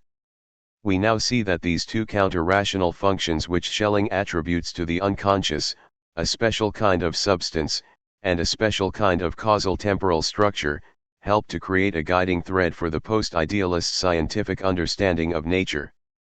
They are the two forms which help sustain a belief in nature's profound intelligibility, in the face of its structural incomprehensibility. However, this incomprehension of nature itself, as I have wanted to show throughout this book, has a moral and ontological role to play. It is only by virtue of such a gap in knowledge that Schelling could sustain, at one and the same time, the notion of absolute foundations and conceptualize the freedom of individual emergence and self-determination. One sees this in the ages of the world in Schelling's regard for the individual who is able to break loose from everything that happens to him and actively oppose it, while adhering to the presentiment that one organism lies hidden deep in time and encompasses even the smallest of things. 64 This itself repeats the paradox which occupied Schelling at the end of the system of transcendental idealism, when the philosopher finds himself confronted by the contradictory concepts of an absolute intelligence, common to all subjects, and a freely determining subjectivity which cannot consist in conformity to law. 65 The only way Schelling can assimilate these is to hypothesis an eternal unknown which is at once the ground of lawfulness in freedom, and of freedom in the lawfulness of the object. 66 We are returned once more to Ffytche's obscure formulation of the will which attempts to hold individuality, universality, and freedom together in a single medium of connection. But it is in this naturalist and historicist version of Schelling's that the presentiment will live on in the 19th century. Indeed, it is this very paragraph from the system of transcendental idealism that Eduard von Hartmann singled out for special praise in his introductory remarks to the philosophy of the unconscious of 1868, Commenting on the purity and depth with which Schelling had seized the notion of the unconscious. 67. The ontological structure of nature, then, must remain awkwardly uncoupled, its connectives addressed now in terms of a blindly productive divine spark of life in matter, now in terms of a buried image which is only revealed after the event. In each case, the world of life never becomes an object. 68. There is a remarkable concurrence here between the life sciences, struggling to find structural metaphors to fill real epistemological gaps, and the philosophers of individuality who, for their part, were searching for an irreducible gap in the systems of science into which they could project their unimaginable syntheses of freedom and determination. This convergence on the mysterious portions of life and soul allowed scientists with an idealist bent to find support for their attempted completion of a science of existence, and the philosophers of freedom to give their idealizations of the self a basis in nature. If these claims that nature is governed by a prophetic structure appear to hover between parapsychological assertions and a metaphorical framework for the study of organic life processes, what also kept such claims in this particular form, tied to principles of obscurity and unconsciousness, was the attempt to construe a plausible science of individuality itself, to tie the metaphysics of individual origins, and the empirical organic development of bodies, together. 69. It is precisely towards such gaps in the theory of knowledge that the assumption of individuality had to gravitate.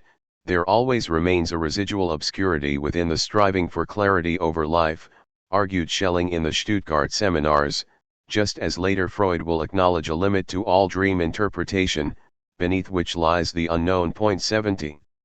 C.G. Caras and the future of the romantic psyche. The psychologists and anthropologists emerging from Schelling's circle of influence continue to define the psyche with reference to these two liminal forms of manifestation, the psyche as an obscure developmental energy, or as the medium through which unconscious archetypes are symbolized. For this reason, it is instructive to examine how the theoretical understanding of psychic life and unconsciousness was carried forwards and codified in the work of mid-century figures such as C.G. Caras, to whom Ellenberger attributes the first attempt to give a complete and objective theory on unconscious psychological life. 71. Pursuing an early interest in both medicine and the science of nature, Caras emerged with a doctorate from the University of Leipzig in 1811 and moved to Dresden, where he took up a position as professor of gynecology and director of the University Obstetrical Clinic in 1814. He was later to become court physician to the King of Saxony. At this time, Hoffmann was moving to Dresden, Schubert had left and was working on the symbolism of dreams, and Schelling was in the process of redrafting the ages of the world. As well as being a proficient landscape painter in the romantic mold of Caspar David Friedrich, also based in Dresden, Caras explored the interface between life and unconsciousness in a series of works from Lectures on Psychology, 1831, to Psyche, on the development of the soul, 1846, on magnetism, 1857, and nature and idea, 1861. Though not directly a pupil of Schelling's, Caras acknowledged him, along with Kant, as one of the two major influences on his development. Schelling was in fact an influence both on Caras the painter and Caras the physiological researcher. With respect to both aesthetics and natural science, Schelling's nature philosophy awakened in him the specific thought of a world soul, and the conviction that life formed a single, infinite, organic whole. 72. Ironically, Caras saw himself as diverging from Schelling because the philosopher was associated in his mind with that early goal of the nature philosophy, of bringing nature to completion in a conscious theoretical system. In contrast, Caras asserted that the key to an understanding of the conscious life of the soul lies in the sphere of the unconscious, and as such the route to a genuine psychology can only be found there. 73. But of course, it is precisely here that he follows in Schelling's footsteps, and Caras' theories of the 1840s, as we shall see, very much repeat the pattern of assumptions made in the ages of the world. First of all, like Schelling in the middle period of his work, Caras eschewed the attempt to grasp the whole of nature as a system. Instead he devoted his attention to the more temporalist question of origins. He sought a genetic method which set out to really begin with the beginning, with the first obscure, vague, uncertain movements of the spirit in our interior. 74 He also recognized a principle which guides the world mass in its pathways, and which was both divine and obscure. 75 In line with Schelling's development of new structural figures, Caras conceived empirical existence in terms of ideal and material facets, neither of which could be represented as systems or objects. On the one hand, he described the principle that generates the development of the body from embryo to maturity as an unconscious, productive force, an ever-flowing spring or unconscious radiation. 76 On the other hand, he claimed that this development is the work of the divine in the form of the idea or the primordial image which provides the primary basis of individual life. 77 These are essentially the same two versions of that unconscious principle which Schelling intimated throughout the ages of the world, sometimes as a sublime power, sometimes as a secret foreknowledge. As with Schelling, Caras conceives the psyche in such a way that, rather than oscillating between a world of objects and a world of purposes in the self, he writes in terms of a single principle of unconscious life, the formative axis equally of the body's development and the soul's identity, both of which elude full structural representation. The enigmatic form of psychical representation connects once more with the way individuality is conceived. For Caras, if we want to find the primary cause for our individuality, we must go back into the history of the idea of our being. 78 As in the ages of the world, the return to the beginning and the tracing of development can no longer be construed as a simple causal relation from past to present. Instead, the temporal structure of individuals can only be conveyed as a set of winding ellipses over connection, through which subjects are able to return on themselves and to ascribe to themselves the obscurity of an origin through which they are causa sui. Caras argued that all living entities contain something hidden which refers back to something past, something that has been before, and which yet suggests further development, something in the future. 79 Schelling and Schubert had sought to give subjective identity some kind of material form, but this was approached through dimensions of latency, possibility, and unconsciousness. So for Caras, the relation between past and future indicates powers of remembrance and foresight which assert themselves in the region of unconscious life. 80 In a compound statement which beautifully asserts a determinism in nature, but also an unconscious core to such processes, Caras argues that this force, innate in the divine principle of the soul, absolutely dominates and pervades matter. However, it creates while still completely absorbed in itself, as if dreaming, or thinking in shapes, because it cannot yet think in concepts. 81 The model subverts any connotation of dependency and mirrors exactly Schelling's absolute in a state of Ohnmächtigkeit. It dominates matter, and yet appears not as a ruthless enchainment of consequences, but as a form of dreaming, as a withdrawal, a lack of intent or control. Given this passive condition of the absolute, it remains for entities to claim their identities for themselves. Such notions of a dreaming power provoke connections once more with magnetism and somnambulism.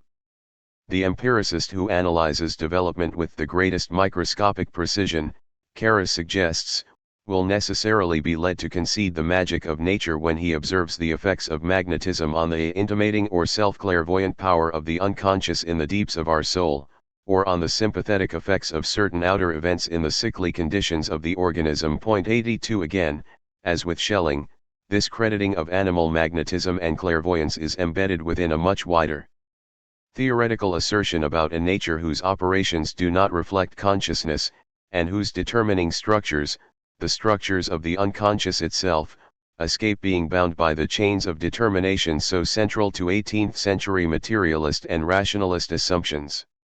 The final point here is that, although the impulse behind Caras' research was medical, psychological, and scientific, the assumptions he makes about unconscious structures and processes are equally the site of a moral identification of freedom.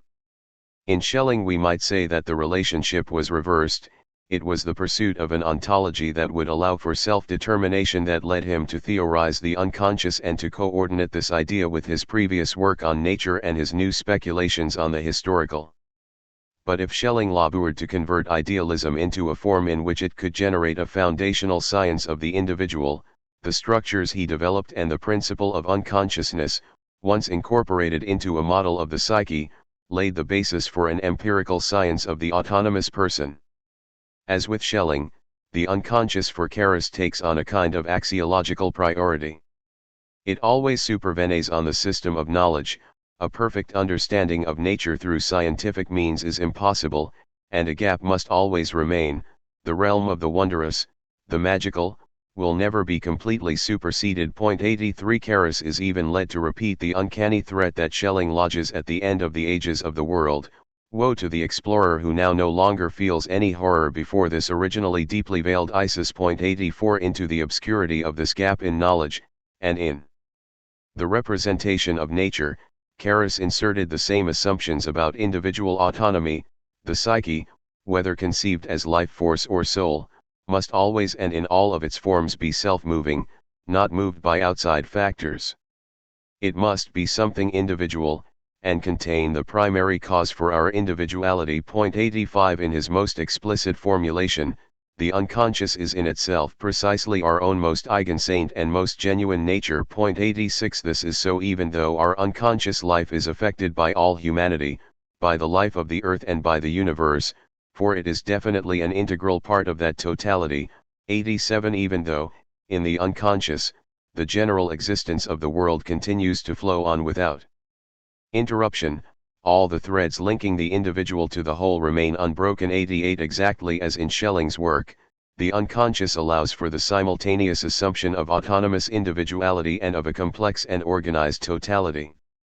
The psyche, for both authors, is not merely an intermediary between corporeality and mind.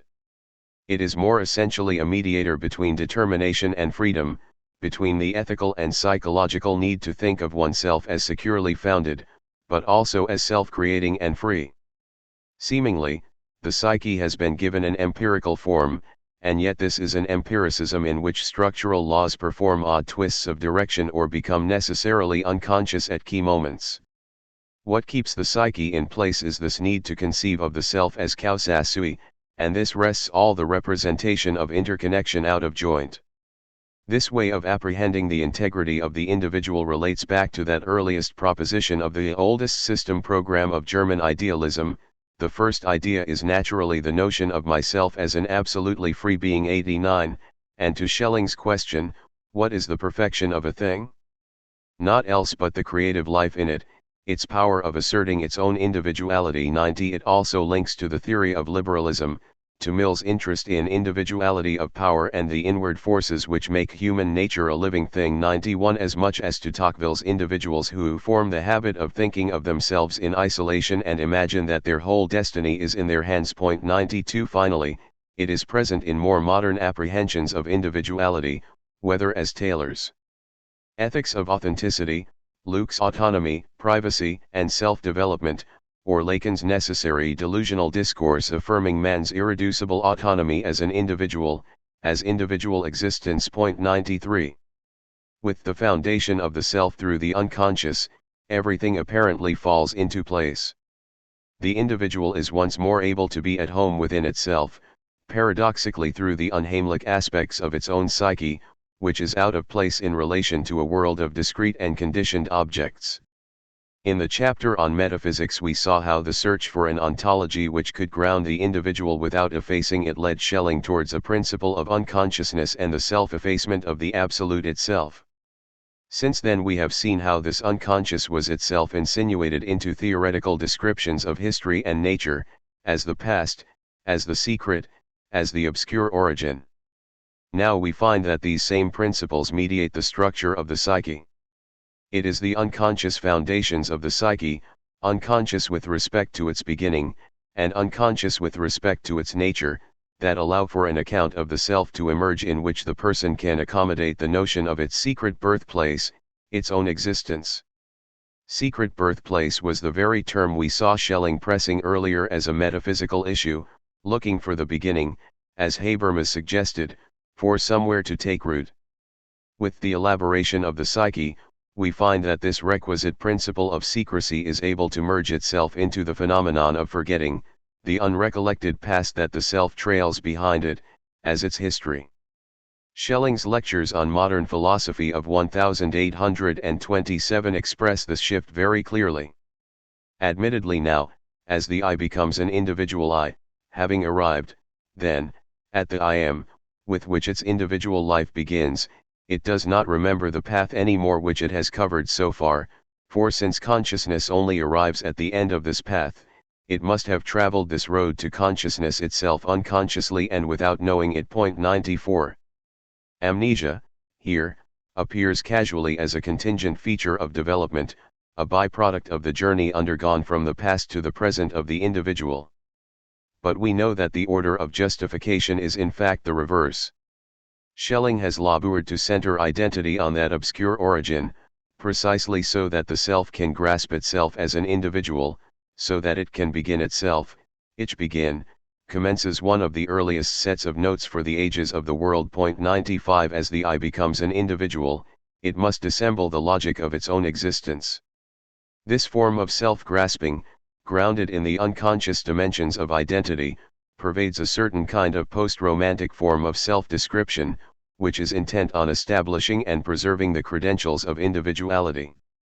The person now accounts for himself or herself from the beginning, but it is precisely at the beginning that narratives meet with a certain inalienable obscurity, at the furthermost horizon of self-recollection. G. H. Schubert, contemplating this anterior darkness in his autobiography, whose very title, The Gleanings of a Former, the Anticipations of a Future Life, reflects the characteristic ellipsis in his thought around the present, writes of the buried Verborgene beginning as well as the mysterious Geheimnisvollen beginning of human life. 96 For Schubert, the apparent has everywhere emerged from a non-apparent, the visible course of life from an invisible beginning, and as the beginning of our life emerges from the darkness, so it runs off again at the end into the darkness of a world that does not appear to the senses. 97. The empirical mysteries of birth and the ontological mystery of being causa sui here shade imperceptibly into each other, and both are merged with a more generic language of oblivion, of unconscious pasts.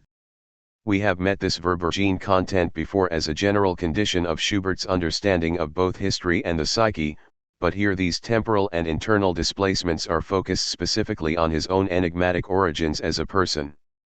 Such generalist wonder about the origins of life seems uncontroversial in the context of a 19th-century autobiographical account. Why shouldn't the self apprehend the anterior contexts of its life only vaguely or obscurely? However, the problem of the person's existence and the memory of its practical beginnings are, as we have seen, interlinked with the conceptual problem of granting significant life to individuality itself, the problem of representing or legitimating the singular within the order of knowledge. Such accounts are equally identifications of the autonomous self. In this light, the gravitation of terms towards unconsciousness is structurally important. To glance for a moment at transcendentalism in America, another key site in the transmission of German idealism, Romanticism, and Nader philosophy in the middle of the 19th century, it is interesting to compare some of Emerson's statements on the soul with Schelling's, not the least because Emerson possessed a manuscript of James Elliott Cabot's unpublished translation of Schelling's essay on human freedom in the mid-1840s. 98 For Emerson, writing in 1845, the philosophy we want is one of flux ions and mobility. Any angular dogmatic theory would be rent to chips and splinters in this storm of many elements. Rather than the system, the form of man, the soul of man must be the type of our scheme. 99 The soul itself is the basis from which the philosopher anchors the enigmatic structure of identity. And how should one think this structure? Philosophy begins from nox and chaos, the ground, or abyss which Schelling so celebrates. And in every man we require a bit of night, of chaos, of abgrund, as the spring of a watch turns best on a diamond. 100 The abyss of structure now substitutes for the perfection of mechanism in this post-18th century world. The same attraction to origins and unconsciousness as the basis for an ontology of human being will lead the philosophers of German existentialism to revalue Schelling's contribution to philosophy in the 20th century. We have already seen how Heidegger acknowledges a debt to Schelling, but for Karl Jaspers, too, Schelling provided a model in that he forces us to release ourselves from the quotidian commonplaces, demands to penetrate through the finite to the infinite. 101 This release from the quotidian is a condition opened up by the philosophy of history itself. Engrossment in the specifically historical brings the enigma geheimeness of the unique to more lucid consciousness. 102, but it is also the specific goal of Jasper's philosophy of existence, which aims to redeem the ontological fortunes of men who could be themselves but instead woke up in the pitiless atmosphere of modernity in which every individual was sacrificed as individual and in which there reigned a universal interchangeability of everything and everyone, where no one seemed to exist any longer as himself. 103 Jaspers will weave a new ontology of the individual into his apprehension of the historical basis of life precisely by representing the latter as infinitely elusive. Our consciousness is born by the unconscious, which is endlessly ambiguous in its implications. 104 As Richard F. Grabow comments in his preface to Jasper's philosophy of existence, Jaspers comes to the realization that both the thinker and reality are more than what can be known about them in objective terms. 105 The search for origins thus enjoins a double task of historical and self-realization, to catch sight of reality at its origin and to grasp it through the way in which I, in thought, deal with myself, in inner action. 106 At the same time, as with Schelling and Karras, the notion of the obscure origin connects one to a higher whole. It imports the satisfactions of affinity in the midst of the alien, and of the community of the human running through all peoples. 107 Breaks in the chain of life, from reproduction to deconstruction. I have traced the intellectual futures of Schelling's principle of the unconscious as an obscurity or vagueness about origins, which paradoxically allows for claims about the autonomy of the individual to emerge.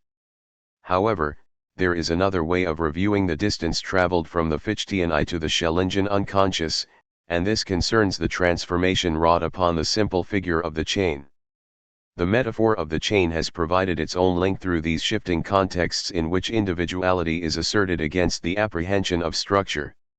In The Vocation of Man, Ffytche found that an unbroken chain of appearances annihilated the possibility of freedom in the self. 108 For Tocqueville, aristocracy links everybody, from peasant to king, in one long chain, but democracy breaks the chain and frees each link. 109 In a psychotherapeutic context, Schelling argued that states of unconsciousness free the individual from the chain of the whole, re-establishing it in its integrity and originality. 110 Likewise, Schopenhauer finds in animal magnetism an indication of an order of things entirely different from physical causality with the continuous chain of its links. 111 While Karras suggests that the unconscious allows all the threads linking the individual to the whole to remain unbroken. 112 If the self, for Schelling, finds its own origin by being released from a chain of events, then the inception of the unconscious, the birth of the individual, can also be figured in this way, not just as an obscure horizon of recollection,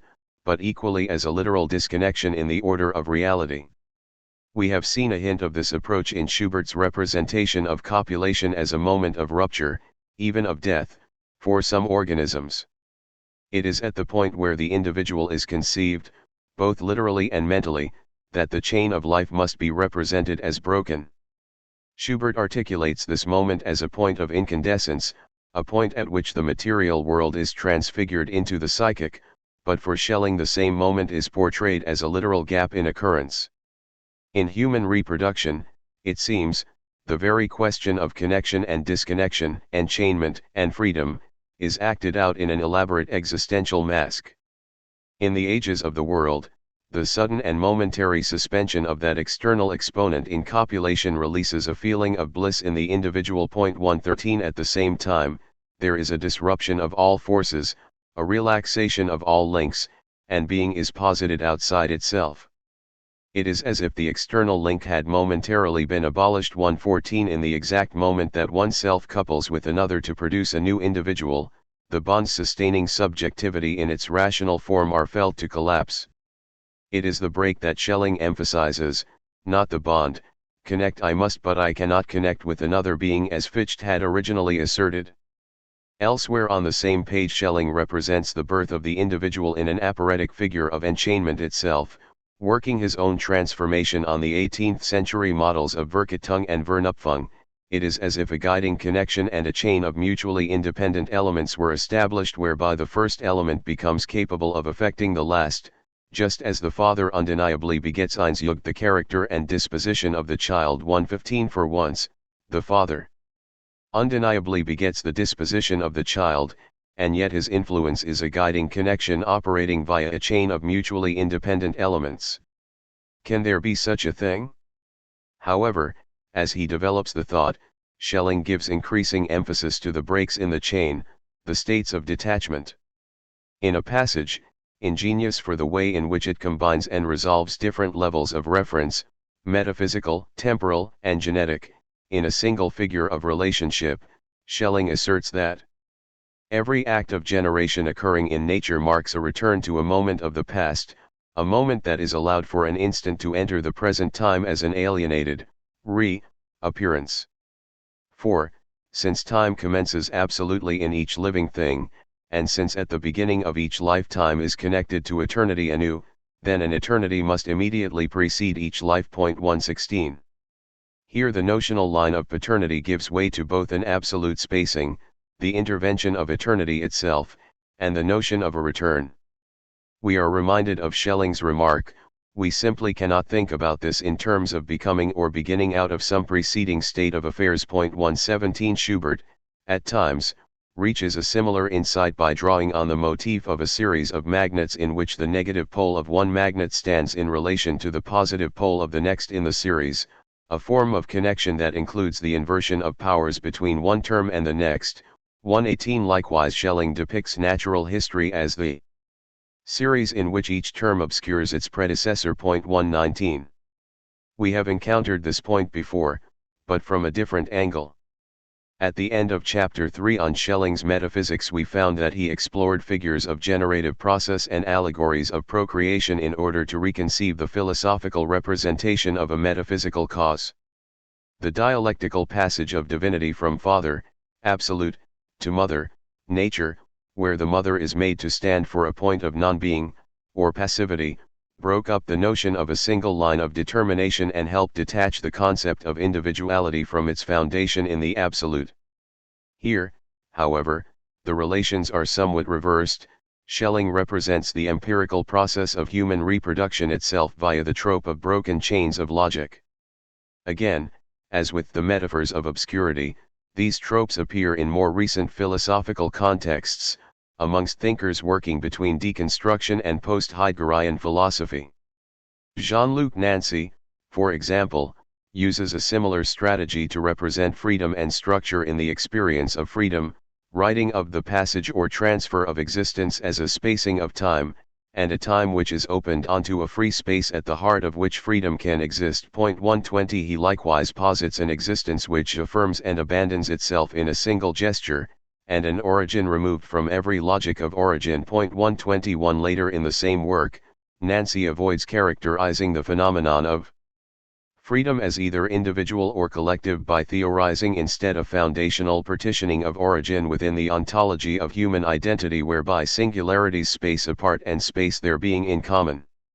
He further describes this as an entire link of unlinking, a fabric without weave or weaver. 122 In an article co-written with Philippe Lacoué-Labart, The Unconscious is Destructured like an Affect, Nancy also writes of that which in Freud resists a logic of the identity of subject and which leads to dissociation, the identificatory tie of an untying in which identity withdraws. 123 Interestingly, dissociation, the term used by Pierre Janet to describe a nervous weakness in the mind, leading to the separation of aspects of the mental life of a person, is here reclaimed as an ontological figure, one central to the theorization of autonomy. The authors further describe how their own work on psychoanalysis has been drawn to the difficulties of this sociality, and its ontologico-political implication, which is more originary than any primitive sociality. 124. One is already close here to those figures which Derrida will extract from Freud as the centerpiece of an ontology which supposedly resists ontological formulation.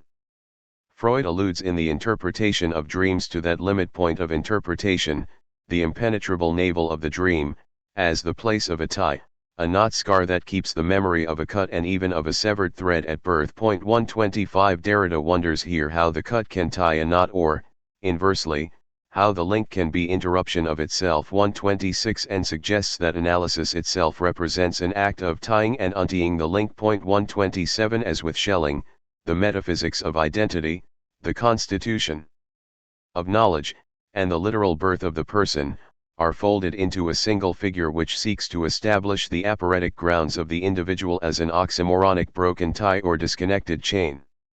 At one point in his discussion of the Freudian unconscious in Seminar 11, Lacan asks if the one is anterior to discontinuity, and ventures, "I do not think so, for he has learned that the need for a closed one is a mirage to which is attached the reference to the enveloping psyche, a sort of double of the organism in which this false unity is thought to reside." 128 Instead, discontinuity is the essential form in which the unconscious first appears to us as a phenomenon, a discontinuity, in which something is manifested as a vacillation. 129 Referring back to Schelling's own origination of an unconscious principle, one could argue that the opaque detachment of a psychic interior, the obscure representative of the essence of the self, and the broken chain which also represents the self's point of origin, the interruption of a network of relations, are both involved in the same attempt to release individuality from the restraints of structure, while endowing the self with a kind of grounding objectivity, law, or cause.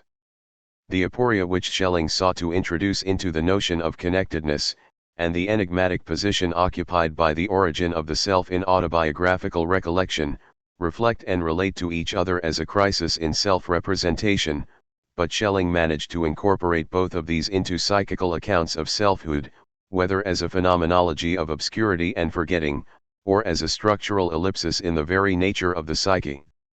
This is not to say, of course, that Schelling was the only person initiating such discourses of the obscure or unconscious self in this period of late Romanticism in Germany, but he was the only one who had explained the theoretical reasons for such descriptions, and who argued that such descriptions were structurally necessary, in a way that could be philosophically underpinned. Both these kinds of discourses, that of ontological disconnection, and that of obscurity and oblivion, are played out in that founding moment of unconsciousness at the end of the ages of the world, and both indicate the future importance of Schelling's insights here with respect to modern theories of the individual. Coda, From the Psyche to the Psychoanalytic. These brief glimpses of different kinds of returns of the unconscious demonstrate the way in which it is continually bound into the theorization of individuality and autonomy in modernity, whether this is in Carus, Emerson, Jaspers, Lacan, or Nancy. They are included here as a way of consolidating a sense of one of its key ideological functions. It is through the unconscious that aspects of psychology, or the theory of the soul, the inner self, converge with issues in ontology, the autonomy of the self, its freedom of self-development, its individuality. These snapshots of future theory are not in themselves intended to map out the history of the unconscious. As suggested in the introduction, the unconscious takes on many forms throughout the 19th century, in philosophy, psychiatry and neurology, aesthetics, theories of history, metaphysics, religion, and theosophy. Many different strands of its influence, its adoption and redecryption, particularly in the latter half of the century, would have to be pieced together in order to provide such a history. If one were to attempt to track the concept forwards in German intellectual life from the time of Schelling, Schopenhauer, and Herbart, then the most significant intermediaries, before one reaches the reformulation of the concept in modern psychology, would be first of all Carus in the 1840s, and then von Hartmann and Nietzsche in the last decades of the century, of whom only the first two could be said to explore the concept in a systematic way. Von Hartmann aimed explicitly to synthesize the theories of Schelling, Schopenhauer, and Carus, and to connect them with Darwin and Haeckel's work on evolution. However, the final part of this book will focus not on the further reaches of Schelling's influence in the 19th century and beyond. Instead, I want to examine how the particular constellation of problems we have been tracing in his work relates to the emergence of specifically psychoanalytic ideas in the work of Freud. I am interested not so much in lines of influence, but in the ideological function of the concept of the unconscious, and the issues it raises concerning individuality and autonomy. Here a certain amount of caution must be exercised. An unconscious that is structurally wedded to the conscious, the ontological tension between remembrance and forgetting, a principle of repression, the enigma surrounding the birth of the individual, a conflictual tension in the absolute, drawing on a gendered dualism of paternal spirit and maternal ground, desire as a motor for change, the development of the self through states of crisis and transfiguration, the concern with origins and the trauma of the past, the attempt to understand the truth of the self through the experience of dreaming and magnetic sleep. All these are present in the ages of the world, and all of them figure in early psychoanalytic theory in the 20th century, and yet one could not call the ages of the world a psychoanalytic text. First of all, because Schelling, despite his avowed interest in medicine and contemporary psychiatric literature, is primarily a philosopher and not a psychologist. But, secondly, because an approach to subjective identity that centers on individual development and psychology is precisely not self-evident for him. As much as individuality and the knowledge of one's freedom is constantly invoked, the labor of the ages of the world is to transfigure metaphysical structures so that they can somehow become internalist, so that a person can carry the grounds of their identity, as philosophically conceived, within themselves, as their basis, their origin, or repressed past, to have the beginning in oneself. 130 But the means towards this internalization of foundations is not self-evident, nor can Schelling simply assume that people exist de facto as individuals, with their own autonomous identities and psychologies. For Schelling, that possibility can only be accomplished by performing some kind of perspectival negation on the absolute itself. The unconscious would become, by the end of the 19th century, one of the tools through which that idea of individuality was asserted. But at the time at which Schelling was writing, the modern and liberal idea of the individual was still in its nascent stage. In contrast, then, to the concern of psychoanalysis with the traumatic constituents of individual identity, Schelling was faced with the difficulty of introducing trauma into the reigning concepts of the absolute and the universal. Trauma, imported into such transcendental principles of order, would allow the non-universal agent to speak as if it were secretly, and absolutely, its own agent. It was the means necessary to conceive of the independence of the individual who had been as yet only frailly constituted in the shadow of metaphysical cosmologies.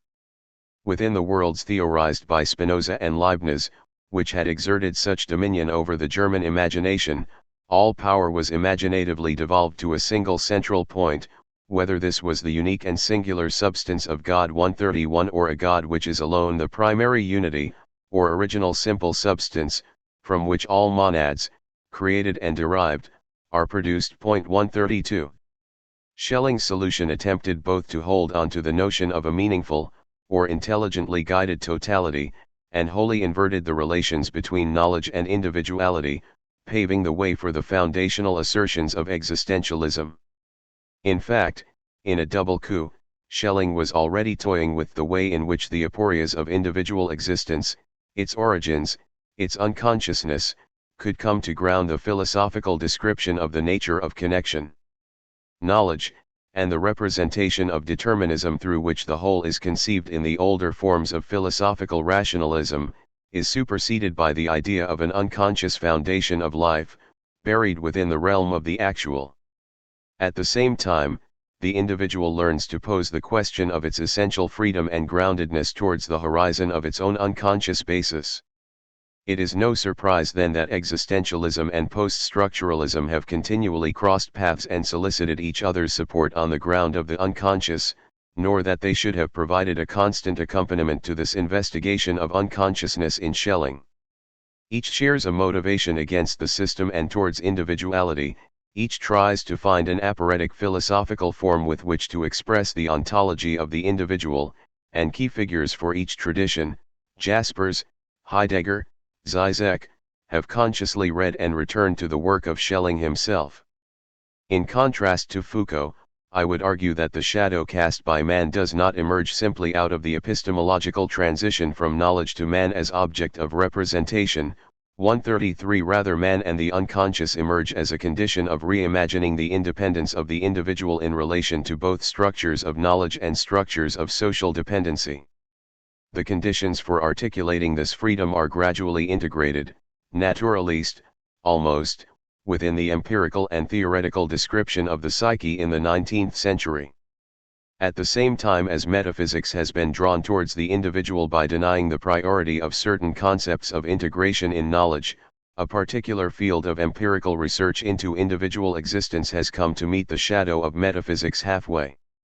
The new logic, which demanded the introduction of obscurity, instability, and prophecy into concepts of identity, in order to ground individual freedom, drew to itself the pathological, the enigmatic, and the unconscious elements within contemporary psychiatric accounts. Hence Schelling's attraction to unconsciousness and to crisis, charis to an unconscious which is the key to an understanding of the conscious life of the soul and which will never be completely superseded. 134 Nancy's to a there is which is no longer an affidavit, but a seizure. 135 And Derrida's to the secret of my inconsolable nostalgia attached to the word resistance and which itself resists analysis. 136 The most peculiar inference concerning the psyche in this context is the way in which the supposed empirical and structural features of the psyche itself, its topological division, the structural weight given to the unconscious, the role of trauma in generating the concept of an unconscious agency, and the foundational appearance of trauma in narratives of individual development, emerge, on the one hand, from the psychoanalytic observations of Freud's consulting room, and the piecing together of ideas from the work of Charcot, Breuer, Maynard, Bernheim, and others.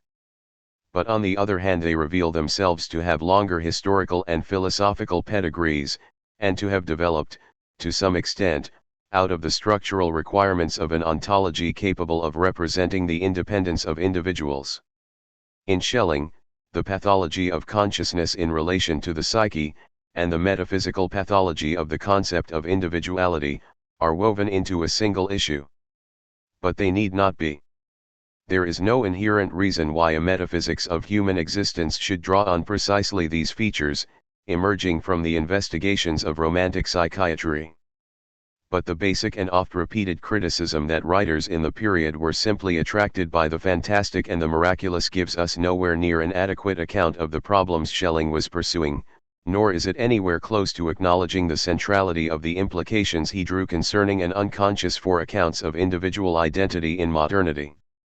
In all of this, however, I have been keen to implicate the work of Freud himself only peripherally, not the least in order to avoid letting an account of psychoanalysis slide too easily into romantic, existential, or deconstructive appropriations of the psyche and the unconscious.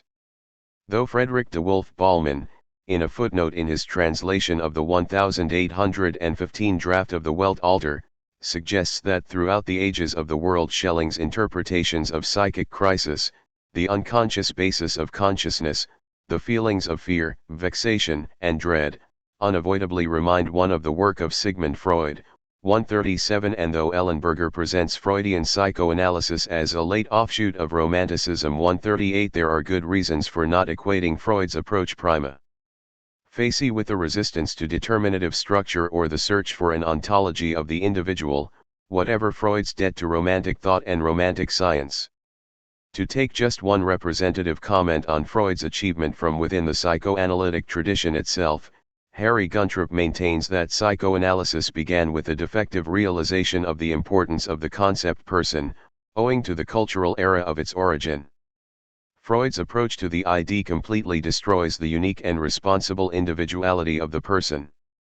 It reflects the materialistic determinism of the 19th and early 20th century science 139.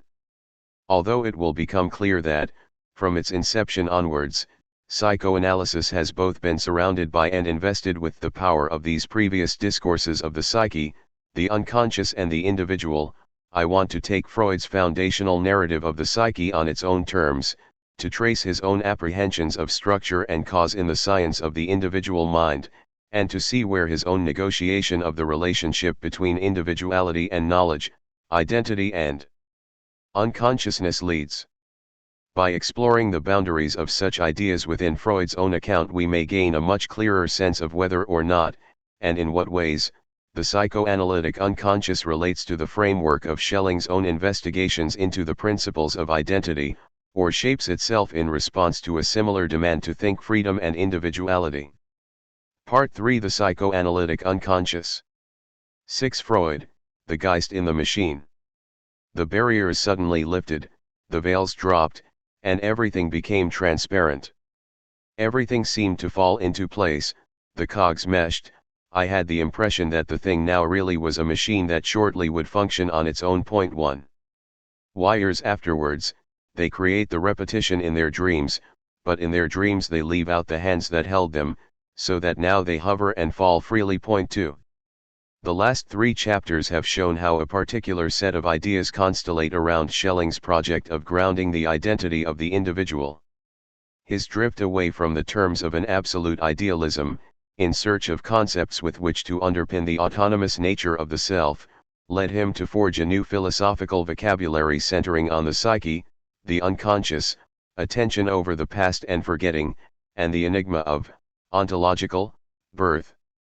If an omnipotent God or an absolute structure of reason threatened to make the individual into a posterior effect of a prior set of determining causes, the unconscious indicated to romantic philosophers, psychologists, and anthropologists precisely our own most genuine nature. 3. What does it mean, then, when these terms from the post-idealist philosophy of freedom re-emerge in the project of psychoanalysis? Do they still function in the same way? Not only does psychoanalysis stake out its own ground for a science of the soul, but Freud undoubtedly also centered his account of the person on a similar constellation of terms: the unconscious, the past, and a traumatic relation to origins. Ellenberger suggests that Freudian psychoanalysis is in any case a late offshoot of Romanticism, for while for Odo Marquard psychoanalysis is a disenchanted romantic nature philosophy, that's why it thinks in the manner of this nature philosophy. 5. In order to understand the hold psychoanalysis gained over the human sciences in the first half of the 20th century, should we be setting it not in the context of the 1900s, but in the much wider frame of problems emerging already in the 1800s? What would psychoanalysis look like viewed from this perspective? Alternatively, one could argue that looking backwards may give us background histories of the significance of such notions, the unconscious, the trauma of individuality, before they become established as psychoanalytic ones. But in psychoanalysis they are given new functions and new points of reference, and we may usefully draw a line in the history of the topic dividing the 1890s from the 1810s. Far from having any power to elucidate the psychoanalytic theory of the psyche, the relationship is now reversed, and idealist forebears are more likely to crop up as case studies in neurosis.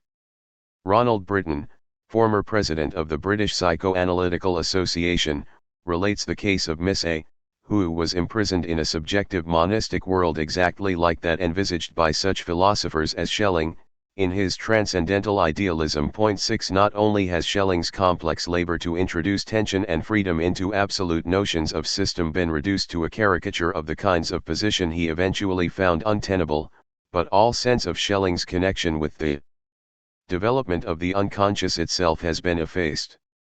Such retranscriptions of the relationship between philosophy and psychoanalysis are not a late 20th century development, they go back to the early years of the movement. Alfred von Winterstein, in the second issue of Imago, noted that every consistently developed idealism leads to a solipsism, to which even non-psychoanalysts have to ascribe a pathological character. Despite the importance of his ideas, an idealist system such as Ffytche's lies on this path. 7. One feature of Freud's work that indicates the historical relationships here are rather more complex than either of these alternatives suggests is the way in which Schelling and the nature philosophy crop up as ambivalent points of reference in some of Freud's major texts. On the one hand, Freud frequently cites the prior nature philosophy as that which was philosophical or speculative and had to be discarded for a scientific psychoanalysis to emerge. Thus Freud mentions the high value accorded to the dream life by many schools of philosophy, for example, by Schelling's followers, and sees in this a distinct echo of the undisputed divinity accorded to dreams in antiquity. 8 His 1901 article on dreams makes the same point, referring to Schubert's theory that dreams are a liberation of the spirit from the power of external nature, and a freeing of the soul from the bonds of the senses. 9. On the other hand, the concept of the psyche, which emerged from the confluence of magnetism and idealism, romanticism and nature philosophy, had a bearing not only on the reaffirmation of religious concepts of supernature, but also on the construction of more secular anthropologies which address the functional autonomy of the person and the nature of individual freedom, and this aspect has a more modern tenor. Jung, for instance, in his review of Freud's On Dreams, distinguishes between theories of dreams as divine revelations and Schubert's work, in which the emphasis is on a soul that produces dreams independently. 10 Something of this nuance, that allies the idea of the soul's independence with the theoretical object of psychoanalysis, the autonomous structures of the psyche, can be detected within Freud's remarks too. Schelling and the nature philosophy crop up as points of reference where the question of the soul itself, rather than the divine, is at stake. A notion of soul is ostensibly a primitive anachronism, but also a concept that cannot so easily be parted with, that must in some sense be retained by psychoanalysis against the grain of contemporary positivism. At the opening of the interpretation of dreams, Freud refers to the prior epoch of nature philosophy as one in which philosophy, and not the exact sciences, dominated the mind. 11 But at the same time he takes issue with the way contemporary psychiatry steels itself against the return of romantic notions, anything possibly showing that the life of the psyche Seelenlebens might be independent of demonstrable organic changes, or could act spontaneously, fills the psychiatrist of today with alarm, as if to acknowledge this would inevitably mean a return to the days of natural philosophy and the metaphysics of the soul. 12 This professional mistrust has demanded that the psyche should make no movement that might reveal that it possesses a competence of its own, but in fact this attitude implies a lack of trust in the causal chain extending between the body and the psyche. 13 Who does Freud side with here? It seems, ultimately, with the question of causal determinism, and yet the argument is also made in the name of a psyche possessing a competence of its own. More explicitly, in Totem and Taboo, after noting two aspects of animaism in primitive societies, that it populates the world with spirits and regards these as the cause of natural phenomena, Freud suggests that, a third, and perhaps the most important article of this primitive philosophy of nature strikes us as less strange, since, we ourselves are not very far removed from this third belief. For primitive peoples believe that human individuals are inhabited by similar spirits. 14 James Strachey, editor of the Standard edition of Freud's work, comments that with philosophy of nature Freud indicates nature philosophy, the pantheistic philosophy of Schelling. 15 Jung, in argument with the more positivist exponents of psychology associated with Wilhelm Wundt, the founder of academic experimental psychology in Germany, also placed Freud with the nature philosophers. While Wundt attempted to limit the significance of the unconscious to dimly aware states of consciousness, Jung stressed that Freud's theory, like Schelling and Schubert's, posits a double consciousness. 16 Wundt's position, according to Jung, implies a clear rejection of the unconscious as a psychological hypothesis. Moreover, Wundt thinks that the idea of a double consciousness, and hence of a superconscious and subconscious in Fechner's sense, is a survival from the psychological mysticism of the Schelling school. 17 In his autobiography, Memories, Dreams, Reflections, Jung likewise portrayed Freud as having demonstrated empirically the presence of an unconscious psyche which had hitherto existed only as a philosophical postulate, in particular in the philosophies of C.G. Carus and Eduard von Hartmann. 18 Thus presenting psychoanalysis as the empirical verification of that more romantic and ontological version of psychology. Freud's own suggestion that dream interpretation is capable of providing us with information about the structure of our psychical apparatus which till now we have sought in vain from philosophy. 19 Can be read in a similar manner, as improving upon the prior philosophical psychology, rather than asking entirely different questions. Freud may distance himself from romantic dream interpretation itself, but not entirely from its theory of the soul. I want to focus this question of Freud's relation to the ontological theory of the unconscious in a closer study of the interpretation of dreams, the founding text of Psychoanalysis 20, Freud's major and most original work 21, and the work in which psychoanalysis emerged before the world as something new. 22 The Dream Book holds a special position in these discussions because its topic more easily assimilates it to that earlier romantic context, and yet, it is also the work in which Freud gives one of his most sustained accounts of a scientific model of the psyche. The question I am putting is not merely one of historical transmission. One can trace with little difficulty the points of contact between Freud and the nature philosophy to which he had anyway been attracted in his youth. 23, not only through intermediary figures in psychology and philosophy, Fechner's psychophysics, and von Hartmann's philosophy of the unconscious, for instance, but also in literature, E.T.A. Hoffmann, and cultural history. When we hear Schellingian overtones in these opening lines of Jacob Burckhardt's History of Greek Culture, all beginnings are lost in obscurity, including those of a race or people. 24, we should not forget that Burckhardt attended Schelling's lectures on the philosophy of revelation in the 1840s. It is this book that Freud was avidly reading in 1899, just prior to the publication of The Interpretation of Dreams, and which, as he reported to Ffytche, provided unexpected parallels with his psychoanalytic findings. 25. But this kind of investigation on its own would miss the point. The question I want to address is not how might Freud have inherited these ideas, but what role do they play in his work, and for this it makes no difference whether Freud was consciously aware or not of these prior connections. To what extent does the defense of autonomy and individuality, which I have traced as a driving force within the work of philosophers and psychologists of the unconscious such as Schelling and Carus, attach itself to Freud's account of unconscious psychic life? Does Freud, merely by isolating a science of the psyche, by attempting to give a final structure to the internal life of the person, inevitably resurrect the same ambiguities and oscillations over rational justification which, as we have seen in the previous chapters, prompted the elaboration of unconscious foundations in the first place? Is the interpretation of dreams beyond this prior context in which romantic and idealist metaphysics vie on the ground of the unconscious to imagine the basis for human autonomy? Or is it still very much entangled in it and in the fallout from 18th century antinomies in the secular science of freedom?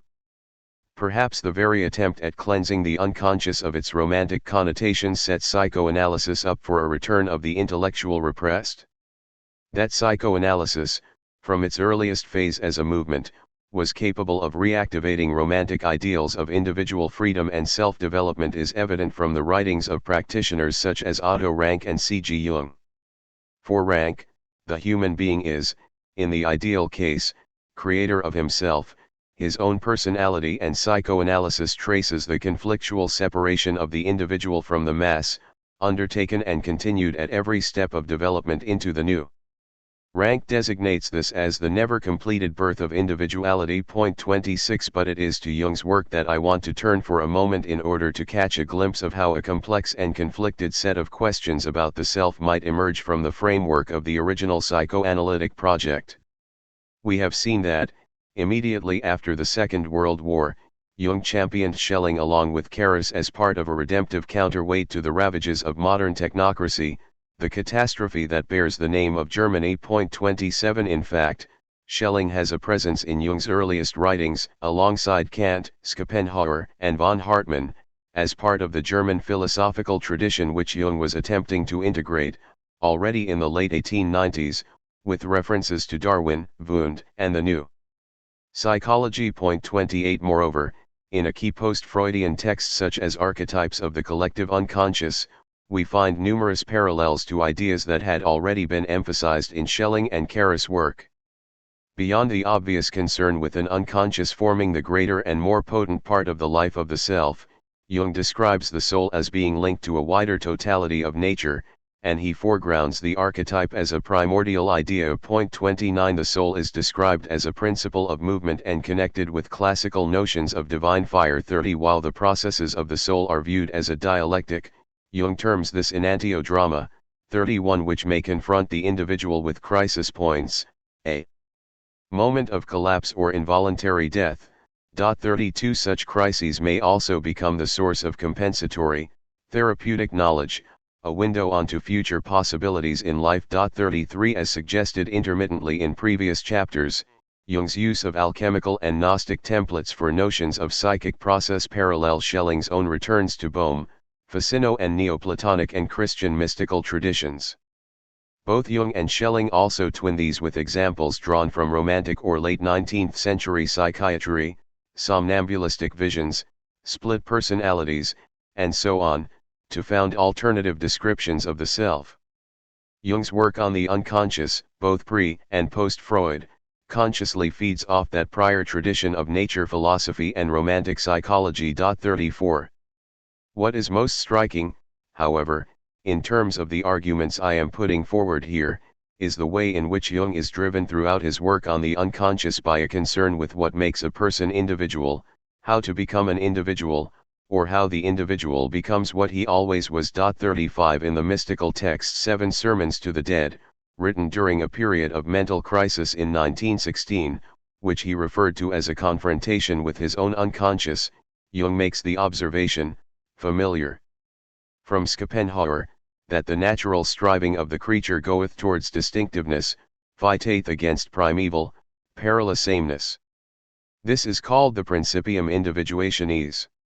This principle is the essence of the creature. 36 In the early 1950s he would restate this as, individuation, becoming a self, is the problem of all life. 37 The problem of becoming a self is more than just a problem of ethical self-direction, socialization or mental developmental.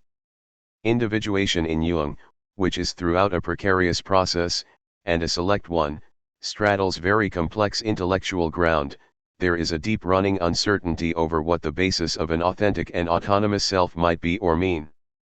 In particular, there is an ambiguity over how to locate or dislocate the individual from a wider or more absolute whole. The ego, or I, and a universalizing rational consciousness, are displaced by Jung, as in Schelling's work of the 1810s, in favor of a deeper, more primordial and psychic basis of the person. However, this unconscious basis points in a number of different and contradictory directions. Without attempting to rank these in any way, it points first of all to the soul's immersion in nature as a whole. Through the door of the unconscious, the soul of everything begins. 38 Archetypes manifest the influence of inborn and universally present formal elements. 39 The psyche is anything but an encapsulated personal system. 40 Secondly, and perhaps only partly distinguishable from such notions of the universal, individuation means the better and more complete fulfillment of the collective qualities of the human being, that is, the unconscious relates to the collective history of human life. 41 But, thirdly, individuation is the process by which beings are formed and differentiated. In particular, it is the development of the psychological individual as a being distinct from the general, collective psychology. 42 In an earlier article from 1934, individuation means becoming an individual, where individuality embraces our innermost, last, and comparable uniqueness. 43 This last phrase resonating with Kara's own most grounds. It is of great interest to see Jung probing these competing sites of identity, familiar from Schelling, within the obscure terrain of the unconscious. The unconscious contains a personal unconscious, Jung's term for the Freudian unconscious, with its collection of repressed contents from the history of the personal life, and a collective unconscious, or a collective and universal mental function. 44 Along with the moral drive to individualize or individuate the self. Andrew Samuels and others have pointed out the inherent paradox that the person becomes conscious in what respects he or she is both a unique human being and, at the same time, no more than a common man or woman. 45 As with Schelling and Ffytche, notional dynamic or developmental tendencies, through which a person is linked both to the whole and uniquely to him or herself, are internalized and assumed to operate mysteriously at the heart of the unconscious constitution of the person. Instead of a perpetual indecision or oscillation over self and absolute, I and another, self-constitution or prior determination, What obtains are unconscious processes which, as in Schelling, cannot be determinately or causally represented in conventional scientific ways. Ultimately they will be descriptively developed and resolved through a therapy modeled on the alchemical process of sublimation. For Jung, the entire alchemical procedure for uniting the opposites, could just as well represent the individuation process for a single individual. 46. Where Jung does attempt to formalize the question of individual development, and the relation between collective and individual aspects of the self, in more conventional terms, he often reopens a set of relational paradoxes. Thus repression of the collective psyche was absolutely necessary for the development of the personality, since collective psychology and the personal psychology exclude one another. 47 But we learn at the same time that the personal grows out of the collective psyche, and they are therefore hard to distinguish. 48 Furthermore, the collective turns out to be constituted by everything that is universally understood, universally said and done, and looked at in this way, much of what appears to be so-called individual psychology is really collective. 49 Somewhere along the line the problem of describing how the collective generates the individual, in processual terms, has given way to the logical problem of defining individuality itself. One suspects that certain questions regarding the basis for the individual's ultimate self-creation, or self-meaning, have been deflected into the unconscious because they cannot be attributed to the self in any other way. For all its seeming abstraction from the protocols of everyday life, the notion of self-creation in the unconscious is closely tied to the development of external social conditions. This is amply borne out by Jung's more political writing, for instance on the plight of the individual in modern society. Here Jung sets the stage for the difficult drama of self-knowledge in terms very similar to Ffytche and Schelling's work of the 1790s. What is at issue, first of all, is a form of scientific knowledge whose framework of suppositions crushes or denies the possibility of individuality. For Schelling, this meant the prevalence of mechanistic and causal explanation.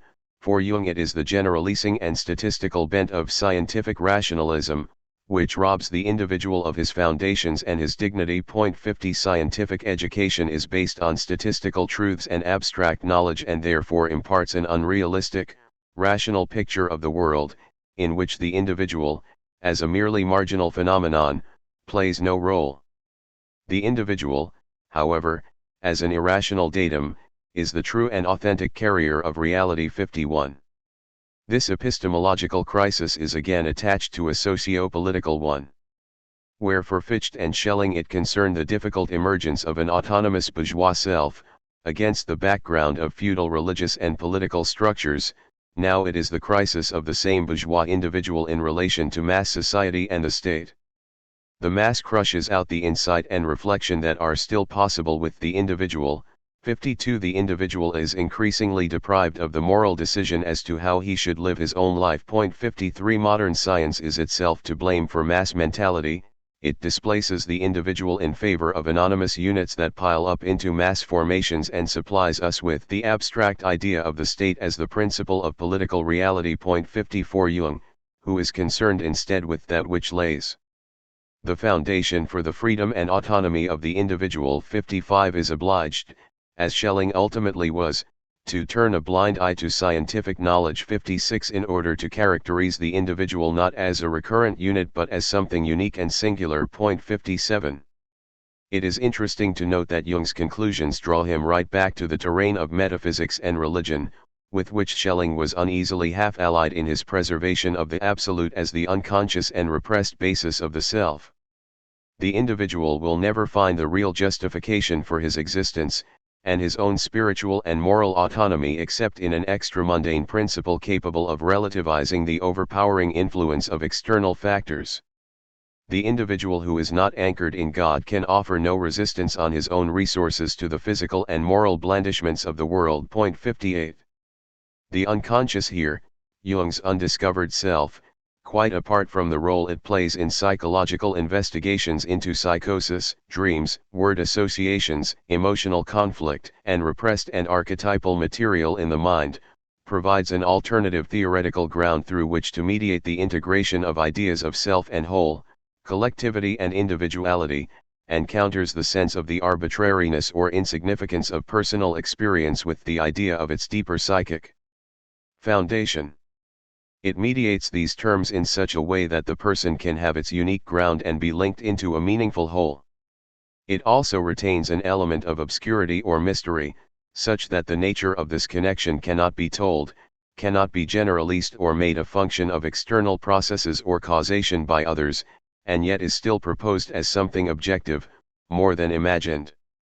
Our psyche remains an insoluble puzzle and an incomprehensible wonder, an object of perplexity, a feature it shares with all nature's secrets. 59. The point I want to bring out is that what began as psychoanalysis, as the investigation of forms of pathology within mental life, here sets itself a much larger moral and existential task, the problem of how to become a self, or to reveal truer or more autonomous layers of the self, as opposed to simply layers of a psychical process. Jung, Rank and others drew on such connotations of the unconscious established within earlier romantic theories of the psyche, while Ludwig Binswanger sought to establish a new form of existential analysis in the 1930s, based on a fusion of Freud with Heidegger. 60 Jung and Rank split off from the main psychoanalytic movement in 1914 and 1926 respectively, and one might argue that it was precisely against such psychologies, with their concern for the creative development of the individual, or that of Adler, for whom resistance to the negative experience of individuality was the root of all neurosis, that the specifically Freudian tradition defined itself as one less interested in salvaging the ontology of the individual. However, some of these concerns, particularly the desire to theorize individual freedom, or to broach the question of what it means to be a self, have ultimately filtered back into the Freudian tradition itself. In the work of D.W. Winnicott, for instance, one finds a reorientation of psychoanalysis around the idea of the autonomy or authenticity of the person. He wanted his patients to be both intelligible and hidden, and wrote of an incommunicado element at the center of each person which is sacred and most worthy of preservation. 61 Winnicott incorporated a romantic and proto-liberal interest in the creativity and the authenticity of the self, whose health is characterized by spontaneity and intuition. It is only in being creative that the individual discovers the self. 62 Moreover, the hope that the individual can come together as a unit. As an expression of I am alive, I am myself, is one of the aims of psychotherapy. 63 As Adam Phillips notes, Winnicott's writing has roots in the English Romanticism of Wordsworth and Coleridge and bears comparison with Emerson, as well as drawing in influences from existentialist philosophy, all three of which sources bear the imprint of Schelling's influence. 64 Neville Symington has equally argued that freedom is at the core of W.R. Byron's thinking. Anxiety is the inner threat to my personhood. While freedom lies in a person's activity of thinking his own thoughts, an activity which itself depends on capacities evolving in the unconscious strata of the personality. 65. However, despite these contexts which surround and develop Freud's work in this way, it is clear from a perusal of the interpretation of dreams that Freud himself does not purposefully orient his study around posing or answering ethical or philosophical questions about individuality, and it is this core Freudian context that I specifically want to examine. It is true that in the opening chapter, Freud resurrects various aspects of the romantic theory of the self. He quotes G. H. Schubert and notes the romantic interest in the splitting of the personality in dreams, how our own knowledge is divided between two people, with the alien figure correcting our own ego. 66, just as Schelling had written about this doubling of ourselves, this secret intercourse between the two essences, one questioning and one answering. 67 He includes a remark by Novalis that the dream is a defense against the ordinary regularity of life, a recreation for the fettered. Fantasy 68, which reflects the idealist attempt to imagine the liberty of the individual. And just as Schelling had taken sleep as a cipher for the soul's autonomy, in sleep a freely willed sympathy takes the place of an externally determined unity. 69, so Freud builds on Berdyaeke's comment that in sleep, the psyche isolates itself from the external world and draws back from the periphery. 70 But one cannot argue that Freud's work is primarily concerned with the theory of the self, the paradox of individuation, or the need to recover a true self, and the final pages of the book contain a very measured disclaimer over the ethical significance of his insights into mental functioning. My thoughts have not pursued the problem of dreams under this aspect. 71.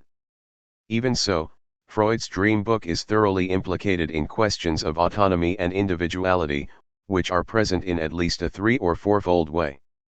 One could begin by distinguishing between two particular and conflicting meanings of the term. On the one hand, there is the way in which scientific description aims to clarify the function of the psyche as an autonomous system, in the sense of Freud's letter to Ffytche of October 20, 1895. I had the impression that the thing now really was a machine that shortly would function on its own. 72. But Freud's book is also concerned with autonomy in another, more sociological or existential sense, for instance, as represented in notions of willfulness and egotism, the personal drive towards autonomy. This is evidently different from the descriptive problem of isolating autonomous functional features within the mind. However, it becomes clear as one tries to piece the features of Freud's dream book together that these two questions are in fact confusingly involved with each other. The whole function of the autonomous machine is geared towards processing desire and the consequences of its obstruction. Likewise, the key topographical structures of the psyche are mapped with reference to the child's earliest experiences of the conflict between autonomy and necessity, and pleasure and reality. In yet a third way, the book implicitly raises questions about the nature of individual identity, and whether the unconscious fragments this identity, or in fact sustains it at a deeper level. Fourthly, there is Freud's interest in dreams that dramatize a conflict between son and father. Such dream portrayals of tussles over independence, whether recollected or fantasied, seem to be of paramount importance in the life of the unconscious and form part of its interior symbolic language. All of these aspects of the investigation raise issues of autonomy and independence. These are themes which, due to their evolving structural significance in the book, become central both to Freud's interpretation of dreams and his wider theory of the psyche. However, this is where the peculiar problems begin. There is no doubt that, as a therapeutic practice, psychoanalysis was intended to strengthen the powers of independence in the individual. Although Freud's remarks on what constitutes psychical health are actually few and far between, where male patients are concerned he invariably raises the issue of overcoming dependency, submissiveness, or passivity. By implication, the normal individual is able to handle his own affairs, according to the demands of reality. In the case history of the wolf man, the child at one period, under the influence of a male authority figure, his German tutor, got free from his passive attitudes, and found himself for the time being on fairly normal lines. 73. In 1924, Freud argued that in neurosis a piece of reality is avoided by a sort of flight, but normal or healthy behavior leads to work being carried out on the external world. 74. Where the problems enter in with this vision of independence is at the theoretical level, at the level of representation, and the modeling of psychic coherence and causality. It is here that the need for a functional description of the psyche collides awkwardly with an unconscious which is determinate but descriptively elusive. This collision has in turn provoked various competing possibilities for understanding dimensions of individuality, will and freedom, in Freud's work. It is this question, of how the problem of autonomy inhabits the innermost structures of Freud's technical description of the psyche, that I want to pursue in the following sections. I will deal in turn with the language of thought associations, with wishing, and then in Chapter 7 with the father-son relation. Entangled in determinism. Freud tried to explain the whole person in causal terms, and individuality per se, but individual means metacausal, transcending causality. 75. The interpretation of dreams contains some of Freud's most speculative thinking through of the problem of consistency and connectedness as it affects the psychic life of the person, second only to the full-scale revision of the earlier system in 1922 in Beyond the Pleasure Principle. It is also a text which has given rise to quite different accounts of what psychoanalysis intends concerning selfhood and freedom. In the following sections I will argue that, behind the difficulty Freud has in defining a set of consistent laws through which to determine the acknowledged inconsistencies of human behavior, lies an unacknowledged inconsistency over how the individual is to be situated both in relation to knowledge of its own determinism, and in relation to authority per se. This inconsistency is intimately connected with the ambivalent appeal to the self in liberal modernity, with which this book began, to be both explicable and inexplicable, determinable and interminable.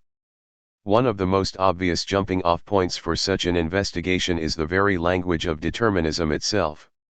There is a familiar perception of Freud that, throughout his career, he had recourse to the assumption of an absolute determinism in mental life. One of the contexts given for this is Freud's university training in the Institute of Physiology under Ernst Bruck. According to Jones, Freud was deeply imbued with the principles of causality of the Helmholtz School 76, and in various passing statements in the interpretation of dreams Freud asserts that psychologists underestimate the factor of determination in matters of the psyche or have dispensed with the stability of the psyche's interconnected structure much too soon. 77. There is a subtle relationship between these kinds of assumption of determinism and the language Freud uses to describe thoughts, as interconnected lines, Linien, threads, Faden, chains, Verketungen, and trains, Zug. 78. Freud partly inherits this descriptive language from the British associationist tradition of David Hartley, James Mill, and J.S. Mill, which was absorbed by later 19th-century academic psychology in Germany. Likewise, the assumption that ideas and sensations, though they may appear to be unique or isolated events, in fact enter into connections and associations and form something of a network. 79. Associationist psychology had taken on many modifications in the 19th century which distanced it from the more mechanical descriptions of mental life found in works by James Mill or William Godwin in the 18th century. In particular, J.S. Mill had thought through the problems associationism posed for theories of self-consciousness and moral freedom and attempted to counteract some of the negative implications concerning automatism in the person. In the metaphysical debate concerning the influence of liberty or necessity in the moral life of humans, Mill still adhered to a strict determinism, supposing that the theory of free will had been admitted only because the alternative had been deemed inconsistent with everyone's instinctive consciousness, as well as humiliating the pride and even degrading the moral nature of man. 80. And yet, like Ffytche, he personally recoiled under the weight of the doctrine of necessity. I felt as if I was scientifically proved to be the helpless slave of antecedent circumstances. 81, and he came to cultivate instead the notion of inward forces which make human nature a living thing. 82. And a sense of spontaneity dependent on not consciously regarding one's own actions. Moreover, in contrast to his father James Mill's emphasis on the mechanical operation of the laws of association, Mill foregrounded the possibility of a chemical model in which genuinely novel outcomes may occur. 83. Where James Mill had assumed a general spatial and temporal contiguity in associations, J.S. Mill raised the difficulty of tracing the causal sequences involved in determining a psychological event. 84. The lengthy examination of Sir William Hamilton's philosophy, J.S. Mill's attack on the main representative of idealist influence from Germany, admitted further contradictions into the theory of mental life which appear to parallel some of Schelling's arguments. If the mind is a series of feelings, for instance, how can it be aware of itself as past and future? Either the mind, or ego, is something different from any series of feelings, argues Mill, or one must accept the paradox that something which ex hypothesi is but a series of feelings, can be aware of itself as a series. 85. On a related front, Mill acknowledged the obscurity which, for any individual, veils the original moments in which associations were forged, such that one could retain the feeling, but forget the reason on which it is grounded. 86. So even here, within a strand of philosophical psychology from the empiricist tradition, whose determinist leanings contrast most sharply with the psychological theories of German Romanticism and German idealism, one finds the question of unconsciousness being introduced, albeit incidentally, as an issue for the science of the person. It was, in the end, not such a long step from Mill's modification of the more determinist assumptions of associationism to his acute moral interest in Wordsworth's ode, Intimations of Immortality from Recollections of Early Childhood, with its shadowy recollections, its thoughts that lie too deep, its vanishings and its sleep and a forgetting at birth 87, which imitates on English terrain the kind of principled unconsciousness so important for Schelling and Schubert. Intriguingly, this material brings us back directly to Freud, who translated Mill's essay on Grote's Plato in 1880 while still a medical student at the University of Vienna. Later in life, Freud remarked that while engaged in that work he had been greatly impressed by Plato's theory of reminiscence and had given it a great deal of thought. 88 Mill, in explaining Plato's theory of reminiscence, quotes Wordsworth's Ode, making the point that the poem is erroneously called Platonic because it actually demonstrates the opposite movement to Plato's theory, not recollection, but a sleep and a forgetting, or as Freud renders this in German, bei Wordsworth ist unser Leben hienieden ein Schlaf und ein Vergessen, bei Plato ist es ein Sicherinnern. 89 It is intriguing to speculate that this metaphysical foregrounding of forgetting, much as Schelling requires in the Weltalter, should come to Freud not via German Romanticism but from Mill's account of Plato. At any rate, in the associationist model of psychological description which Freud adopts, there is no definite sense of the psyche as a machine, or a strict chain of necessity.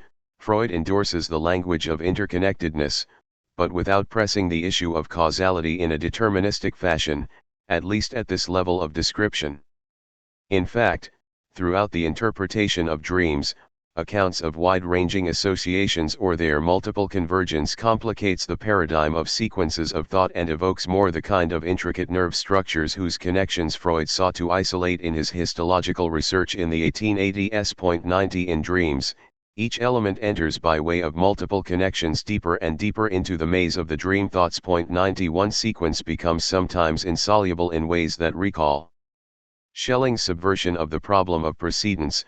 Are all the dream thoughts present side by side, or will they follow one after the other, or are there simultaneous trains of thought formed from different centers, which then converge?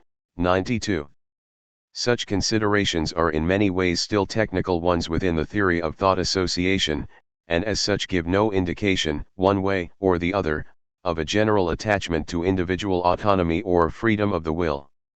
And yet, Freud's deterministic inferences do constantly press towards grander statements concerning apparent freedom and nothing being left to arbitrary choice in the psyche. In 1895 he argued that, as soon as one has uncovered the hidden motives, there remains nothing in the connection between the thoughts of hysterics that is enigmatical or lawless. 93 While in the interpretation of dreams Freud repeatedly refers to the psyche as an apparatus, Seelisken Apparats, and instrument, Seeleninstruments. 94. Ernest Jones was keen to present such moments as evidence of a more extensive scientific Weltanschauung. All Freud's research into the workings of the mind, we are told, is entirely based on a belief in a regular chain of mental events and was imbued with a disbelief in the notion of spontaneous or uncaused acts. 95 Besides the influence of Bruck and the Helmholtz school, for whom no forces other than the common physical and chemical ones are active in the organism, 96 Jones also traces Freud's adherence to deterministic models to his other early mentor, the professor of psychiatry Theodor Maynard, and beyond this to the important influence of J.F. Herbart in German psychology. Herbart had in 1824 protested against romantic trends in psychology, in particular this false doctrine of a free will that has raised its head in recent years. 97 Herbart was himself a student of Ffytche at Jena in the mid-1790s, and his criticism was here leveled against the rising tide of post-idealism and nature philosophy. Such a genealogy would then place Freud in a specific tradition that takes on board the concept of the unconscious, but resists using it to ground any extraneous sense of the individual's absolute autonomy or original self-creation. Rather, it suggests the operation of an intelligible and necessary law in precisely those moments where rational continuity appears to break down. In 1924 Freud was prepared to list the thoroughgoing meaningfulness and determinism of even the apparently most obscure and arbitrary mental phenomena as one of the constitutive elements of the theory of neuroses. 98. Read in this light, the many points throughout the interpretation of dreams in which Freud admits the urge to find connections, to fill the gaps, do start to impinge on the conceptualization of personal autonomy. In fact, they provide a perfect instance of how the drive towards a complete functional description of the psyche, autonomy at the level of systemic isolation, provoked various anxieties over autonomy in the second, existential sense, that is the theorization of freedom or independence within the person. In a debate over psychic determinism in an early issue of the psychoanalytic journal Imago, Sandor Ferenczi hailed the supreme advance of psychoanalysis as being precisely the possibility it opens up for establishing the same thoroughgoing regularity and determinism in the experience of the soul, that can be established throughout the physical domain. 99 But it was precisely such a vision of the soul that other collaborators found offensive. Erich Fromm compared Freud's view of man as an automaton to La Mettrie's 18th-century home machine. 100 Bruno Bettelheim, on the other hand, argued that the reductively scientific interpretation of Freud was a misreading based on the translation of his work into the Anglo-American context. For Bettelheim, Freud was interested not in a science of mental life but in the soul or psyche, and in an unconscious which itself eludes scientific description.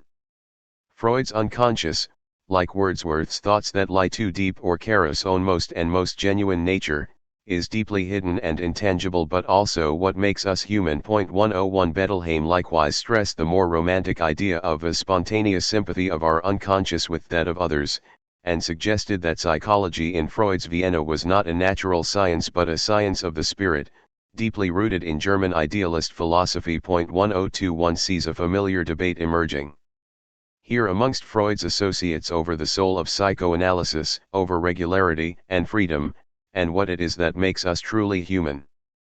Indeed, it seems to mirror the conflict between dogmatism and idealism that Ffytche dramatized 100 years earlier in The Vocation of Man. The navel of the dream. The dimension of thought associations, and whether they are absolutely determined or not, is one example of a way in which the interpretation of dreams has attracted a controversy over autonomy which bears some resemblance to the quandaries raised for Fichte and Schelling by a science of the eye. Characteristically, the presence of determinist strategies has drawn attention to those points in the text where the causal description appears to break down or exceed Freud's descriptive capacities. Such instances have marked the point of entry for a number of different appropriations of Freud, all of which are concerned to raise an existential question over human being as that which resists systematic narration. The primal scene for such attempts to locate the breakdown of Freud's determinist model is the metaphor of the navel of the dream, which is now one of the main tourist attractions of the dream book itself. It occurs twice in the text, once in a footnote to the dream of Irma's injection, the foundational dream of the interpretation of dreams, in which Freud concedes that every dream has at least one place where it is unfathomable, the navel, as it were, by which it is connected to the unknown. 103 and once more in Chapter 7 the psychology of the dream processes. Here Freud expands. The best interpreted dreams often have a passage that has to be left in the dark, because we notice in the course of interpretation that a knot of dream thoughts shows itself just there, refusing to be unraveled, but also making no further contribution to the dream content. This is the dream's navel, and the place beneath which lies the unknown. 104. These moments in the text have attracted a number of commentaries, all of which are keen to amplify the notion of an ineluctable obscurity destabilizing the psychoanalytic enterprise as a whole. Most famously Derrida cultivates the idea of resistance to analysis in Freud, a point where analysis is destined to obscurity and where Enlightenment progressivism has to reckon with a portion of darkness. 105 Derrida presses the implication of hidden meaning beyond a provisional limit on interpretation and towards a night, an absolute unknown. The navel of the dream is impenetrable, unfathomable, unanalyzable. 106 It portrays the very defeat of knowledge, the Sphinx lording it over Oedipus, much as for Schelling knowledge succumbs before the veiled image of Isis. Some of Derrida's analysis here derives from Samuel Weber, for whom the navel of the dream indicates that there is no Archimedean or transcendental point from which a definitive interpretation of the dream can be made. 107 The very forces which instigate the dream also render its results uncertain, incalculable, and impossible to verify, or to falsify, definitively. 108 Elizabeth Bronfen suggests that Freud purposefully designates a detail within his integrative narrative which resiliently undermines the entire project of analysis. 109 For Susan Budd, the most important part of the dream will always be too deep for us to capture it, because we can never know the unconscious. 110. A further feature of the way this navel has been interpreted is that it is taken to imply the conceptual birth of a human subject that is dislocated from a series of determinable occurrences or the logic of external authority. For Bettelheim the core of the psyche was intangible and essentially human, for Winnicott the center of the person is sacred and incommunicable. Just so, these counter-readings of Freud assert a link between limit points in the interpretation of psychic life and the birth of the human individual. Lacan suggested that, in analyzing the Irma dream, Freud proceeded as an occultist might, trying to find the secret designation of the point where as a matter of fact the solution to the mystery of the subject and the world lies. 111 For Bronfen the navel symbolizes the making of an independent human being. 112 And a dream therefore relates to the unknown in the act of interpretation, just as the child relates to the prenatal maternal body at the moment of birth. 113 For Weber the navel connotes a reassuring sense of continuity, generation, and originality. 114 Derrida is more careful not to affirm anything concerning an inner identity of the self, though he does emphasize the originary function of the unknown. It seems the very warding off of causal determination cannot help but imply a space for freedom, or creative possibility, just as Kant's bar on representing the thing in itself became the royal road for the romantic unconscious and its association with inner self-creation. However, there are problems with resolving the issue at this point and in this way, not the least being that it appears to sell Freud's thinking short. A number of things must be taken into consideration. In the first place, dreams are not necessarily consonant with the heart of psychic life. As well as devoting itself to the elucidation of dreaming, the interpretation of dreams is also a first sketch or showcase for a number of different hypotheses about mental life, including the Oedipus complex, revised theories of hysteria and anxiety, the theory of the unconscious, and the dynamic model of the psyche. Dreams provide a useful window onto such mental mechanisms, but are not necessarily to be identified with our own most nature, nor even, fully, with the unconscious. As Freud will point out, the place of dreams in the interconnected life of the psyche is yet to be located. 115 To base a Freudian theory of individuality on the process of dream interpretation, then, does not fully engage with some of the book's more complex implications concerning identity and autonomy. This move also tacitly assimilates the unconscious, as a complex theoretical object with specific laws and processes, to a point of unconsciousness in dream interpretation, to the merely obscure or unfathomable. Again, there is a simplification of Freud's position here. In addition, one must allow for a completely different factor giving rise to moments of discontinuity within the text, which is Freud's caution over revealing the personal details of his own dream analyses. Ilskrubich Simides writes of the holes torn in the emerging textual tissue for this reason. 116 In the dream of the three fates, Freud must refrain from explaining fully a neglected part of a dream as the personal sacrifices it would demand are too great. 117 On the basis of all these objections, it seems premature to argue outright from these limit points in dream interpretation that the unconscious is intended to remain intellectually unresolved, or that, as in Schelling's emphatic decree at the end of the Weltalter, it must be so for an individual self-consciousness to emerge. This is not an argument Freud makes concerning psychic life. But an even more important objection can be raised, which has to do with the quite different grounds on which Freud will explain the heart of psychic life, and which takes us beyond the paradigm of chains of association, whether complete or incomplete.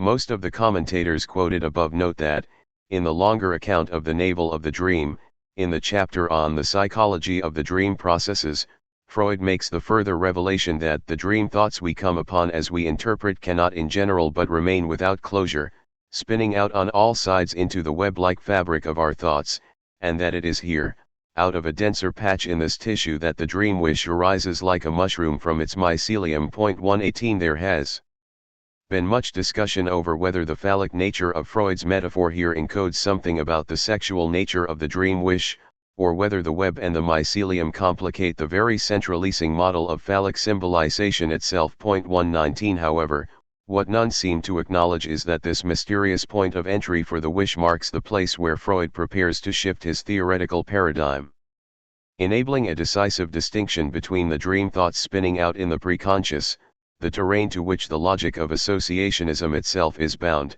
and that which touches on the unconscious proper, with its dynamic resistance and repressed contents. It is at this point that Freud raises the possibility that the unconscious may manifest another kind of process entirely from the ideas of rational connection held by consciousness. The language of interconnected chains of association is not the one through which Freud aims to constitute an overall sense of the psyche as an apparatus, or the ultimate significance of dreams. Instead, it is Freud's analysis of the wish that comes to dominate the book's theoretical core and is the source of his most dramatic revelations.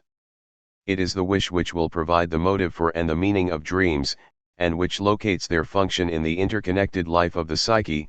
The dream is the disguised fulfillment of a suppressed, repressed wish. 120 The investigation of dreams comes to turn so significantly on the theory of the wish partly because the wish is able to reveal wider aspects of psychic causality. It bridges the passage to the unconscious system, topographically, and it is here that Freud will further pursue the issue of continuity and determinism in the person. But it also acts as a bridge to the infantile life of the child, historically. It thus mediates past and present and conscious and unconscious sources of identity and behavior. As Freud will later put it, the past, present, and future are strung together, as it were, on the thread of the wish that runs through them. 121. What are wishes for?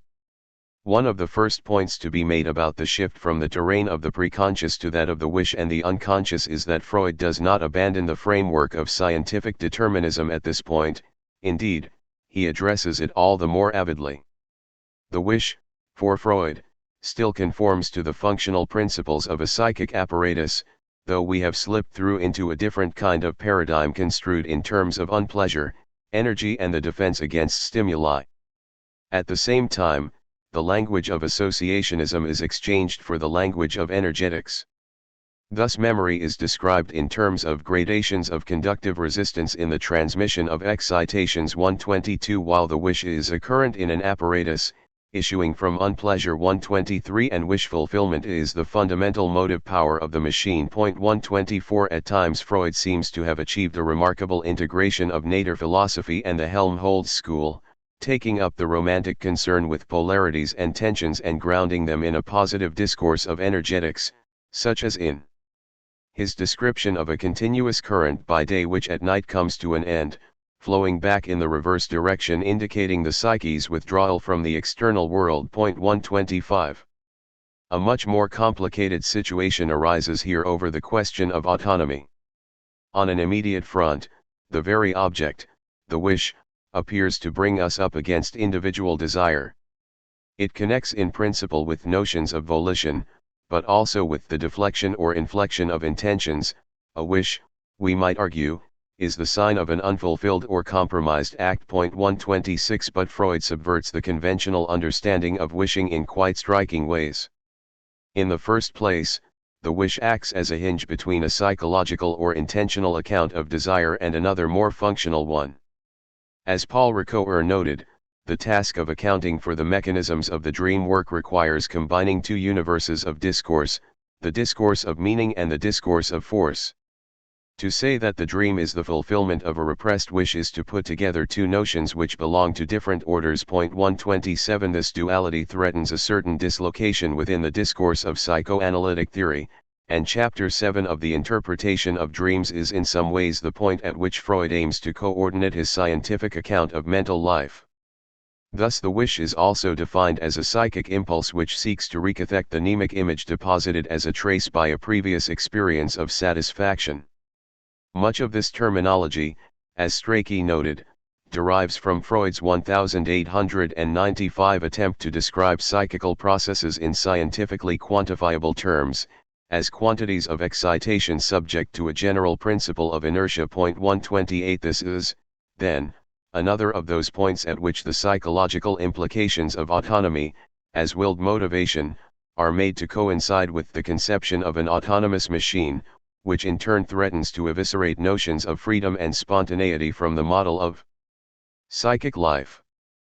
Furthermore, Freud subverts the ordinary understanding of wish by his concentration on unconscious wishes and even consciously not wanted wishes.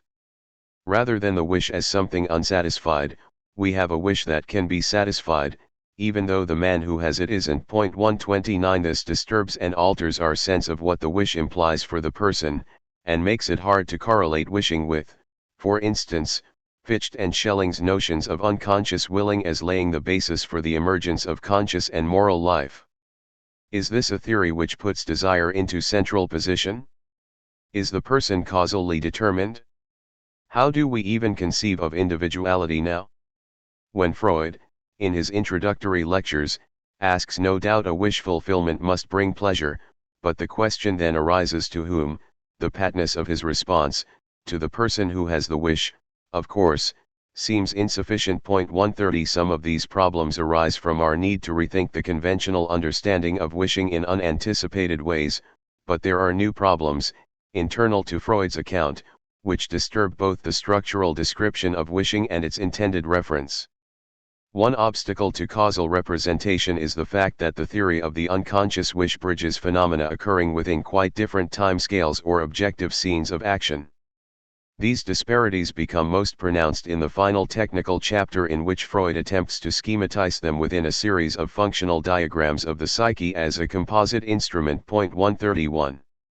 To give a brief explanation of the components in Freud's third model reproduced here. 132 The diagram represents first of all a sequential passage, from left to right, from an initial perception, PCPT, to a motor response at the other end of the diagram, see figure 6.1.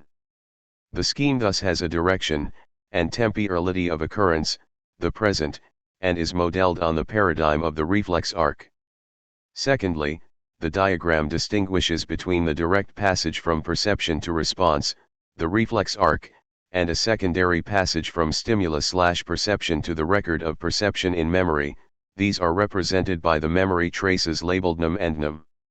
This distinction opens up new descriptive axes within the system, those of depth and preservation over time. But both of these features are complicated by a third distinction, which is that between the preconscious, which is allied with the conscious ego and holds the key to our voluntary motor actions. 133 And the unconscious, which represents the earliest or primary layers of memory traces. It is from here that we have been told the wish arises. The preconscious/unconscious distinction involves us in further relational features, that of displacement and resistance within the memory system, but more significantly it opens the model, which was initially oriented around a reflex arc in the present, to issues of deep historical layering and phylogenetic development. From this perspective, the distinction between the unconscious and preconscious is also one between primary and secondary levels of memory traces, and between different operational systems and different principles of thinking. All this before one has even begun to correlate the terminology of the functional system with more conventional psychological descriptions of wishing, memory and perception. Figure 6.1 Freud's third model.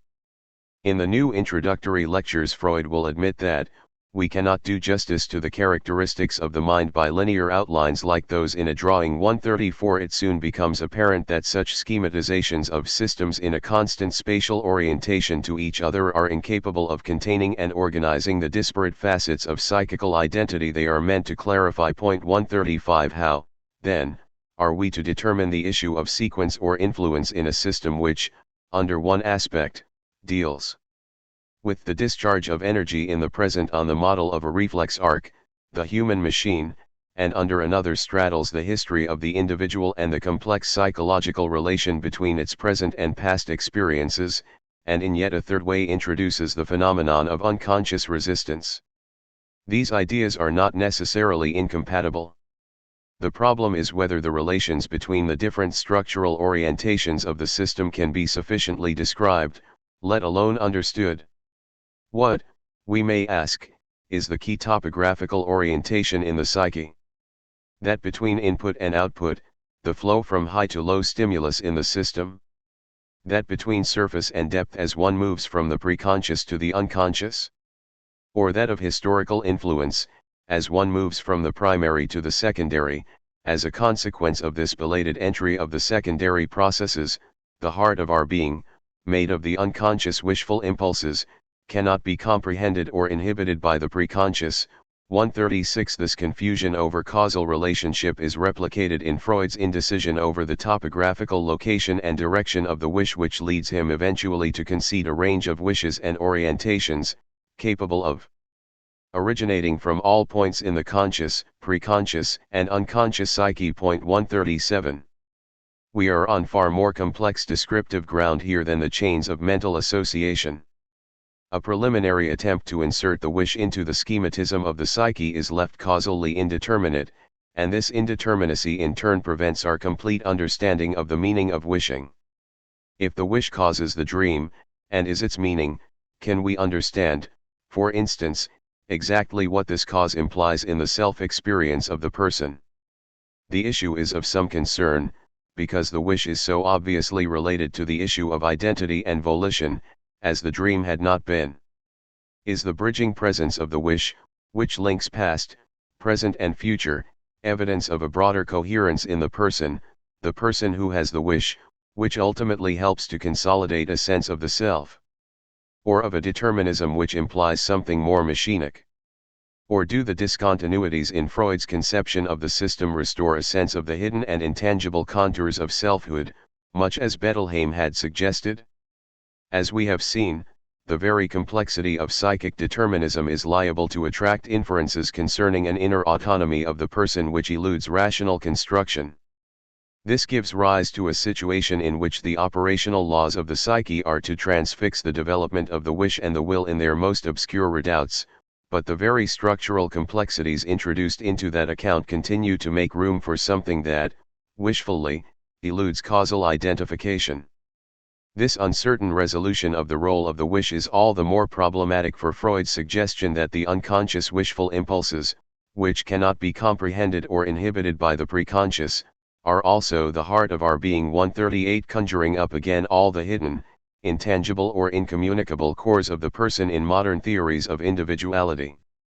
It is significant that these instabilities in the attempt to position the wish within the causal structure of the psyche are again matched by broader disputes over its existential implications, particularly over whether such wishes provide the main obstruction to, or the preserve of, the individual's hope for autonomy.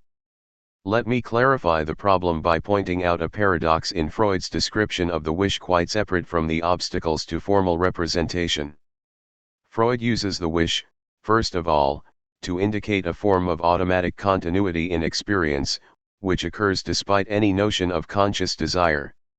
In the etiology of hysteria he had noted that, with hysterical patients it is as if all their old experiences, to which they have already reacted so often and, moreover, so violently, had retained their effective power. 139 Likewise in the interpretation of dreams, impressions from our earliest childhood, the prehistorical period up to about the end of our third year, demand reproduction for their own sake, perhaps even regardless of content. 140 Unconscious repetition establishes a form of continuity in the person, perhaps the oldest and most powerful continuity in identity per se.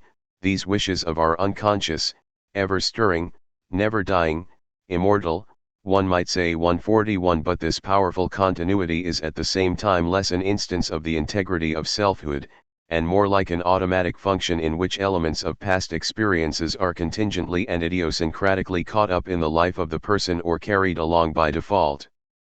Freud's description of his nephew John's appearance in a dream, as a revenant whose nature is ineradicably fixed in my unconscious memory. 142 suggests unconscious recollection as a process involving the inert repetition of a past which is increasingly, uncannily disconnected from conscious developments in the present. Yet, and here is the real twist, whereas Freud's earlier work on hysteria had foregrounded the unconscious mental recollection of traumatic instances of sexual seduction in childhood, the wish that is so inorganically bequeathed to the person in the interpretation of dreams is so often a wish that preserves an image of willfulness itself, a cipher of the person's selfhood. Since the dream's only objective is wish fulfillment, it can be completely egotistical. 143 From this point of view, the continuity of the wish represents not a continuity in spite of the autonomy of the person, but of that autonomy, or its exaggerated core. It allows for the notional origin of personal identity to persist in terms of an original self-love or self-concern. Children love themselves first, Freud will later say, 144, against the grain of the social fashioning of selfhood.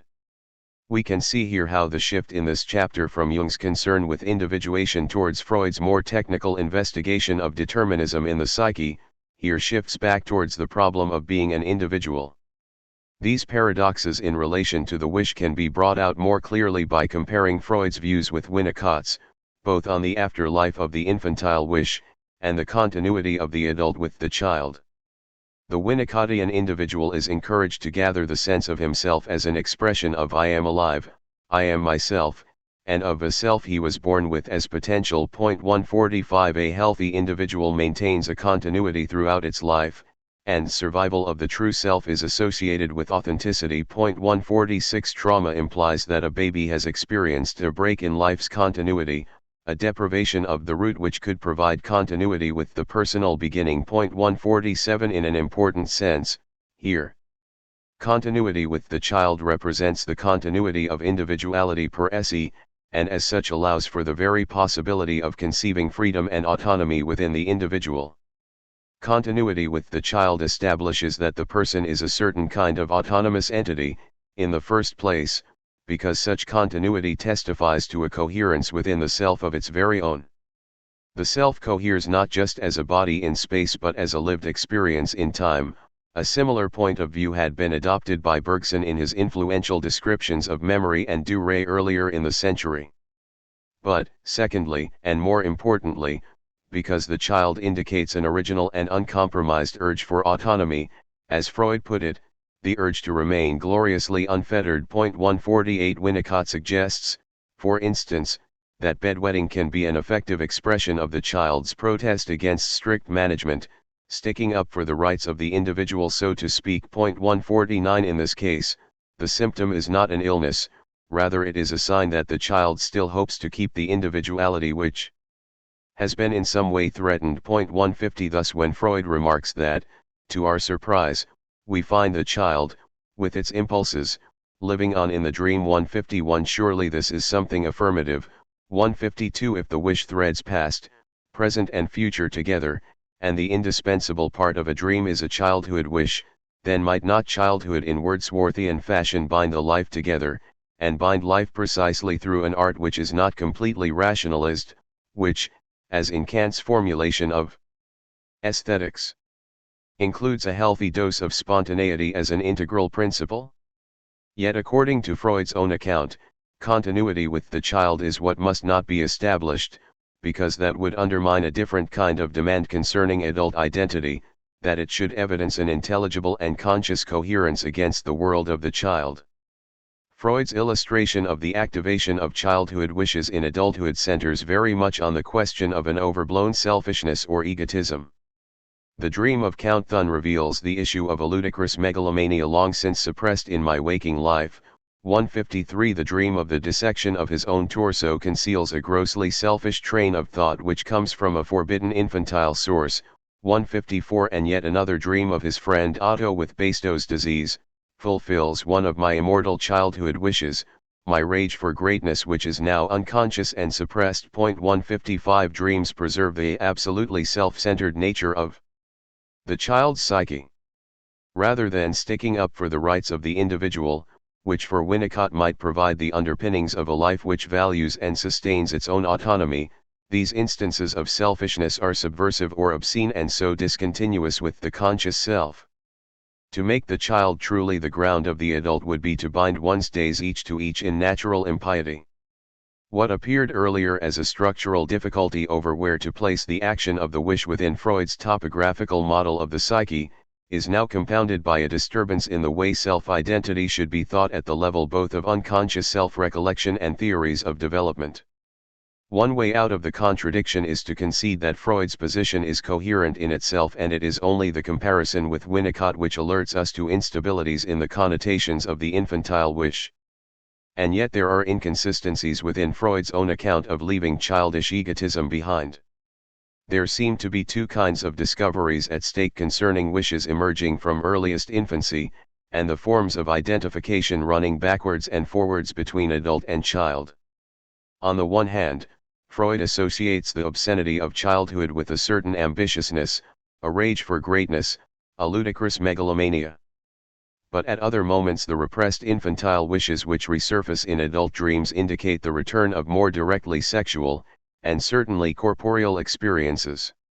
Amongst such childhood sources of dream wishes Freud mentions the need for nourishment going back to the mother's breast, the child's delight in urination and faces, and masturbation, which is in turn connected with hallucinatory regression. 156 How do these features of wishing fit together? Is Freud making a single point about childhood? The first set of examples center on feelings of mastery and autonomy, the second express a particular kind of relation to the body, orality, analy, for instance, which may be connected with feelings of superiority, but equally may express dependence. One set emphasizes the self-situation in a power struggle amongst other selves, the other the development of sexual or libidinal drives. At first glance we are on familiar territory here, for one can easily suggest that these two forms of the infantile wish correspond to the two facets of Oedipal relations, the desire for gratification attached to the mother, and hostile competition with the father. Viewed in terms of the wider stratagem of the interpretation of dreams, as a window onto the nascent theory of psychoanalysis, the wish emerges once more as a pivotal concept, this time between the subject of dream interpretation and the theories of the Oedipus complex. From this point of view, the resolution of the theory of the wish depends ultimately on the degree to which Freud was prepared to centralize the theory of the Oedipus complex within the general account of dream life at this stage. One answer would be to suppose that the egoistic representations of childhood wishes are sonetized or incomplete versions of Freud's more directly sexual examples. They would represent those wish examples that Freud felt himself most able to air publicly. It is here, where the wish meets infancy, one might continue, that the many different parts of Freud's psychological project should converge, the dream's command of childhood material which falls through the gaps in our conscious power of recollection. 157 links with the theory of the unconscious wish, and this in turn with the theory of sexuality, the factor to which I attribute the greatest significance in the origin of the nervous afflictions. 158 If Freud cannot make these links explicit, so the argument would go, it is out of discretion. Didier Ancieux, for instance, reconstructs a missing sense behind the reference to the navel in the Irma dream, a visible sign of man's origin in his mother's body. 159, by pointing out that Freud uses not the expected word, unbekannten, to designate the unknown, but unerkannten, which recalls the biblical expression ein Weib erkennen, to know a woman. Though Ancieux acknowledges that the overall meaning of the note is unclear, he suggests that if Freud had used plain language the note would run, the woman we dream of is the woman to whom we were once connected by the umbilical cord, and who remains unknowable by us in the biblical sense. 160 The implication is then that the dream of Irma's injection holds such an important place in the book, the first specimen analysis, and the dream that confirmed to Freud the theory of wishes, not just because it reveals a wish, but because behind it Freud already intimates the key role to be played by infantile sexual material. By the time of the introductory lectures Freud will claim more straightforwardly that dreams are instigated by actively evil and extravagantly sexual wishes, and that from the very first children have a copious sexual life. 161 Whatever Freud is saying about the relationship between individuality, unconscious wishes, and the rage for greatness, then, is ultimately to be resolved within the sexual theory as part of the Oedipus complex.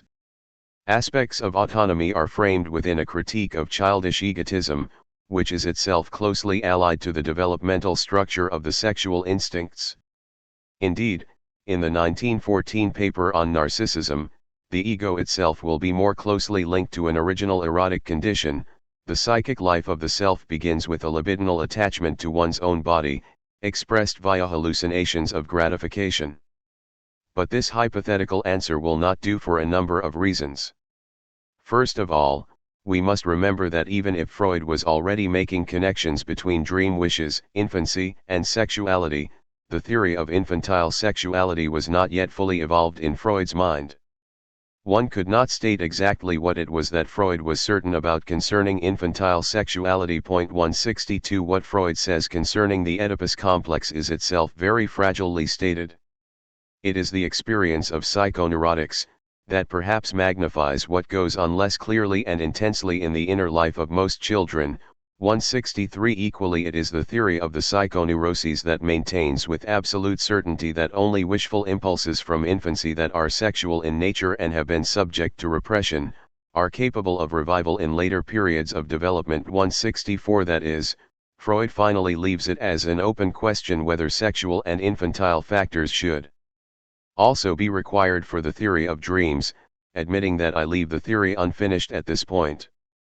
For I have already taken a step beyond what can be demonstrated by assuming that dream wishes always originate in the unconscious. 165 In a footnote, Freud adds that the fact that he has not dealt exhaustively with the part played by sexual ideas in dreams has a particular reason, which is not that he regards sexual life as a shameful thing, but that he would have to become deeply involved in the still unsolved problems of perversion and bisexuality. 166 It is this awareness that he has not been able to complete the schema of the apparatus within which dream wishes are ultimately to make sense that will send Freud retreating towards a humbler fallback position in the final chapter of the book. As Freud conveyed to Ffytche rather despondently in June 1899, the whole matter again resolves itself for me into a commonplace. Invariably the dream seeks to fulfill one wish that has assumed various forms. It is the wish to sleep. 167. The different strands of the theory cannot, then, be so easily resolved into a single structure, and for this reason we cannot so entirely master the ambiguities over selfhood and egotism, affirmative and pathological individuality, at least not by conscripting them within the more familiar patterns of sexual repression. A further observation on this front is that the two forms of repeated wishes, even though they both involve censorship and the resurrection of childhood material, operate in slightly different ways. The return of the repressed, which hinges on the sexual material, stems from Freud's studies of hysteria and refers primarily to the creation of symptoms and compromise formations in later adult life. These raise a particular relation to time and memory, the process of deferred or retroactive effect, Nachträglichkeit, which, as we saw in Chapter 3, has received particular attention within French psychoanalysis. The defining feature of the disturbances caused within adult mental life by a recurrence of the unconscious memory of sexual experiences obtained in childhood, is that the original experiences predated puberty, and predated an awareness of their sexual implication, so that the sexual nature of the experience is something which is conferred on it retroactively, in fantasy, by the adult. The experience occurs, as it were, in two stages, one carrying the memory of a scene forwards from child to adult, the other reactivating the original impression with adult emotions.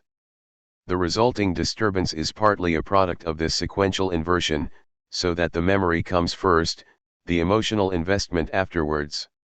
As Jones quotes Freud, an inverted relation of this kind between real experience and memory appears to be the psychological condition of repression. 168. However, there is a problem with transferring this model directly to the recollection or representation of infantile selfishness. I have suggested that such ego wishes do not appear to be attached to the experience of the body in the same way as the sexual wishes.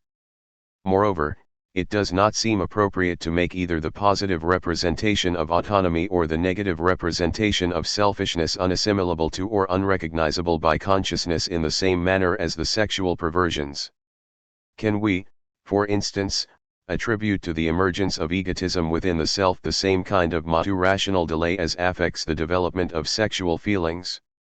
It seems hard, then, to press the temporal case for rejection, repression, discontinuity, and traumatic re-emergence as a general feature of these kinds of childhood wishes, although Freud does hint at just such a model in a reference to the work of Maynard during a discussion of sibling rivalry, we may expect that within the lifespan we ascribe to children, stirrings of altruism and a sense of morality will awaken, and that, as Maynard puts it, a secondary ego will overlay the primary and inhibited. 169 Even so, it hardly seems appropriate to place the wish to be great, to be sovereign, under the same kind of pathological censure as the more obviously sexual wishes.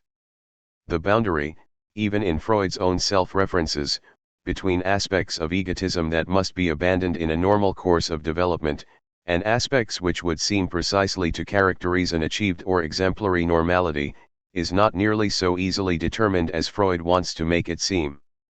Does not Freud himself admit that the dream of the botanical monograph corresponds to something in his thinking which is a passionate and emotional plea for my freedom to act as I do and arrange my life in the way that seems right to me and me alone? 170 And go on to connect enmity arising from sibling rivalry with the child's first conscious stirrings for freedom and justice. 171 Much as Winnicott saw childish protest as sticking up for the rights of the individual. 172 Jones, 2. Stresses the independence Freud vehemently craved for. It is a word that constantly recurs. 173 He also quotes some remarks that Freud made in later life in which he asserted there is scarcely anything to which I am so hostile as the thought of being someone's protege. 174 Recalling Ffytche's liberal protest against subservience of 100 years earlier. Such admissions seem wholly to invert the identification of the child with a negative rage for greatness that must be left behind. Does not the writing of the interpretation of dreams itself, and the hope that one day there might be a public inscription, here the secret of dreams was revealed to Dr. Psyche. Freud on July 24, 1895, indicate the vindication of precisely such a childhood wish. 175. My larger point here is that the meaning of what Freud has to say about egotism and the I, and by implication the self's relation both to unconscious origins and the idea of autonomy, remains suspended because our reading of all these terms remains confused. There appear to be two different moral perspectives defining the self's relation to its own unconscious history. One emphasizes interruption, repression, and the fragile transcendence of egotism, though, paradoxically, the repressed terms of self-love or rage for greatness seemingly replicate rather than invert the mature features of individual identity. The other perspective has more of a need to foster continuity with the child, in order to derive the concept of an autonomous or authentic individuality holding the self together, though, paradoxically, this continuity must be invisible, submerged, and unconscious. Beneath this ambivalence in both the structure and content of Freud's theory of the wish there is an ambiguity over the distinctions between egotism, independence, selfhood, and autonomy. This in turn holds the relations between wishing, childhood and the unconscious in suspense.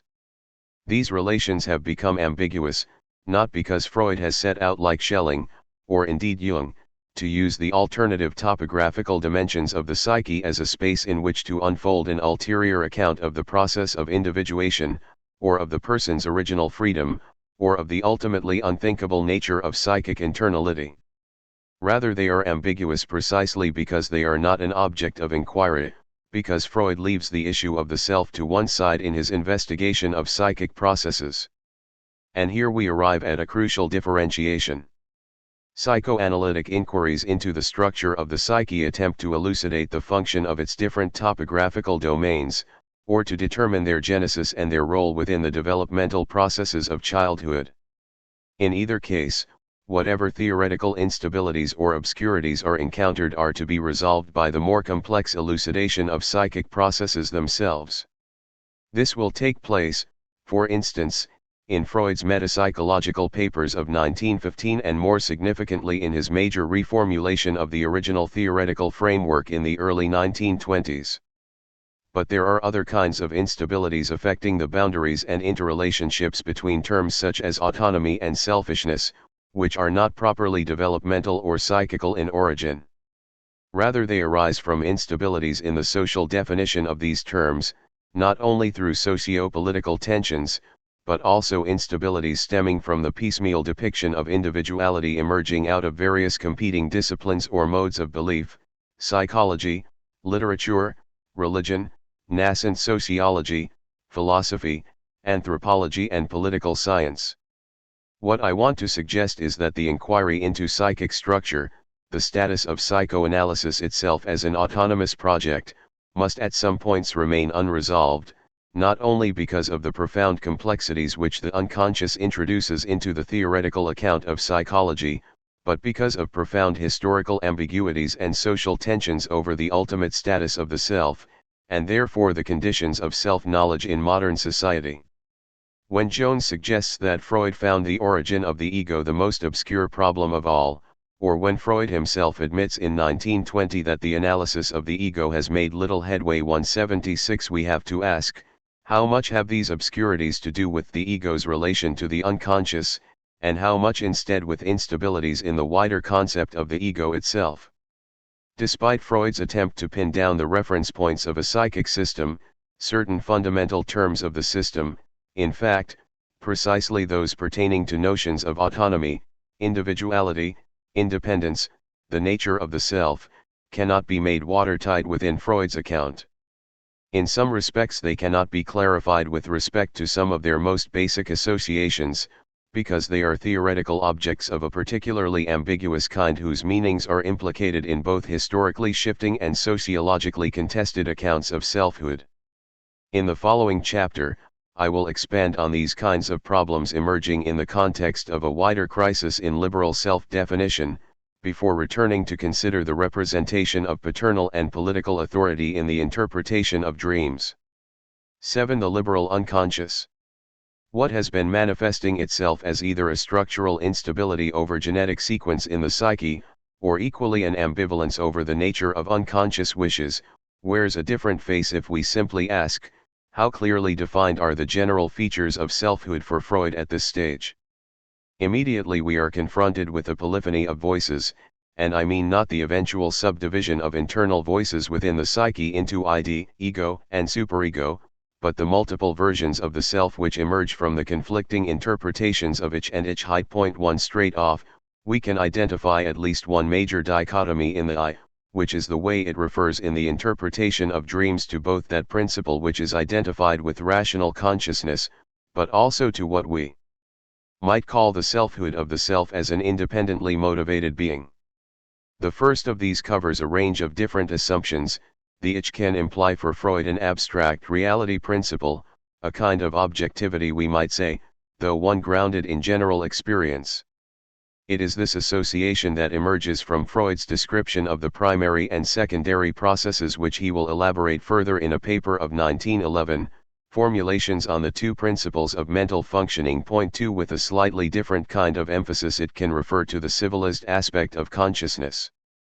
Bruno Bettelheim suggests that when Freud names the reasonable, conscious aspects of our mind the I, we feel subtly flattered that our real I is what we value most highly in ourselves. Point 3. More strongly than this, it can imply rationalism, a specific adherence to transparency and logic in conscious thinking, contrasted with the anti-logic of the unconscious. Erich Fromm, for instance, draws this implication out when illustrating Freud's model of mind. If all that is real were conscious, then indeed man would be a rational being, for his rational thought follows the laws of logic, but these comprise only one set of meanings for the I, all of which are to some extent related to each other. The second alternative connotation of the Ich, as the individual self, can also be taken in a number of different ways. It can imply most simply self-consciousness. Michel Henry, for instance, posits a foundational relation between Freud's Ich and the philosophical tradition of the Cartesian cogito. 5. Or alternatively something more like a designation for the personality as a whole. Point 6. At some points in his work the I implies something like an organ or an agency that controls the approaches to motility and supervises all its own constituent processes. Point 7. In a more psychological vein, it might be that part of the mind which identifies with being a self, Laplanche and Pontalis mention the ego of La Rochefoucauld's amour propre in this respect. 8 Staying with this more strongly individuated sense of the I, one might link it with a basic account of individualism in liberal philosophy, supposing a conflict of independent wills as part of the nature of human society, in relation to which I assert the moral right to be for myself.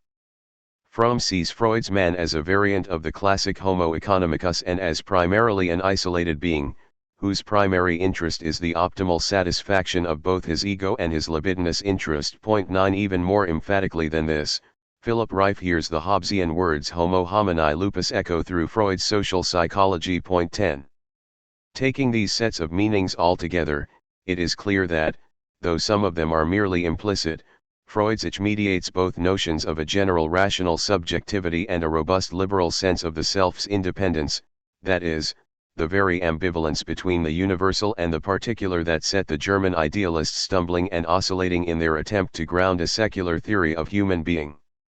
In translation, the ambivalence is compounded a notch further in that two terms that Freud is able to hold separate, the I, ich, and egotism, egoistisch, the latter implying in Freud's usage an antisocial component to be rejected, are more readily identified with each other in English as ego and egotism.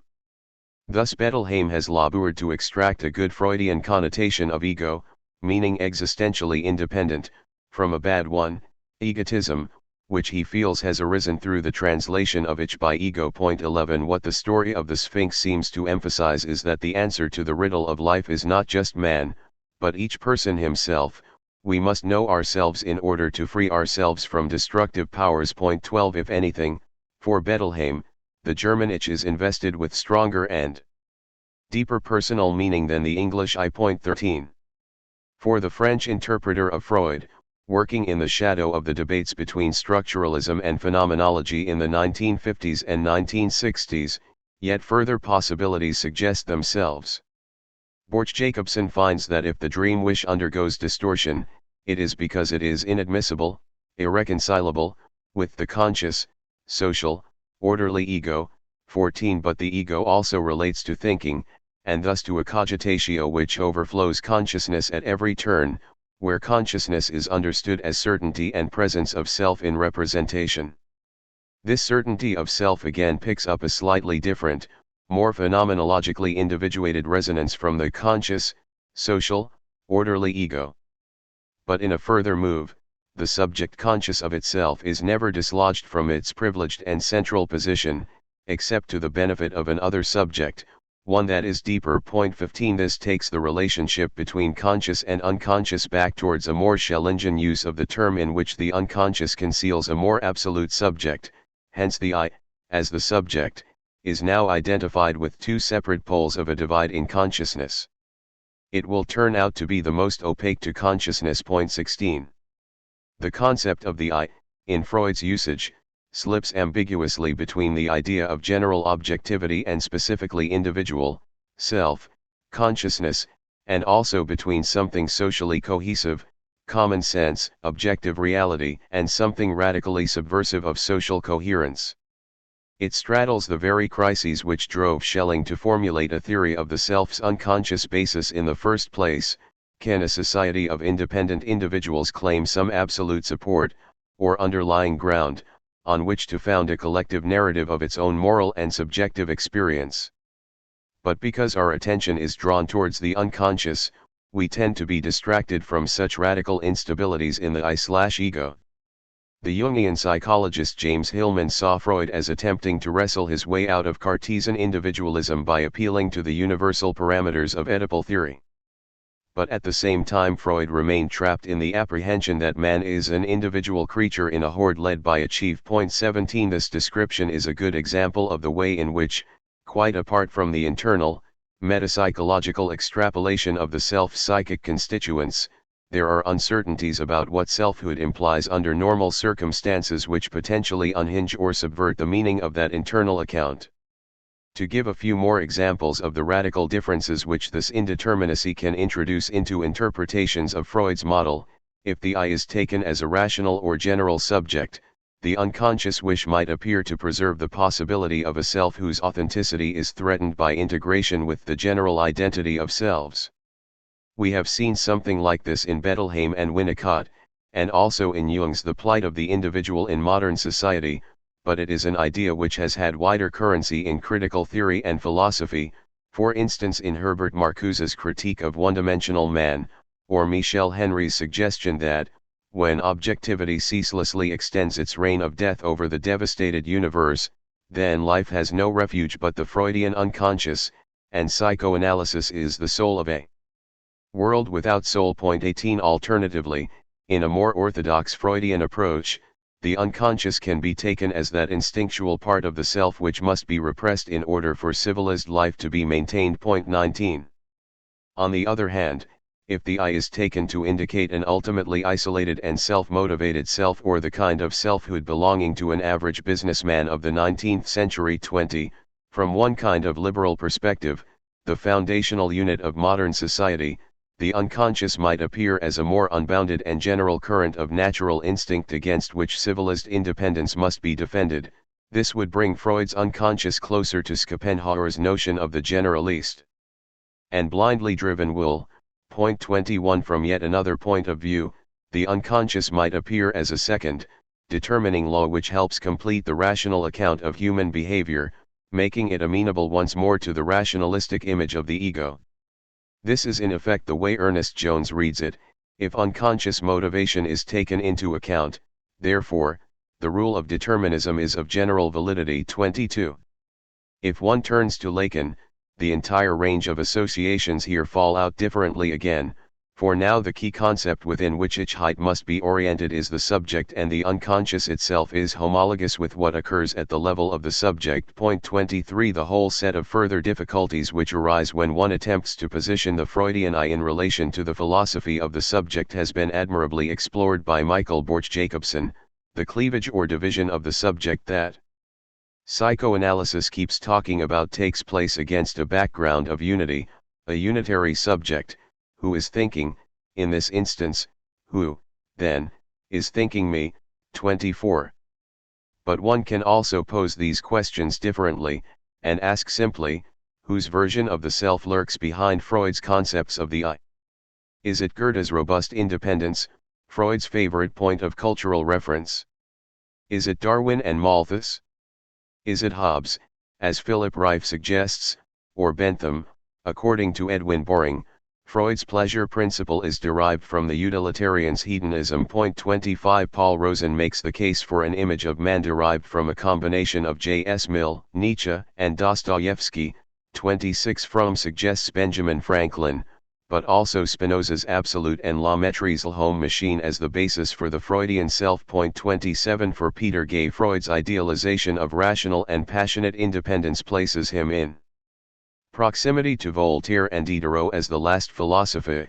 28 While for Andrew Bowie, Freud's I implicitly revives the conceptions of Ffytche and Schelling. 29 Freud's ego has become essentially a prism for the many different tensions in modern theories of the self.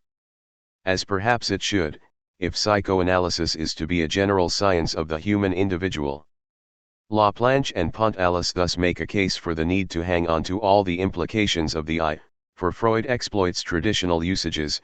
He opposes organism to environment, subject to object, internal to external, and so on, while continuing to employ each at these different levels.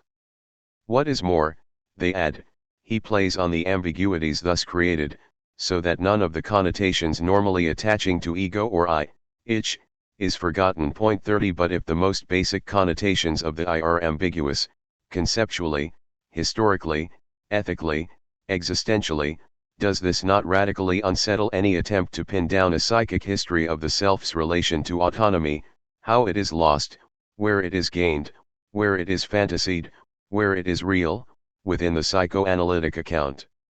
If the wider account must be left in suspense, then one must also acknowledge that the structural problems in completing the account of the apparatus are not just incidental and empirical. They reach back towards ontological crises generated by the complexities of social existence. The first and sole authority. After all, it is my father I have to thank for what I feel is, perhaps, my one secure possession, my sense of inner freedom. 31.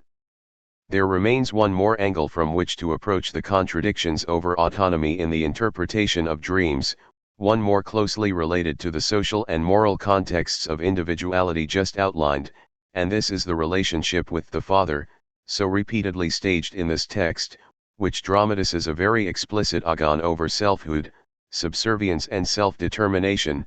The authority that characterizes the Father provoked the child's criticism early on, the strict demands he made caused the child to keep a keen eye open for his father's every weakness. 32 Here, again, I will show that structural instabilities seemingly internal to the psychoanalytic account, representative of purely psychic processes, in fact conceal more profound instabilities at a historical and sociological level. That is to say, the instabilities are not ones that psychoanalysis will be able to master simply through clearer technical elucidations of its own psychological account. In the interpretation of dreams, it is specifically the Father who most often provides an axial point around which the disparate intimations of childhood and selfhood can turn. Some of the grounds for this lie in the crucial role played by the death of Freud's own father in inaugurating his self-analysis, which would in turn lead to the discovery of the Oedipus complex. In a letter to Ffytche of November 1896, Freud admitted that, by one of those dark pathways behind the official consciousness, the old man's death has affected me deeply. In my inner self the whole past has been reawakened by this event. 33 Likewise, in the preface to the book's second edition, Freud is explicit that the work as a whole was also a portion of my own self-analysis, my reaction to my father's death, that is to say, the most important event, the most poignant loss, of a man's life. 34 The many references to Hamlet which punctuate the text, seemingly incidentally, likewise keep up an ingenious subliminal commentary on the theme of the paternal transference of power and life's guilty returns. Freud at one point even identifies his own book with Hamlet, emphasizing that Shakespeare wrote the play immediately after his father's death, when his mourning for his father was still fresh, and when presumably his childhood feelings towards him were revived. 35 Examining Freud's recollections of the father appears to move us onto very different terrain from the investigation of the psychic apparatus. Certainly, the father provokes a meditation on the nature of law and obedience, but there is at most, we might think, a metaphorical connection between the issue of determinism in the psyche and these revived memories of paternal authority, though both may concern the operation of forces on the psychic life of the individual. And yet, just as the wish potentially hinged together Freud's different psychological and energetic narratives of selfhood, so the father occupies a nodal position at the limits of self-recollection and the inception of psychic structures, while also mediating the imagination of authority per se. What appears from one point of view as a product of Freud's scientific investigation of functions within the psyche, the reawakening of the past, the recollection of childhood, the analysis of conflict, appears, in the light of Freud's statements above, as a response to the death of the father. It is he who has awakened the past by one of those dark pathways behind the official consciousness. It is his disappearance which, in a continuation of that quote, makes Freud feel quite uprooted. 36. One thinks here of the way the absolute in Schelling, that principle which represents the ultimate underpinning of law in a universe whose own principles appear to be shifting historically, is represented through the language of paternity. And how this paternity behind the being of the individual, its prior grounds, is already underway from a Christian idealization of the notion of God to an anthropic principle located within the person, as their unconscious grounds, their own most nature. For Schelling, Schubert, and later Karras, the unconscious will form the theoretical basis for a new dynamic account of the psyche which folds the question of paternity and authorship into the depths of the individual itself. Does the father here in Freud fulfill a similar theoretical role, a cipher for the issue of how law inheres in the individual, along with all the ambivalence in that question, shrunk down to an empirical feature of psychic history? If this were so, an analysis of the role of the father in the interpretation of dreams might provide a missing link to that crisis in the liberal theorization of the self on which our hunt for the meaning of the I foundered. Within this larger context of the evolving frameworks of 19th-century self-description per se, the need for an empirical science of the individual mind, rather than merely Freud's autobiographical self-description, there are important precedents for this structural emphasis on the father. Turning again to the associationist tradition, as an ultimate causal priority gravitates, within that paradigm, towards the original laying down of impressions and ideas in the mind, so an ultimate moral function gravitates towards the father-son relation. Whatever has happened in childhood in relation to the father has somehow conditioned the future person, has laid down the law. One thinks of J.S. Mill's autobiography, in which both the utilitarian theory of selfhood and the psychological experience of his own self-formation are traumatically implicated in each other. J.S. Mill's was the only mind directly formed by James Mill's instructions. 37 In a similar way, Freud admits to Ffytche that much in my life was fashioned by him. 38 In comparison with Schelling, Freud is less able to explore the foundations of the self by proposing transcendental or ideal dimensions of that inquiry. He has no wish to ply back and forth between metaphysics and empirical experience in that way. But for that very reason, having been purged of idealist elements, the empirical account of how authority emerges in relation to the father takes on a crucial theoretical importance. The father is the oldest, first, and sole authority for the child. 39 is how Freud justifies this attention in his analysis of the dream of Count Thun. The father is thus both a spur to Freud's own self-analysis and a theoretical object located at the foundations of a more general scientific account of the psyche. Perhaps if the relations between the I, individuality and egotism seem indeterminate in the abstract, exploring the relation to the father may offer some clearer way of anchoring the self. However, the representation of the father in the interpretation of dreams is invaded by odd forms of parallax, precisely because of the nature of the psyche as object of investigation. From one kind of empirical perspective, as we have seen, the father is plausibly located at the inception of personal development, in the form of an original encounter with the nature of authority. He is at least partly implicated in laying down or instigating the psychic apprehension of law. Later with Klein this role will shift to the mother, and is perhaps also the origin of memory traces from which may derive important features of the unconscious mind. 40 On the other hand, the very window which Freud opens onto childhood, in order to understand the developmental structure of the self and its origins, is provided by unconscious memories as they emerge in dreams. Yet we are told that the dream has no means of representing logical relations. 41 While the unconscious system operates under a different, inverted concept of law. Thus the attempt to stabilize an understanding of how law inheres in the self, via the figure of the father, at the same time radically destabilizes the image of the father's authority. The interpretation of dreams, though latterly respectfully dedicated to the father, both records for posterity the painful moment of his public humiliation and subjects his mental afterlife to further humiliation at the hands of unconscious fantasy.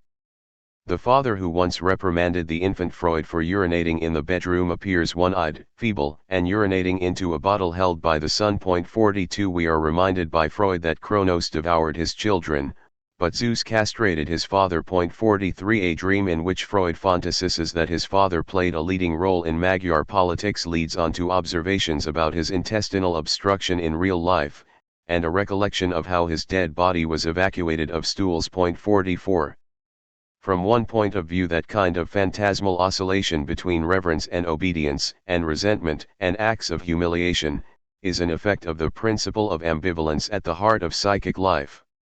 One might thus wish to construct, outside of these specifically psychic distortions, the real empirical situation which has determined the mind in a particular way, though this way might be disguised from the individual itself. But on the other hand, the object of Freud's study here is precisely the psyche itself, the manifestation of its own internal laws and consistencies. Freud is not concerned with the reality of the father, but the reality of his existence within the unconscious. It is the unconscious that represents the heart of our being. 45 And the true reality of the psyche. 46 And dreams are thus one of our most concrete point of access to it. It is in the unconscious, too, that the father both persists as an item of imaginative identification and continues to act upon the self, irrespective of his presence or absence in the world outside. So how should the father, in principle, appear? Before the psyche, determining it, instigating a movement towards reality and maturation? Or internally, existing by virtue of the psyche, and subjected to its inversions and transformations? How does this heart relate to that beginning, and what connotation does either carry for the logic of individual autonomy? We can see how this indeterminacy in effect repeats, and perhaps more starkly, the ambivalence that clung to the notion of obscene or affirmatory selfishness in the ego.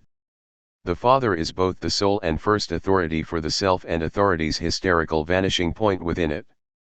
In this connection, the genetic account of paternal authority takes on all the complexities and hesitations that we saw emerging in Schelling over the causal relation between the self and an external embodiment of the law. We saw in those earlier chapters how the burial of knowledge of the self's original inception, the sinking of that act of the absolute into unconsciousness, established both the emergence of the individual as an autonomous entity and a certain kind of bar on the recognition or recovery of this relationship. For Freud, as also for Mill, a certain veil falls over this original relationship with the father, the impressions that had the greatest influence upon us, from earliest youth, hardly ever become conscious. 47 There is a parallel here with Freud's description of the distorted way in which the adult recalls the childhood experience of being held aloft in later dreams of flying. Years afterwards, they create the repetition in their dreams, but in their dreams they leave out the hands that held them, so that now they hover and fall freely. 48 Likewise, and again as with Schelling, to unearth this forgotten relationship threatens to reopen that theoretical wound in self-understanding, not just because it links the individual foundationally to someone other than itself, but because it foregrounds the problems of beginning and linking per se. One wonders, then, how much of the hostility towards the father results from an original emotive fact, forgotten but now remembered. Once the Oedipal wishes have been revealed, there is little doubt we would all rather turn our gaze away from the scenes of our childhood. 49 And how much it is a symbolic fabrication deriving from the need to formulate an account of the self as independently motivated, and therefore predicated on the subversion or negation of prior authority figures. This analysis of the father-son relation is incomplete, however, in one important respect. In both the structural description of paternal authority and the recollection of the father in dreams, Freud is drawn to mediate that relationship, and the notion of contested autonomy, via associations with political authority, both as a metaphor and as a historical reality. These mediations attempt to tether the terms of autonomy to more specific cultural and political contexts. A key instance of this occurs in Freud's footnote to the dream of Count Thun, at the end of the section in Chapter 5 which examines material from infancy as a source of dreams. 50 It is noteworthy for being the longest footnote in the book's first edition, but also for the way it attempts to bridge issues of patriarchal and political authority, childhood, and kingship. The dream itself occurs partly in response to a daytime altercation over aristocratic privilege which inspires the dreamer to return at night to the revolutionary climate of 1848. One of the most interesting points in the passage is Freud's suggestion that the prince is called Landesvater and the father is the oldest, first, and sole authority for the child, from whose absolute power the other social authorities have proceeded in the course of the history of human culture, insofar as matriarchy does not impose limits on this proposition. Point 51. Der first heißt Landesvater, und der Vater ist die Altest, Erste, für das Kind einzige Autorität, aus deren Machtvollkommenheit im Lauf der menschlichen Kulturgeschichte die anderen sozialen Obrigkeiten hervorgegangen sind, insofern nicht das Mutterrecht zur Einschränkung dieses Satzes nötigt. 52. There are a number of interesting collisions in this sentence. It links into the series of Hamlet references, which in their own way provoke comparisons between the childish and princely conflict over authority. But there is also a complex point about the psychic life of power, and about the father's relation both to the child and to the cultural foundations of authority per se. Just as with Freud's schematic diagrams of the psychic apparatus in Chapter 7 of the Interpretation of Dreams, one senses that too many different reference points are being integrated here by too slender means. We shift from the metaphorical depiction of the Prince's father, Landesvater, to the father as sole authority for the child, and then from the father as first authority for the child, to the father as original authority from which all other social authorities have proceeded. There is a point of parallax here around the shift from kingdom to family and from family to the cultural origins of authority. The attributive grammar of the sentence is awry, and indeed there are discrepancies in the interpretation of Freud's syntax here. Whereas the ordering of Crick's oldest, first, and sole authority for the child centralizes the child in the derivation of authority, implying that it is in relation to the child that the father is the oldest and first authority, Strachey's standard edition, which here matches the German more closely, has a prince is known as the father of his country, the father is the oldest, first, and for the children the only authority, 53, which implies instead that the father is the oldest and first authority in general, and then introduces the clause and for the children the only authority as an aside.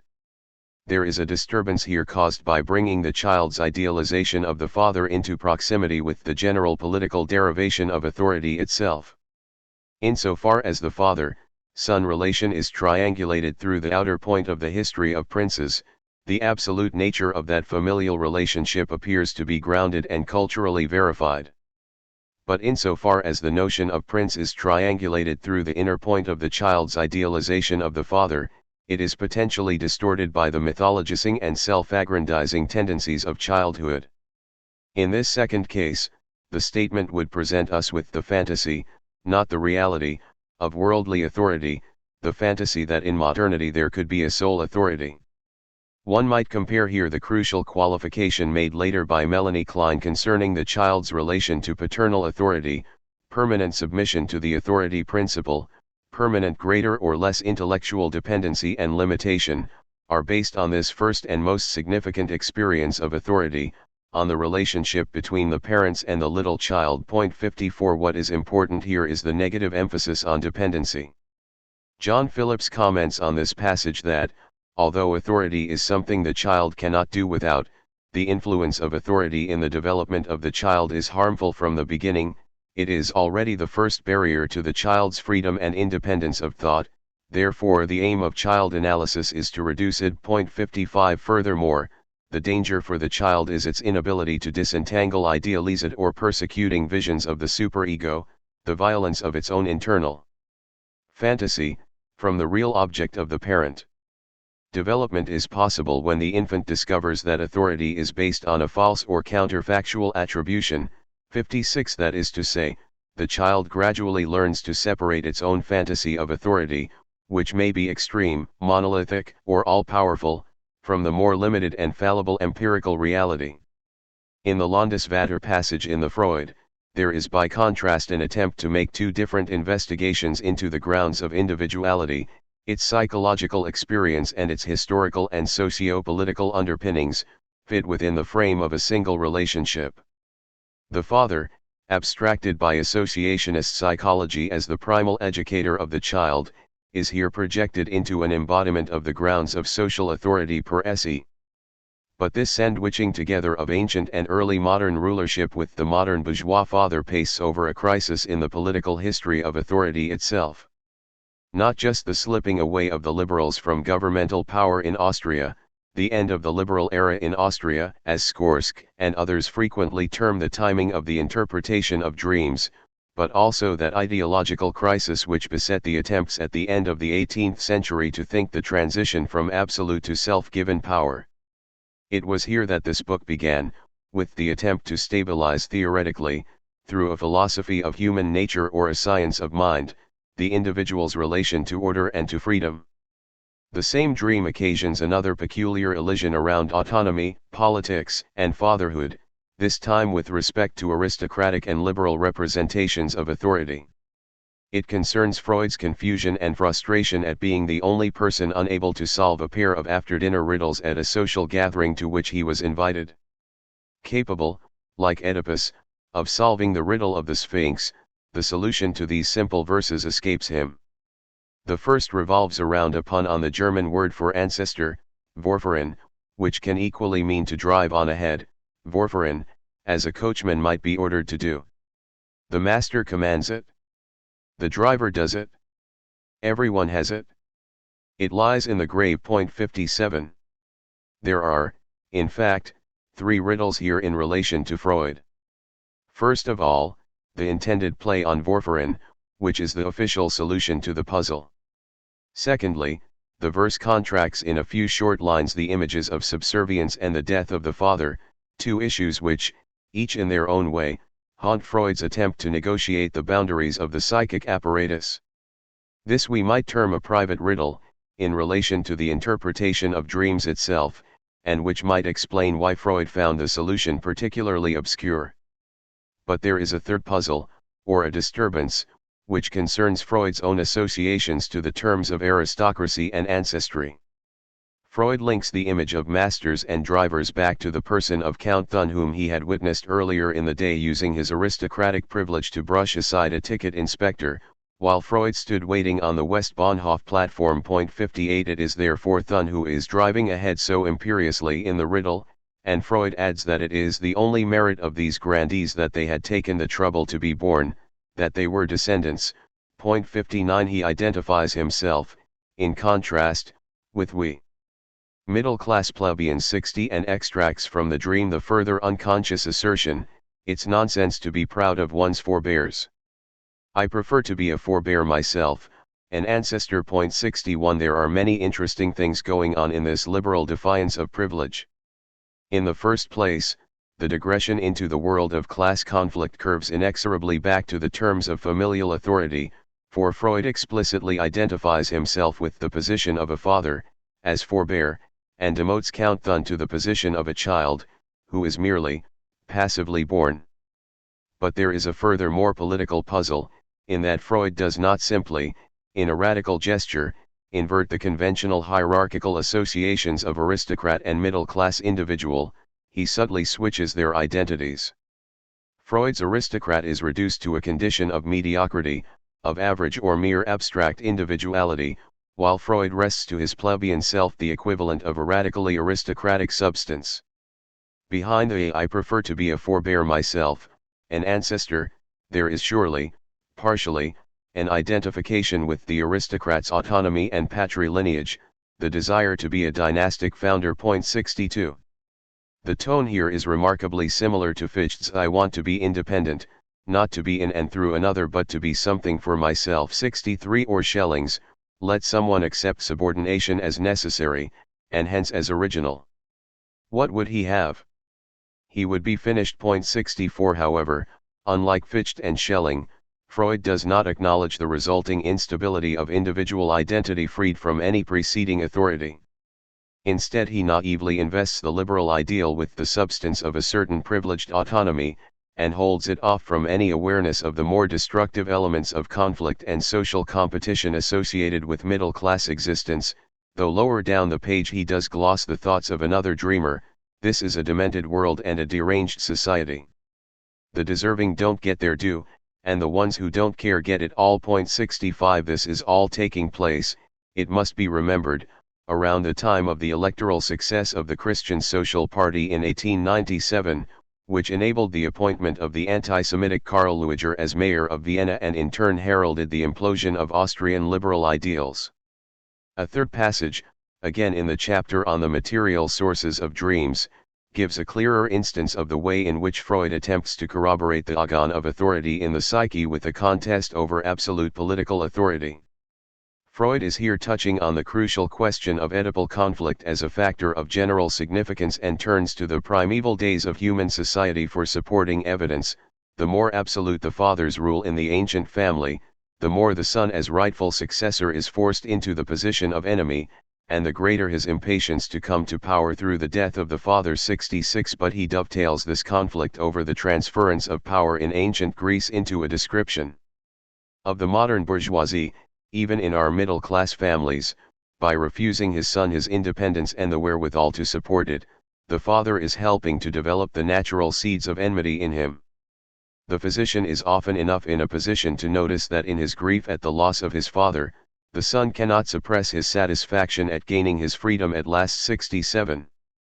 What Freud elides in this portrait of the modern father, who keeps a grip on the remnants of the dreadfully antiquated potestas patris familia. 68 is that the autonomy that is at stake here in father, Son relations cannot have the same political import as in the classical model, cannot yield the same social substance to the son, except insofar as it is triangulated through an unconscious fantasy of power, a rage for greatness, that allows an ideal of sovereignty to echo through the more lackluster and increasingly fragile socio-political conditions of the liberal middle class. Again, Hans Sachs' image of the attempts of the middle class to ape the aristocracy through cavalier fictions is significant. 69. As Hannah Arendt suggested in The Human Condition, throughout the whole of Occidental antiquity it would indeed have been self-evident that even the power of the tyrant was less great, less perfect than the power which the paterfamilias, the dominus, ruled over his household of slaves and family. 70. But in modern society, the nature of both that household, and the public realm of the polis, have been through several seismic reformulations which have drastically inverted, rather than sustained, the terms of patriarchal authority. For Tocqueville in 1840, the notion of autonomous individuality in modern democracy was itself a fantasy, born out of the habit of thinking about oneself in isolation. Among democratic peoples, new families continuously rise from nothing while others fall, and nobody's position is quite stable. 71. However, the inversions of autonomy become particularly acute as one approaches the era of mass society. Here, one man, monarchical rule, which the ancients stated to be the organizational device of the household, is transformed into a kind of no-man rule. 72. For Arendt, the experience of the political yields to the rule of bureaucracy. Correspondingly, the power of the family is absorbed into the social, which is characterized by conformism and the strength of common interest. 73. Adorno and Horkheimer would likewise read Freud's work in precisely this context of the decline of the role of the father in modern society. 74. In each of these three examples from the interpretation of dreams, Freud has elided or blurred something to do with the nature of modern autonomy, while attempting to set the content of the unconscious psyche in a wider political context. There are two different accounts one could give of these distortions. In the first place, there is the possibility that the comparisons with princes and kings are not first and foremost political or historical derivations, but identifications which to some degree express and sustain the force of infantile idealization. The father, the self, and the political in modernity are being inflated by Freud into absolute expressions of power, and as such succumb to the very forms of pathological idealization they are intended to elucidate. The father is Landesvater, the son, in a later text, is His Majesty the ego. 75. The familial generational contest is compared with the impatience of Henry V to come to the throne. 76. A second possibility is to locate the source of such idealization not in the fantasy life of the individual, but in the scientific account itself. The ideal and abstracted representation of the father bears some resemblance, one can argue, to the prince, the Landesvater, but mainly by virtue of his position not at the head of a principality, but at the head of the psychical inquiry into the self. It is by virtue of his insertion at the root of the ontogenetic account of the I that the real father comes to acquire a kind of absolute constitutional status, and this in turn facilitates comparisons with the absolute ruler in history, or with ancient patriarchal authority. In either case, these ambiguities around the idealized status of the father once more open up a host of unintended ironies within the psychoanalytic account of identity. Where, or how, is authority really located, and where is it being fantasied? The key issue here is not one concerning the internalization of the political in Freud's account of the psyche. Some work has been done on examining the interpretation of dreams in its political context and analyzing the extent to which the crises of Viennese liberalism find their way into the book, both at the level of everyday descriptions, and at a theoretical level. William J. McGrath, for instance, explores the way in which Freud's adolescent experience of politics had a formative effect on his psychoanalytic discoveries. 77. In a different way, Karl Skorsk has leveled a powerful critique at Freud, arguing that he takes the stress points of liberal politics in fin de siècle Vienna and ferries them back into the details of dream narratives, where they concern, ultimately, the elucidation of a primary conflict with the father. For Skorsk, At a time when the Austrian Reichsrat had fallen deep into political hysteria and the Habsburg Empire was pulling apart at the seams internally, the interpretation of dreams reduces the struggle with Austrian socio-political reality to an epiphenomenal manifestation of psychic forces. 78 Examining in particular the dream of Count Thun, Skorsk finds a political fact of the utmost importance in Freud's situation of these details in a section devoted to infantile material. The dream leads Freud away from the figure of the Count towards an image of his ailing and humiliated father. For Skorsk, as the father replaces the prime minister on the station platform, patricide replaces politics and psychoanalysis overcomes history. 79. But I am struck by something else in Freud's relation to the political. Skorsk's charge, in some ways comparable to Marquard's critique of nature philosophy, is that Freud's project becomes one of ideological fabrication. He converts an unmanageable political reality into an equivocal personal victory. However, both Skorsk's assertion that Freud internalizes and displaces a problem with authority that is outside, and McGrath's that Freud's youthful experience of politics informs the development of his own self-analysis, miss something fundamental in the historical undertow beneath Freud's scientific project. In their concentration on the personal element in Freud's self-analysis, they miss the wider question of what a psychological science is doing there in the first place. The very attempt to flesh out the structure of internal life, as a detached entity for scientific investigation, is itself enmeshed in that longer-range project of self-description, self-justification, and self-objectification within the post-Enlightenment sciences of man. Insofar as this wider 19th-century project attempted to humanize and stabilize a description of the self that would be free of the trappings of religious and metaphysical dogmatism, and to endow a notionally autonomous selfhood with a certain substance or consistency of its own, Freud's turn to the inner life is itself already political. This leads back, once more, to that wider anxiety over selfhood with which this book began. This is one place where the investigation of the unconscious itself leads, not just to the sexual, but to specific, though conflicting, intuitions concerning liberal individuality in modernity, ego and egotism, robust and pathological autonomy, conformity, and the freedom to be oneself. It appears that selfhood in the interpretation of dreams is both a neutral, background assumption, a quality of I-ness that must be taken for granted in order to begin the exploration of specific anomalies in psychic life, and is itself one of the most troubling objects within the framework of the study. It is barely explicitly encountered as a problem, and yet its internal contradictions jostle through the accounts of inner life, of thinking, wishing and remembering oneself. At the opening of the 20th century, psychoanalysis engendered a new science of psychopathology, or a new version of that science, centered on the role of unconscious memories and unconscious instinctual, libidinal, factors in certain kinds of mental disturbance.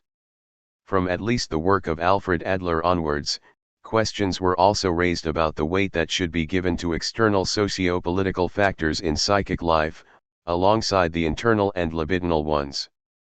At first this concerned the extent to which psychoanalysis might be sensitive to the impact of class tensions, or the exigencies of life in a mass society, on its analytic subjects.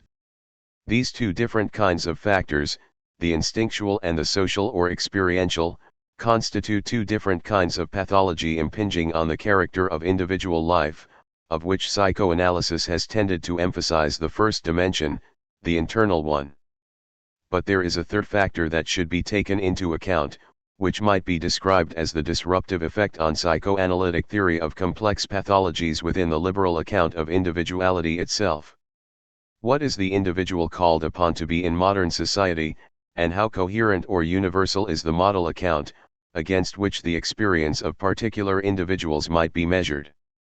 How to establish such a norm of liberal individuality, when its ideals are contested and undergoing historical change? One obvious example of this is Freud's implicit and explicit gendering of autonomy. In Freud's time there was widespread resistance to female emancipation and to avenues of self-development for women, and changing sociologies of gender in the course of the century have not failed to impact on some of the original assumptions about the formation of male and female individuality within psychoanalysis. 80 All three of these sets of traumas, psychological, historical/social, cultural/ideological, are implicated in any attempt to settle the basis of the psychoanalytic unconscious. The unstable relationship between the experience and the definition of individuality in particular, will keep the ground of psychoanalytic theory moving under its own feet throughout the 20th century. Conclusion. While psychology always denotes some bondage of the individual, it also presupposes freedom in the sense of a certain self-sufficiency and autonomy of the individual. 1.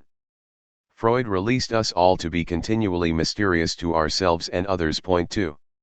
My goal in this book has not been, like Schelling's, to ground history in unconsciousness, but to give the unconscious a history.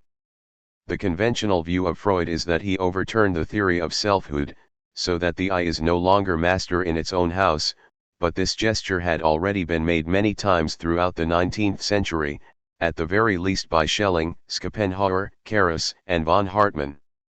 For Schelling and Carus, this overturning of consciousness, self, or I paradoxically served the purpose of preserving the notional autonomy of the individual.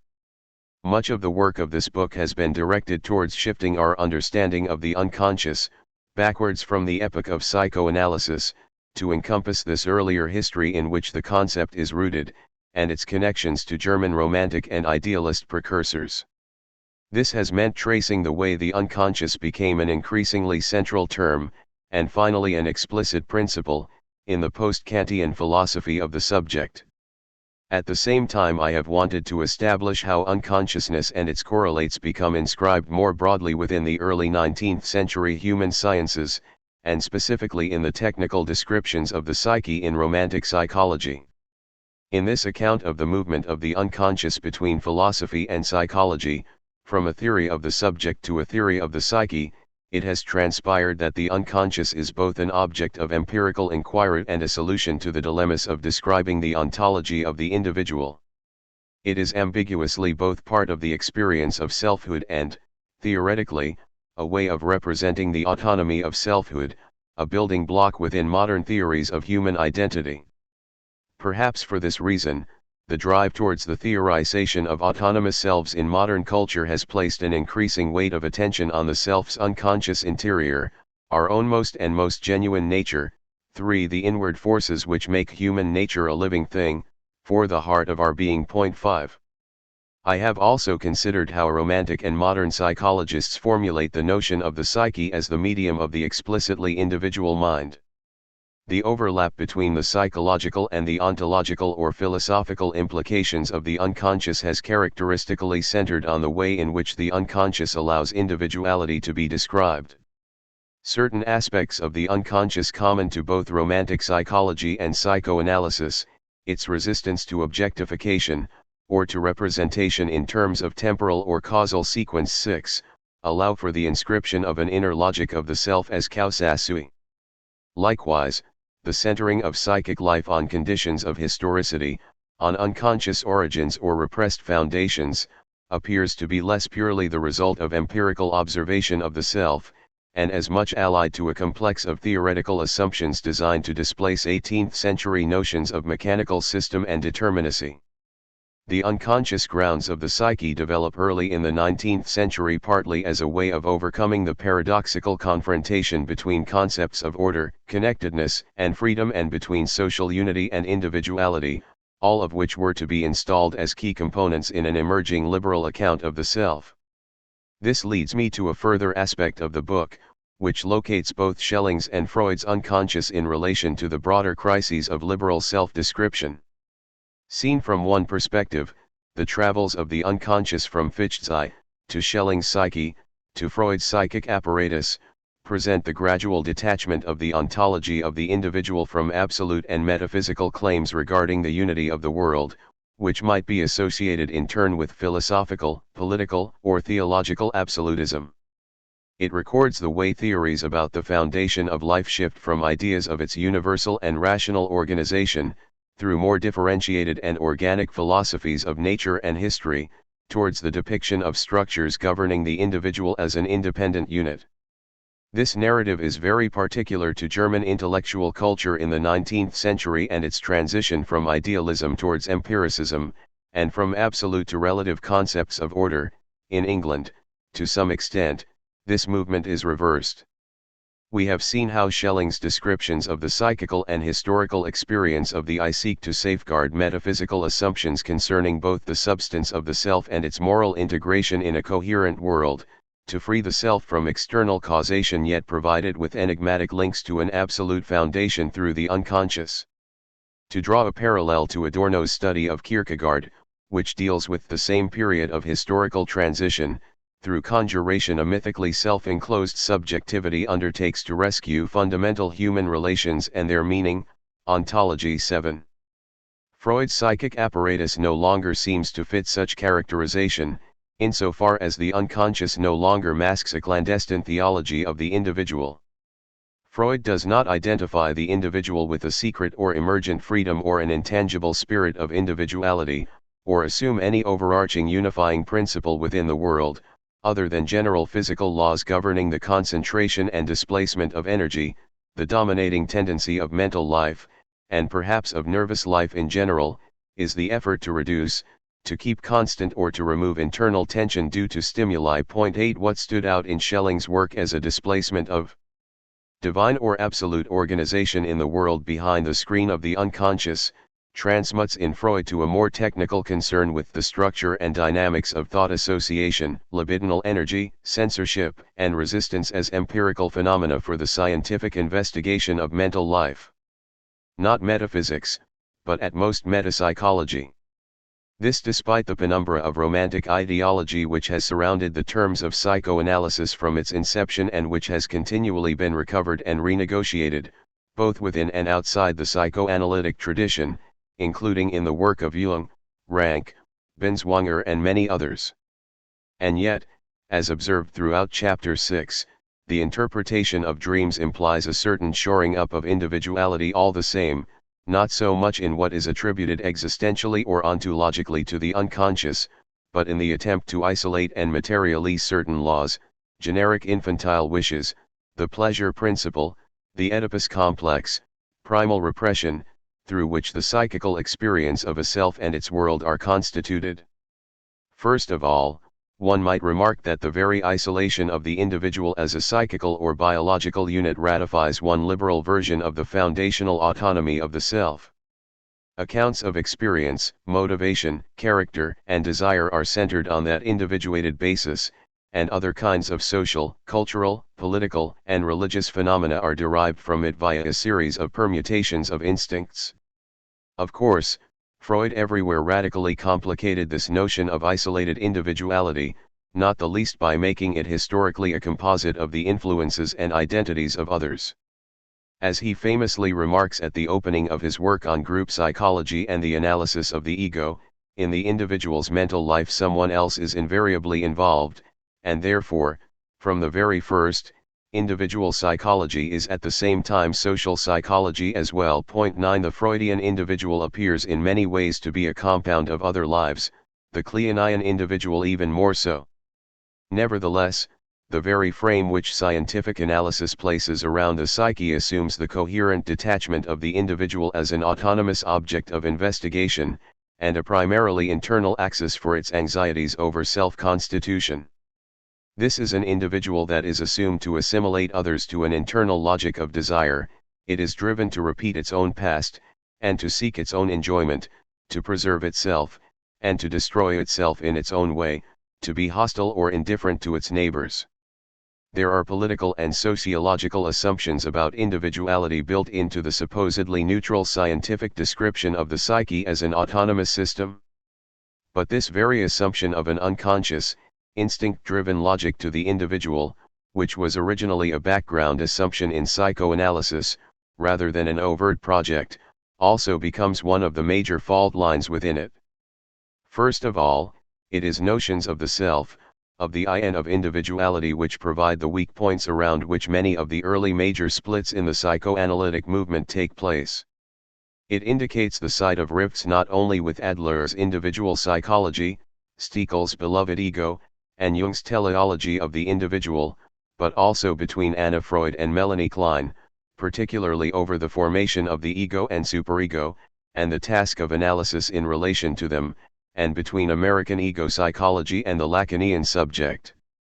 Disagreements emerge over the basic interpretations of individuality, its motivation and socialization, whether it is autonomous or dependent, coherent or incoherent, and later on over whether characterizations of autonomous individuality are a function of specifically Western, bourgeois, or patriarchal societies. Looked at from this angle, whatever psychoanalysis was formerly meant to be about, for instance, as a delimited techniques of psychical processes, it has not ceased to develop itself in the direction of multiple theories of the self. In a striking sense, psychoanalysis has become a theory of personal identity and the analysis of a person's moral being. 10. Psychoanalytic theory is of vital importance for understanding the fundamental conditions of selfhood. It investigates the hidden self, lurking behind all forms of self-organization. 11.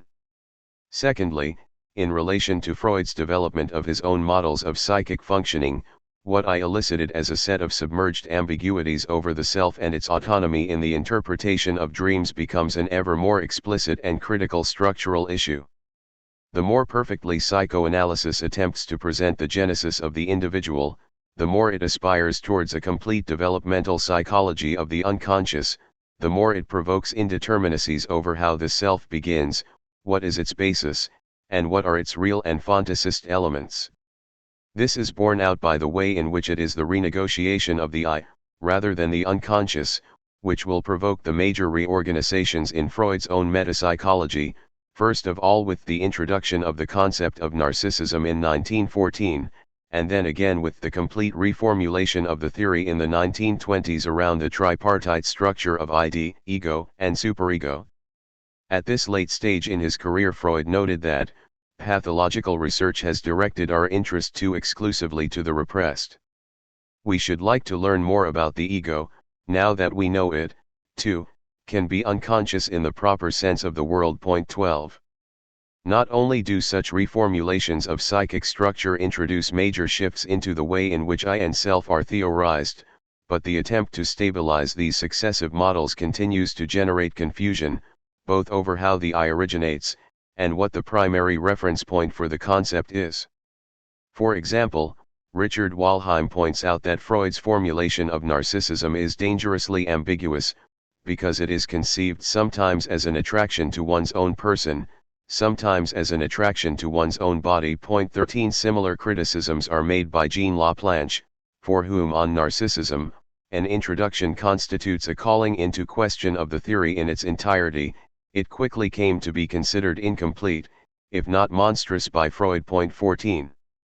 I will follow Laplanche's exposition of the ambiguities over narcissism a little further, because it articulates very well how some of the hazards that emerge around autonomy in the interpretation of dreams become even more pronounced as Freud attempts to determine the origins of selfhood more accurately. For Laplanche, the problematic of the ego concerns two competing derivations of selfhood which come to the fore intermittently in Freud's work on narcissism. On the one hand, Freud frequently theorizes narcissism in relation to a primary biological unit, prior even to the differentiation of an ego, and perhaps associated with the intrauterine state.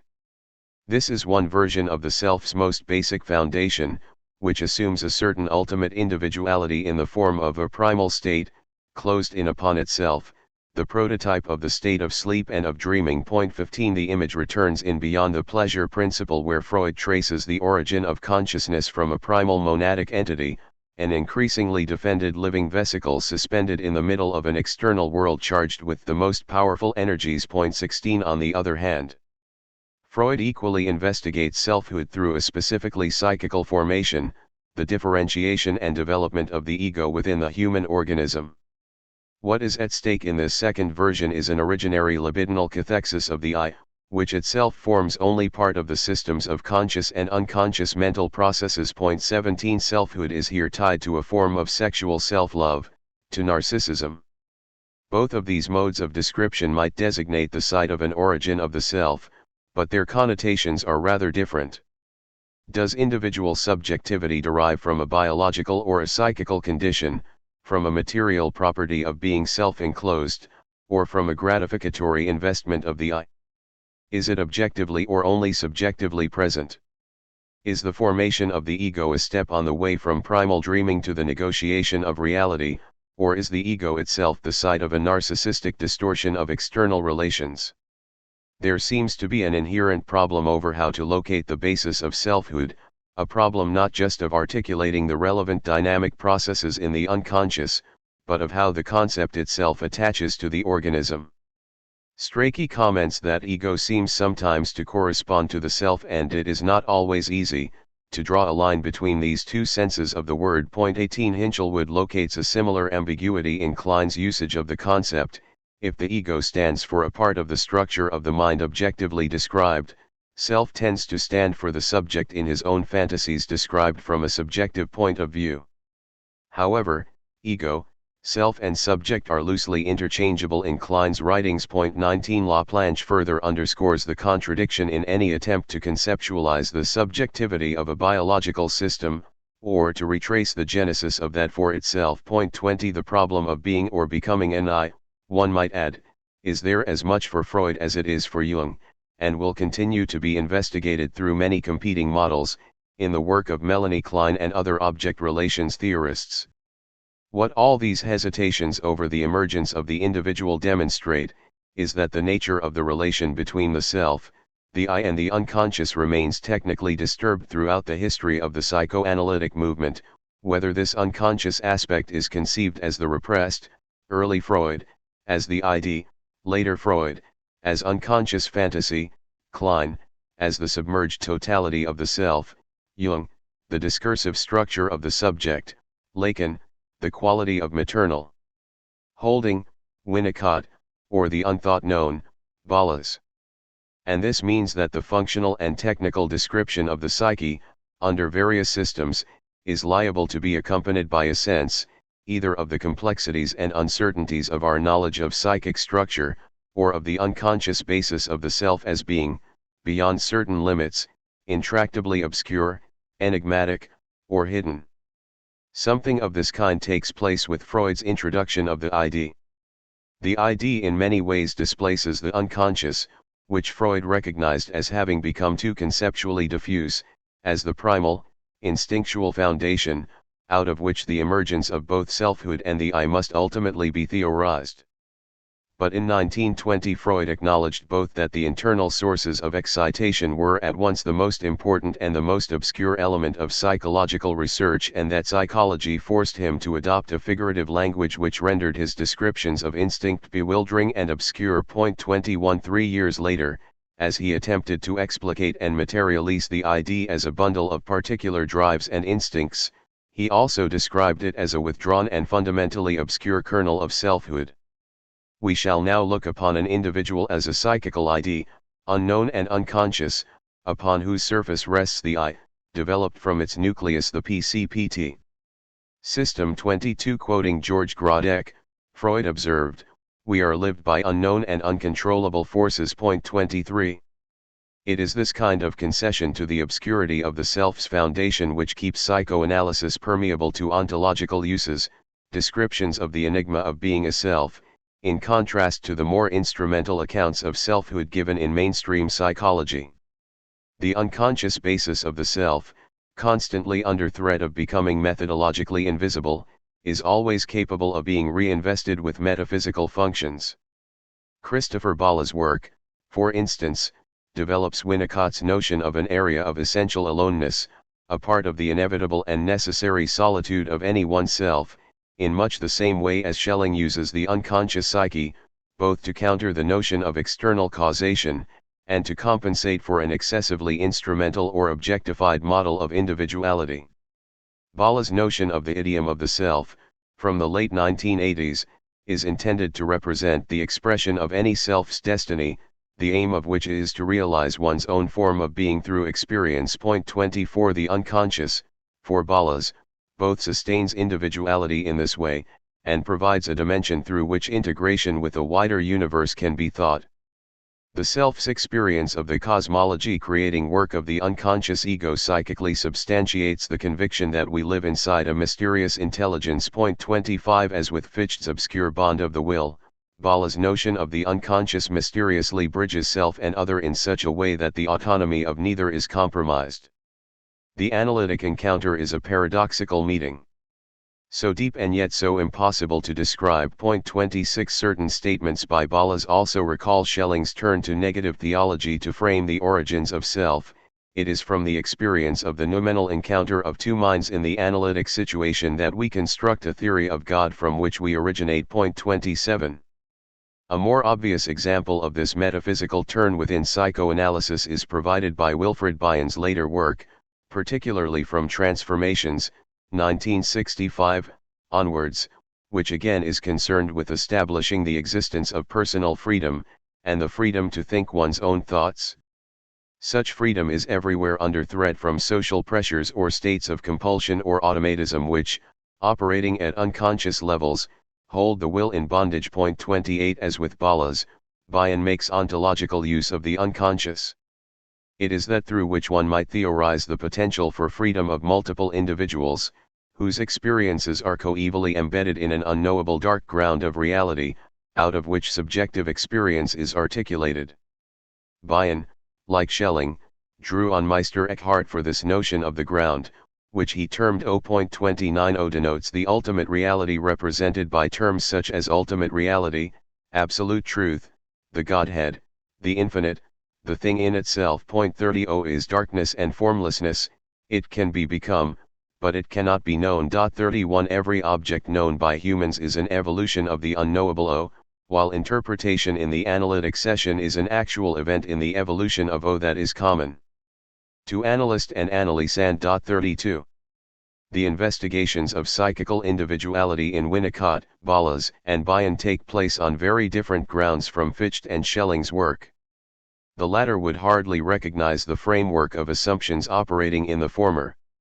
And yet, insofar as psychoanalysts set out to articulate the origins or nature of the self, or to derive a rationale for the self's autonomy, they find themselves faced with similar conceptual dilemmas which necessitate the rooting of individuality in the unconscious. These tendencies, even at the end of the 20th century, have kept the psychoanalytic unconscious functionally in touch with those earlier romantic investigations into human freedom and the ontology of the psyche.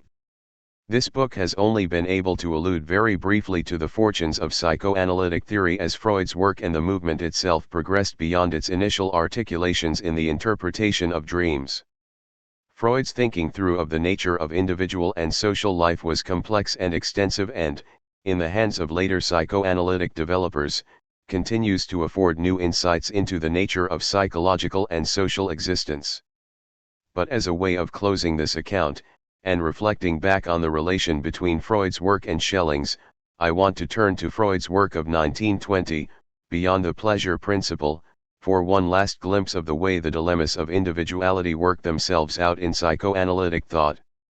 Of all Freud's writings, it is this later text, which notoriously introduced the death drive, and the war between life and death drives as a new basis for the psychoanalytic comprehension of instincts, which is most often linked with a return to the excesses of romantic speculation on the metaphysical basis of life. In Freud's own terms, it contains often far-fetched speculation and at points gives the impression of mysticism, while some of the hypotheses, for instance that drawn from Aristophanes' account of the origins of human life in Plato's Symposium, provide us with myth rather than a scientific explanation. 33 It is not only this highly speculative tendency which causes this work to be regarded as a throwback to the days of nature philosophy. 34 It is also the way Freud structures the operations of nature in terms of polarities, constructive and destructive, life and death instincts, vacillating rhythms of existence. Our views have from the very first been dualistic. 35 Which cannot help but conjure up the influence of Schelling's philosophy of nature, with its complex patterns of integration and disintegration and its dialectics of unity and freedom. 36 Likewise the way in which Freud is tempted to address the largest questions, the origin of consciousness or to solve the riddle of life. 37 To be sure, the terms in which this is done is not really Schellingian, or if it is a nader philosophy it is one fundamentally altered through having taken on the Helmholtzian commitment to energetic principles, for which Gustav Fechner, cited as a forerunner in the text, might provide a transitional example. But when Freud argues that the attributes of life were at some time evoked in inanimate matter by the action of a force of whose nature we can form no conception but which may have been similar to that which later caused the development of consciousness in a particular stratum of living matter, the whole framework of inquiry is brought into proximity with the idealist attempt to derive the origins of subjectivity. 38 Freud's narratives of the notional beginnings of individuated life in primitive protista and germ cells seem little different from the notional Urtypen and Urzellen which provide the building blocks of life for Schelling's followers in the 19th century biological sciences, such as Lorenz Oken. It is instructive to compare Beyond the Pleasure Principle with a work like May Sinclair's Defense of Idealism, published in 1917, which likewise drew on psychoanalytic and evolutionary theory, to see how close Freud comes to a more metaphysical text. Sinclair's work is intent on fathoming the enigma of selfhood, made more mysterious by the new philosophies of the unconscious stemming from Henry Bergson, Samuel Butler, and Freud. Like Freud, Sinclair tries to comprehend the nature of human individuality by turning to the bedrock of biological life on which that individuality is founded.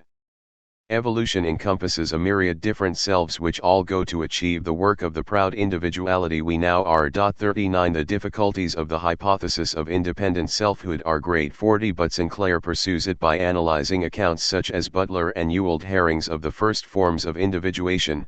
The humble self-contained existence of the simplest organism cannot satisfy its unquenchable longing to appear, Sinclair argues, and so it compels its organism to reproduce itself. 41 Sinclair makes use of the psychoanalytic concept of sublimation in her search to identify a teleology within life, an evolving project of individuality. The purified spirit of psychoanalysis, the truth underlying its theory, is the deliverance of the will to live from its bondage to the unconscious. 42 If this in some ways appears to anticipate Freud's Where ID was their ego shall be of the later new introductory lectures, Sinclair's vision is perhaps closer to Schelling's, in that it sees the history of nature as a preparation for human freedom. However, even though Sinclair sees herself as developing tendencies within Freud's work, Beyond the Pleasure Principle sets out to argue a very different case. In fact, the latter half of Freud's text seems specifically designed to quash such teleological illusions. There is unquestionably no universal instinct towards higher development observable in the animal or plant world, Freud writes, even though it may be difficult to abandon the belief that there is an instinct towards perfection at work in human beings. 43 Freud's goal is the opposite of Sinclair's, in that he seeks consciously to distinguish himself from any strain of optimism, or quasi-romantic principle of emergent freedom or cosmic harmonization. Where Sinclair finds the original speck of protoplasm sufficient as a starting point for life but absurdly insufficient to carry on with. 44 The principle Freud is most keen to establish is not a life-enhancing one, but the death drive, a counter-principle to Eros, which keeps his biological units particulate and isolated. What brings Freud's work into association with Schelling's, however, is not a romantic vision of the unity of nature. It is that Freud, like Sinclair, makes a detour through biological and evolutionary theory in order to fix the ultimate basis of human individuality. The turn to nature, and the attempt to reconstruct a logic of separation and conjugation in life's most elementary units, is everywhere shadowed by tensions in the modern and liberal theory of individuality, and by the anxieties of the contemporary world. Freud speculates, for instance, on the characteristics which enable germ cells to have an independent existence. 45 At times such germ cells are represented as behaving in a completely narcissistic fashion, but they are also compelled into a vital association, or may suggest a vision of life torn apart into small particles, which have ever since endeavored to reunite. 46 Group Psychology, published a year later, but with which Freud had been preoccupied since 1919, draws at length on Gustav Le Bon's The Psychology of Crowds, which at times appears to integrate political history in the wake of the French Revolution with elementary biology. The crowd, formed out of a provisional combination of heterogeneous elements, is able to generate a new being through a process of reunion, exactly as are the cells which constitute a living body. 47 10 years later Freud would think this process in reverse, arguing that, in consequence of the primary mutual hostility of human beings, civilized society is perpetually threatened with disintegration. 48. If these overtones of liberal socio-political anxiety seem merely incidental, the problem of being an individual is by no means the core issue with which Freud is engaged in this text. One might argue, it must be remembered that the point from which Beyond the Pleasure Principle starts, the point from which the whole panorama of biological speculation flows, is an attempt to account for a shortcoming in the experience of psychoanalytic therapy. People are sometimes resistant to being cured, Freud acknowledges, and specifically to being cured of their passivity, their submissiveness, which has its roots deep in an unconscious parental complex. 49 Even when such patients comprehend that this passivity is a compulsive repetition of their infantile life, they may not be persuaded to abandon it. That is, in the therapeutic relation they may remain in the thrall of an authority figure, the physician, and unable or unwilling to achieve the independent individuality which Freud sees as fundamental to healthy life. The passage through the Oedipus complex has left them with a permanent injury to self-regard in the form of a narcissistic scar, and this constitutes the sense of inferiority common in neurotics. 50 It is the attempt to understand why people should fail to be individuals, to be autonomous in the strong liberal sense, that sends Freud back to this hypothetical investigation of living vesicles, special envelopes, protective shields, and basic or exaggerated forms of self-sufficiency.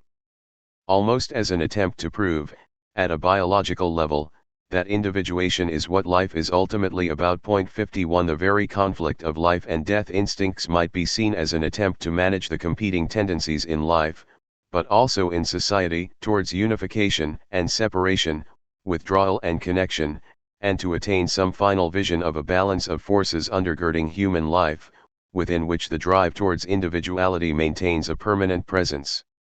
Freud is engaged in an analysis of how individuated units arise, what keeps them separate, or static, how life shifts from passive defense to active relating, what the binding forces are in society, what the forces are that bind autonomous units together or pull them apart.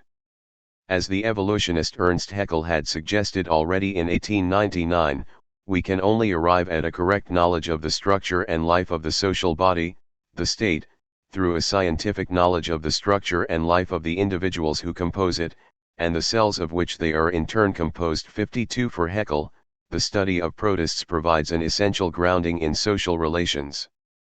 The point about Sinclair and Schelling, then, is not that Freud is theorizing an emergent unity in life, but that all three are trying to embed desired aspects of individual autonomy within a transcendental fabric of nature.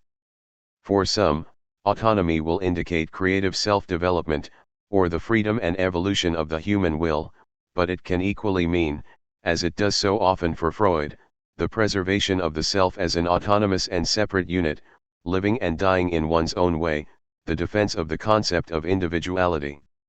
Both features became prevalent as competing traditions or emphases within liberal philosophy in the 19th century, as Isaiah Berlin famously propounded. 53.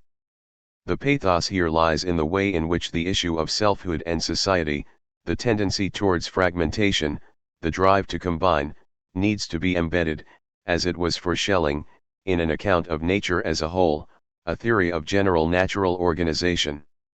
There is pathos, too, in Freud's attempts to abstract and finalize a certain foundational vision of the laws of individuality and combination at precisely the time when the political authority and the political foundations of liberal selfhood were being eroded. Theodor Adorno would later read Freud's theories of group psychology and of the ego ideal and superego, developed in the 1920s, as a prescient index of political life in the 1930s. The weakening of the function of the ego in Freud's later work, according to Adorno, represents the real loss of political substance of selfhood for the middle classes, and the emergence of the fascist or mass individual, who, no longer capable of self-motivation, identifies with the dictates of idealized leader figures to the impoverishment of autonomous inner life. At this point in modernity, Adorno argues, psychological processes, though they persist in each individual, have ceased to appear as the determining forces of social processes, and this indicates the abolition of psychological motivation in the old, liberalistic sense. 54 Meanwhile, the superego anticipates almost with clairvoyance the post-psychological de-individualist social atoms which form the fascist collectivities. 55 What Freud was embedding in the most elementary account of nature was soon being read for its relevance as an ideological response to contemporary political crises. As Central Europe headed into an even more calamitous undermining of the liberal ideal than had overshadowed the Dream Book, Freud felt the need to slip the theoretical basis of psychoanalysis from its empirical mooring within the system of the individual, and to anchor the emergence of individuality itself in a wider, metaphysically conceived fabric of nature.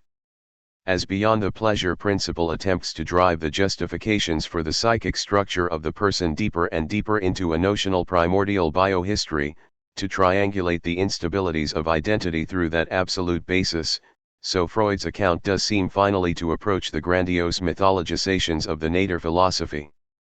Schelling's scientific and philosophical mythologies of human structure were themselves elaborated in the midst of, and in response to, another set of calamitous upheavals in the experience of society, religion, and government, following the developments of the Enlightenment and the French Revolution, and then again during the course of the Napoleonic invasion and the attempts to rebuild political structure in the early decades of the 19th century.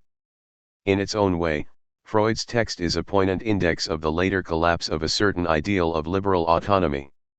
That final desire to found the structure of the psyche more absolutely, matched only by Freud's late foray into the history of myth and religion in Moses and monotheism, cannot be detached from the need to preserve the imagined foundational structure of a certain ideal of civilized individuality itself.